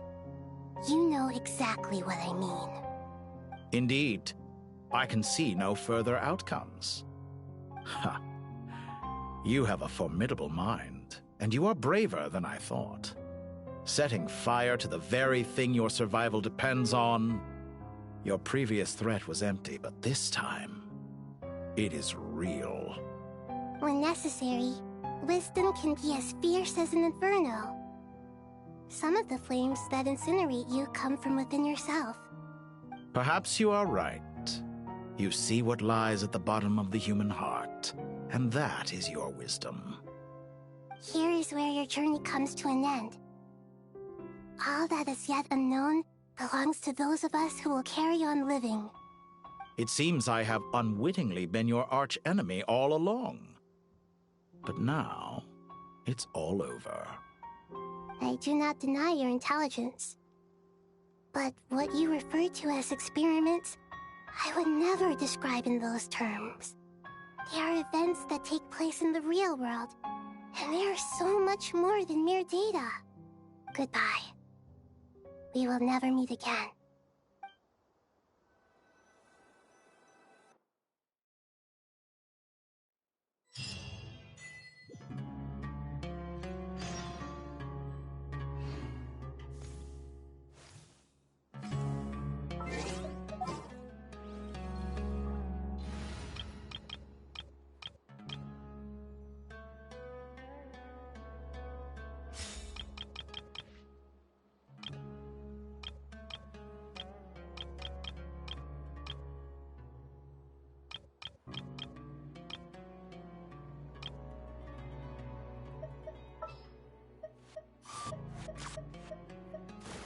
This world is full of unsolved mysteries. I've been waiting for you for ages.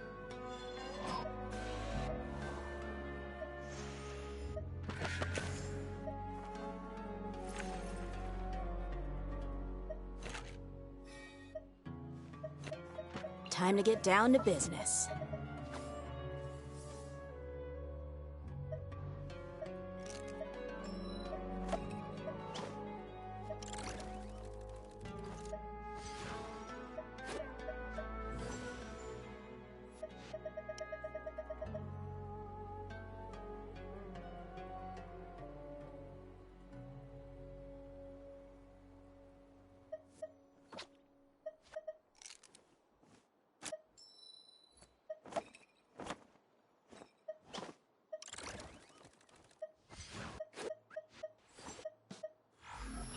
Is that the client?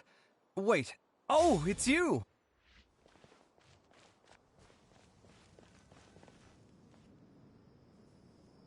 Well, that's the last of them. Everyone on the list is already back where they should be. It was a long, hard road, but we finally finished escorting everyone back. I just pray that we'll never need to leave again. I hope we can stay here forever in this peaceful paradise of our own choosing. Paradise. In the annals of the Temple of Silence, that word carries great significance. It represents the hopes and desires of the gods. Their longing for a place to rest. I wouldn't think gods need such a place. People always think they're the only ones who can lose their homes. They forget that gods too need a place to reside. As the Goat King once said, "A god without his people shall cease to exist." Gods need their believers every bit as much as their believers need them. Only we can truly understand how much the desert faith has faded over the centuries. But we still talk about the gods as though they're part of our lives. Given the myriad ways in which gods and humans interact, I'd say they really are. How else could Dunyarzad consider the Dendro Archon a friend? Well, that sounds about right to me. Describing them as friends sure makes us feel a whole lot closer. If you told me a few years back that I'd have this many friends, I'd have called you a liar. Belief is a choice, just like friendship. We've made our choices through battle. The right ones, wouldn't you say? I'll be heading back to the Temple of Silence. I heard the Goat King and the Ibis King decided to pay us a visit. How about you? It's back to Aru Village for us. Still plenty of supplies to distribute and people to help. Until next time, old friend. As long as you can find the time, you're always welcome to visit us in Aru Village. Right back at you. Make sure to drop by the Temple of Silence the next time you're free. Where it is that two of the other 7 pillars, Shezapank and Bennu, might also be dropping by. Since you're wearing the symbols of their power, it'd only be fitting if you came to see them for yourselves. Dropping by? That makes it sound like they're visiting a neighbor's home. Well, the temple was founded by Hermanubis, so I guess to them, that's exactly what it is. Guess that's true. All right. We'll make sure to find time to stop by. Stay safe on your journey home. I will.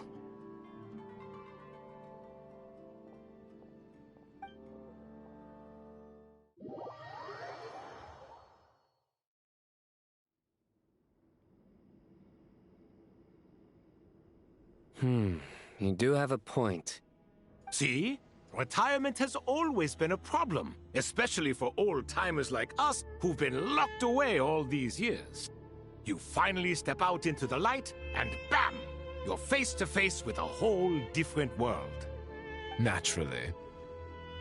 What do you think, Layla? Huh? Why would you think to ask me? How could I possibly be qualified to decide where the servants of King Deshret should live? Sorry if my question was unclear. Do you think their statues will stand out too much if we place them here? Hey, I never agreed to this. How could we possibly allow our statues to be left in Hermanubis' home? That would be like breaking into someone's house, then pretending it belonged to you in the first place. Different beliefs can coexist. We still need to respect one another. By which you mean, you two plan to stay at the Temple of Silence, for a while at least. But you have no intention of relocating your statues here. So, you see this as sort of a family visit? Is that correct? Family. You could say that. In a sense, Hermanubis would view this as his home. Just look at this place. Magnificent, is it not? The sad truth is, in the past, all three of us invested so much into misguided ventures. We failed to build what we should have, and wasted so much time instead. And what do you mean by that? I mean that for the most part, time spent associating with the likes of Sobek, and, let's say, Thoth, might reasonably be considered wasted. Why does that not surprise me? Go on. Anyway, given how much time we'll all be spending together, I'd say that the bonds we built will end up proving to have been a sound investment. Once Sethos, the current leader of the Temple of Silence, returns, you can discuss the matter of staying here with him. But judging by the expressions of everyone here, I imagine you'll receive a very warm welcome. This sacred ground houses untold knowledge, after all. What better place for the servants of King Deshra to appear in the mortal world? How about we share a meal together first? I imagine it's been many years since you last tasted fresh food. Oh, that sounds wonderful! After so many hundreds of years, I can only surmise that desert cuisine has become a lot more varied. Are we having a get-together?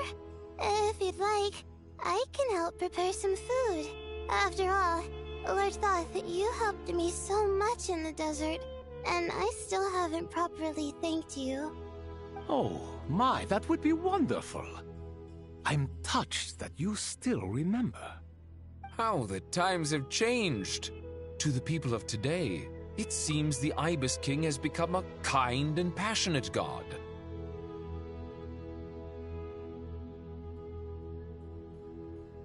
And you, Mr. Herreshoff? What kind of god do you wish to be? To be honest, I haven't given it much thought.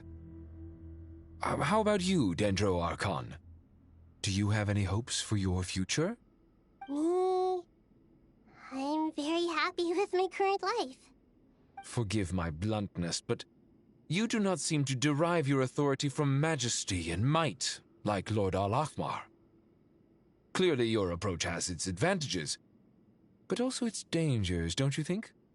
I do, but projecting a majestic front doesn't really suit me.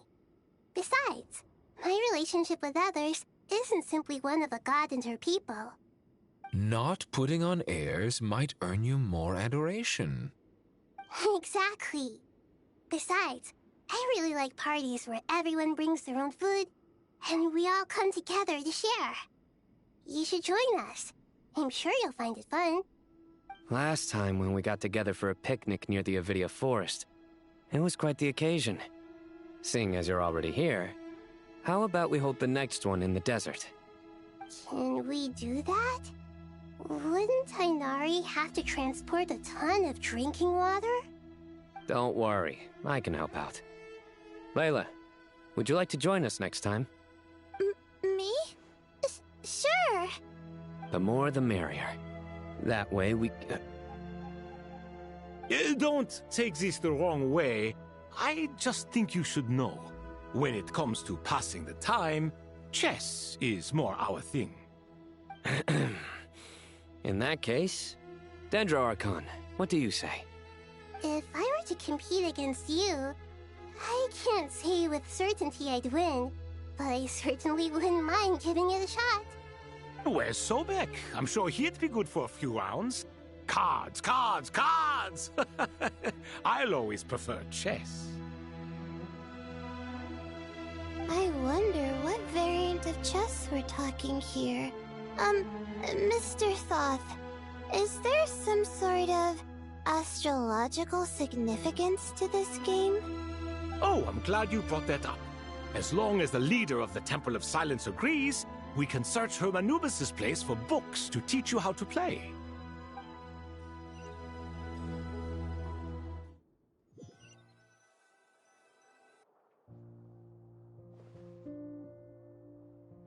Such devastation visited on Sumeru City. So many houses destroyed or damaged in the fighting. Who could have foreseen this? Look at all of this. It's going to take me forever to tidy up.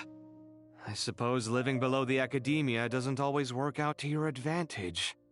I would have thought a little appreciation of my sincerity and effort in helping to clean up this mess might be in order. Helping? Effort? This is your house! Of course you should be putting in the effort! Alright, this is Al Hatham starting shit this time. So you see yourself as just a helper in this situation. I must admit, I'm rather shocked. Oh my gosh. If you're trying to say that since I live here too, I have an obligation to tidy up, fine. I suppose I do. I don't even understand why you two are arguing. I guess this does remind me of me and my ex. I'm much more quiet than Kaveh. I'll think some of the stuff in my head. Nevertheless. Anyway. In the wake of a great storm, a missing roof is a predictable inconvenience. Can you stop making it seem like I care more about this house than you do? Doesn't it upset you at all to see your home in this state? I won't pretend it's ideal, but that's no reason to be upset. This is the roof over your head, your shelter from the cold. The furniture is scattered, the paintings have fallen off the walls, the windows are shattered. Don't you feel even a little disheartened? The way I see it, these problems are easily solved. Yeah. Ugh, this is precisely why I hate talking to you about sentimental things. It's like banging my head against a wall. But you did like how it was. How much work goes into making a proper home? It sounds like this is causing you a lot of anguish. You mean the house or the paintings? I mean your sentimentality. Oh, well, yes. But I'd rather not dwell on such things right now. Generally speaking, when anguish becomes the norm, people usually make an attempt to improve their situation. But there are so many people and things in life that are difficult to change. It's not like you can force them. Besides, anguish can be a source of inspiration. And I'm not sure I could break my reliance on it. I'm glad you're able to make yourself think like that. What kind of a response is that? I was stating a profound truth about the very nature of art. Suffering is the cradle of all creation.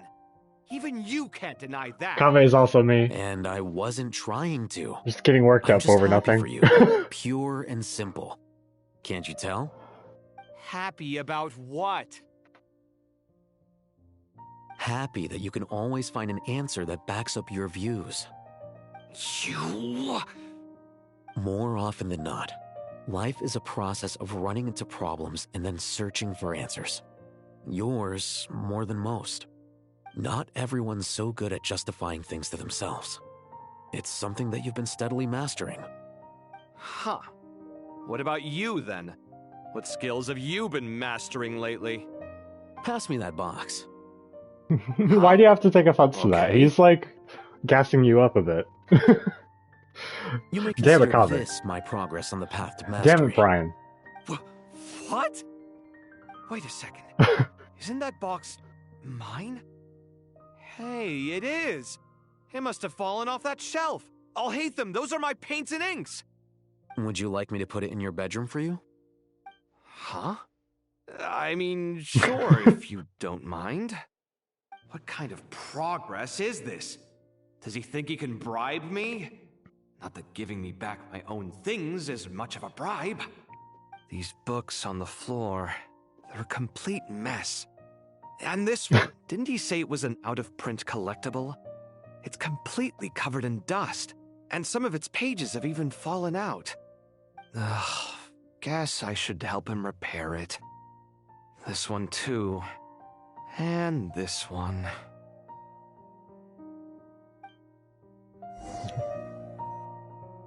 I know it's their thing, but... Kaveh, calm down. You're too much like me.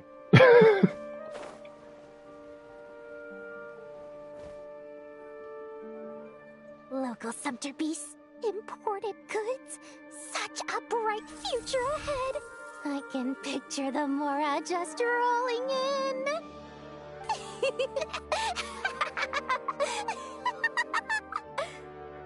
You do realize you sound like a choking cow? It's called being imposing. Can't you feel it? Are you not intimidated? Oh, I'm positively shaking in my sandals. What commands do you have for me, oh mighty Lord Sangama Bay? I always have such a hard time with characters that are obsessed with money. You've got a lot of nerve, Nefer. You went and told Candace and the others everything, didn't you? Seriously. Even when Dory's cool. Any idea how differently they see me now? Which she does have her Surely moments. that's a good thing. I presume they're more disposed to actually like you now. Maybe even view you as a friend. You traded my secret for sympathy! Thanks to you, I've lost every last shred of my mercantile majesty. How am I supposed to make anyone think I'm a big, scary investor now? The dark days of Lord Sangama Bay are behind you. Why not take this chance to make a few honest friends? Just market yourself as the savior of Sangama Bay. Yeah. Speaking of friends, since when did the notorious Lady Nefer gain such an admiration for holier-than-thou types? A moon chanter here, an angel there? Who'd have thought it? A coming together of fates, nothing more. Nefer with a cute face. Around accusations of admiration. I saw the closed eyes thing. Forget it. You're right about one thing at least. Making friends is never a bad thing for a merchant. Still, I really took a loss this time.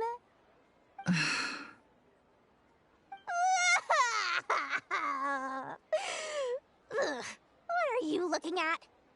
I'm trying to see if you're really crying or if those are just crocodile tears.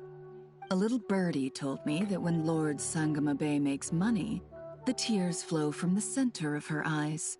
But when she loses it, they flow from the corners. Which is it this time?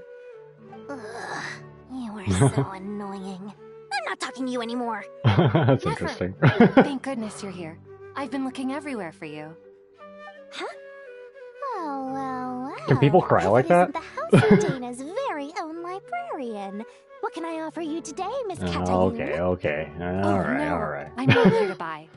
I'm here to bring Lady Nefer a book, and a fascinating one at that. We agreed to meet at the entrance to the mausoleum of King Deshret. One more thing. I bought this copy with my own money. It's not borrowed. Reasoning knows not time of day, but suspense always follows a blizzard. That's quite the mouthful. Huh? Isn't that the one that... It was all the rage for a while. People throughout the city were clamoring to get their hands on a copy. The names inside were all circled. Everyone thought it was a riddle. Don't bring up that book in my presence. I don't even want to hear its name. That thing was nothing but a scam. Surprisingly enough, I've actually heard of this book, though it doesn't seem of much consequence. So, what truth lies behind it? You're from the Vahumana and you're asking me what the truth is? I'd say the actual truth was about the least important part of the whole episode. I brought you this book because it probably has the most interesting backstory of any in the House of Dana's collection, at least in recent years. As for its quality, well, you can judge that for yourself. Don't tell me it's actually any good. You may not know this, Lord Sangama Bay, but Lady Nefer has a fondness for books with... how should I put this? Mixed reviews? No eye for good literature, huh? Perhaps she feels that bad books hide interesting secrets? But I shouldn't put words in her mouth. It's probably fair to say she prefers the conversations that books can spark over the substance of the books themselves. Suits my style as an intel broker, wouldn't you say? Very interesting, thank you. I'll return it to you once I'm done reading. And as it happens, I have something for you, too. Incense?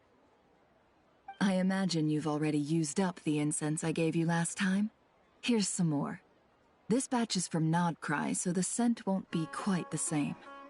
Well, actually, I've been saving the incense you gave me. I couldn't bring myself to waste it without a special occasion. But I'll gladly accept this, too. And I promise I'll use it this time. Katayun, you haven't changed a bit.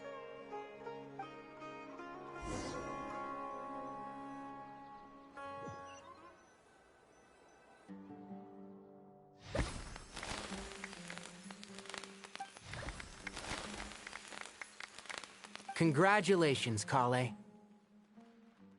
Well done, Kale. After studying for so long, you've finally become a full-fledged ranger. Sure hasn't been easy for you, huh? This really is fantastic news. All grown up. No longer a trainee, but an official forest ranger. Oh, the next step is to secure tenure in the academia. Thanks, everyone. It's true. I'm an official forest ranger now. Master Tainari, thank you for your guidance and support. I wish Mr. Sino were here so I could thank him too. Sino had a matter to attend to at the Temple of Silence. I don't imagine he'll be back for some time. But don't worry, we can celebrate together once he's finished. I'm afraid the party will have to wait. Kale still has some matters to attend to first. Kale? Is everything all right? No, it's not what you think. There's nothing wrong with my health. I just have a few things I need to deal with. I've made plans with the Traveler and Paimon to visit Mondstadt. Master Tainari and Mr. Sino will be accompanying us too. Well, that's a relief. Let's get together when everyone's back. I'm sure you'll be doing even better by then. Of course. I have a feeling you're right.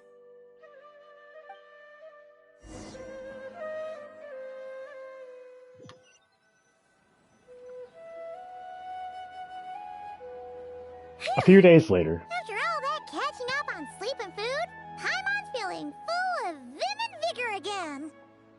I honestly feel full of vim and vigor as well. I don't know why. I don't know why my body's like this. I'm still fine.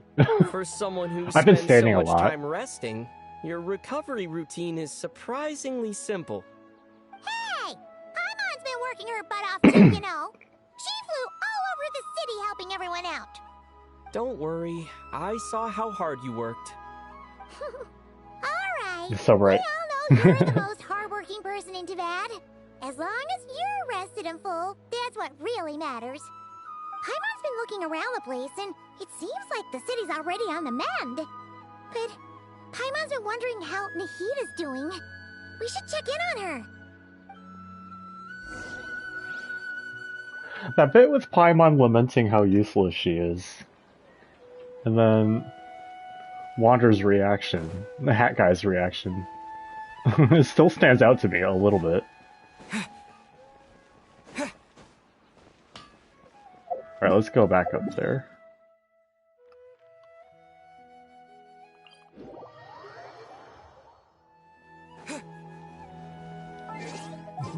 Candace was around. I guess I'll put her in.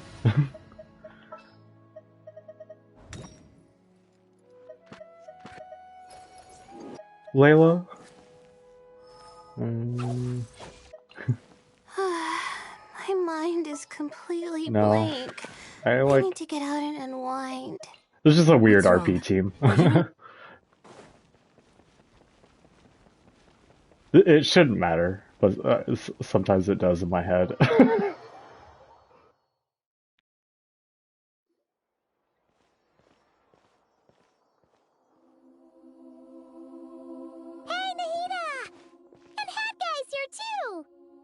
I like this track. Paimon!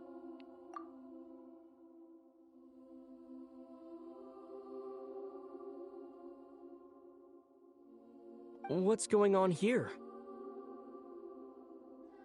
Nothing much. Nahida was just expressing concern for my physical and mental well-being. Oh, the Traveler told Paimon all about that. We've both been very worried about you. Are you feeling alright? Oh yeah, that ultimate during the Dottore fight was very cool between Traveler and Wanderer. I would love to see more stuff like that. I mean, that's not how the game mechanics work typically. But like, you know, two characters combining their ultimates. I mean, if there's ever like another huge gameplay overhaul, maybe that direction, or like ultimates that require two. No, that'd be so complex to deal with. Would it have to matter like which two? It wouldn't be character specific or anything. Just like elements? Yeah, I'm not sure. Anyway. You make it sound like I'm on the brink of some kind of breakdown. Truth is, I'm doing much better than you might imagine. If we can just get to the bottom of Dottore's intentions, we can minimize his negative influence. That's the sort of thing I excel at. Just listen to that newfound optimism. It seems like having you enroll in the Vahumana was a truly inspired move. I can really see the positive influence. Observe, a classic Sumeru specialty. Chalking everything up to education and learning. To be honest, even I can sense the change in you. Everything Dottore said to you was a way to manipulate your mind. Fortunately, you're no longer under his sway. Can someone as old as me really continue to grow? If it helps, just think of yourself as a late bloomer. It's all a matter of phrasing, and it comes down to what standards you measure yourself by. For a puppet, developing at such an age is perfectly normal. But if you choose to call yourself a late bloomer, it sounds more like you consider yourself human. However you see yourself, well done. All right, I see what you mean. Anyway, what's your next step? What else can I do but complete my current courses? Everything else can wait. Anyway, that's enough chit-chat. There are still things in the city I need to help out with. I'll be heading there now.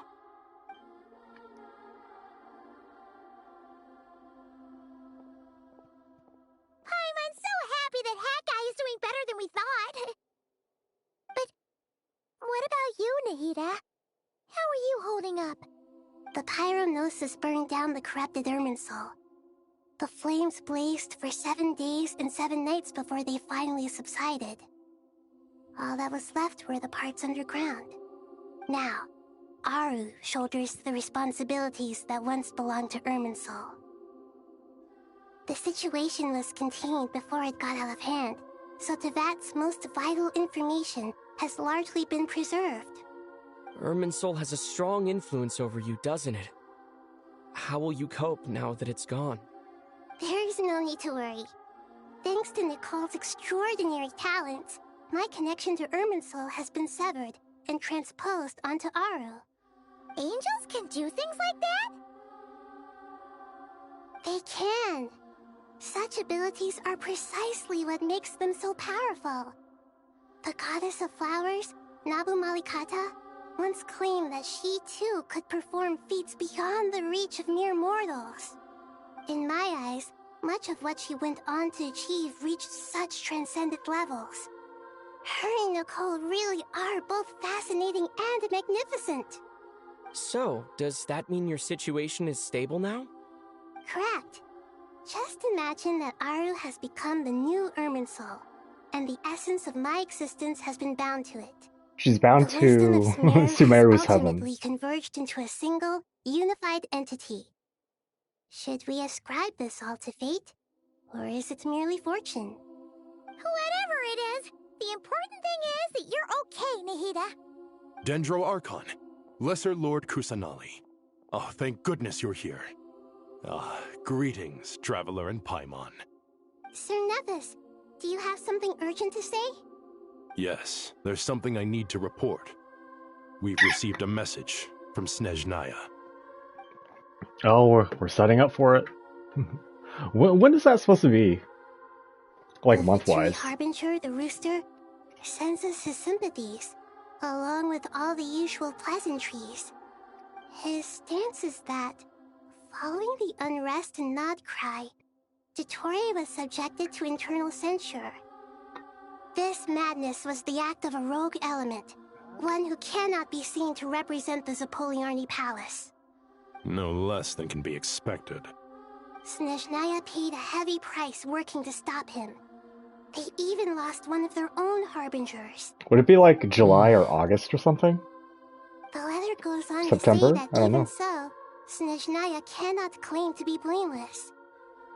Apparently, they will deal with Dottore's subordinates in accordance with Snezhnayan law, holding all those involved in his crimes accountable.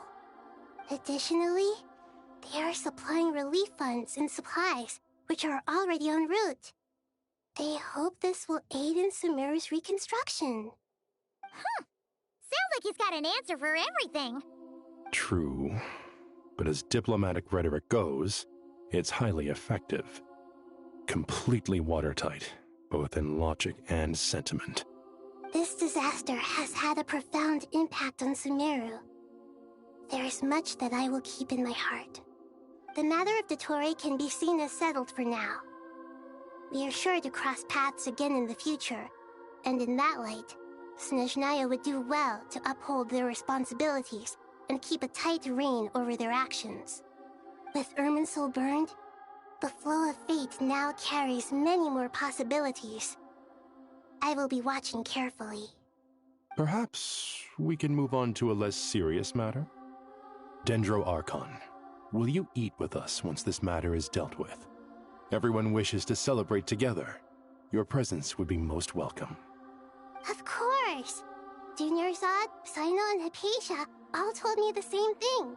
If there isn't enough room for everyone, we can arrange back-to-back feasts. What a wonderful idea. That just leaves the question of what we should eat. Not more tomatoes, surely.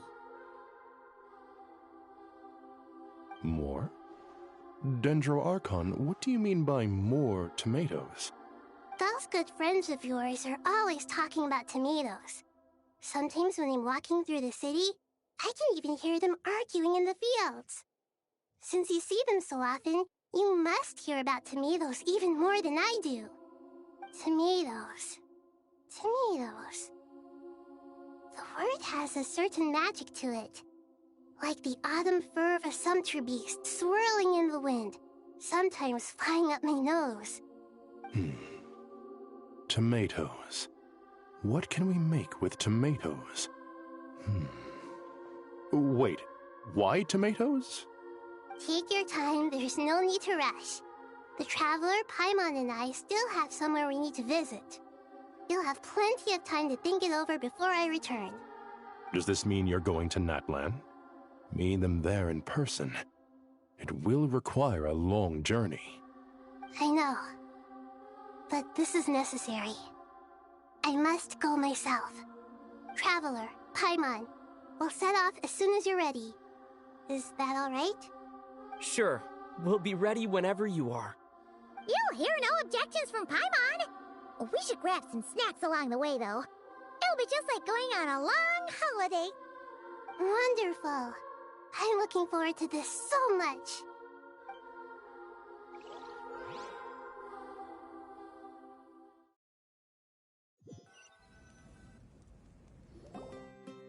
Natlan is such a lively place. It's super cheerful and positive, too. I can see that. There are people outside exercising at all hours. Such a healthy way of life. You came. Welcome, welcome. You must be hungry from your journey. Would you like something to eat?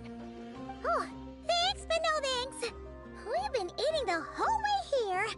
We had a mushroom platter, sap's meat stew, butter braised chicken, hot asara pudding. Paimon's positively stuffed! All right, all right. No need for all that detail. I'm starting to get hungry myself. Maybe later then. We can wait till everyone's got an appetite. Then I'll head out for a meal together. Sounds like a plan. Let's find somewhere to sit down.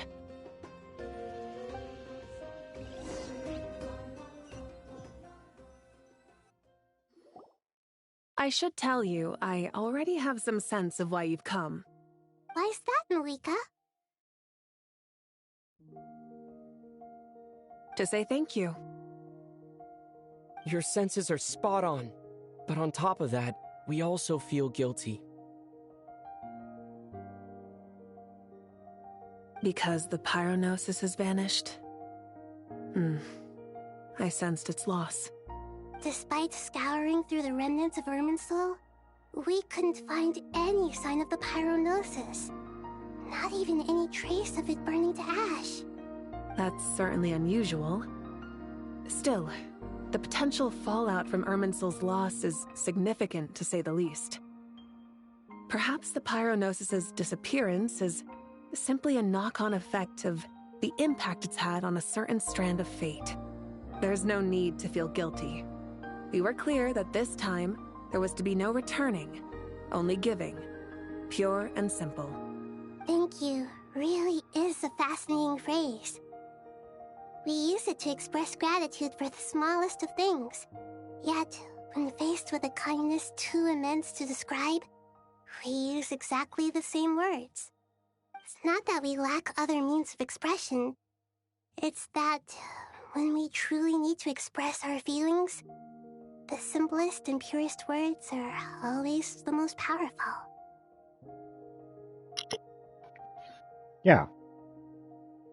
I agree with that. Sometimes just a simple thank you and I'm sorry are all you ever need. You're right. In Natlan, we prefer simple expressions too. Companionship, friendship, support. They might not sound fancy, but the sentiment behind them is sincere. That's wonderful to hear. Sincere feelings are often a vehicle for the deepest wisdom of all. Irminsul's destruction doesn't seem to have done you much harm. I'm glad to see you're doing well. There's still a lot of work to do, but before we begin, we felt it was important to come here and speak with you. Partly to express our gratitude, but also because we felt that seeing you, in a sense, is like basking in warm sunlight. That's a nice way of putting it. I like that. To tell you the truth, though, I'm not a fan of somber meetings. So, since there's nothing more to say, why don't we go bask in some actual sunlight? The weather's beautiful today. What a great idea! Paimon's gonna lie back and soak up some rays.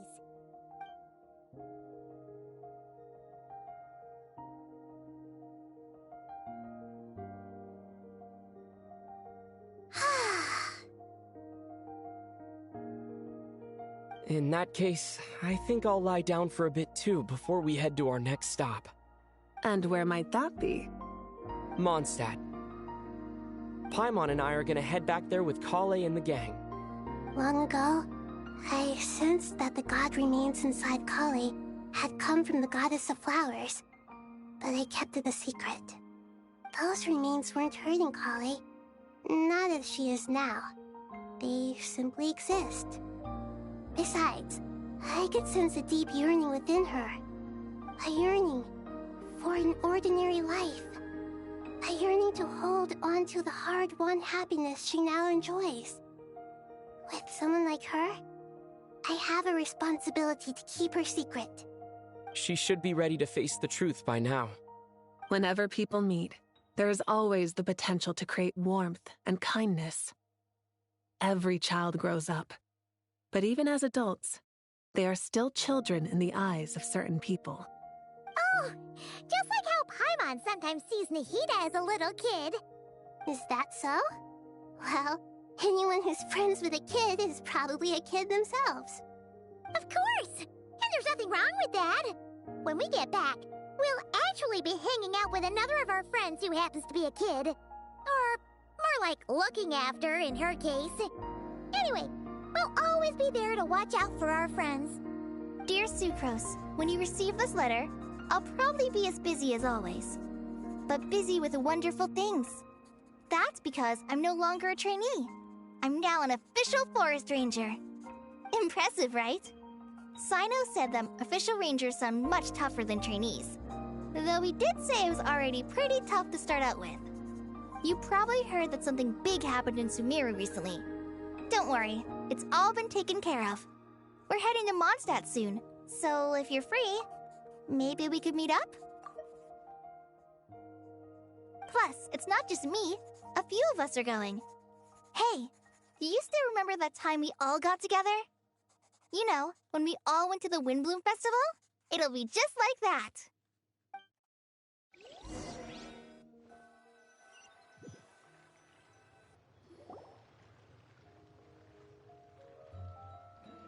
Dainari, is that... Don't you say it! Is that the great Vayu-Vyastra? Behold, the great Vayu-Vyastra, General Mahamatra. How times have changed. I wasn't expecting you to beat me to the punchline. You've changed. You've really upped the aggression in your battle against Sino's jokes. Kale, how did you know what I was going to say? For the love of... Hey!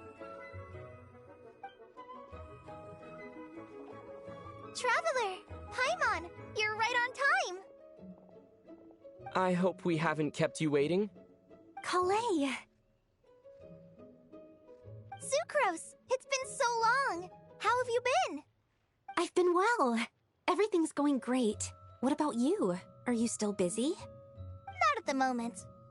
Oh, right! That juicer you gave us works amazing! Farzan loves it! Seriously? That's wonderful. I don't suppose you drew up a detailed test report. Oh, what fruits did you use? How's the texture of the final product? Sucrose, you might want to try asking your questions one at a time. Albedo!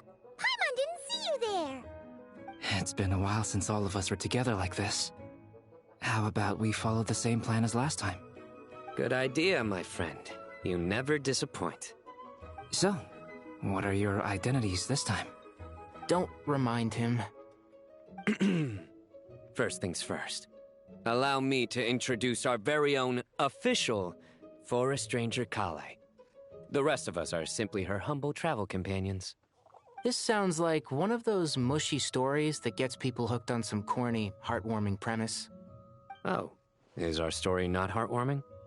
If I recall correctly, there was even a scene like this in King of Invocations. Besides being heartwarming, our story's also about tough, impressive-sounding job titles. At least that's what I think.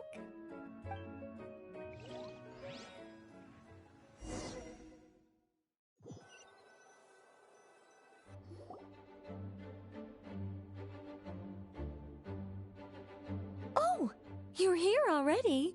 I'm still giving Dodeko a little trim. I won't be a moment. A trim? Does Dodeko need haircuts too? Of course. It's important to know how to take loving care of the apples of your eye. All of these trivial matters get left to me. It's because I'm an angel, and angels are, in a way, the guardians of all Teyvat. Oh, right! Well, that's definitely an impressive-sounding job title. What are you writing? I'm just brainstorming some cool-sounding lines. Oh, write them on these card backs. Of course. Clearly, my lines are pretty amazing, wouldn't you say? Miss Nicole. Kale? You seem a little nervous. I was just wondering, who was the person you mentioned who needed their wish fulfilled? Wish? What do you mean? Miss Nicole asked if we could meet up in Mondstadt once everything was over. She said a friend of hers had a wish that needed my help to come true. Well, you never mentioned that before. All we knew was that you'd arranged to meet in Mondstadt. But we thought it had something to do with the god remains. To be fair, everything I told you was true. Anyway, my friend is waiting. Come on, let's pay her a visit.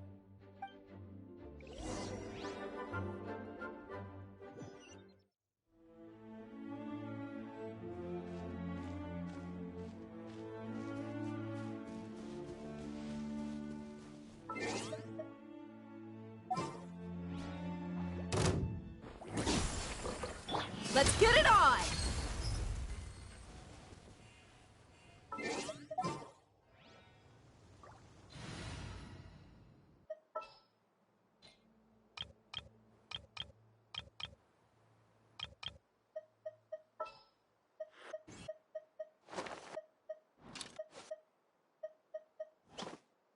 I won't hold you back. Much. Didn't keep you waiting, did I? Just sharpen my spear. Knight of Boreas, falling in.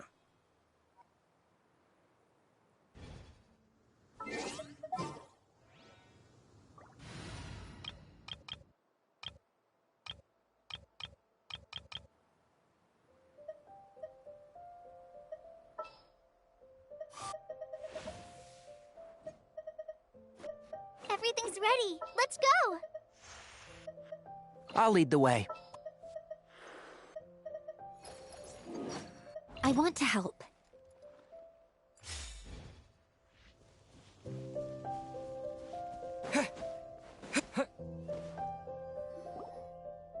Huh? You're... Surprised? I bet you weren't expecting to meet a woman like me beneath this beautiful tree in a faraway land. An oasis will spring from the place where a djinn resides. That saying falls somewhat flat here in Mondstadt, given that everywhere is already so lush and green. Lilupar, what are you doing here? I made friends with Miss Nicole. I asked her to bring me here and then invite Kale to come. The prologue to this story is that I have a wish. It has stirred within my heart for centuries. Millennia, even. Originally, it was merely Al-Akhmar's lie, but now it has become reality. Could this be... related to the goddess of flowers?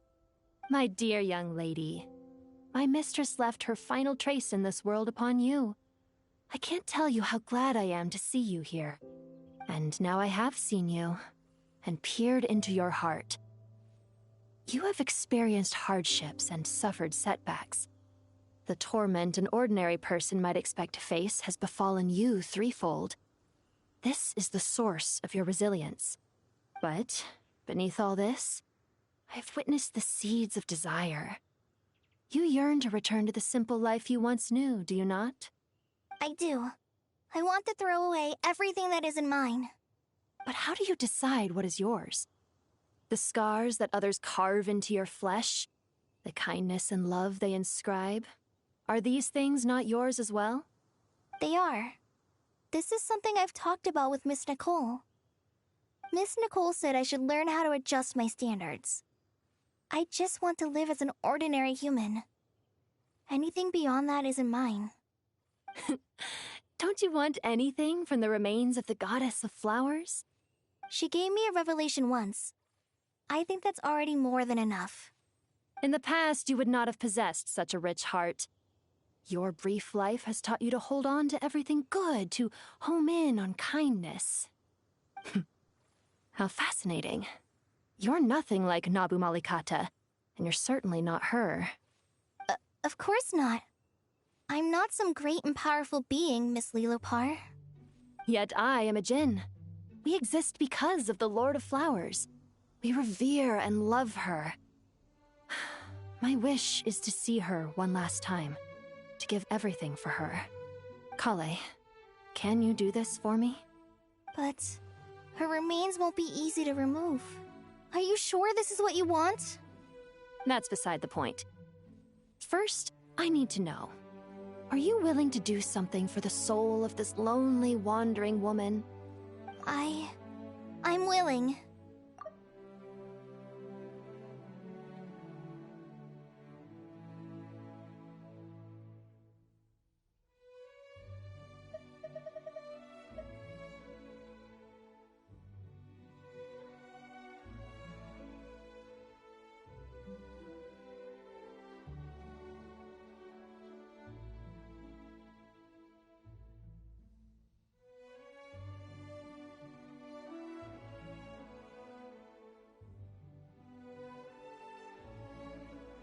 But look, you know nothing about me. Even if you have heard the stories about me, all you would know is that I was rightly punished for the many evil deeds I committed. Ah, so you do know. Your lips are quivering, your eyes trembling, and still you're willing to do something for me. Life has been cruel to you, and yet you've learned to be kind. My dear young lady, to repay your kindness, I too must play my part. Are you sure about this, Lilupar? I yearn to see my mistress. For this moment, the world can burn to ashes, the universe be engulfed in flame. I care about nothing else.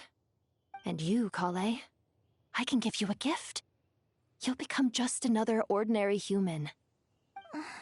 But Miss Lilupar, what will happen to you? My wish will be fulfilled, and I can die happy. Why would you wish for that? A long, unending life might seem desirable for one who has never possessed it, yet it brings torment to one who has. My remains are scattered across the yellow sands, but my soul can find no peace.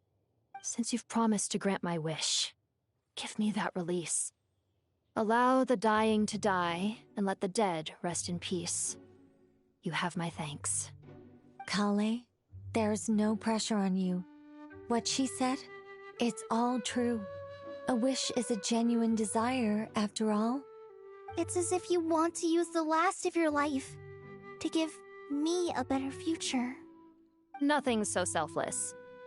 We'll be using our futures to fulfill each other's wishes. This is a noble act, a beautiful and secret transaction between two women. I understand. Miss Lilupar, I'm ready. Close your eyes, Kale. Then open your soul. From there, I will embrace my mistress. The downpour of flowers is your touch. Like returning to the very beginning. Like surrendering to your grace, my mistress. People say that devotion is beautiful, yet filled with pain. How foolish of them. For me, devotion is beautiful, pure and painless. Devotion is my love. Thank you.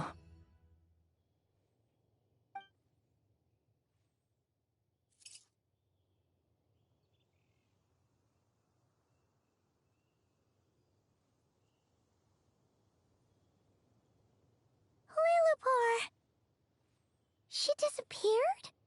She left, carrying the blessing of flowers. Kale, are you alright? I'm fine. Now that the remains are gone, I don't actually feel any different at all. Those remains weren't hurting Kale.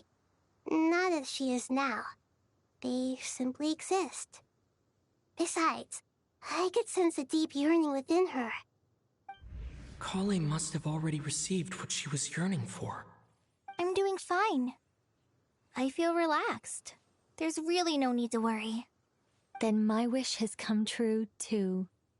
To become ordinary? That's just one of my wishes.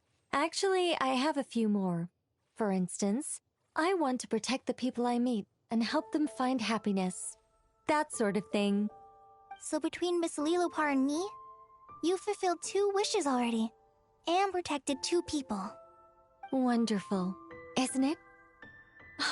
I feel so fantastically happy. I guess that settles things here. So what's next? What do you want to do when we get back to town? Clay, look who I've brought to see you. Hey, Kale! I heard you guys were holding some kind of secret event. How come you started without me? Huh? Oh no, it's nothing like that. We were just saying goodbye to an old friend. Really? Who? Me. The old me. So that's what this is all about. Did you come all the way to Mondstadt for that? Because we knew the old you so we could witness the change? Exactly. The old me is gone. I puffed her into the air, and she became a fluffy pink cloud, floating into the sky, before disappearing forever. Do you think, maybe up in the sky, she has friends waiting for her with test tubes, flasks, and bows? Oh, when you put it like that, it doesn't sound so bad after all. What do you think, Miss Nicole? I think maybe that's right. At least, if it were up to me, I'd consider that a happy ending. Dear Sucrose, even though my childhood ended long ago, these past few days have really felt like growing up again. I've become stronger, and I feel like I can finally accomplish things by myself. Surely someone as mysterious as you will find a friend like this fascinating? Always growing, always thriving like a plant. I came to say goodbye to my old self. I know that after this, she'll be gone. Thinking about it makes me feel a little lonely. I know the weakness that kept me company will one day leave me too. But somewhere in my heart, I feel a great sense of joy. It feels like I've always wanted to take this step, to walk towards the new me.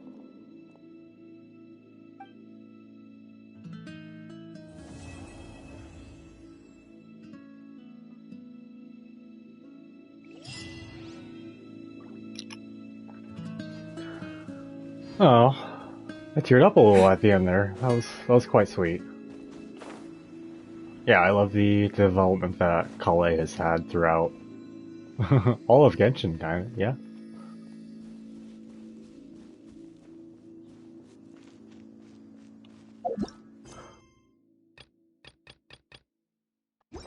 I mean, that's gonna do it though. That was quite a long stream. This took longer than I expected, but I'm not upset about it. You know, I'm just awake.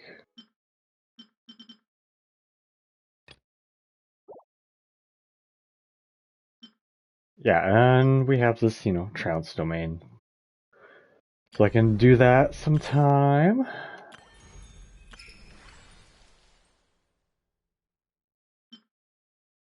A witch's lodge. To deal with this. Is this voiced? Well, like, what's the deal with this? Why am I checking? Also, this is the right place. Look! It's that ball of light again! Let's follow it! It is voiced. Is this Nicole's proper quest? Okay. Hey! It disappeared behind that door! Does that mean we can open it now? What's the description for this?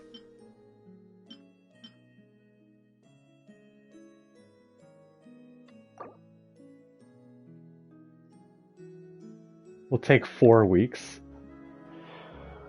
Is her character quest, like Durance? Well, I guess we might as well do this one then.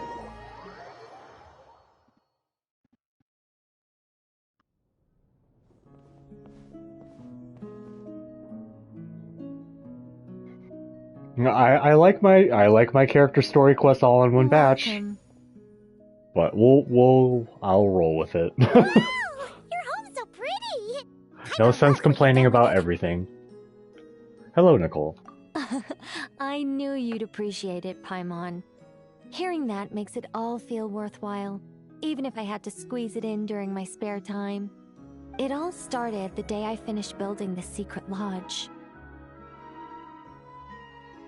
I was planning to keep the streak going and build a few more, but there was no one around to inspire me.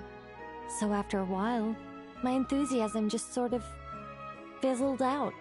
Is there no way to have fun, enjoy myself, and feel like I've accomplished something all at the same time? Then the answer suddenly popped into my head. Wait, have we skipped straight to the answer? Keep up, Paimon. Time waits for no one. Look, it's right in front of your eyes. Through this door?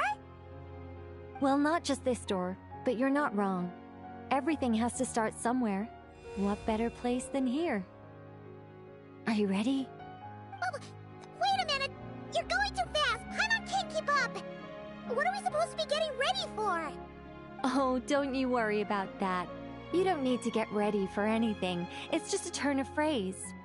Based on my observations and understanding, you're not a fan of complex introductions and explanations. You prefer to find your fun in the heat of adventure. Am I right? You're not wrong. But I'll listen to any introduction you give. Glad to hear it. In that case, brace yourselves. I don't plan to hold back. You know us angels. We just can't resist the satisfaction of guiding adventurers to treasure. Well, seeing as the goal is to be kind and help others find happiness, why shouldn't I start by giving my own friends a few happy pointers? So, I had a sudden stroke of genius. I transformed my little lodge into a place where you can relax and have fun. I even hid treasure in each and every room. To tell you the truth, even compared to the other angels, I'm quite the expert when it comes to hiding things. If I were to bury a chest in the wild and not show you the way, I'm afraid you wouldn't be able to find it even after months of searching. Anyway, I digress. I don't want to make things deliberately difficult, nor do I need you to run around the wild just to keep me entertained. All you have to do is find 3 feathers right here in this room. And once you're done, let me know so I can watch you open your reward. A nice, big treasure chest. Ah! So we're going on a treasure hunt! Ha! Paimon can't wait! Exactly! A treasure hunt. It's going to be so fun.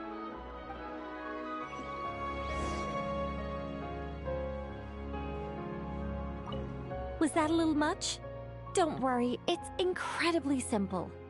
Just put your thinking caps on, search high and low, and claim your prize at the end. It's exactly the sort of escapade you two excel at.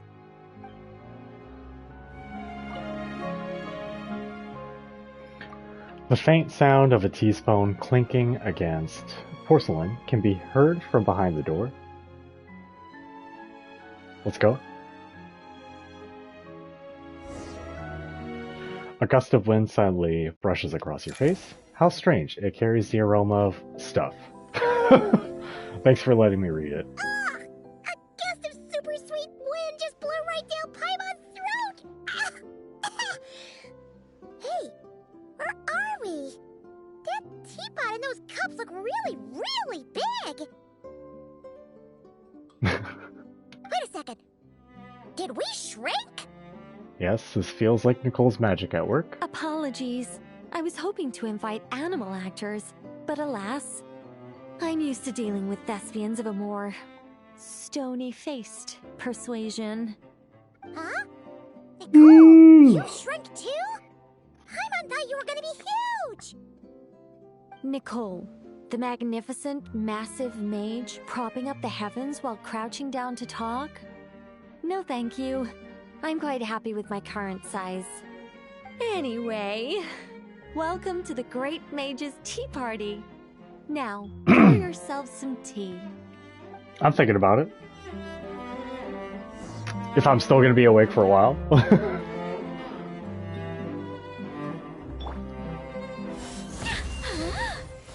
I think not.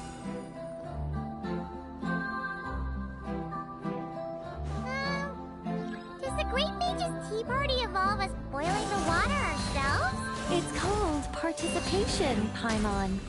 This is all about creating a sense of participation.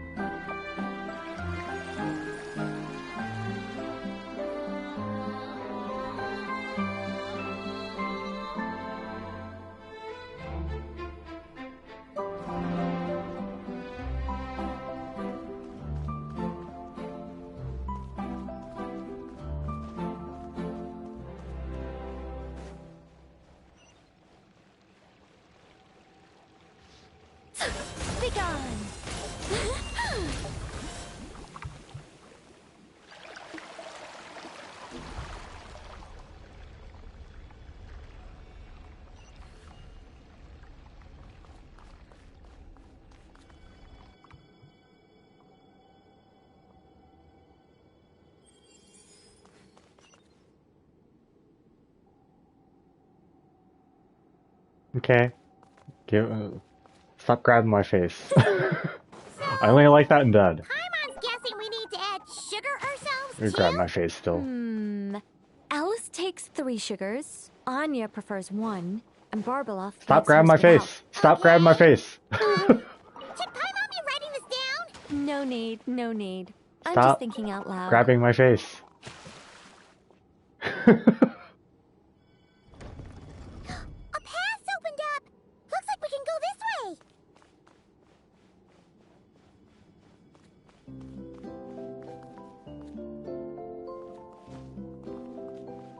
I think not.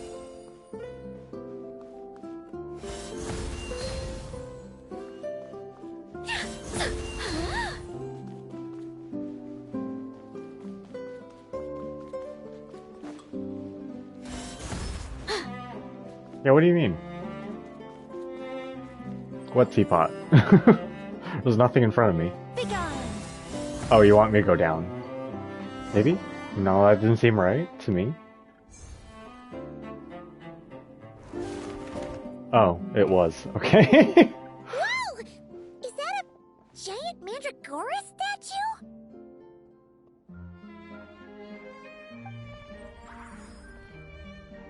Hold on a moment. Sorry, just a minor technical difficulty. Let me see.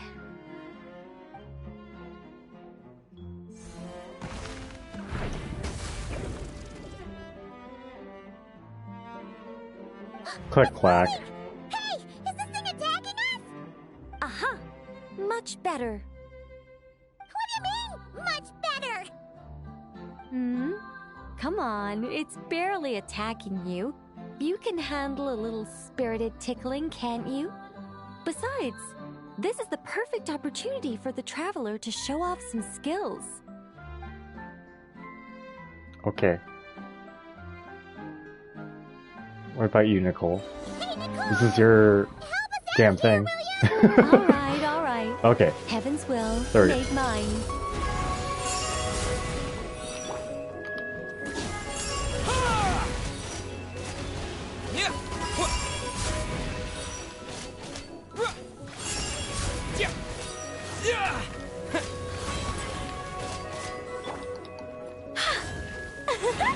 I think not. Our little secret.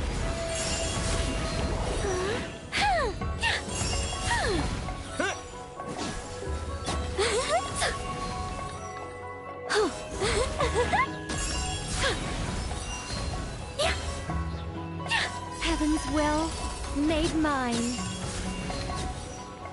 Such defiance.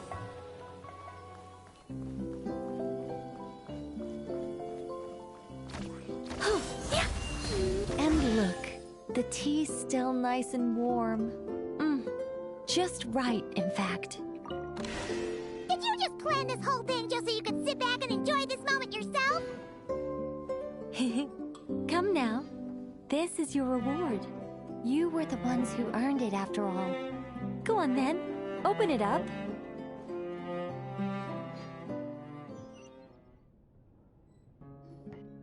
Paimon can't help but wonder why you're so excited about these rewards, Nicole.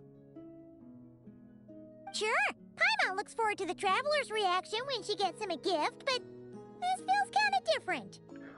What did I tell you about gift horses, Paimon? Oh, don't worry about that. I don't mind. At worst, my answer might shatter a few illusions you have about the angelic race. If you thought we were all selfless, benevolent beings, the truth may make you think again. As for your question, my dearest Paimon, my excitement has nothing to do with sharing the joy of those I guide. Instead, it derives from completing the duties I am burdened with. Huh? It all started with the birth of the angels. We were entrusted with the mission to love all living beings on this land. But unlike the gods who came after, our ability to perceive emotion was crude and undeveloped. Most of the time, we simply executed our orders from above, like automatons following commands. Aside from enlightenment, guidance was our primary mission. It was one of the few instincts retained by my former peers, after they were stripped of their wisdom. Upon completing our missions, we gained a certain sense of joyous relief. It was the most intense emotional experience an angel could normally undergo. Isn't it kind of sad? Maybe, but I prefer not to think of it as something worthy of pity. After all, not even the great ruler of the firmament can deny the truth of the emotions in my heart right now. Besides, guiding others is a good thing in itself, don't you think?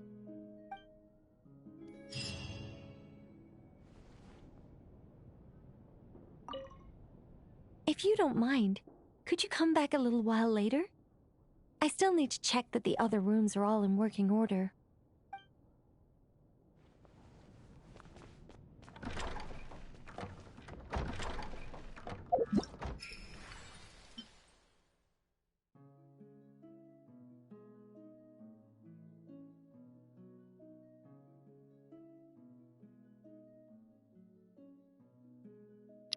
One second while I use the bathroom, but I think we're about done. Yeah, I can't think of anything else aside from that. You know what? Let's just end it. Yeah.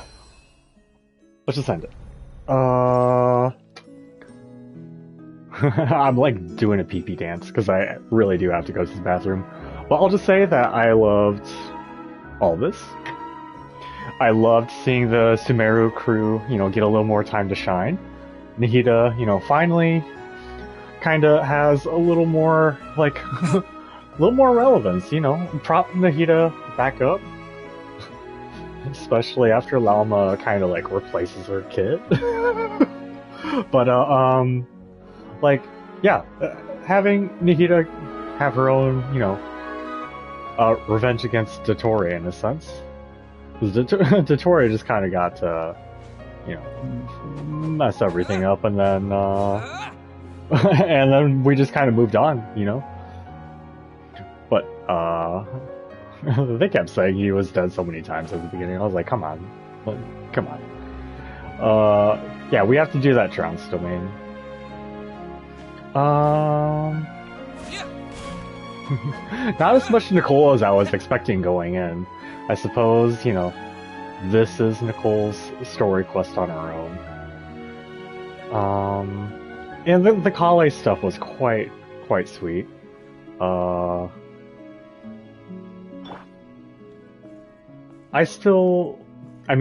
well past it at this point. She doesn't even have it anymore, but it would have been cool to see, like, her origins kind of played out in a cutscene within the game or something. The stuff from the comic. But all that stuff at the beginning with her and at the end was quite sweet. I don't really have any, not too many negative things to say. I love the new codex stuff. I'm a huge dork about looking at that stuff in the middle of everything in any game it's available for. Whenever it's relevant. So yeah, once again, thankful to Final Fantasy XVI for infecting a bunch of RPGs with that kind of active lore. Yeah, anyway, I'm gonna head out. Very long stream again. I have a sleeping disorder, so I just kind of didn't feel like going to sleep during all that. But I'll try to now. And bye-bye.